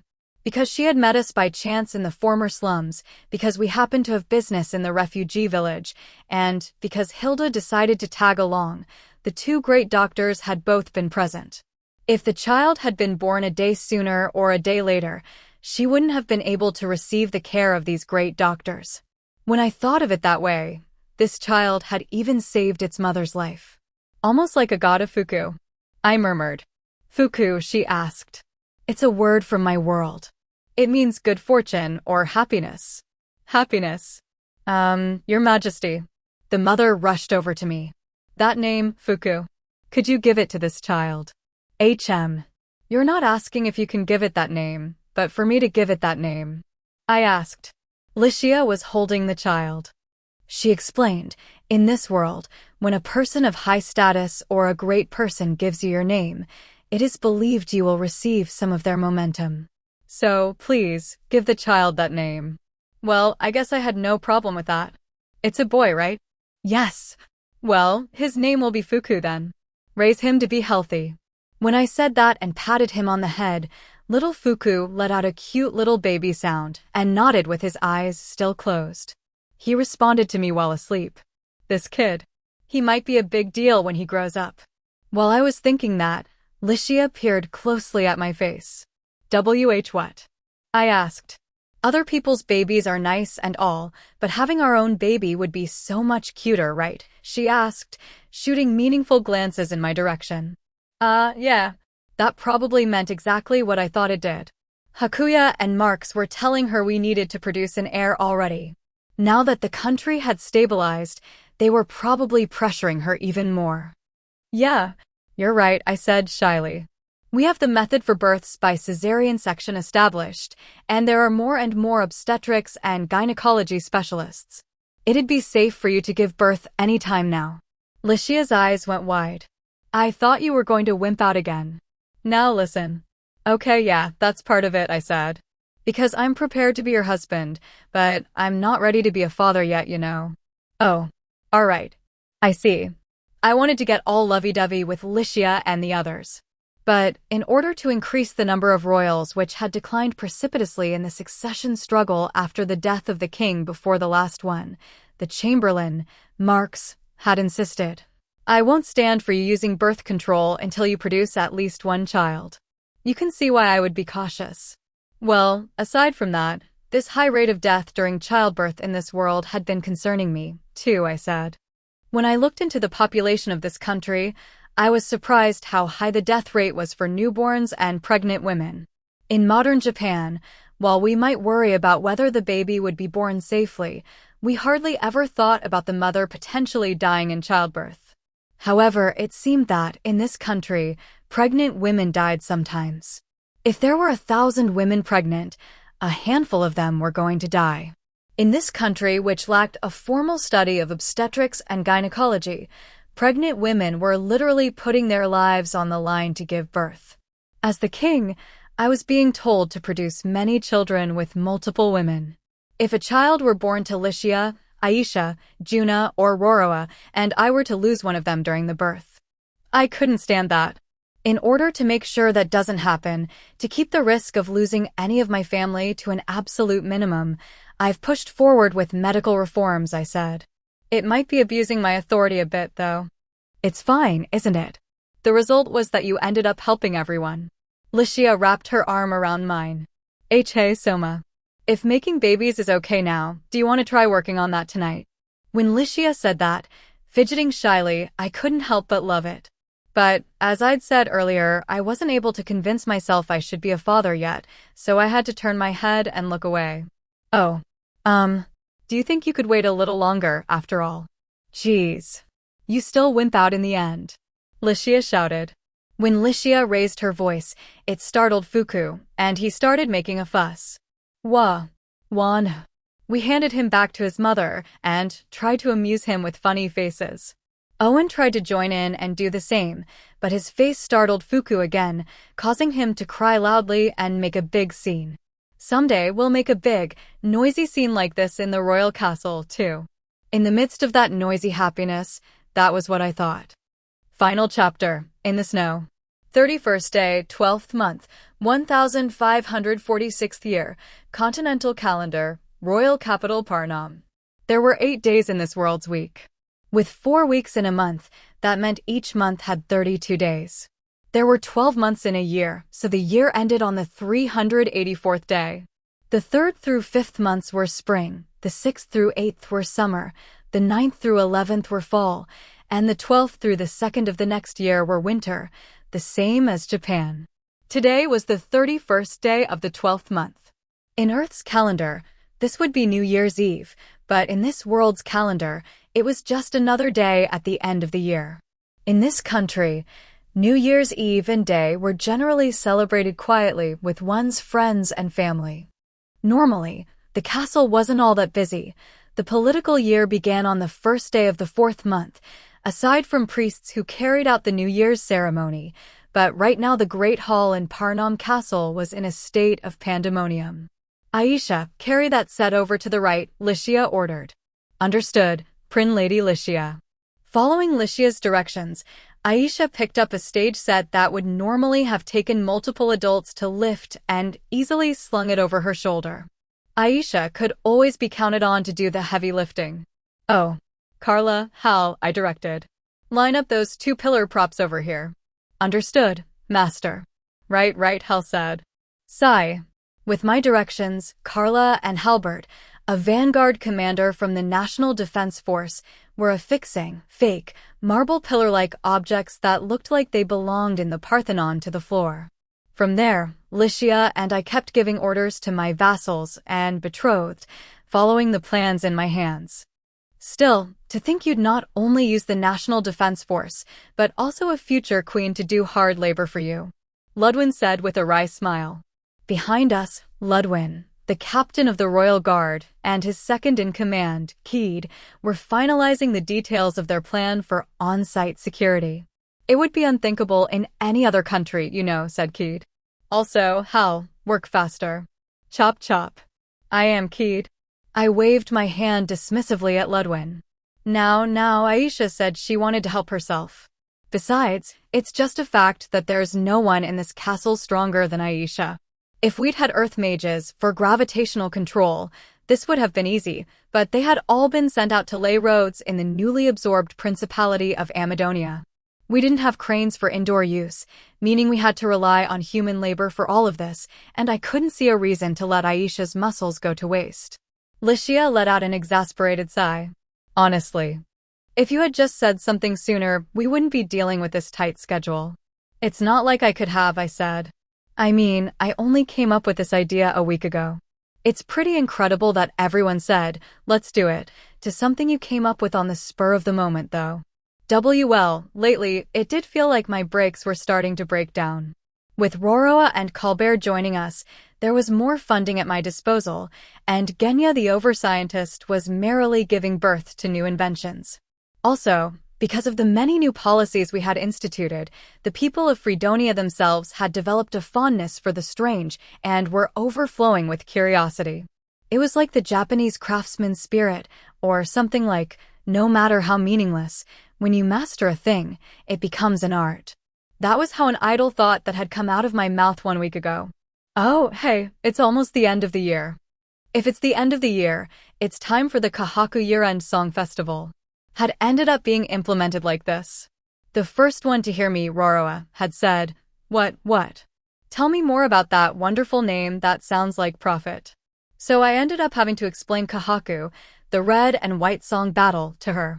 When I did, Juna, who was also listening, said, "A festival of songs, is it? That sounds like an opportunity to put our talents to work," and was uncharacteristically proactive about it. Then Pamil and Nana, as well as other Loreleis and the general who had become a singer, Margarita, had gotten highly enthusiastic about the idea, and after some point it had gone so far that I couldn't say, "Nope, we're not doing it after all." Anymore.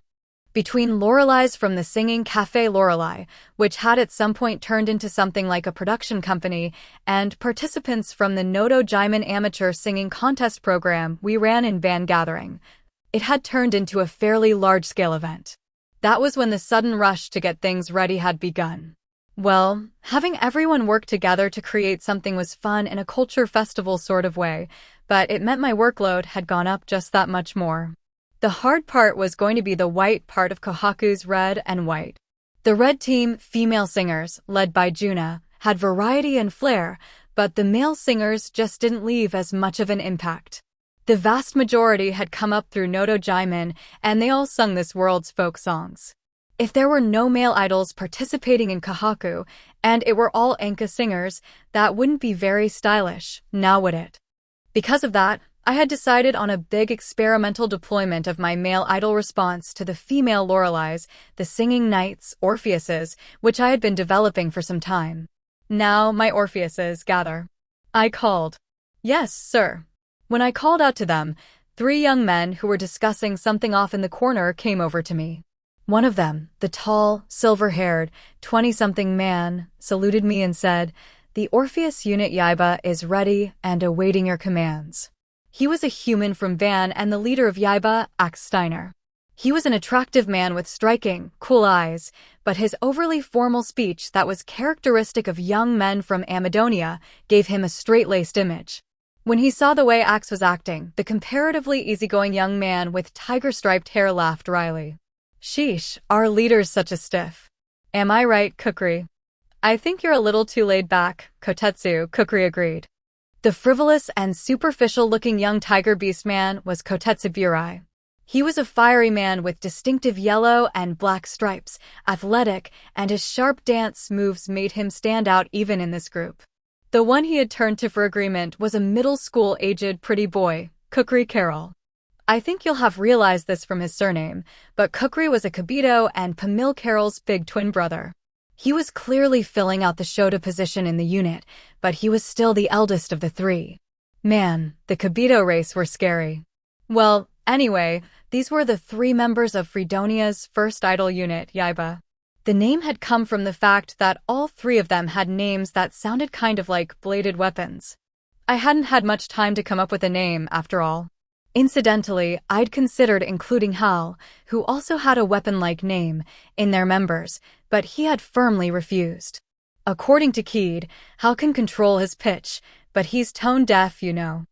That wasn't important now, though. I clapped my hands. I want the members of Yaiba to start rehearsing as soon as the set is ready. Yes, sir, Steiner announced. Are you certain you want us to go first, sir? I want to test that the stage is strong enough, I said. You're the only act during the song battle that will have multiple members singing and dancing. If you guys are fine, it should be safe for everyone else, too. Yes, sir. Understood.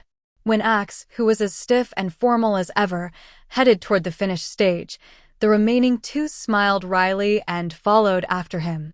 Good grief, Kotetsu said. Why's our leader gotta be such a square? It's because he's nervous, isn't it? Said Kukri. Though I'm sure his personality has something to do with it, too. Hey, you two. Look alive, someone yelled as they were dragging their feet toward the stage. Eek, they shouted, jumping a little. When the two hesitantly turned around, they found a frowning Margarita standing there in a deep red dress. It was a showy color, but that only made her 3 times more intense. Margarita looked the two of them up and down, then raised her voice. You are the face of Fredonia. Stand up straight and get your acts together. YSM. If you get it, then get going. On the double. R. Roger. Margarita had risen to become a general in Amadonia's patriarchal society. When she tore into them, those two responded with the same stiff formality as Axe and ran off toward the stage. They were like new recruits being chewed out by a drill instructor.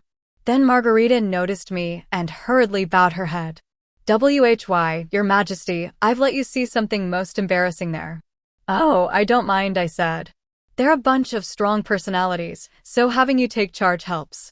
Still, that outfit really is something. This is, well, I snuck out during the costume fitting. You snuck out. I repeated. Oh, there you are. Runnin' out durin' a fittin'. That's just not right, Margie. Princess. Margarita yelped. Margie. I repeated.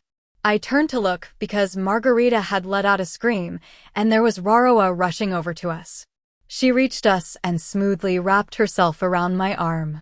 Darlin', I've been workin' hard, too. Praise me, praise me. She rubbed her face up against my shoulder.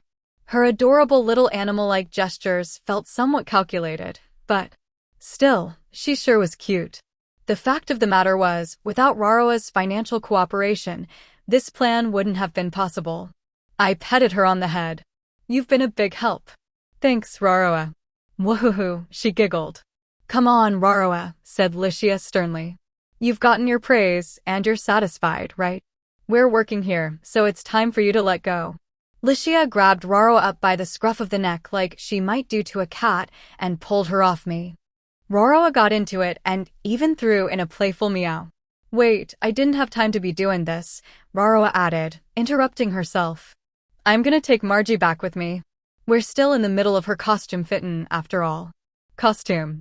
You mean this red dress? I asked. Raroa gave me a bold laugh. Look forward to it. It's gonna knock your socks off during the main event. I don't like it, Princess. Margarita protested. Not that. Spare me that, at least.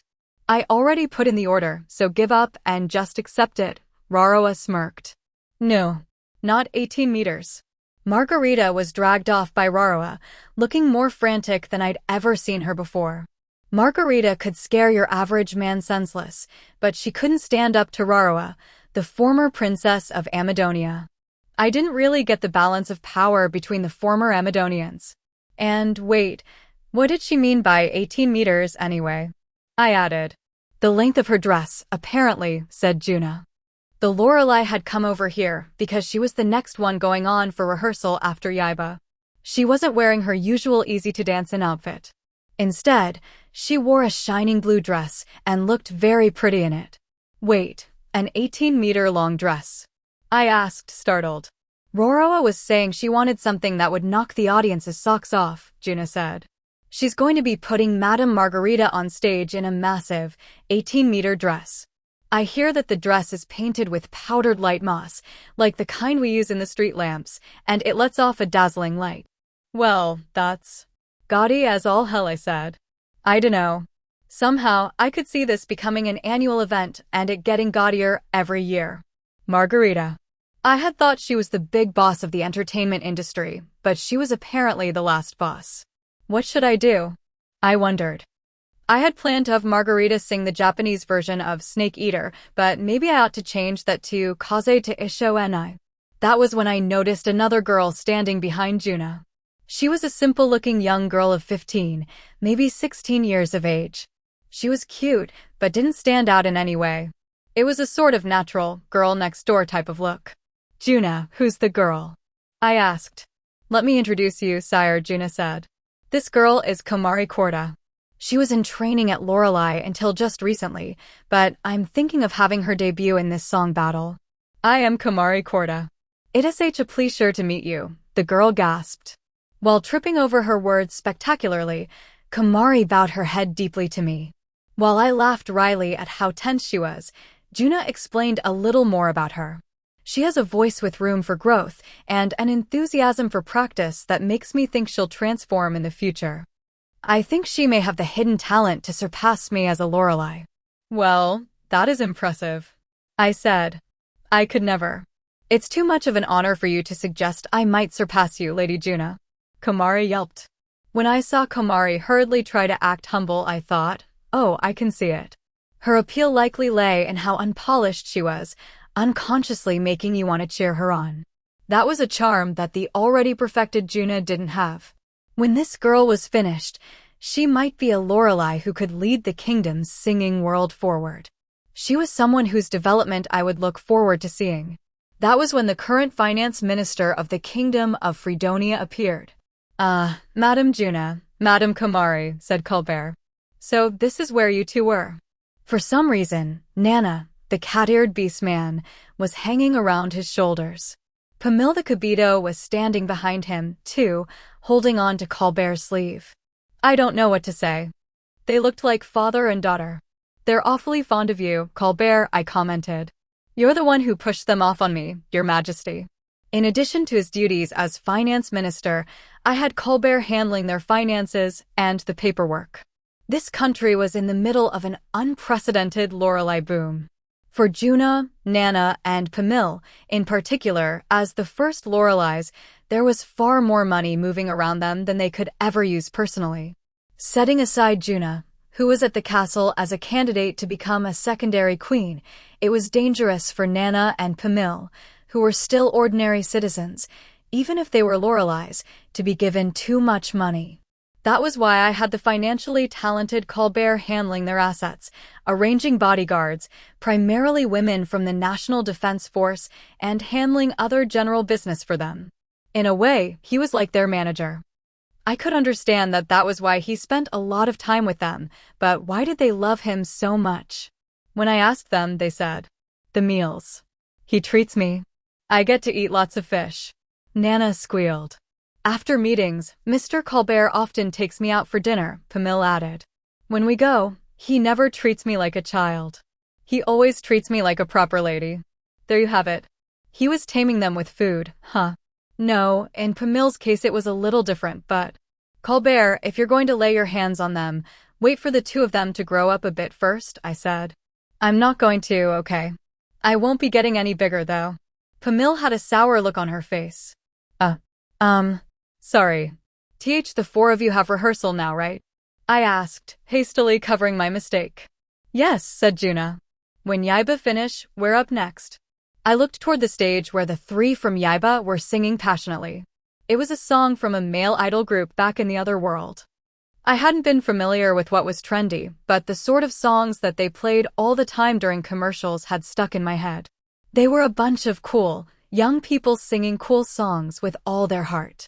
I thought that might be enough to capture the hearts of the ladies of Fredonia. Everyone, we've brought food for you. Serena called. In order to keep it simple to eat, we decided to go with rice balls and sandwiches, stammered Poncho.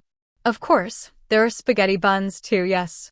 Big brother, big sister, it's time to eat. Tomo called. While I was watching Yaiba, Serena, Poncho, and Tomo brought the maids along. They all had large baskets in their arms. They were probably filled with rice balls and bread.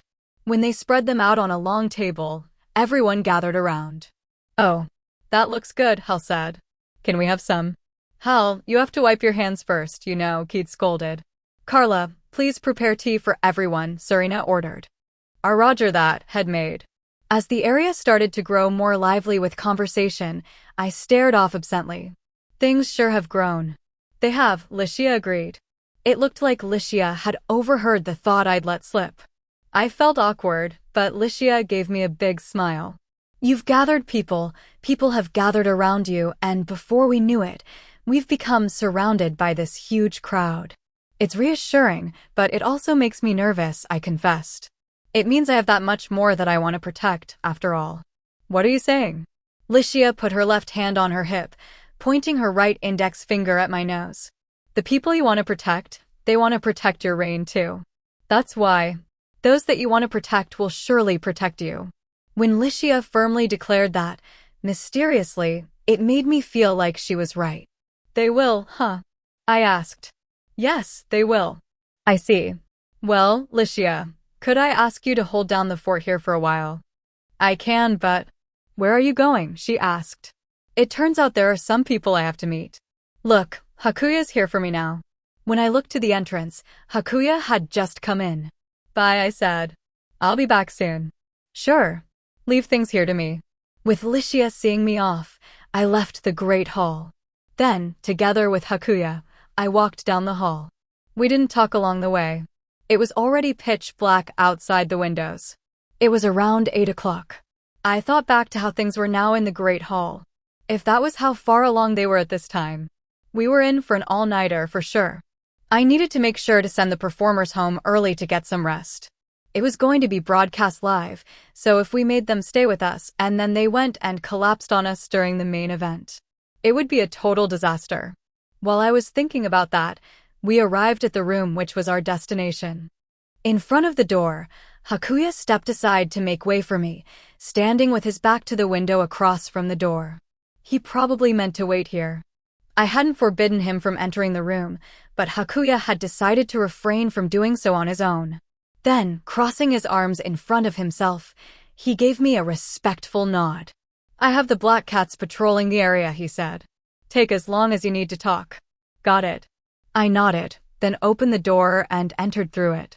When I closed the door, the room suddenly became dim. In the room with flickering candlelight, what caught my eye was the king-size bed and the moonlit terrace beyond it.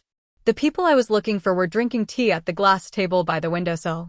When I approached, those people put down their teacups and rose. Why, Sir Soma, it's been some time. It's good to see you again, Your Majesty. I greeted the two who had welcomed me here. It has been a while, Sir Albert and Lady Alicia. The ones waiting for me were Licia's parents, the former king, Sir Albert, and his queen, Lady Alicia. Have some, Alicia said. Thank you, I said. When I took the proffered cup of tea, former Queen Alicia gave me a broad smile. Lady Alicia was like Licia, only calmer, with a more womanly sexiness. Would Licia eventually become like her? If so, I had a lot to look forward to as we grew older. I was sitting at the glass table with Sir Albert across from me. Having finished making us tea, Lady Alicia stood in waiting behind Sir Albert.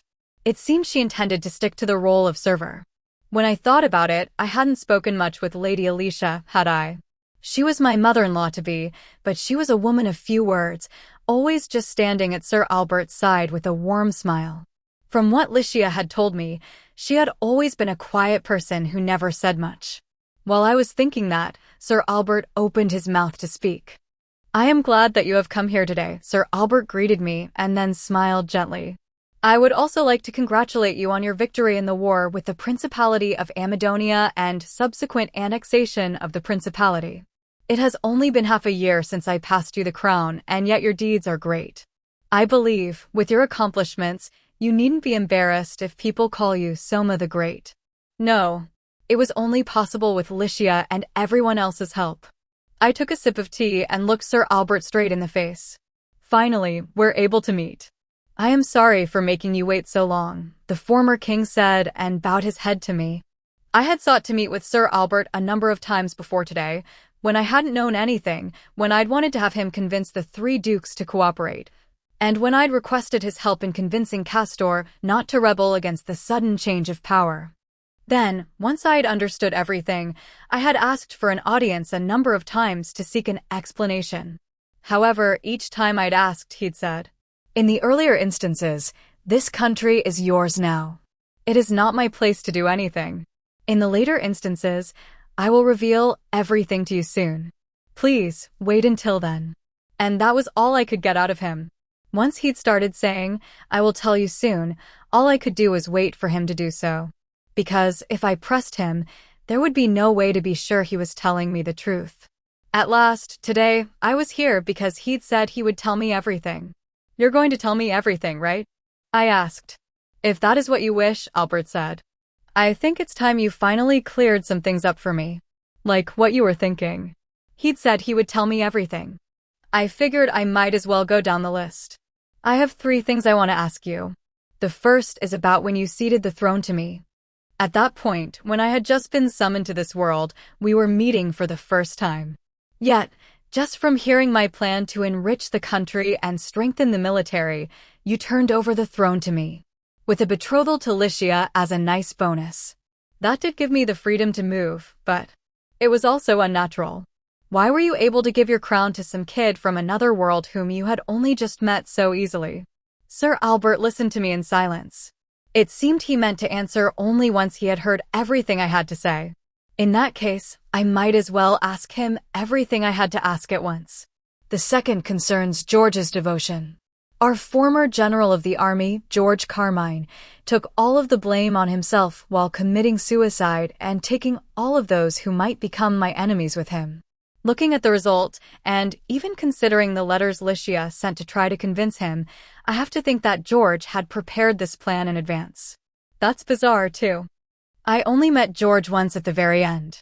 He put his life on the line for this plan, so he shouldn't have been able to do it without trust in and loyalty to me. Albert was silent. George and I weren't even passingly acquainted. There was no way he could feel loyalty toward someone he'd never even met. Well, who was his loyalty toward then? I can only think. It would be you, the former king. I had tried to verify that when I'd met George. But when the proper time comes, I am sure that person will tell you themselves, was all that the man would say. Today must have been that proper time he was talking about. Lastly, why did you refuse to meet me up until today? If you were waiting for everything to be settled, you could have done that after the victory of Amadonia or the annexation. Why did I have to wait until today for an opportunity to meet you? I want to hear that, too. Is that everything? Albert asked. More or less, I said. Let me ask about the finer details as I listen to your explanation. I understand. Nodding, Sir Albert began to speak at a relaxed pace. First, I want to say, there is one thing that connects all 3 of those points you raise. One thing. Before I explain that, I want to answer your 3 questions. It was because we were coming to a decision on whether we should answer you or not. We thought it might be best to continue telling you nothing. I was silent. However, my heart is not so strong that I can keep the sins I've committed locked away inside it, he added. The sins he'd committed. What was he talking about? Sir Soma. Have you ever wished you could live your life over once more? Albert suddenly asked me.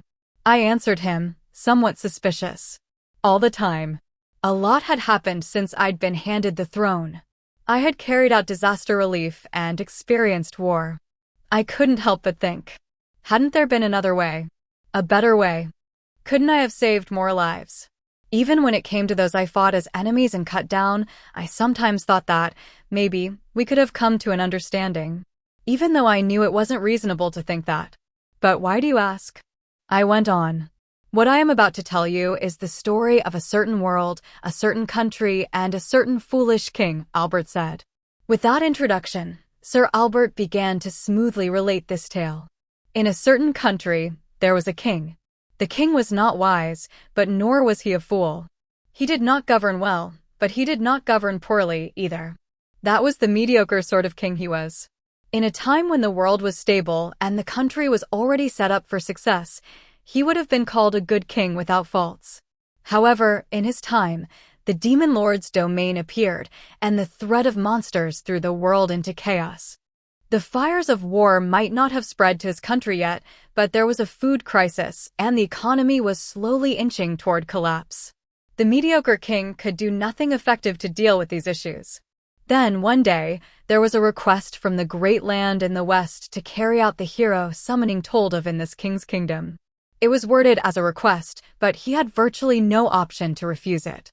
So the mediocre king carried out the hero summoning as requested. That ritual succeeded when no one thought it would, bringing a young man from another world to the kingdom. The king struggled with the question of whether to turn the young man over to the great country in the west. This was because, if he lost this boy, he would be letting go of his key to negotiations with the great nation in the west. The young man who was summoned told the struggling king this. If you mean to fight the demons, you should enrich the country and strengthen the military. This story sounded familiar. However, the developments from here on differed from the story I knew. Hearing what the young man had to say, the king sensed the man had gifts he himself did not, and decided to appoint him to the post of prime minister. The young man responded to his expectations and worked desperately, carrying out various reforms. Thanks to that, the kingdom began to show signs of recovering from its food crisis and financial difficulties. However, there were those who found the young man a nuisance. It was the nobles of that country. Those without very good reputations themselves.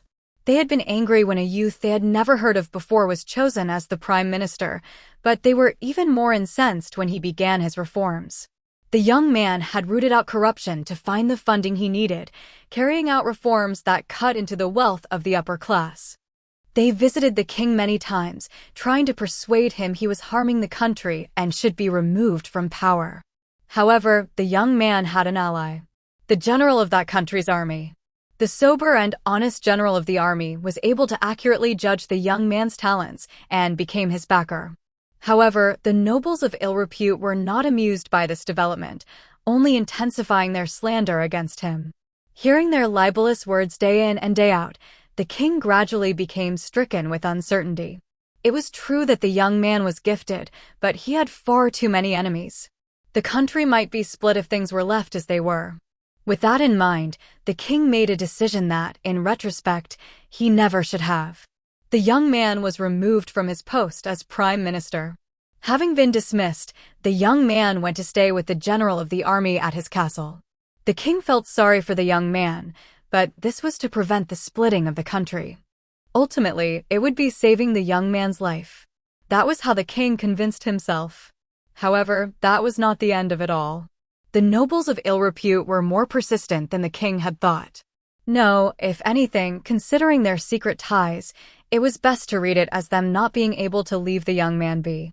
That year, the neighboring state, which had a long-running enmity with the kingdom, began deploying its forces along the border. The general of the army dispatched the troops under his command in the army to intercept them, confronting those forces. That was when it happened. As if they had been waiting for this moment, the nobles' forces rose up, attacking the city where the general of the army's castle was. When you consider the timing of it all, the nobles had probably been collaborating with the neighboring country. Because the general of the army's land had once been the territory of the neighboring country, it had been easy for them to concoct the scheme. Then, The neighboring country moved to snuff out the young man who had the potential to become a serious threat to them. The city containing the general of the army's castle was well fortified, but the army had been mostly dispatched to the border, leaving less than 500 troops in the garrison. The opposing force, led by the nobles, numbered 10,000. The general of the army remained in the city, and he managed a diligent defense, but, greatly outnumbered, the general of the army was eventually struck down. The city burned, and the young man disappeared like ashes among those flames. It was only a few days after the nobles had raised their troops, and the king was unable to do anything. The army, having lost their commander, was unable to maintain the battle line against the forces of the neighboring country and fled in defeat. The forces of the neighboring country joined up with the nobles, and together they used their momentum to advance on the royal capital. The king hurriedly tried to bring together an armed force to meet them in battle, but he couldn't. In the end, he had left the young man and the general of the army to die. The soldiers of the army rebelled against him and returned to their own lands. The units of the Air Force were few in number, and the Navy was far from the capital and preoccupied with defending their own domain. His last resort was to recruit volunteer soldiers from among the common folk, but even that had failed. The young man's reforms had angered the nobility, but they had saved the people. To the people, the young man had been a savior who had come to them in their time of need, and they felt no kinship with the king who had stripped him of his post. Ultimately, like the young man before him, the king found himself encircled by an enemy that hopelessly outnumbered him. In time, he would be killed just like the young man. If there was one difference between them, it was that he lacked the general of the army who had been willing to lay down his life. At this point, what he faced could only be called karmic retribution. He had brought it upon himself by believing the slanderous lies of those who would become his enemies and stepping on those who truly cared for the country. As I listened to Sir Albert's story, I was at a loss for words. He spoke of another present. When I had been summoned to this world, not knowing what the Empire truly wanted, I had talked about enriching the country and strengthening the army because I hadn't wanted to be turned over to them before I'd known better. I'd thought I would be made to implement my ideas as one bureaucrat among many, and that I would be able to find the money to pay the war subsidies the Empire was requesting. However, because Sir Albert had given me the throne, I had ended up manning the helm of this country. What would have happened if he hadn't given me the throne back then? If I had been operating not as the king, but as the prime minister? The future might have turned out exactly the way Sir Albert had described. The world Sir Albert spoke of gave me considerable room for thought, and it was so realistic that I couldn't imagine it was a fabrication. I thought it was a fairly accurate simulation. But in that case, there were things I didn't understand. It was rude to say it like this, but Sir Albert didn't seem like the kind of person who had that degree of foresight to me. I couldn't see him simulating things so accurately. "You speak as if you've seen it yourself," I said. "Because I did see it myself," Albert said. "No. Rather, I was shown it." "You were shown it?" I asked. "Indeed.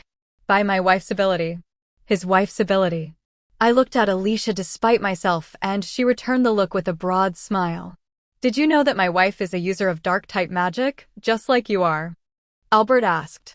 I had heard that, yes. Though even Alicia didn't seem to know the details. "This is something known only to a select few, so I ask you not to speak of it to anyone else," said Albert.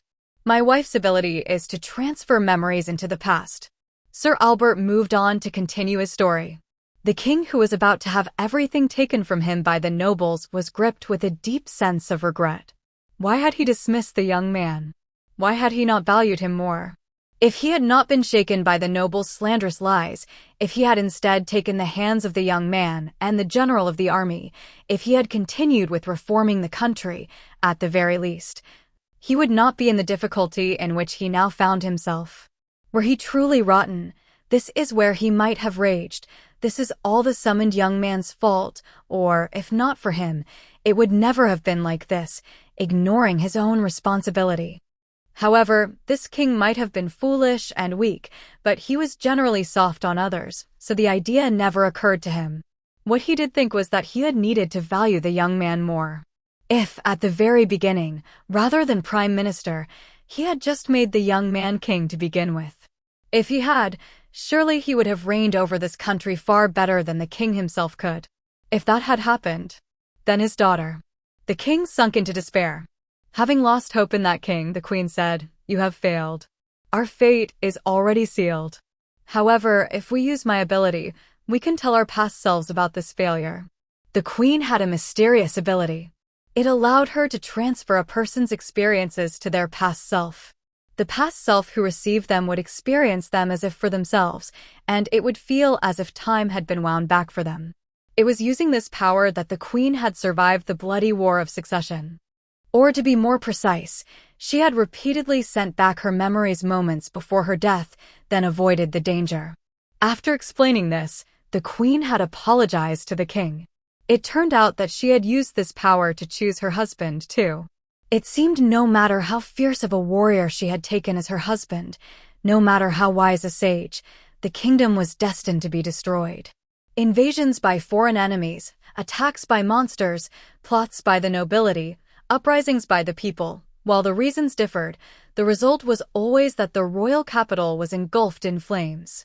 This king who people thought was mediocre had been the only one who, while he hadn't uplifted the country, had managed to extend its life.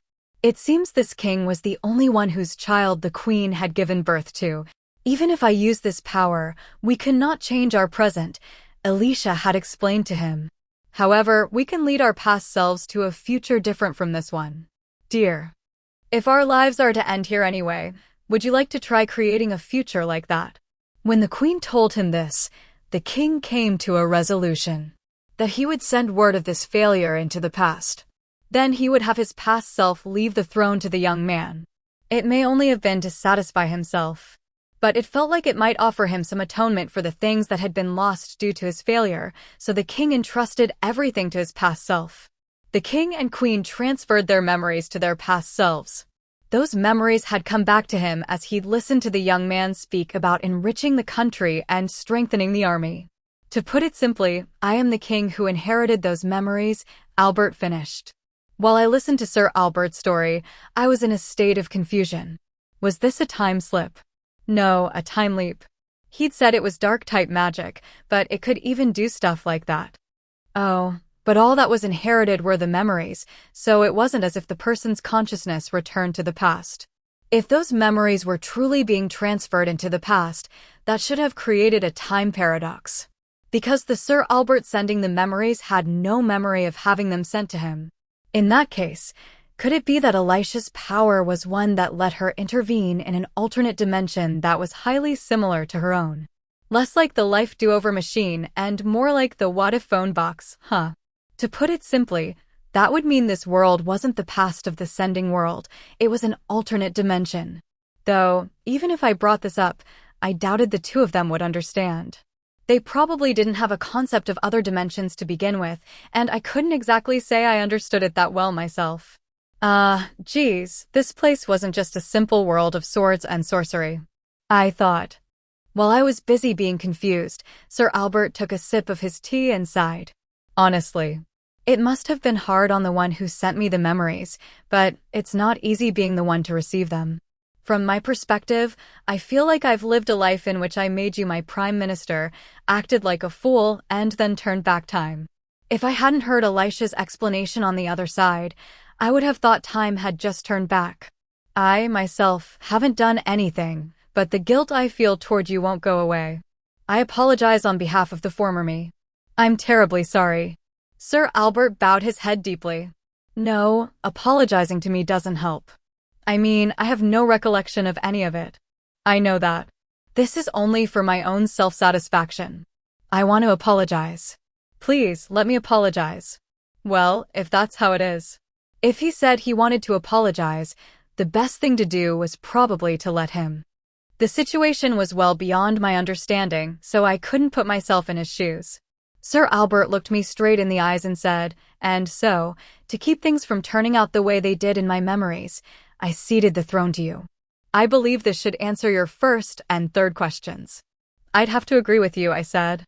The answer to my first question, why did you give your throne to some kid you just met, was that, actually, though, this wasn't correct. Strictly speaking, it wasn't the first time we had met.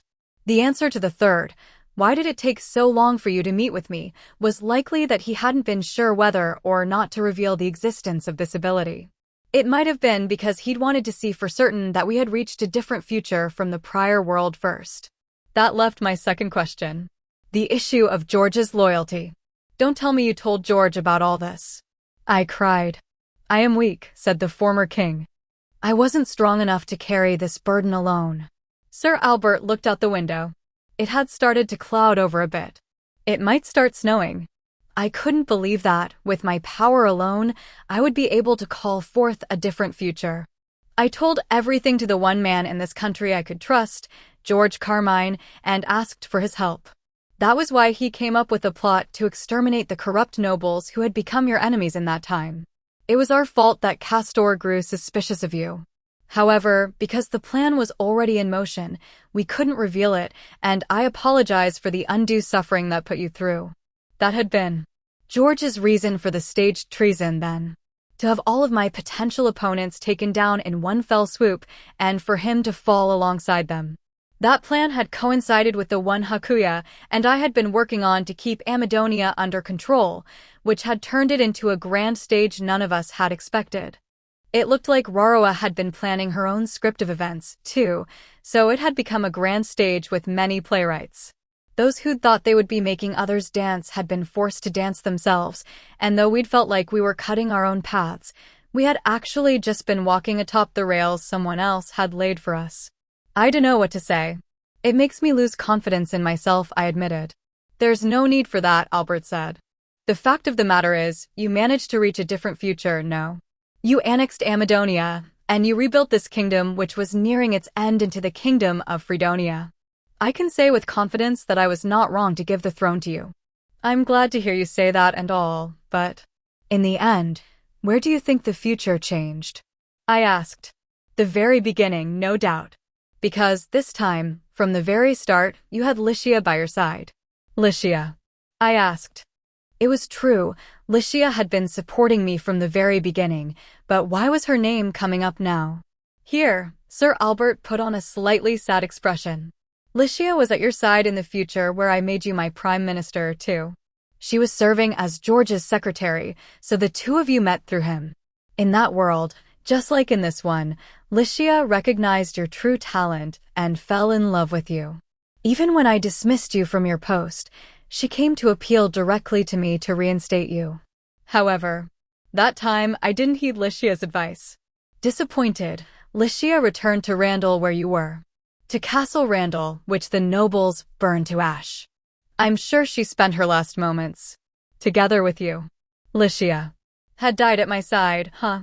Now that he mentioned it, he did say that the king of that world had lost everything. That had included his own daughter, then. What about the other comrades that I've recruited? I asked. They were never there to begin with. In that world, you never used the dual voice broadcast. I listened to the voices of those who valued tradition, and I never allowed you to use it. That was why you never gathered personnel, or did the sort of productions that you do now. Working without the dual voice broadcast, huh? That would have been hard. Now that I thought back, most of the current members of my staff had been gathered through the dual voice broadcast. Without the dual voice broadcast, I wouldn't have met Aisha, Hakuya, Tomo, or Poncho. Also, if I had just been the Prime Minister, I doubted Excel would have dispatched Juna, and I wouldn't have met Ludwin, Halbert, or Keed through the military, either. That being the case, the dual voice broadcast was starting to feel like the turning point. And the strongest thing pushing me to use the dual voice broadcast had been Lycia, who'd given legitimacy to the royal title I'd been given. Without that, I might not have been able to shut up the people who were against me using the dual voice broadcast. When I thought of it that way, well, damn. Lycia's starting to feel like my goddess of victory. I want you to take good care of her, Albert told me. Of course. She was a goddess who had never abandoned me, no matter how adverse the situation. If I didn't treasure her, I was probably in for some serious karmic retribution. Sir Albert rose from his seat. Well, I have told you all I know. Now, my role truly has been played out to the end. The rest I leave to you and the others. With that said, Sir Albert stood next to Lady Alicia, hugging her around the shoulder. I think we will leave the castle and live quietly in my old domain in the mountains. I inhaled sharply in surprise. Why? If the old king stays too long, people will begin to get bad ideas, Albert said. Now that I have seen the changing future, I will withdraw. This is another thing I had decided on from the very beginning. Here, he wore not the face of an unreliable king, but the eyes of a loving father watching over his children. Those eyes. Was he directing them at me? You've already made up your minds, I see, I said slowly. I can trust you with both Lycia and this country, said Albert. Alicia and I both believe that. I ask you to do this for me, my son. My son. When he called me that, I rose from my seat and pounded one fist on my chest. You have my word. Father, mother, thank you for everything. I bowed my head deeply to Sir Albert and Lady Alicia. Sir Albert nodded when he saw that, while Lady Alicia continued watching with a smile until the end. I bowed one more time and turned to grasp the handle on the door to leave. Then stopped. I have just one last thing to ask. What? Said Albert. In the world where I became the Prime Minister, were our bodies ever found? No. As I told you, they were reduced to ash. Nothing was ever found. I see. They'd never found the bodies, huh? Well then. In that case, Lycia and I might have still been alive. What? I smiled as Sir Albert's eyes opened wide in surprise. If I were alone, I might have died. But Lycia was there, too, right? If the me from that world cared for Lycia as much as I do here, he would never have let her die. When danger closed in on them, I'm sure he would have taken Lycia and fled, not caring what people would say about them. It's possible they were struck down by enemy soldiers in the attempt, but in that case, there would have been bodies. If you're telling me there were none, I'd say that means they got away. Perhaps George had been using himself as a decoy to buy them time. Though this was probably on the same level as believing in the theory that Yoshitsune had survived. But what did it matter? If it would help my father-in-law to assuage his guilt even a little. Thank you, son-in-law. I heard those quiet words behind me as I turned to leave the room. What are you doing here? I was on the terrace of the Governmental Affairs Office, looking out on the castle town at night, when Lycia came out with a blanket. I'm surprised you knew to find me here, I said. Hakuya told me where you were, she said. Everyone's in a frenzy trying to get things together for the singing contest, you know. Sorry. Let me stay here a little longer. Geez. In that case, try wearing something a little warmer, Lycia said, then threw the blanket she was carrying over me, sliding underneath it herself, too. The warmth of her body touching mine felt very comforting. Phew. It sure is cold out at this time of night. Well, yeah, it's winter. It's snowing, she cried. Whoa. You're right. I noticed there were snowflakes falling here and there, even though I could still see the moon off in the distant sky. It started as powder snow, but gradually gave way to larger snowflakes. The lights of the town and snow on a moonlit night. It was like a scene out of fantasy. It's pretty, Lycia murmured, standing next to me. Well, damn. Lycia's starting to feel like my goddess of victory. The words I had said then came back to me. When I looked at Lycia, staring entranced up into the snowy sky, I couldn't just stay put any longer. I got out from under the blanket, then hugged Lycia, blanket and all. Wah, Soma. Lycia cried out in surprise. I didn't let that stop me from holding her all the tighter. The truth is, it was cold out, but for some reason my entire body felt hot. I could see my breath, but my face was burning. I might even have been crying. The truth is, this is something. I really ought to have told you before Aisha, before Juna, and before Raroa. She was silent, questioningly. Lycia. I love you. Please marry me. Lycia was dumbstruck by my sudden proposal. It sure took you long enough to say it, Lycia said, then gave me a shy smile that made me feel ticklish. Then, gently pushing me away, she put her hands on my chest and stood on her tiptoes. As the blanket fluttered to the ground, Lycia's face slowly approached mine. I love you too, Soma. I hope we can be together forever. Our lips intertwined. The clock passed midnight, and it became the 32nd day of the 12th month, New Year's Eve. We stayed that way for a while, listening to the approaching footsteps of a new year. Mid-word. To everyone who bought Volume 4 of Realist Hero, thank you very much. This is Doji Amaru, having just the other day finally updated my Ichitaro word processor to the newest version. Thank you for everything, 2006 version. For this afterword or midword, rather, I was given 3 pages. This volume marks the end of the first part of Realist Hero, so I secured the extra space because there's a lot I wanted to say. In terms of the story, this volume concludes the calendar year 1546 CC, the year in which Soma was summoned. It may seem strange to say this myself, but the composition of this story is pretty strange. The first volume is all internal politics, the second volume is all war, the third is the post-war process, while Volume 4 is the continuation of that process and resolution to the remaining problems. I think you'll understand, now that I've put it that way, but Volumes 1 through 4 of this series form one larger story. It was written as one long serialization online. Basically, I've spent one volume on each of the 4 stages of the Kisho Tenketsu, introduction, development, twist, conclusion, structure. That was why the foreshadowing often stretched across volumes. The intentions of the 3 dukes become apparent in the second volume, the intention of the empire in the third, and the reason why the throne was given to Soma back at the very beginning in this fourth. That's the sort of thing that brings reviewers to tears, huh? I think it makes coming up with an opinion on each volume very difficult. I spent a decade sending my work into newcomers awards and failing to win them. If I had sent a book with this composition to a newcomers award contest, I doubt it would have passed the first screening. If I'd sent 1 volume's worth, it would have just been an incomplete manuscript. If I'd sent it all in, I would have gotten screened out by one of the contest criteria, word limit, and they wouldn't have even looked at it. I'm kind of amazed it's been able to see print myself. I think a large part of why I have been able to get this novel printed was because it was a web novel. I was able to write what I wanted, without having to worry about word counts, and there were readers out there who would read the long text. Thanks to that environment existing, the story was able to be well rated, and I was approached by a publisher. People often point to the benefits of advanced advertising and rankings, but I think this may be where the true value of releasing as a web novel lies. I couldn't be more grateful to the old home of this novel on the web, the people who followed the web novel version there, as well as those who are still following the ongoing serialization on Pixiv. Thank you all very much. Now, on that note, I'll talk about this novel, which has reached a good breaking point.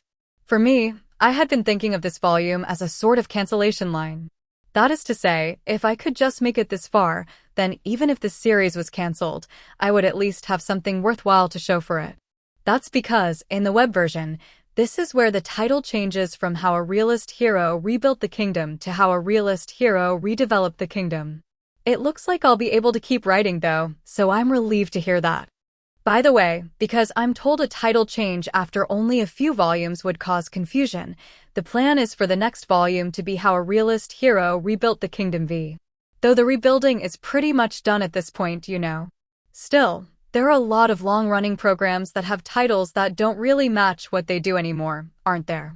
Like a certain show that hardly ever talks about law, but still has consultation office in its title, or that show that went to the ends of the world, then stopped doing quizzes, but still has the Q in its title. While taking advantage of the same jinx used by those long-running programs, I hope I'll be able to keep writing for the time being. Now then, if you're wondering why we have a midword this time, that's because there's another short story after this. People who have been following me from the web novel days might recognize it. This short story that takes place after the end of Volume 4 on New Year's Eve was posted not as part of the main text, but through my activity updates.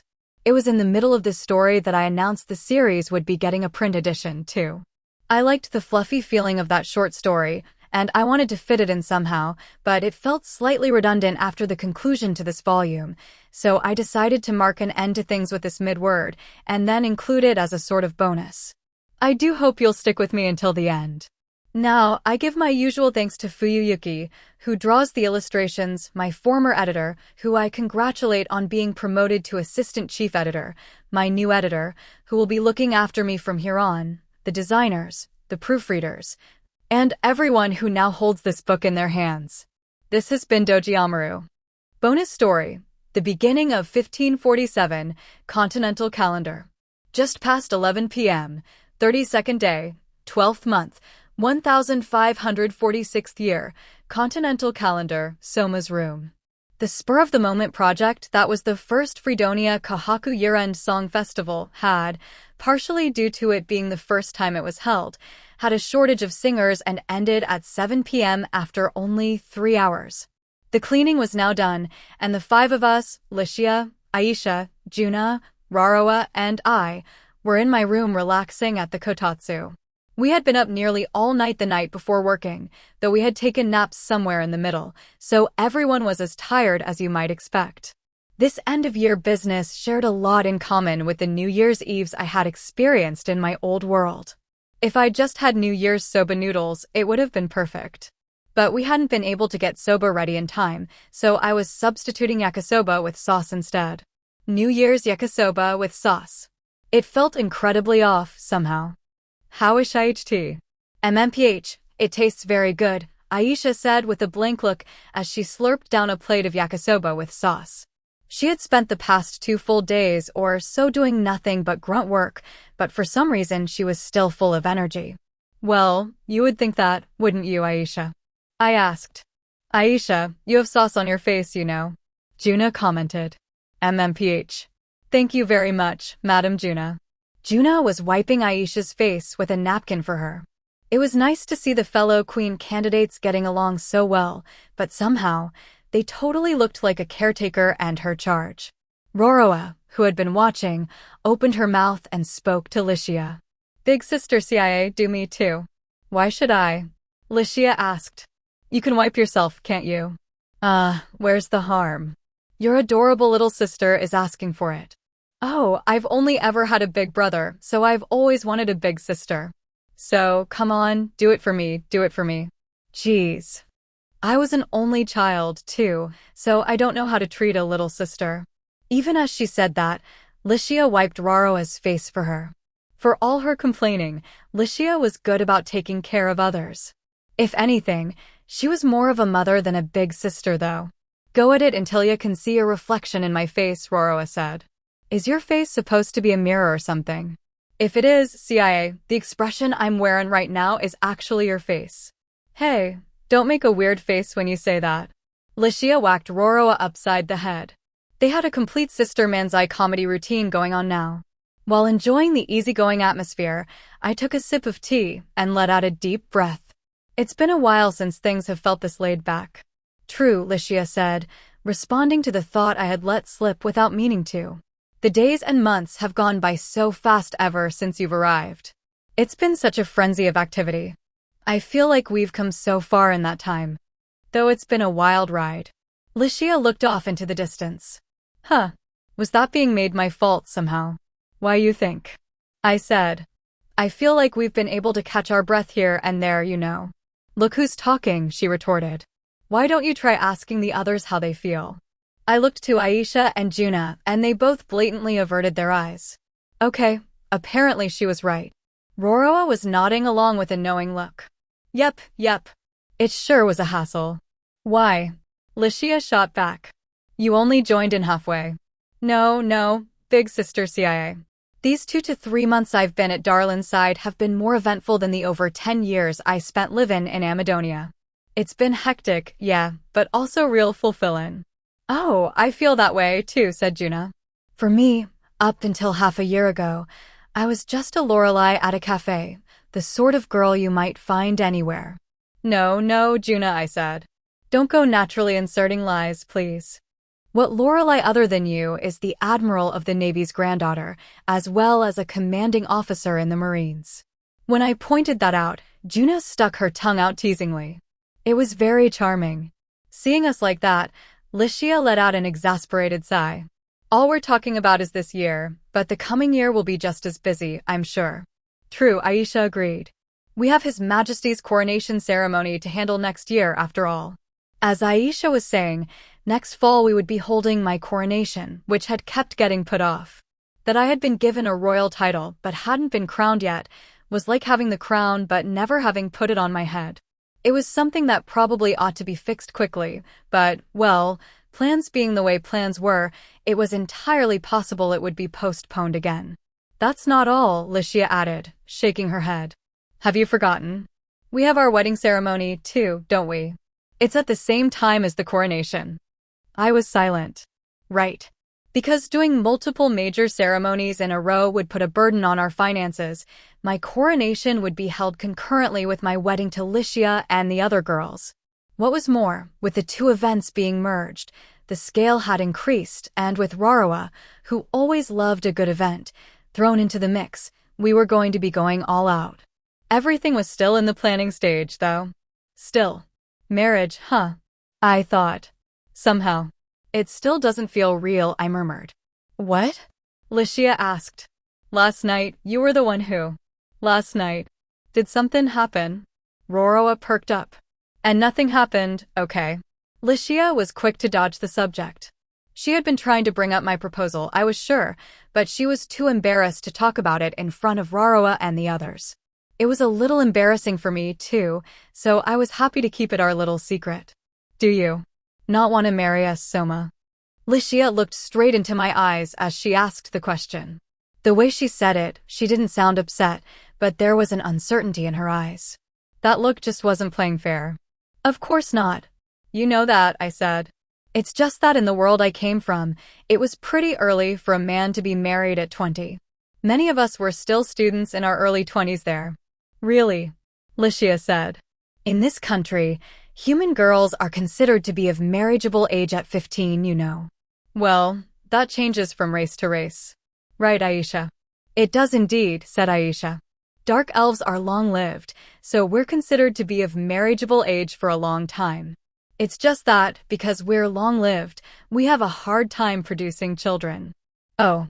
Well, if the long-lived races were able to crank out babies one after another, we'd end up with an overpopulation problem in no time, I supposed.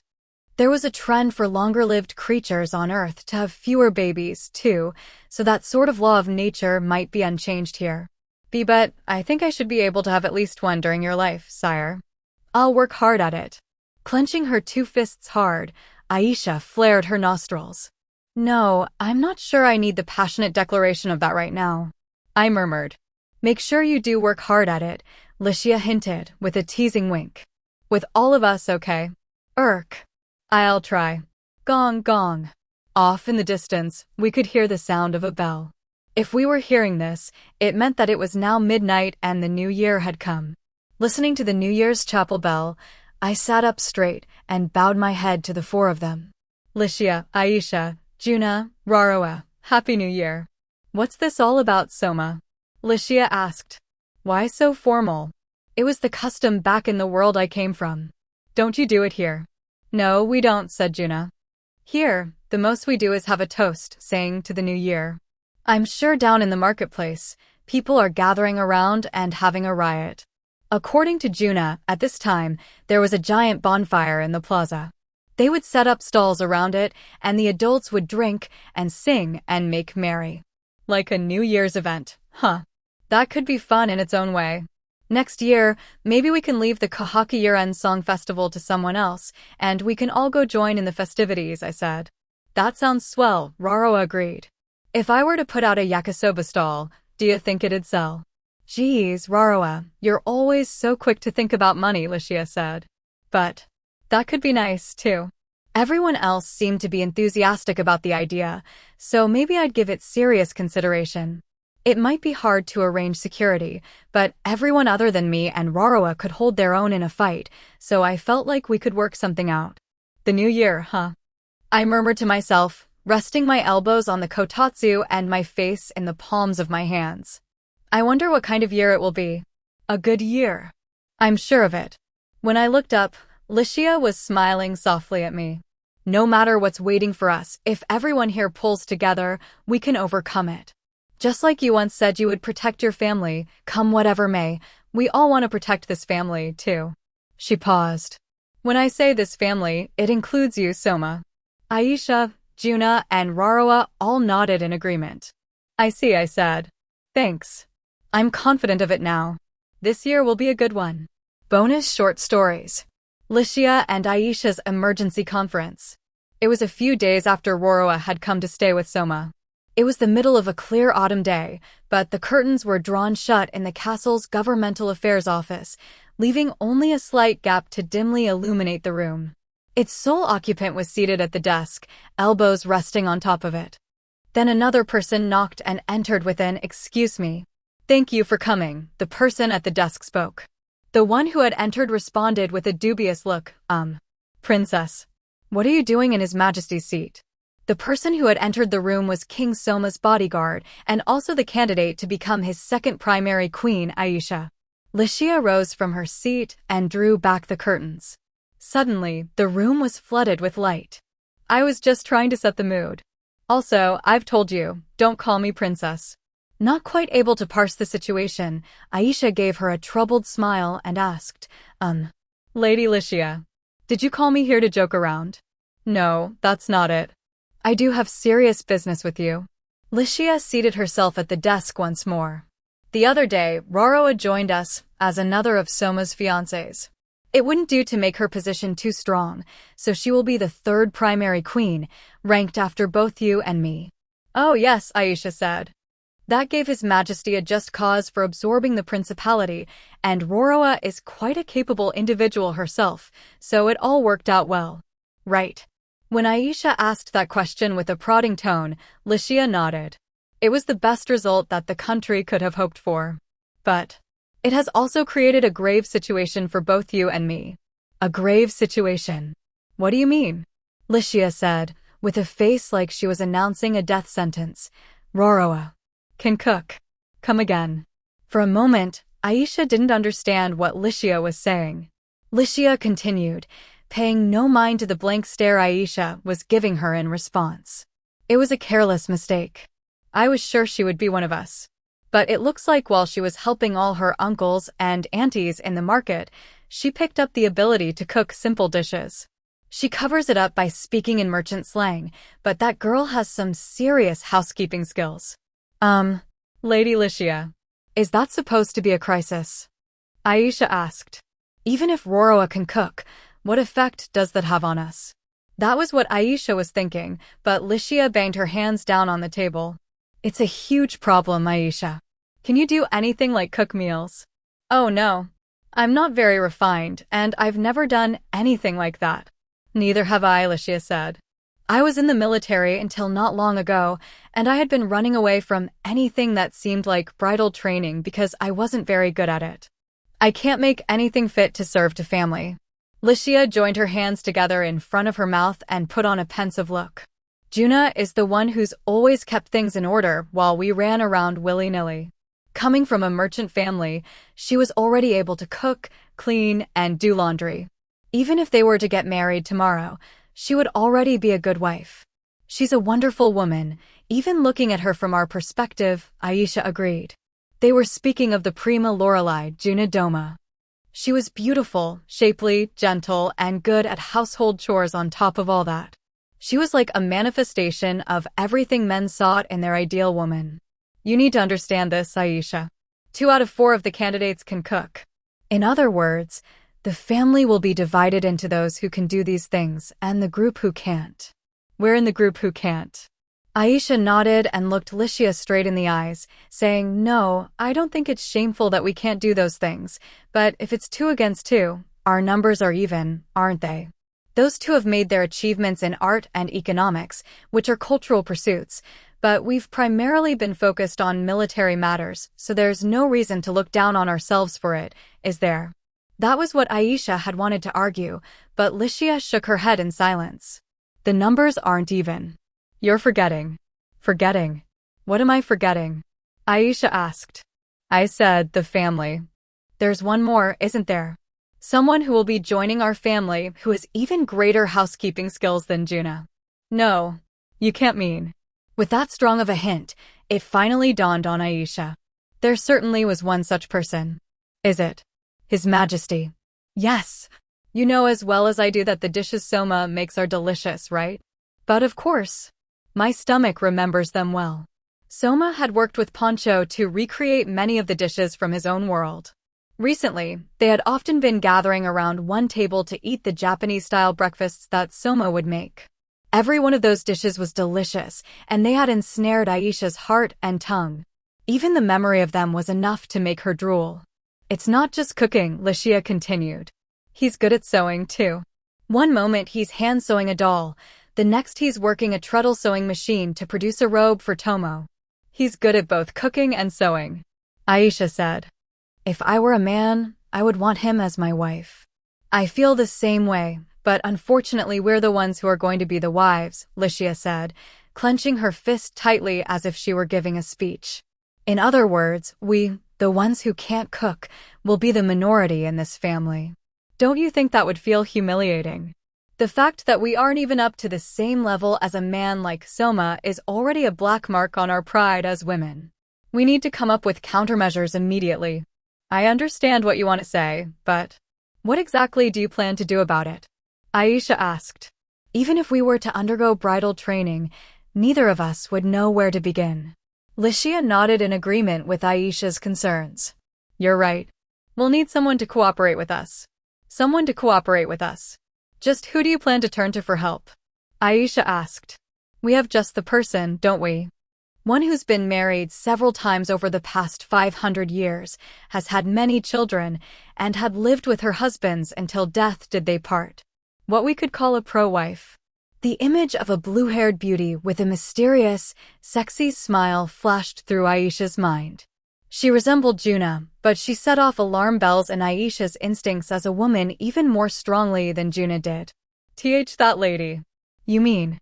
Honestly, I think she would just toy with us, so I'm not sure I like the idea, Aisha said. It was the same for Licia, but she shook her head and said with resolve, we have no choice. Aisha, be ready to accept whatever happens. Why yes, Lady Licia. Some days later, on a certain islet in the Excel Duchy. Oh me. Oh my. Excel smiled while reading the letter that Licia had sent her. Hee, she thought. That tomboyish princess is getting quite worked up. Now that Juna and that Amadonian princess have become his fiancés too, she may be feeling her position is in jeopardy. That just shows how special His Majesty is to the princess. Oh my, how innocent she is.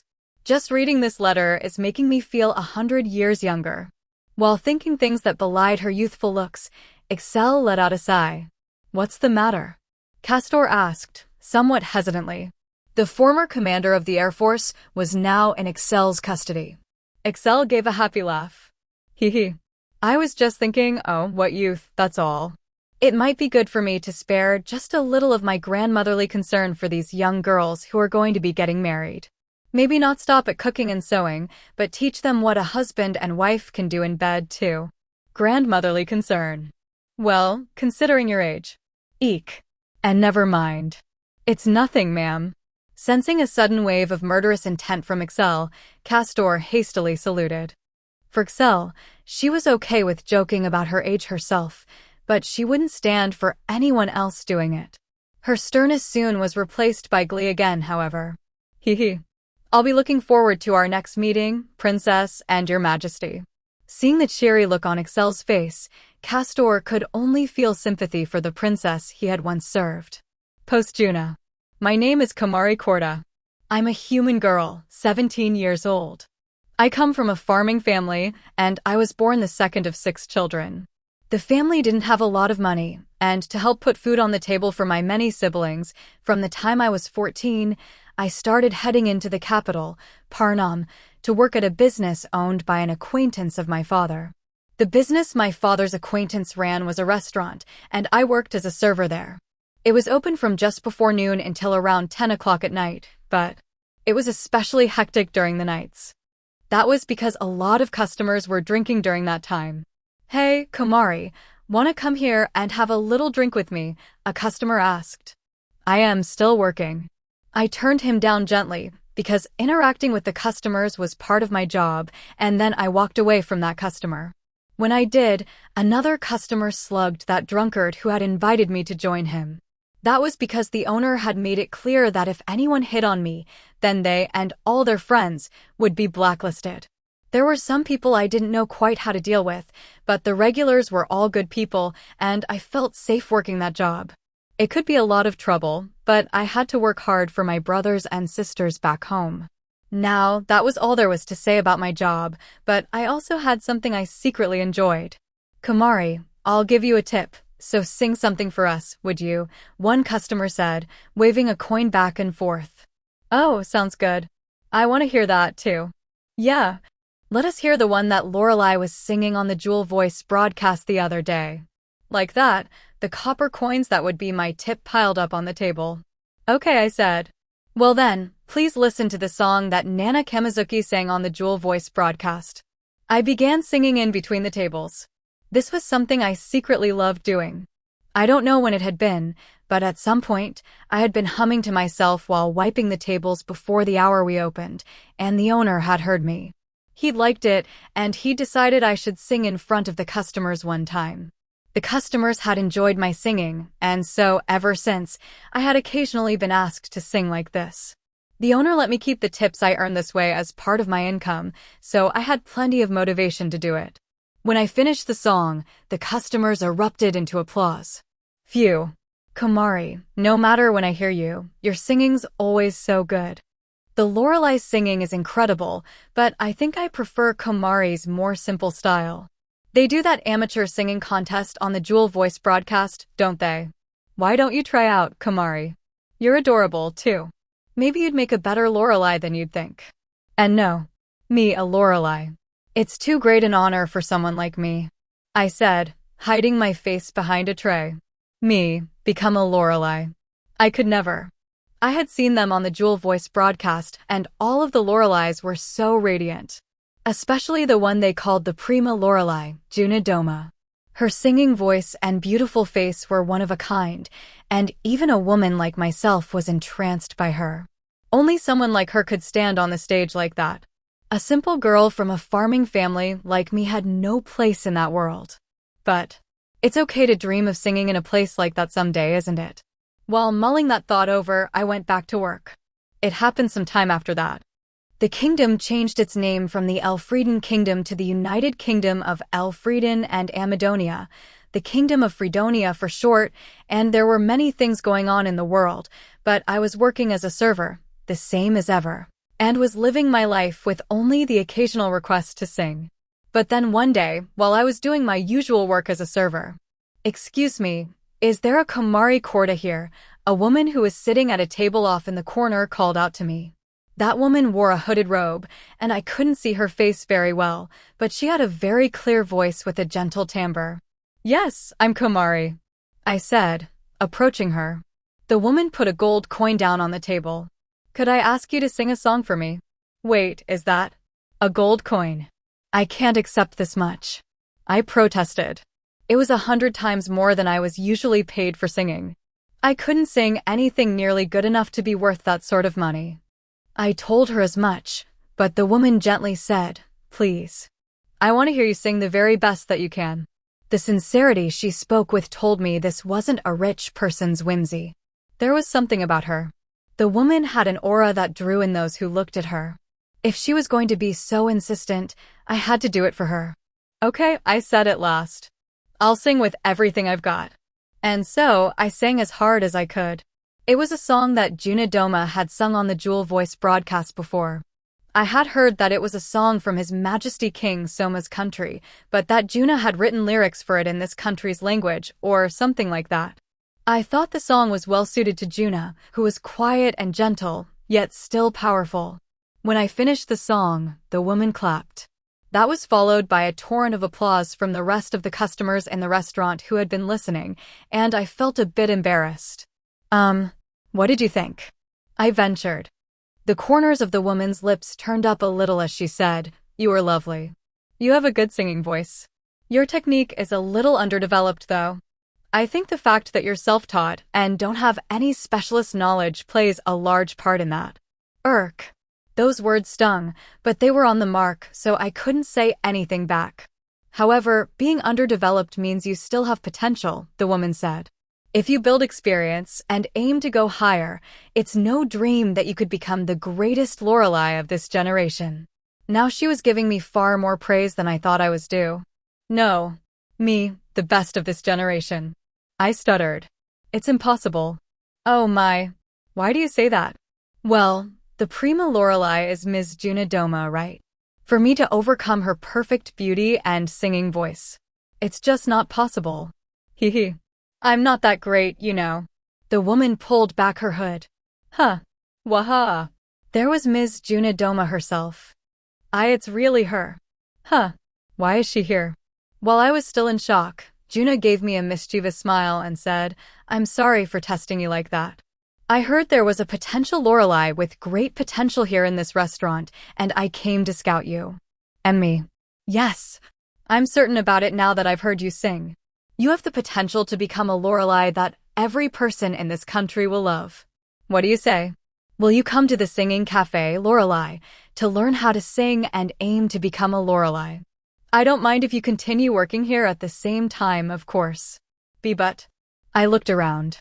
The customers were all saying, congratulations, Kumari. I'm so happy for you. We'll need to have an advanced celebration. Barkeep, give me another one, and they gave me their blessings. The owner gave me a thumbs up from over in the kitchen, too. Everyone. Thank you so much. With all of their encouragement, I gave Juna a firm reply. Yes. I'll be looking forward to working with you. It was today, on this day, that I took my first step as a Lorelei. That moment, when Kumari Korda took her first step towards becoming a Lorelei, while Juna wore a gentle smile on her face, she was bursting with joy inside, even more so than Kumari. I've found someone good. I couldn't ask for a better person to succeed me.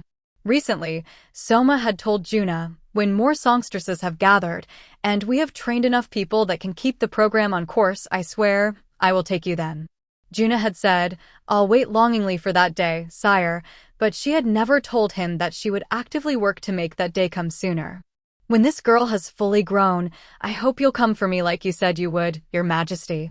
While thinking that, Juna wore a mischievous smile. Raroa's mistaken order. Oh, drat. What am I going to do about this? Raroa muttered.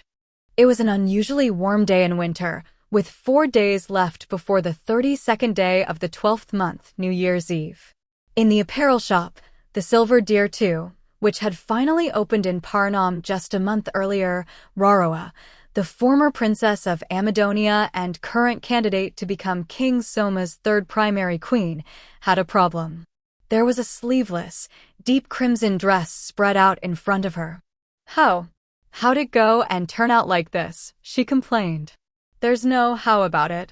It's your own fault, isn't it, Lady Raroa? The handsome middle-aged man who was standing beside Raroa said with a touch of exasperation. He was Sebastian, the owner of the Silver Deer. The Silver Deer's main shop was in Van, but because Raroa, who was one of his best customers, had moved to Parnam, he had left the main shop to someone else to manage so that he could work here. This dress that was causing Raroa such a headache was one he had prepared for her. The tailors made this dress to the exact specifications you ordered, Lady Raroa, he pointed out. Well, yeah, my lil joke may have been what caused it. Not might. I can say with certainty that you caused this, he said. No. It should have been clear I was just foolin' around, right? Pointing at the dress, Raroa exclaimed, who'd ever wear an oversized dress like this? There was a single dress laid out in front of Raroa. However, that dress was an incredible 18 meters long. Raroa stood in front of that dress which, even though it had been folded up, was still monopolizing the floor of the store, and held her head in her hands. Margie's the one who'll be wearing it, you know. Margarita Wonder, or Margie as Raroa liked to call her, had been a general in the former Principality of Amadonia. She had now changed careers to become a singer. This dress was one that Raroa had ordered in advance for her. However, while Margarita was a tall woman, she fell just short of 2 meters tall, and this dress was clearly too long for her. Honestly, were ya expectin' a dragon to wear this thing? Raroa asked. Like I said, this happened because it was made to the exact specifications you ordered. Have you forgotten what you wrote in the column for Madame Margarita's height? 1,950 centimeters. That's 10 too many. What kind of giant is she? Shouldn't it be been obvious I wrote that as a joke because Margie's so darn big? Raroa cried. Raroa and Margarita were close. There was an age difference between them, and one was the daughter of the sovereign while the other was his retainer, but the care they both had for the common people must have been what united them. Roroa thought of Margarita as a friend, and Margarita didn't hesitate to scold Roroa when she needed to. As part of that, the mischievous Roroa often made a joke out of Margarita's height and would always receive a light chop to the head for it. What had happened this time was that she'd written 1,950 centimeters in the height column, then showed it to Margarita and made fun of her, but she'd forgotten to correct it after she'd received her regular chop to the head. I mean, didn't anyone think it was strange? It's 18 meters, you know, Roroa exclaimed.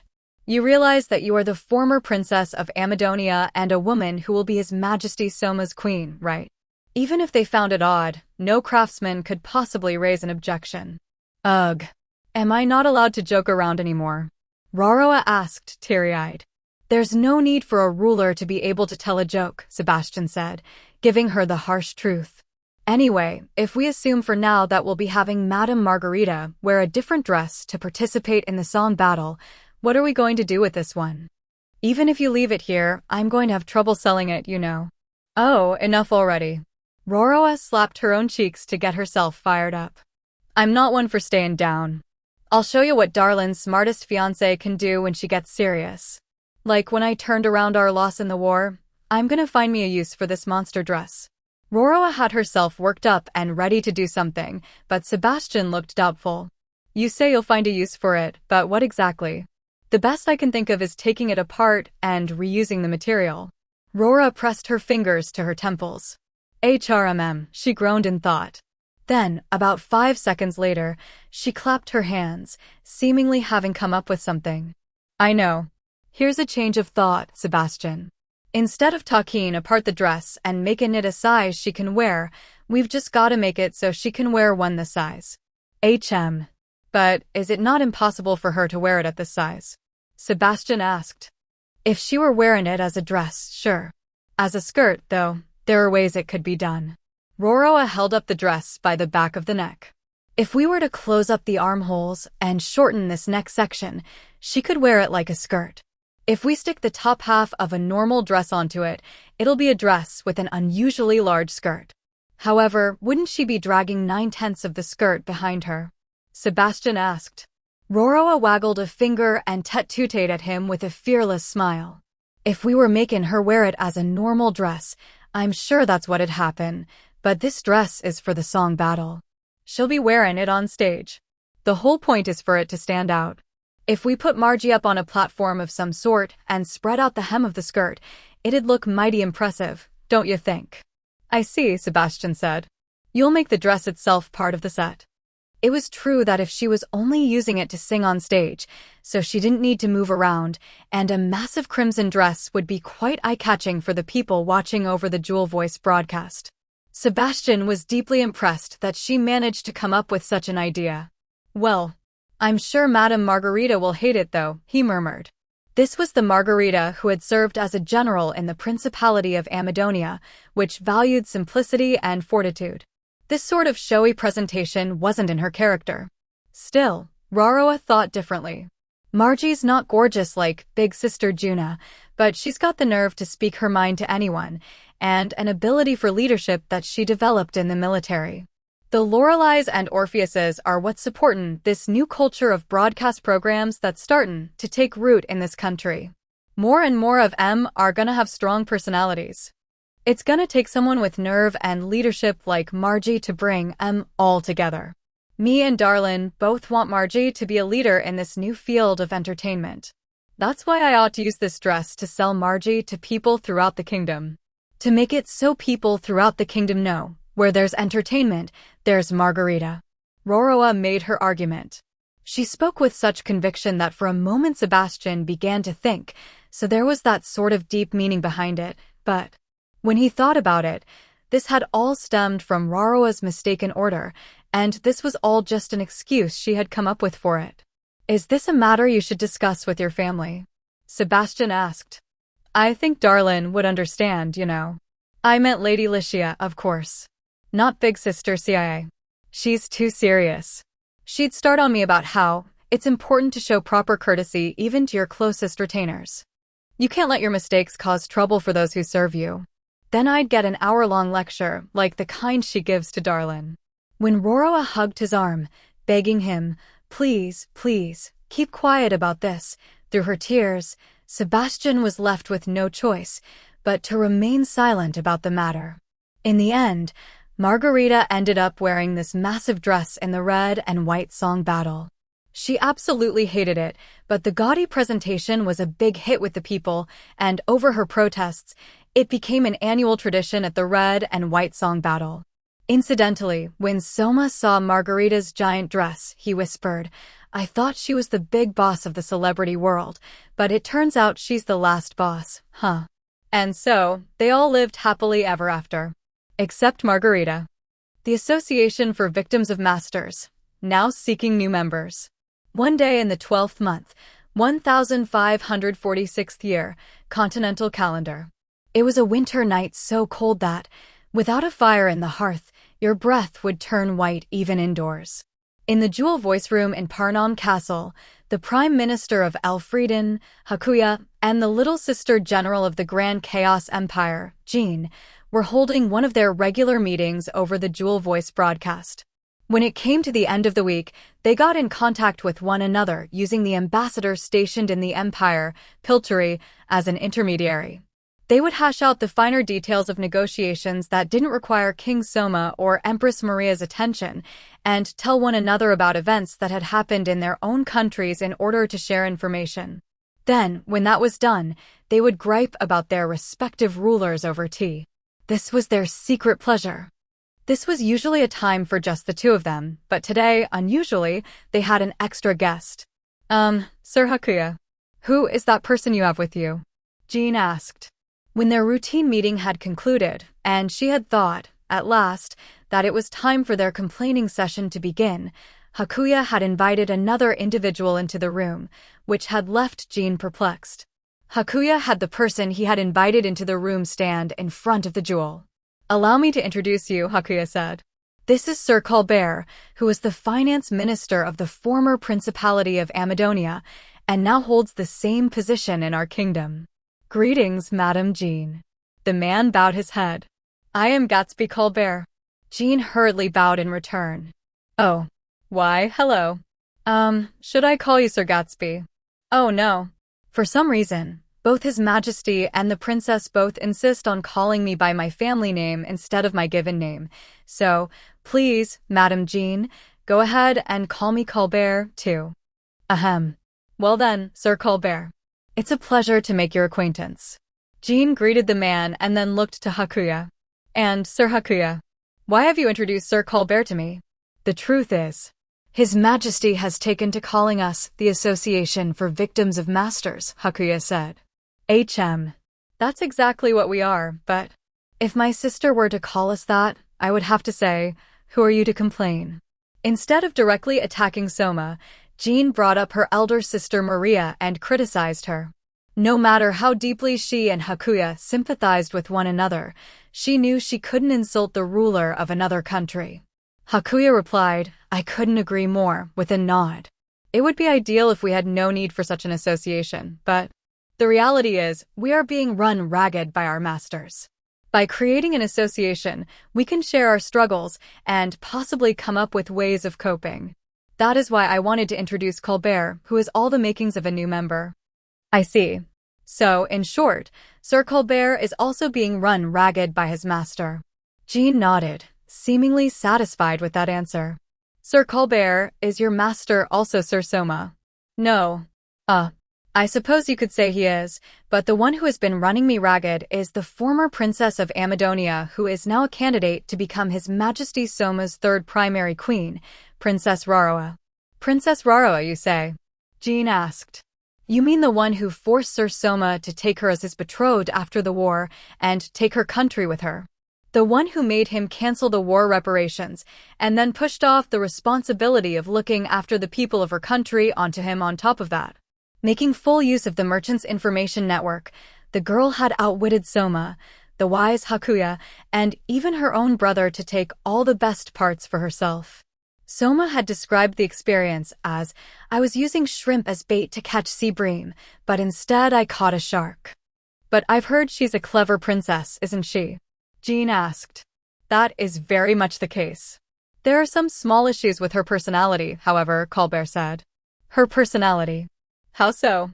She has boundless curiosity and a love of showy displays.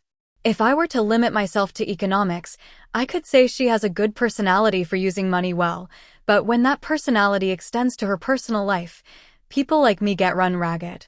The other day, when she was meeting His Majesty for the first time, I was only told the day before that she suddenly wanted me to procure a large quantity of carpets. The night before her audience with Soma.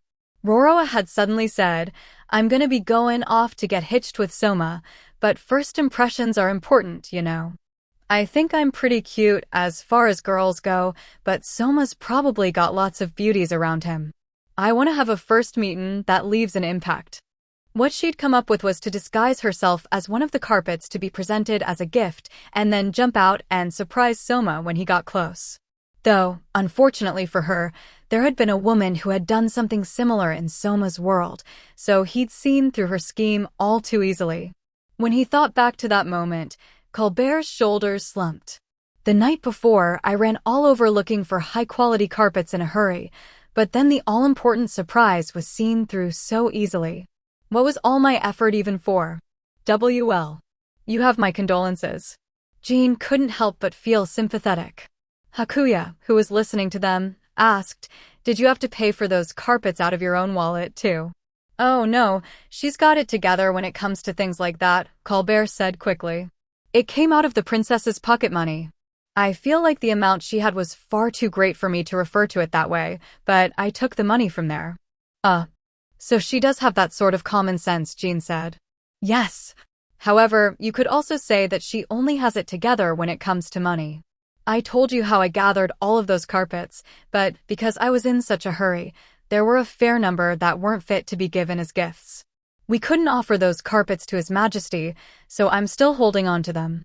The rolled-up carpets look like logs that have sprouted up wildly all over my house. That's terrible, Jean said. Colbert's domain was in Amadonia. He was living in a small house in the royal capital while he was there for work. That small house was packed full of carpets. There was no doubt that they must have been putting serious pressure on his living space. I was told Sir Sebastian would eventually come to take them off of my hands to sell, but until then, I have to live surrounded by carpets. There's hardly room to stand. I had thought that carpets were meant to be rolled out so you could sit on them, but I've now learned when they're rolled up, you can sit on them that way, too. You're making weird discoveries, Jean exclaimed. I can see you've been going through a lot. Ahaha. Well, serving the princess isn't so bad in and of itself, Colbert admitted. Roroa could only make these selfish requests of someone she trusts, so I think of her like a needy little sister.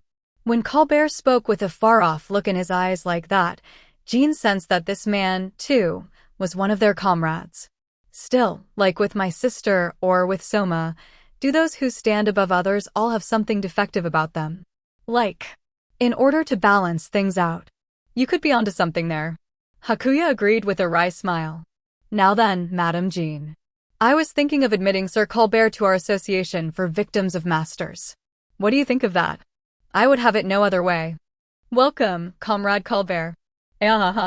Thank you for having me, Colbert said. Thus did the Association for the Victims of Masters gain a new member.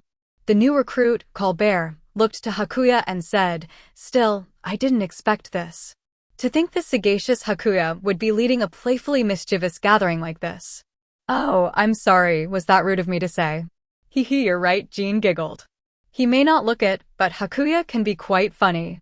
Please don't tease me like that. Hakuya made a sour face.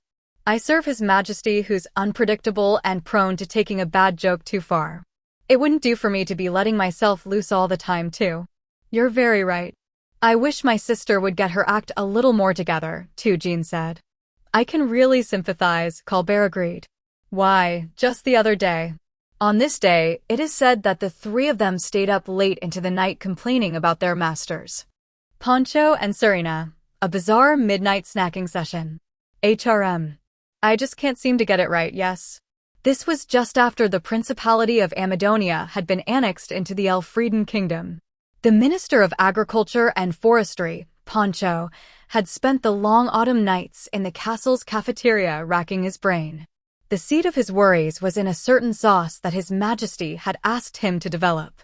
He had been told it was a seasoning that would be absolutely essential for recreating the dishes from Soma's former world.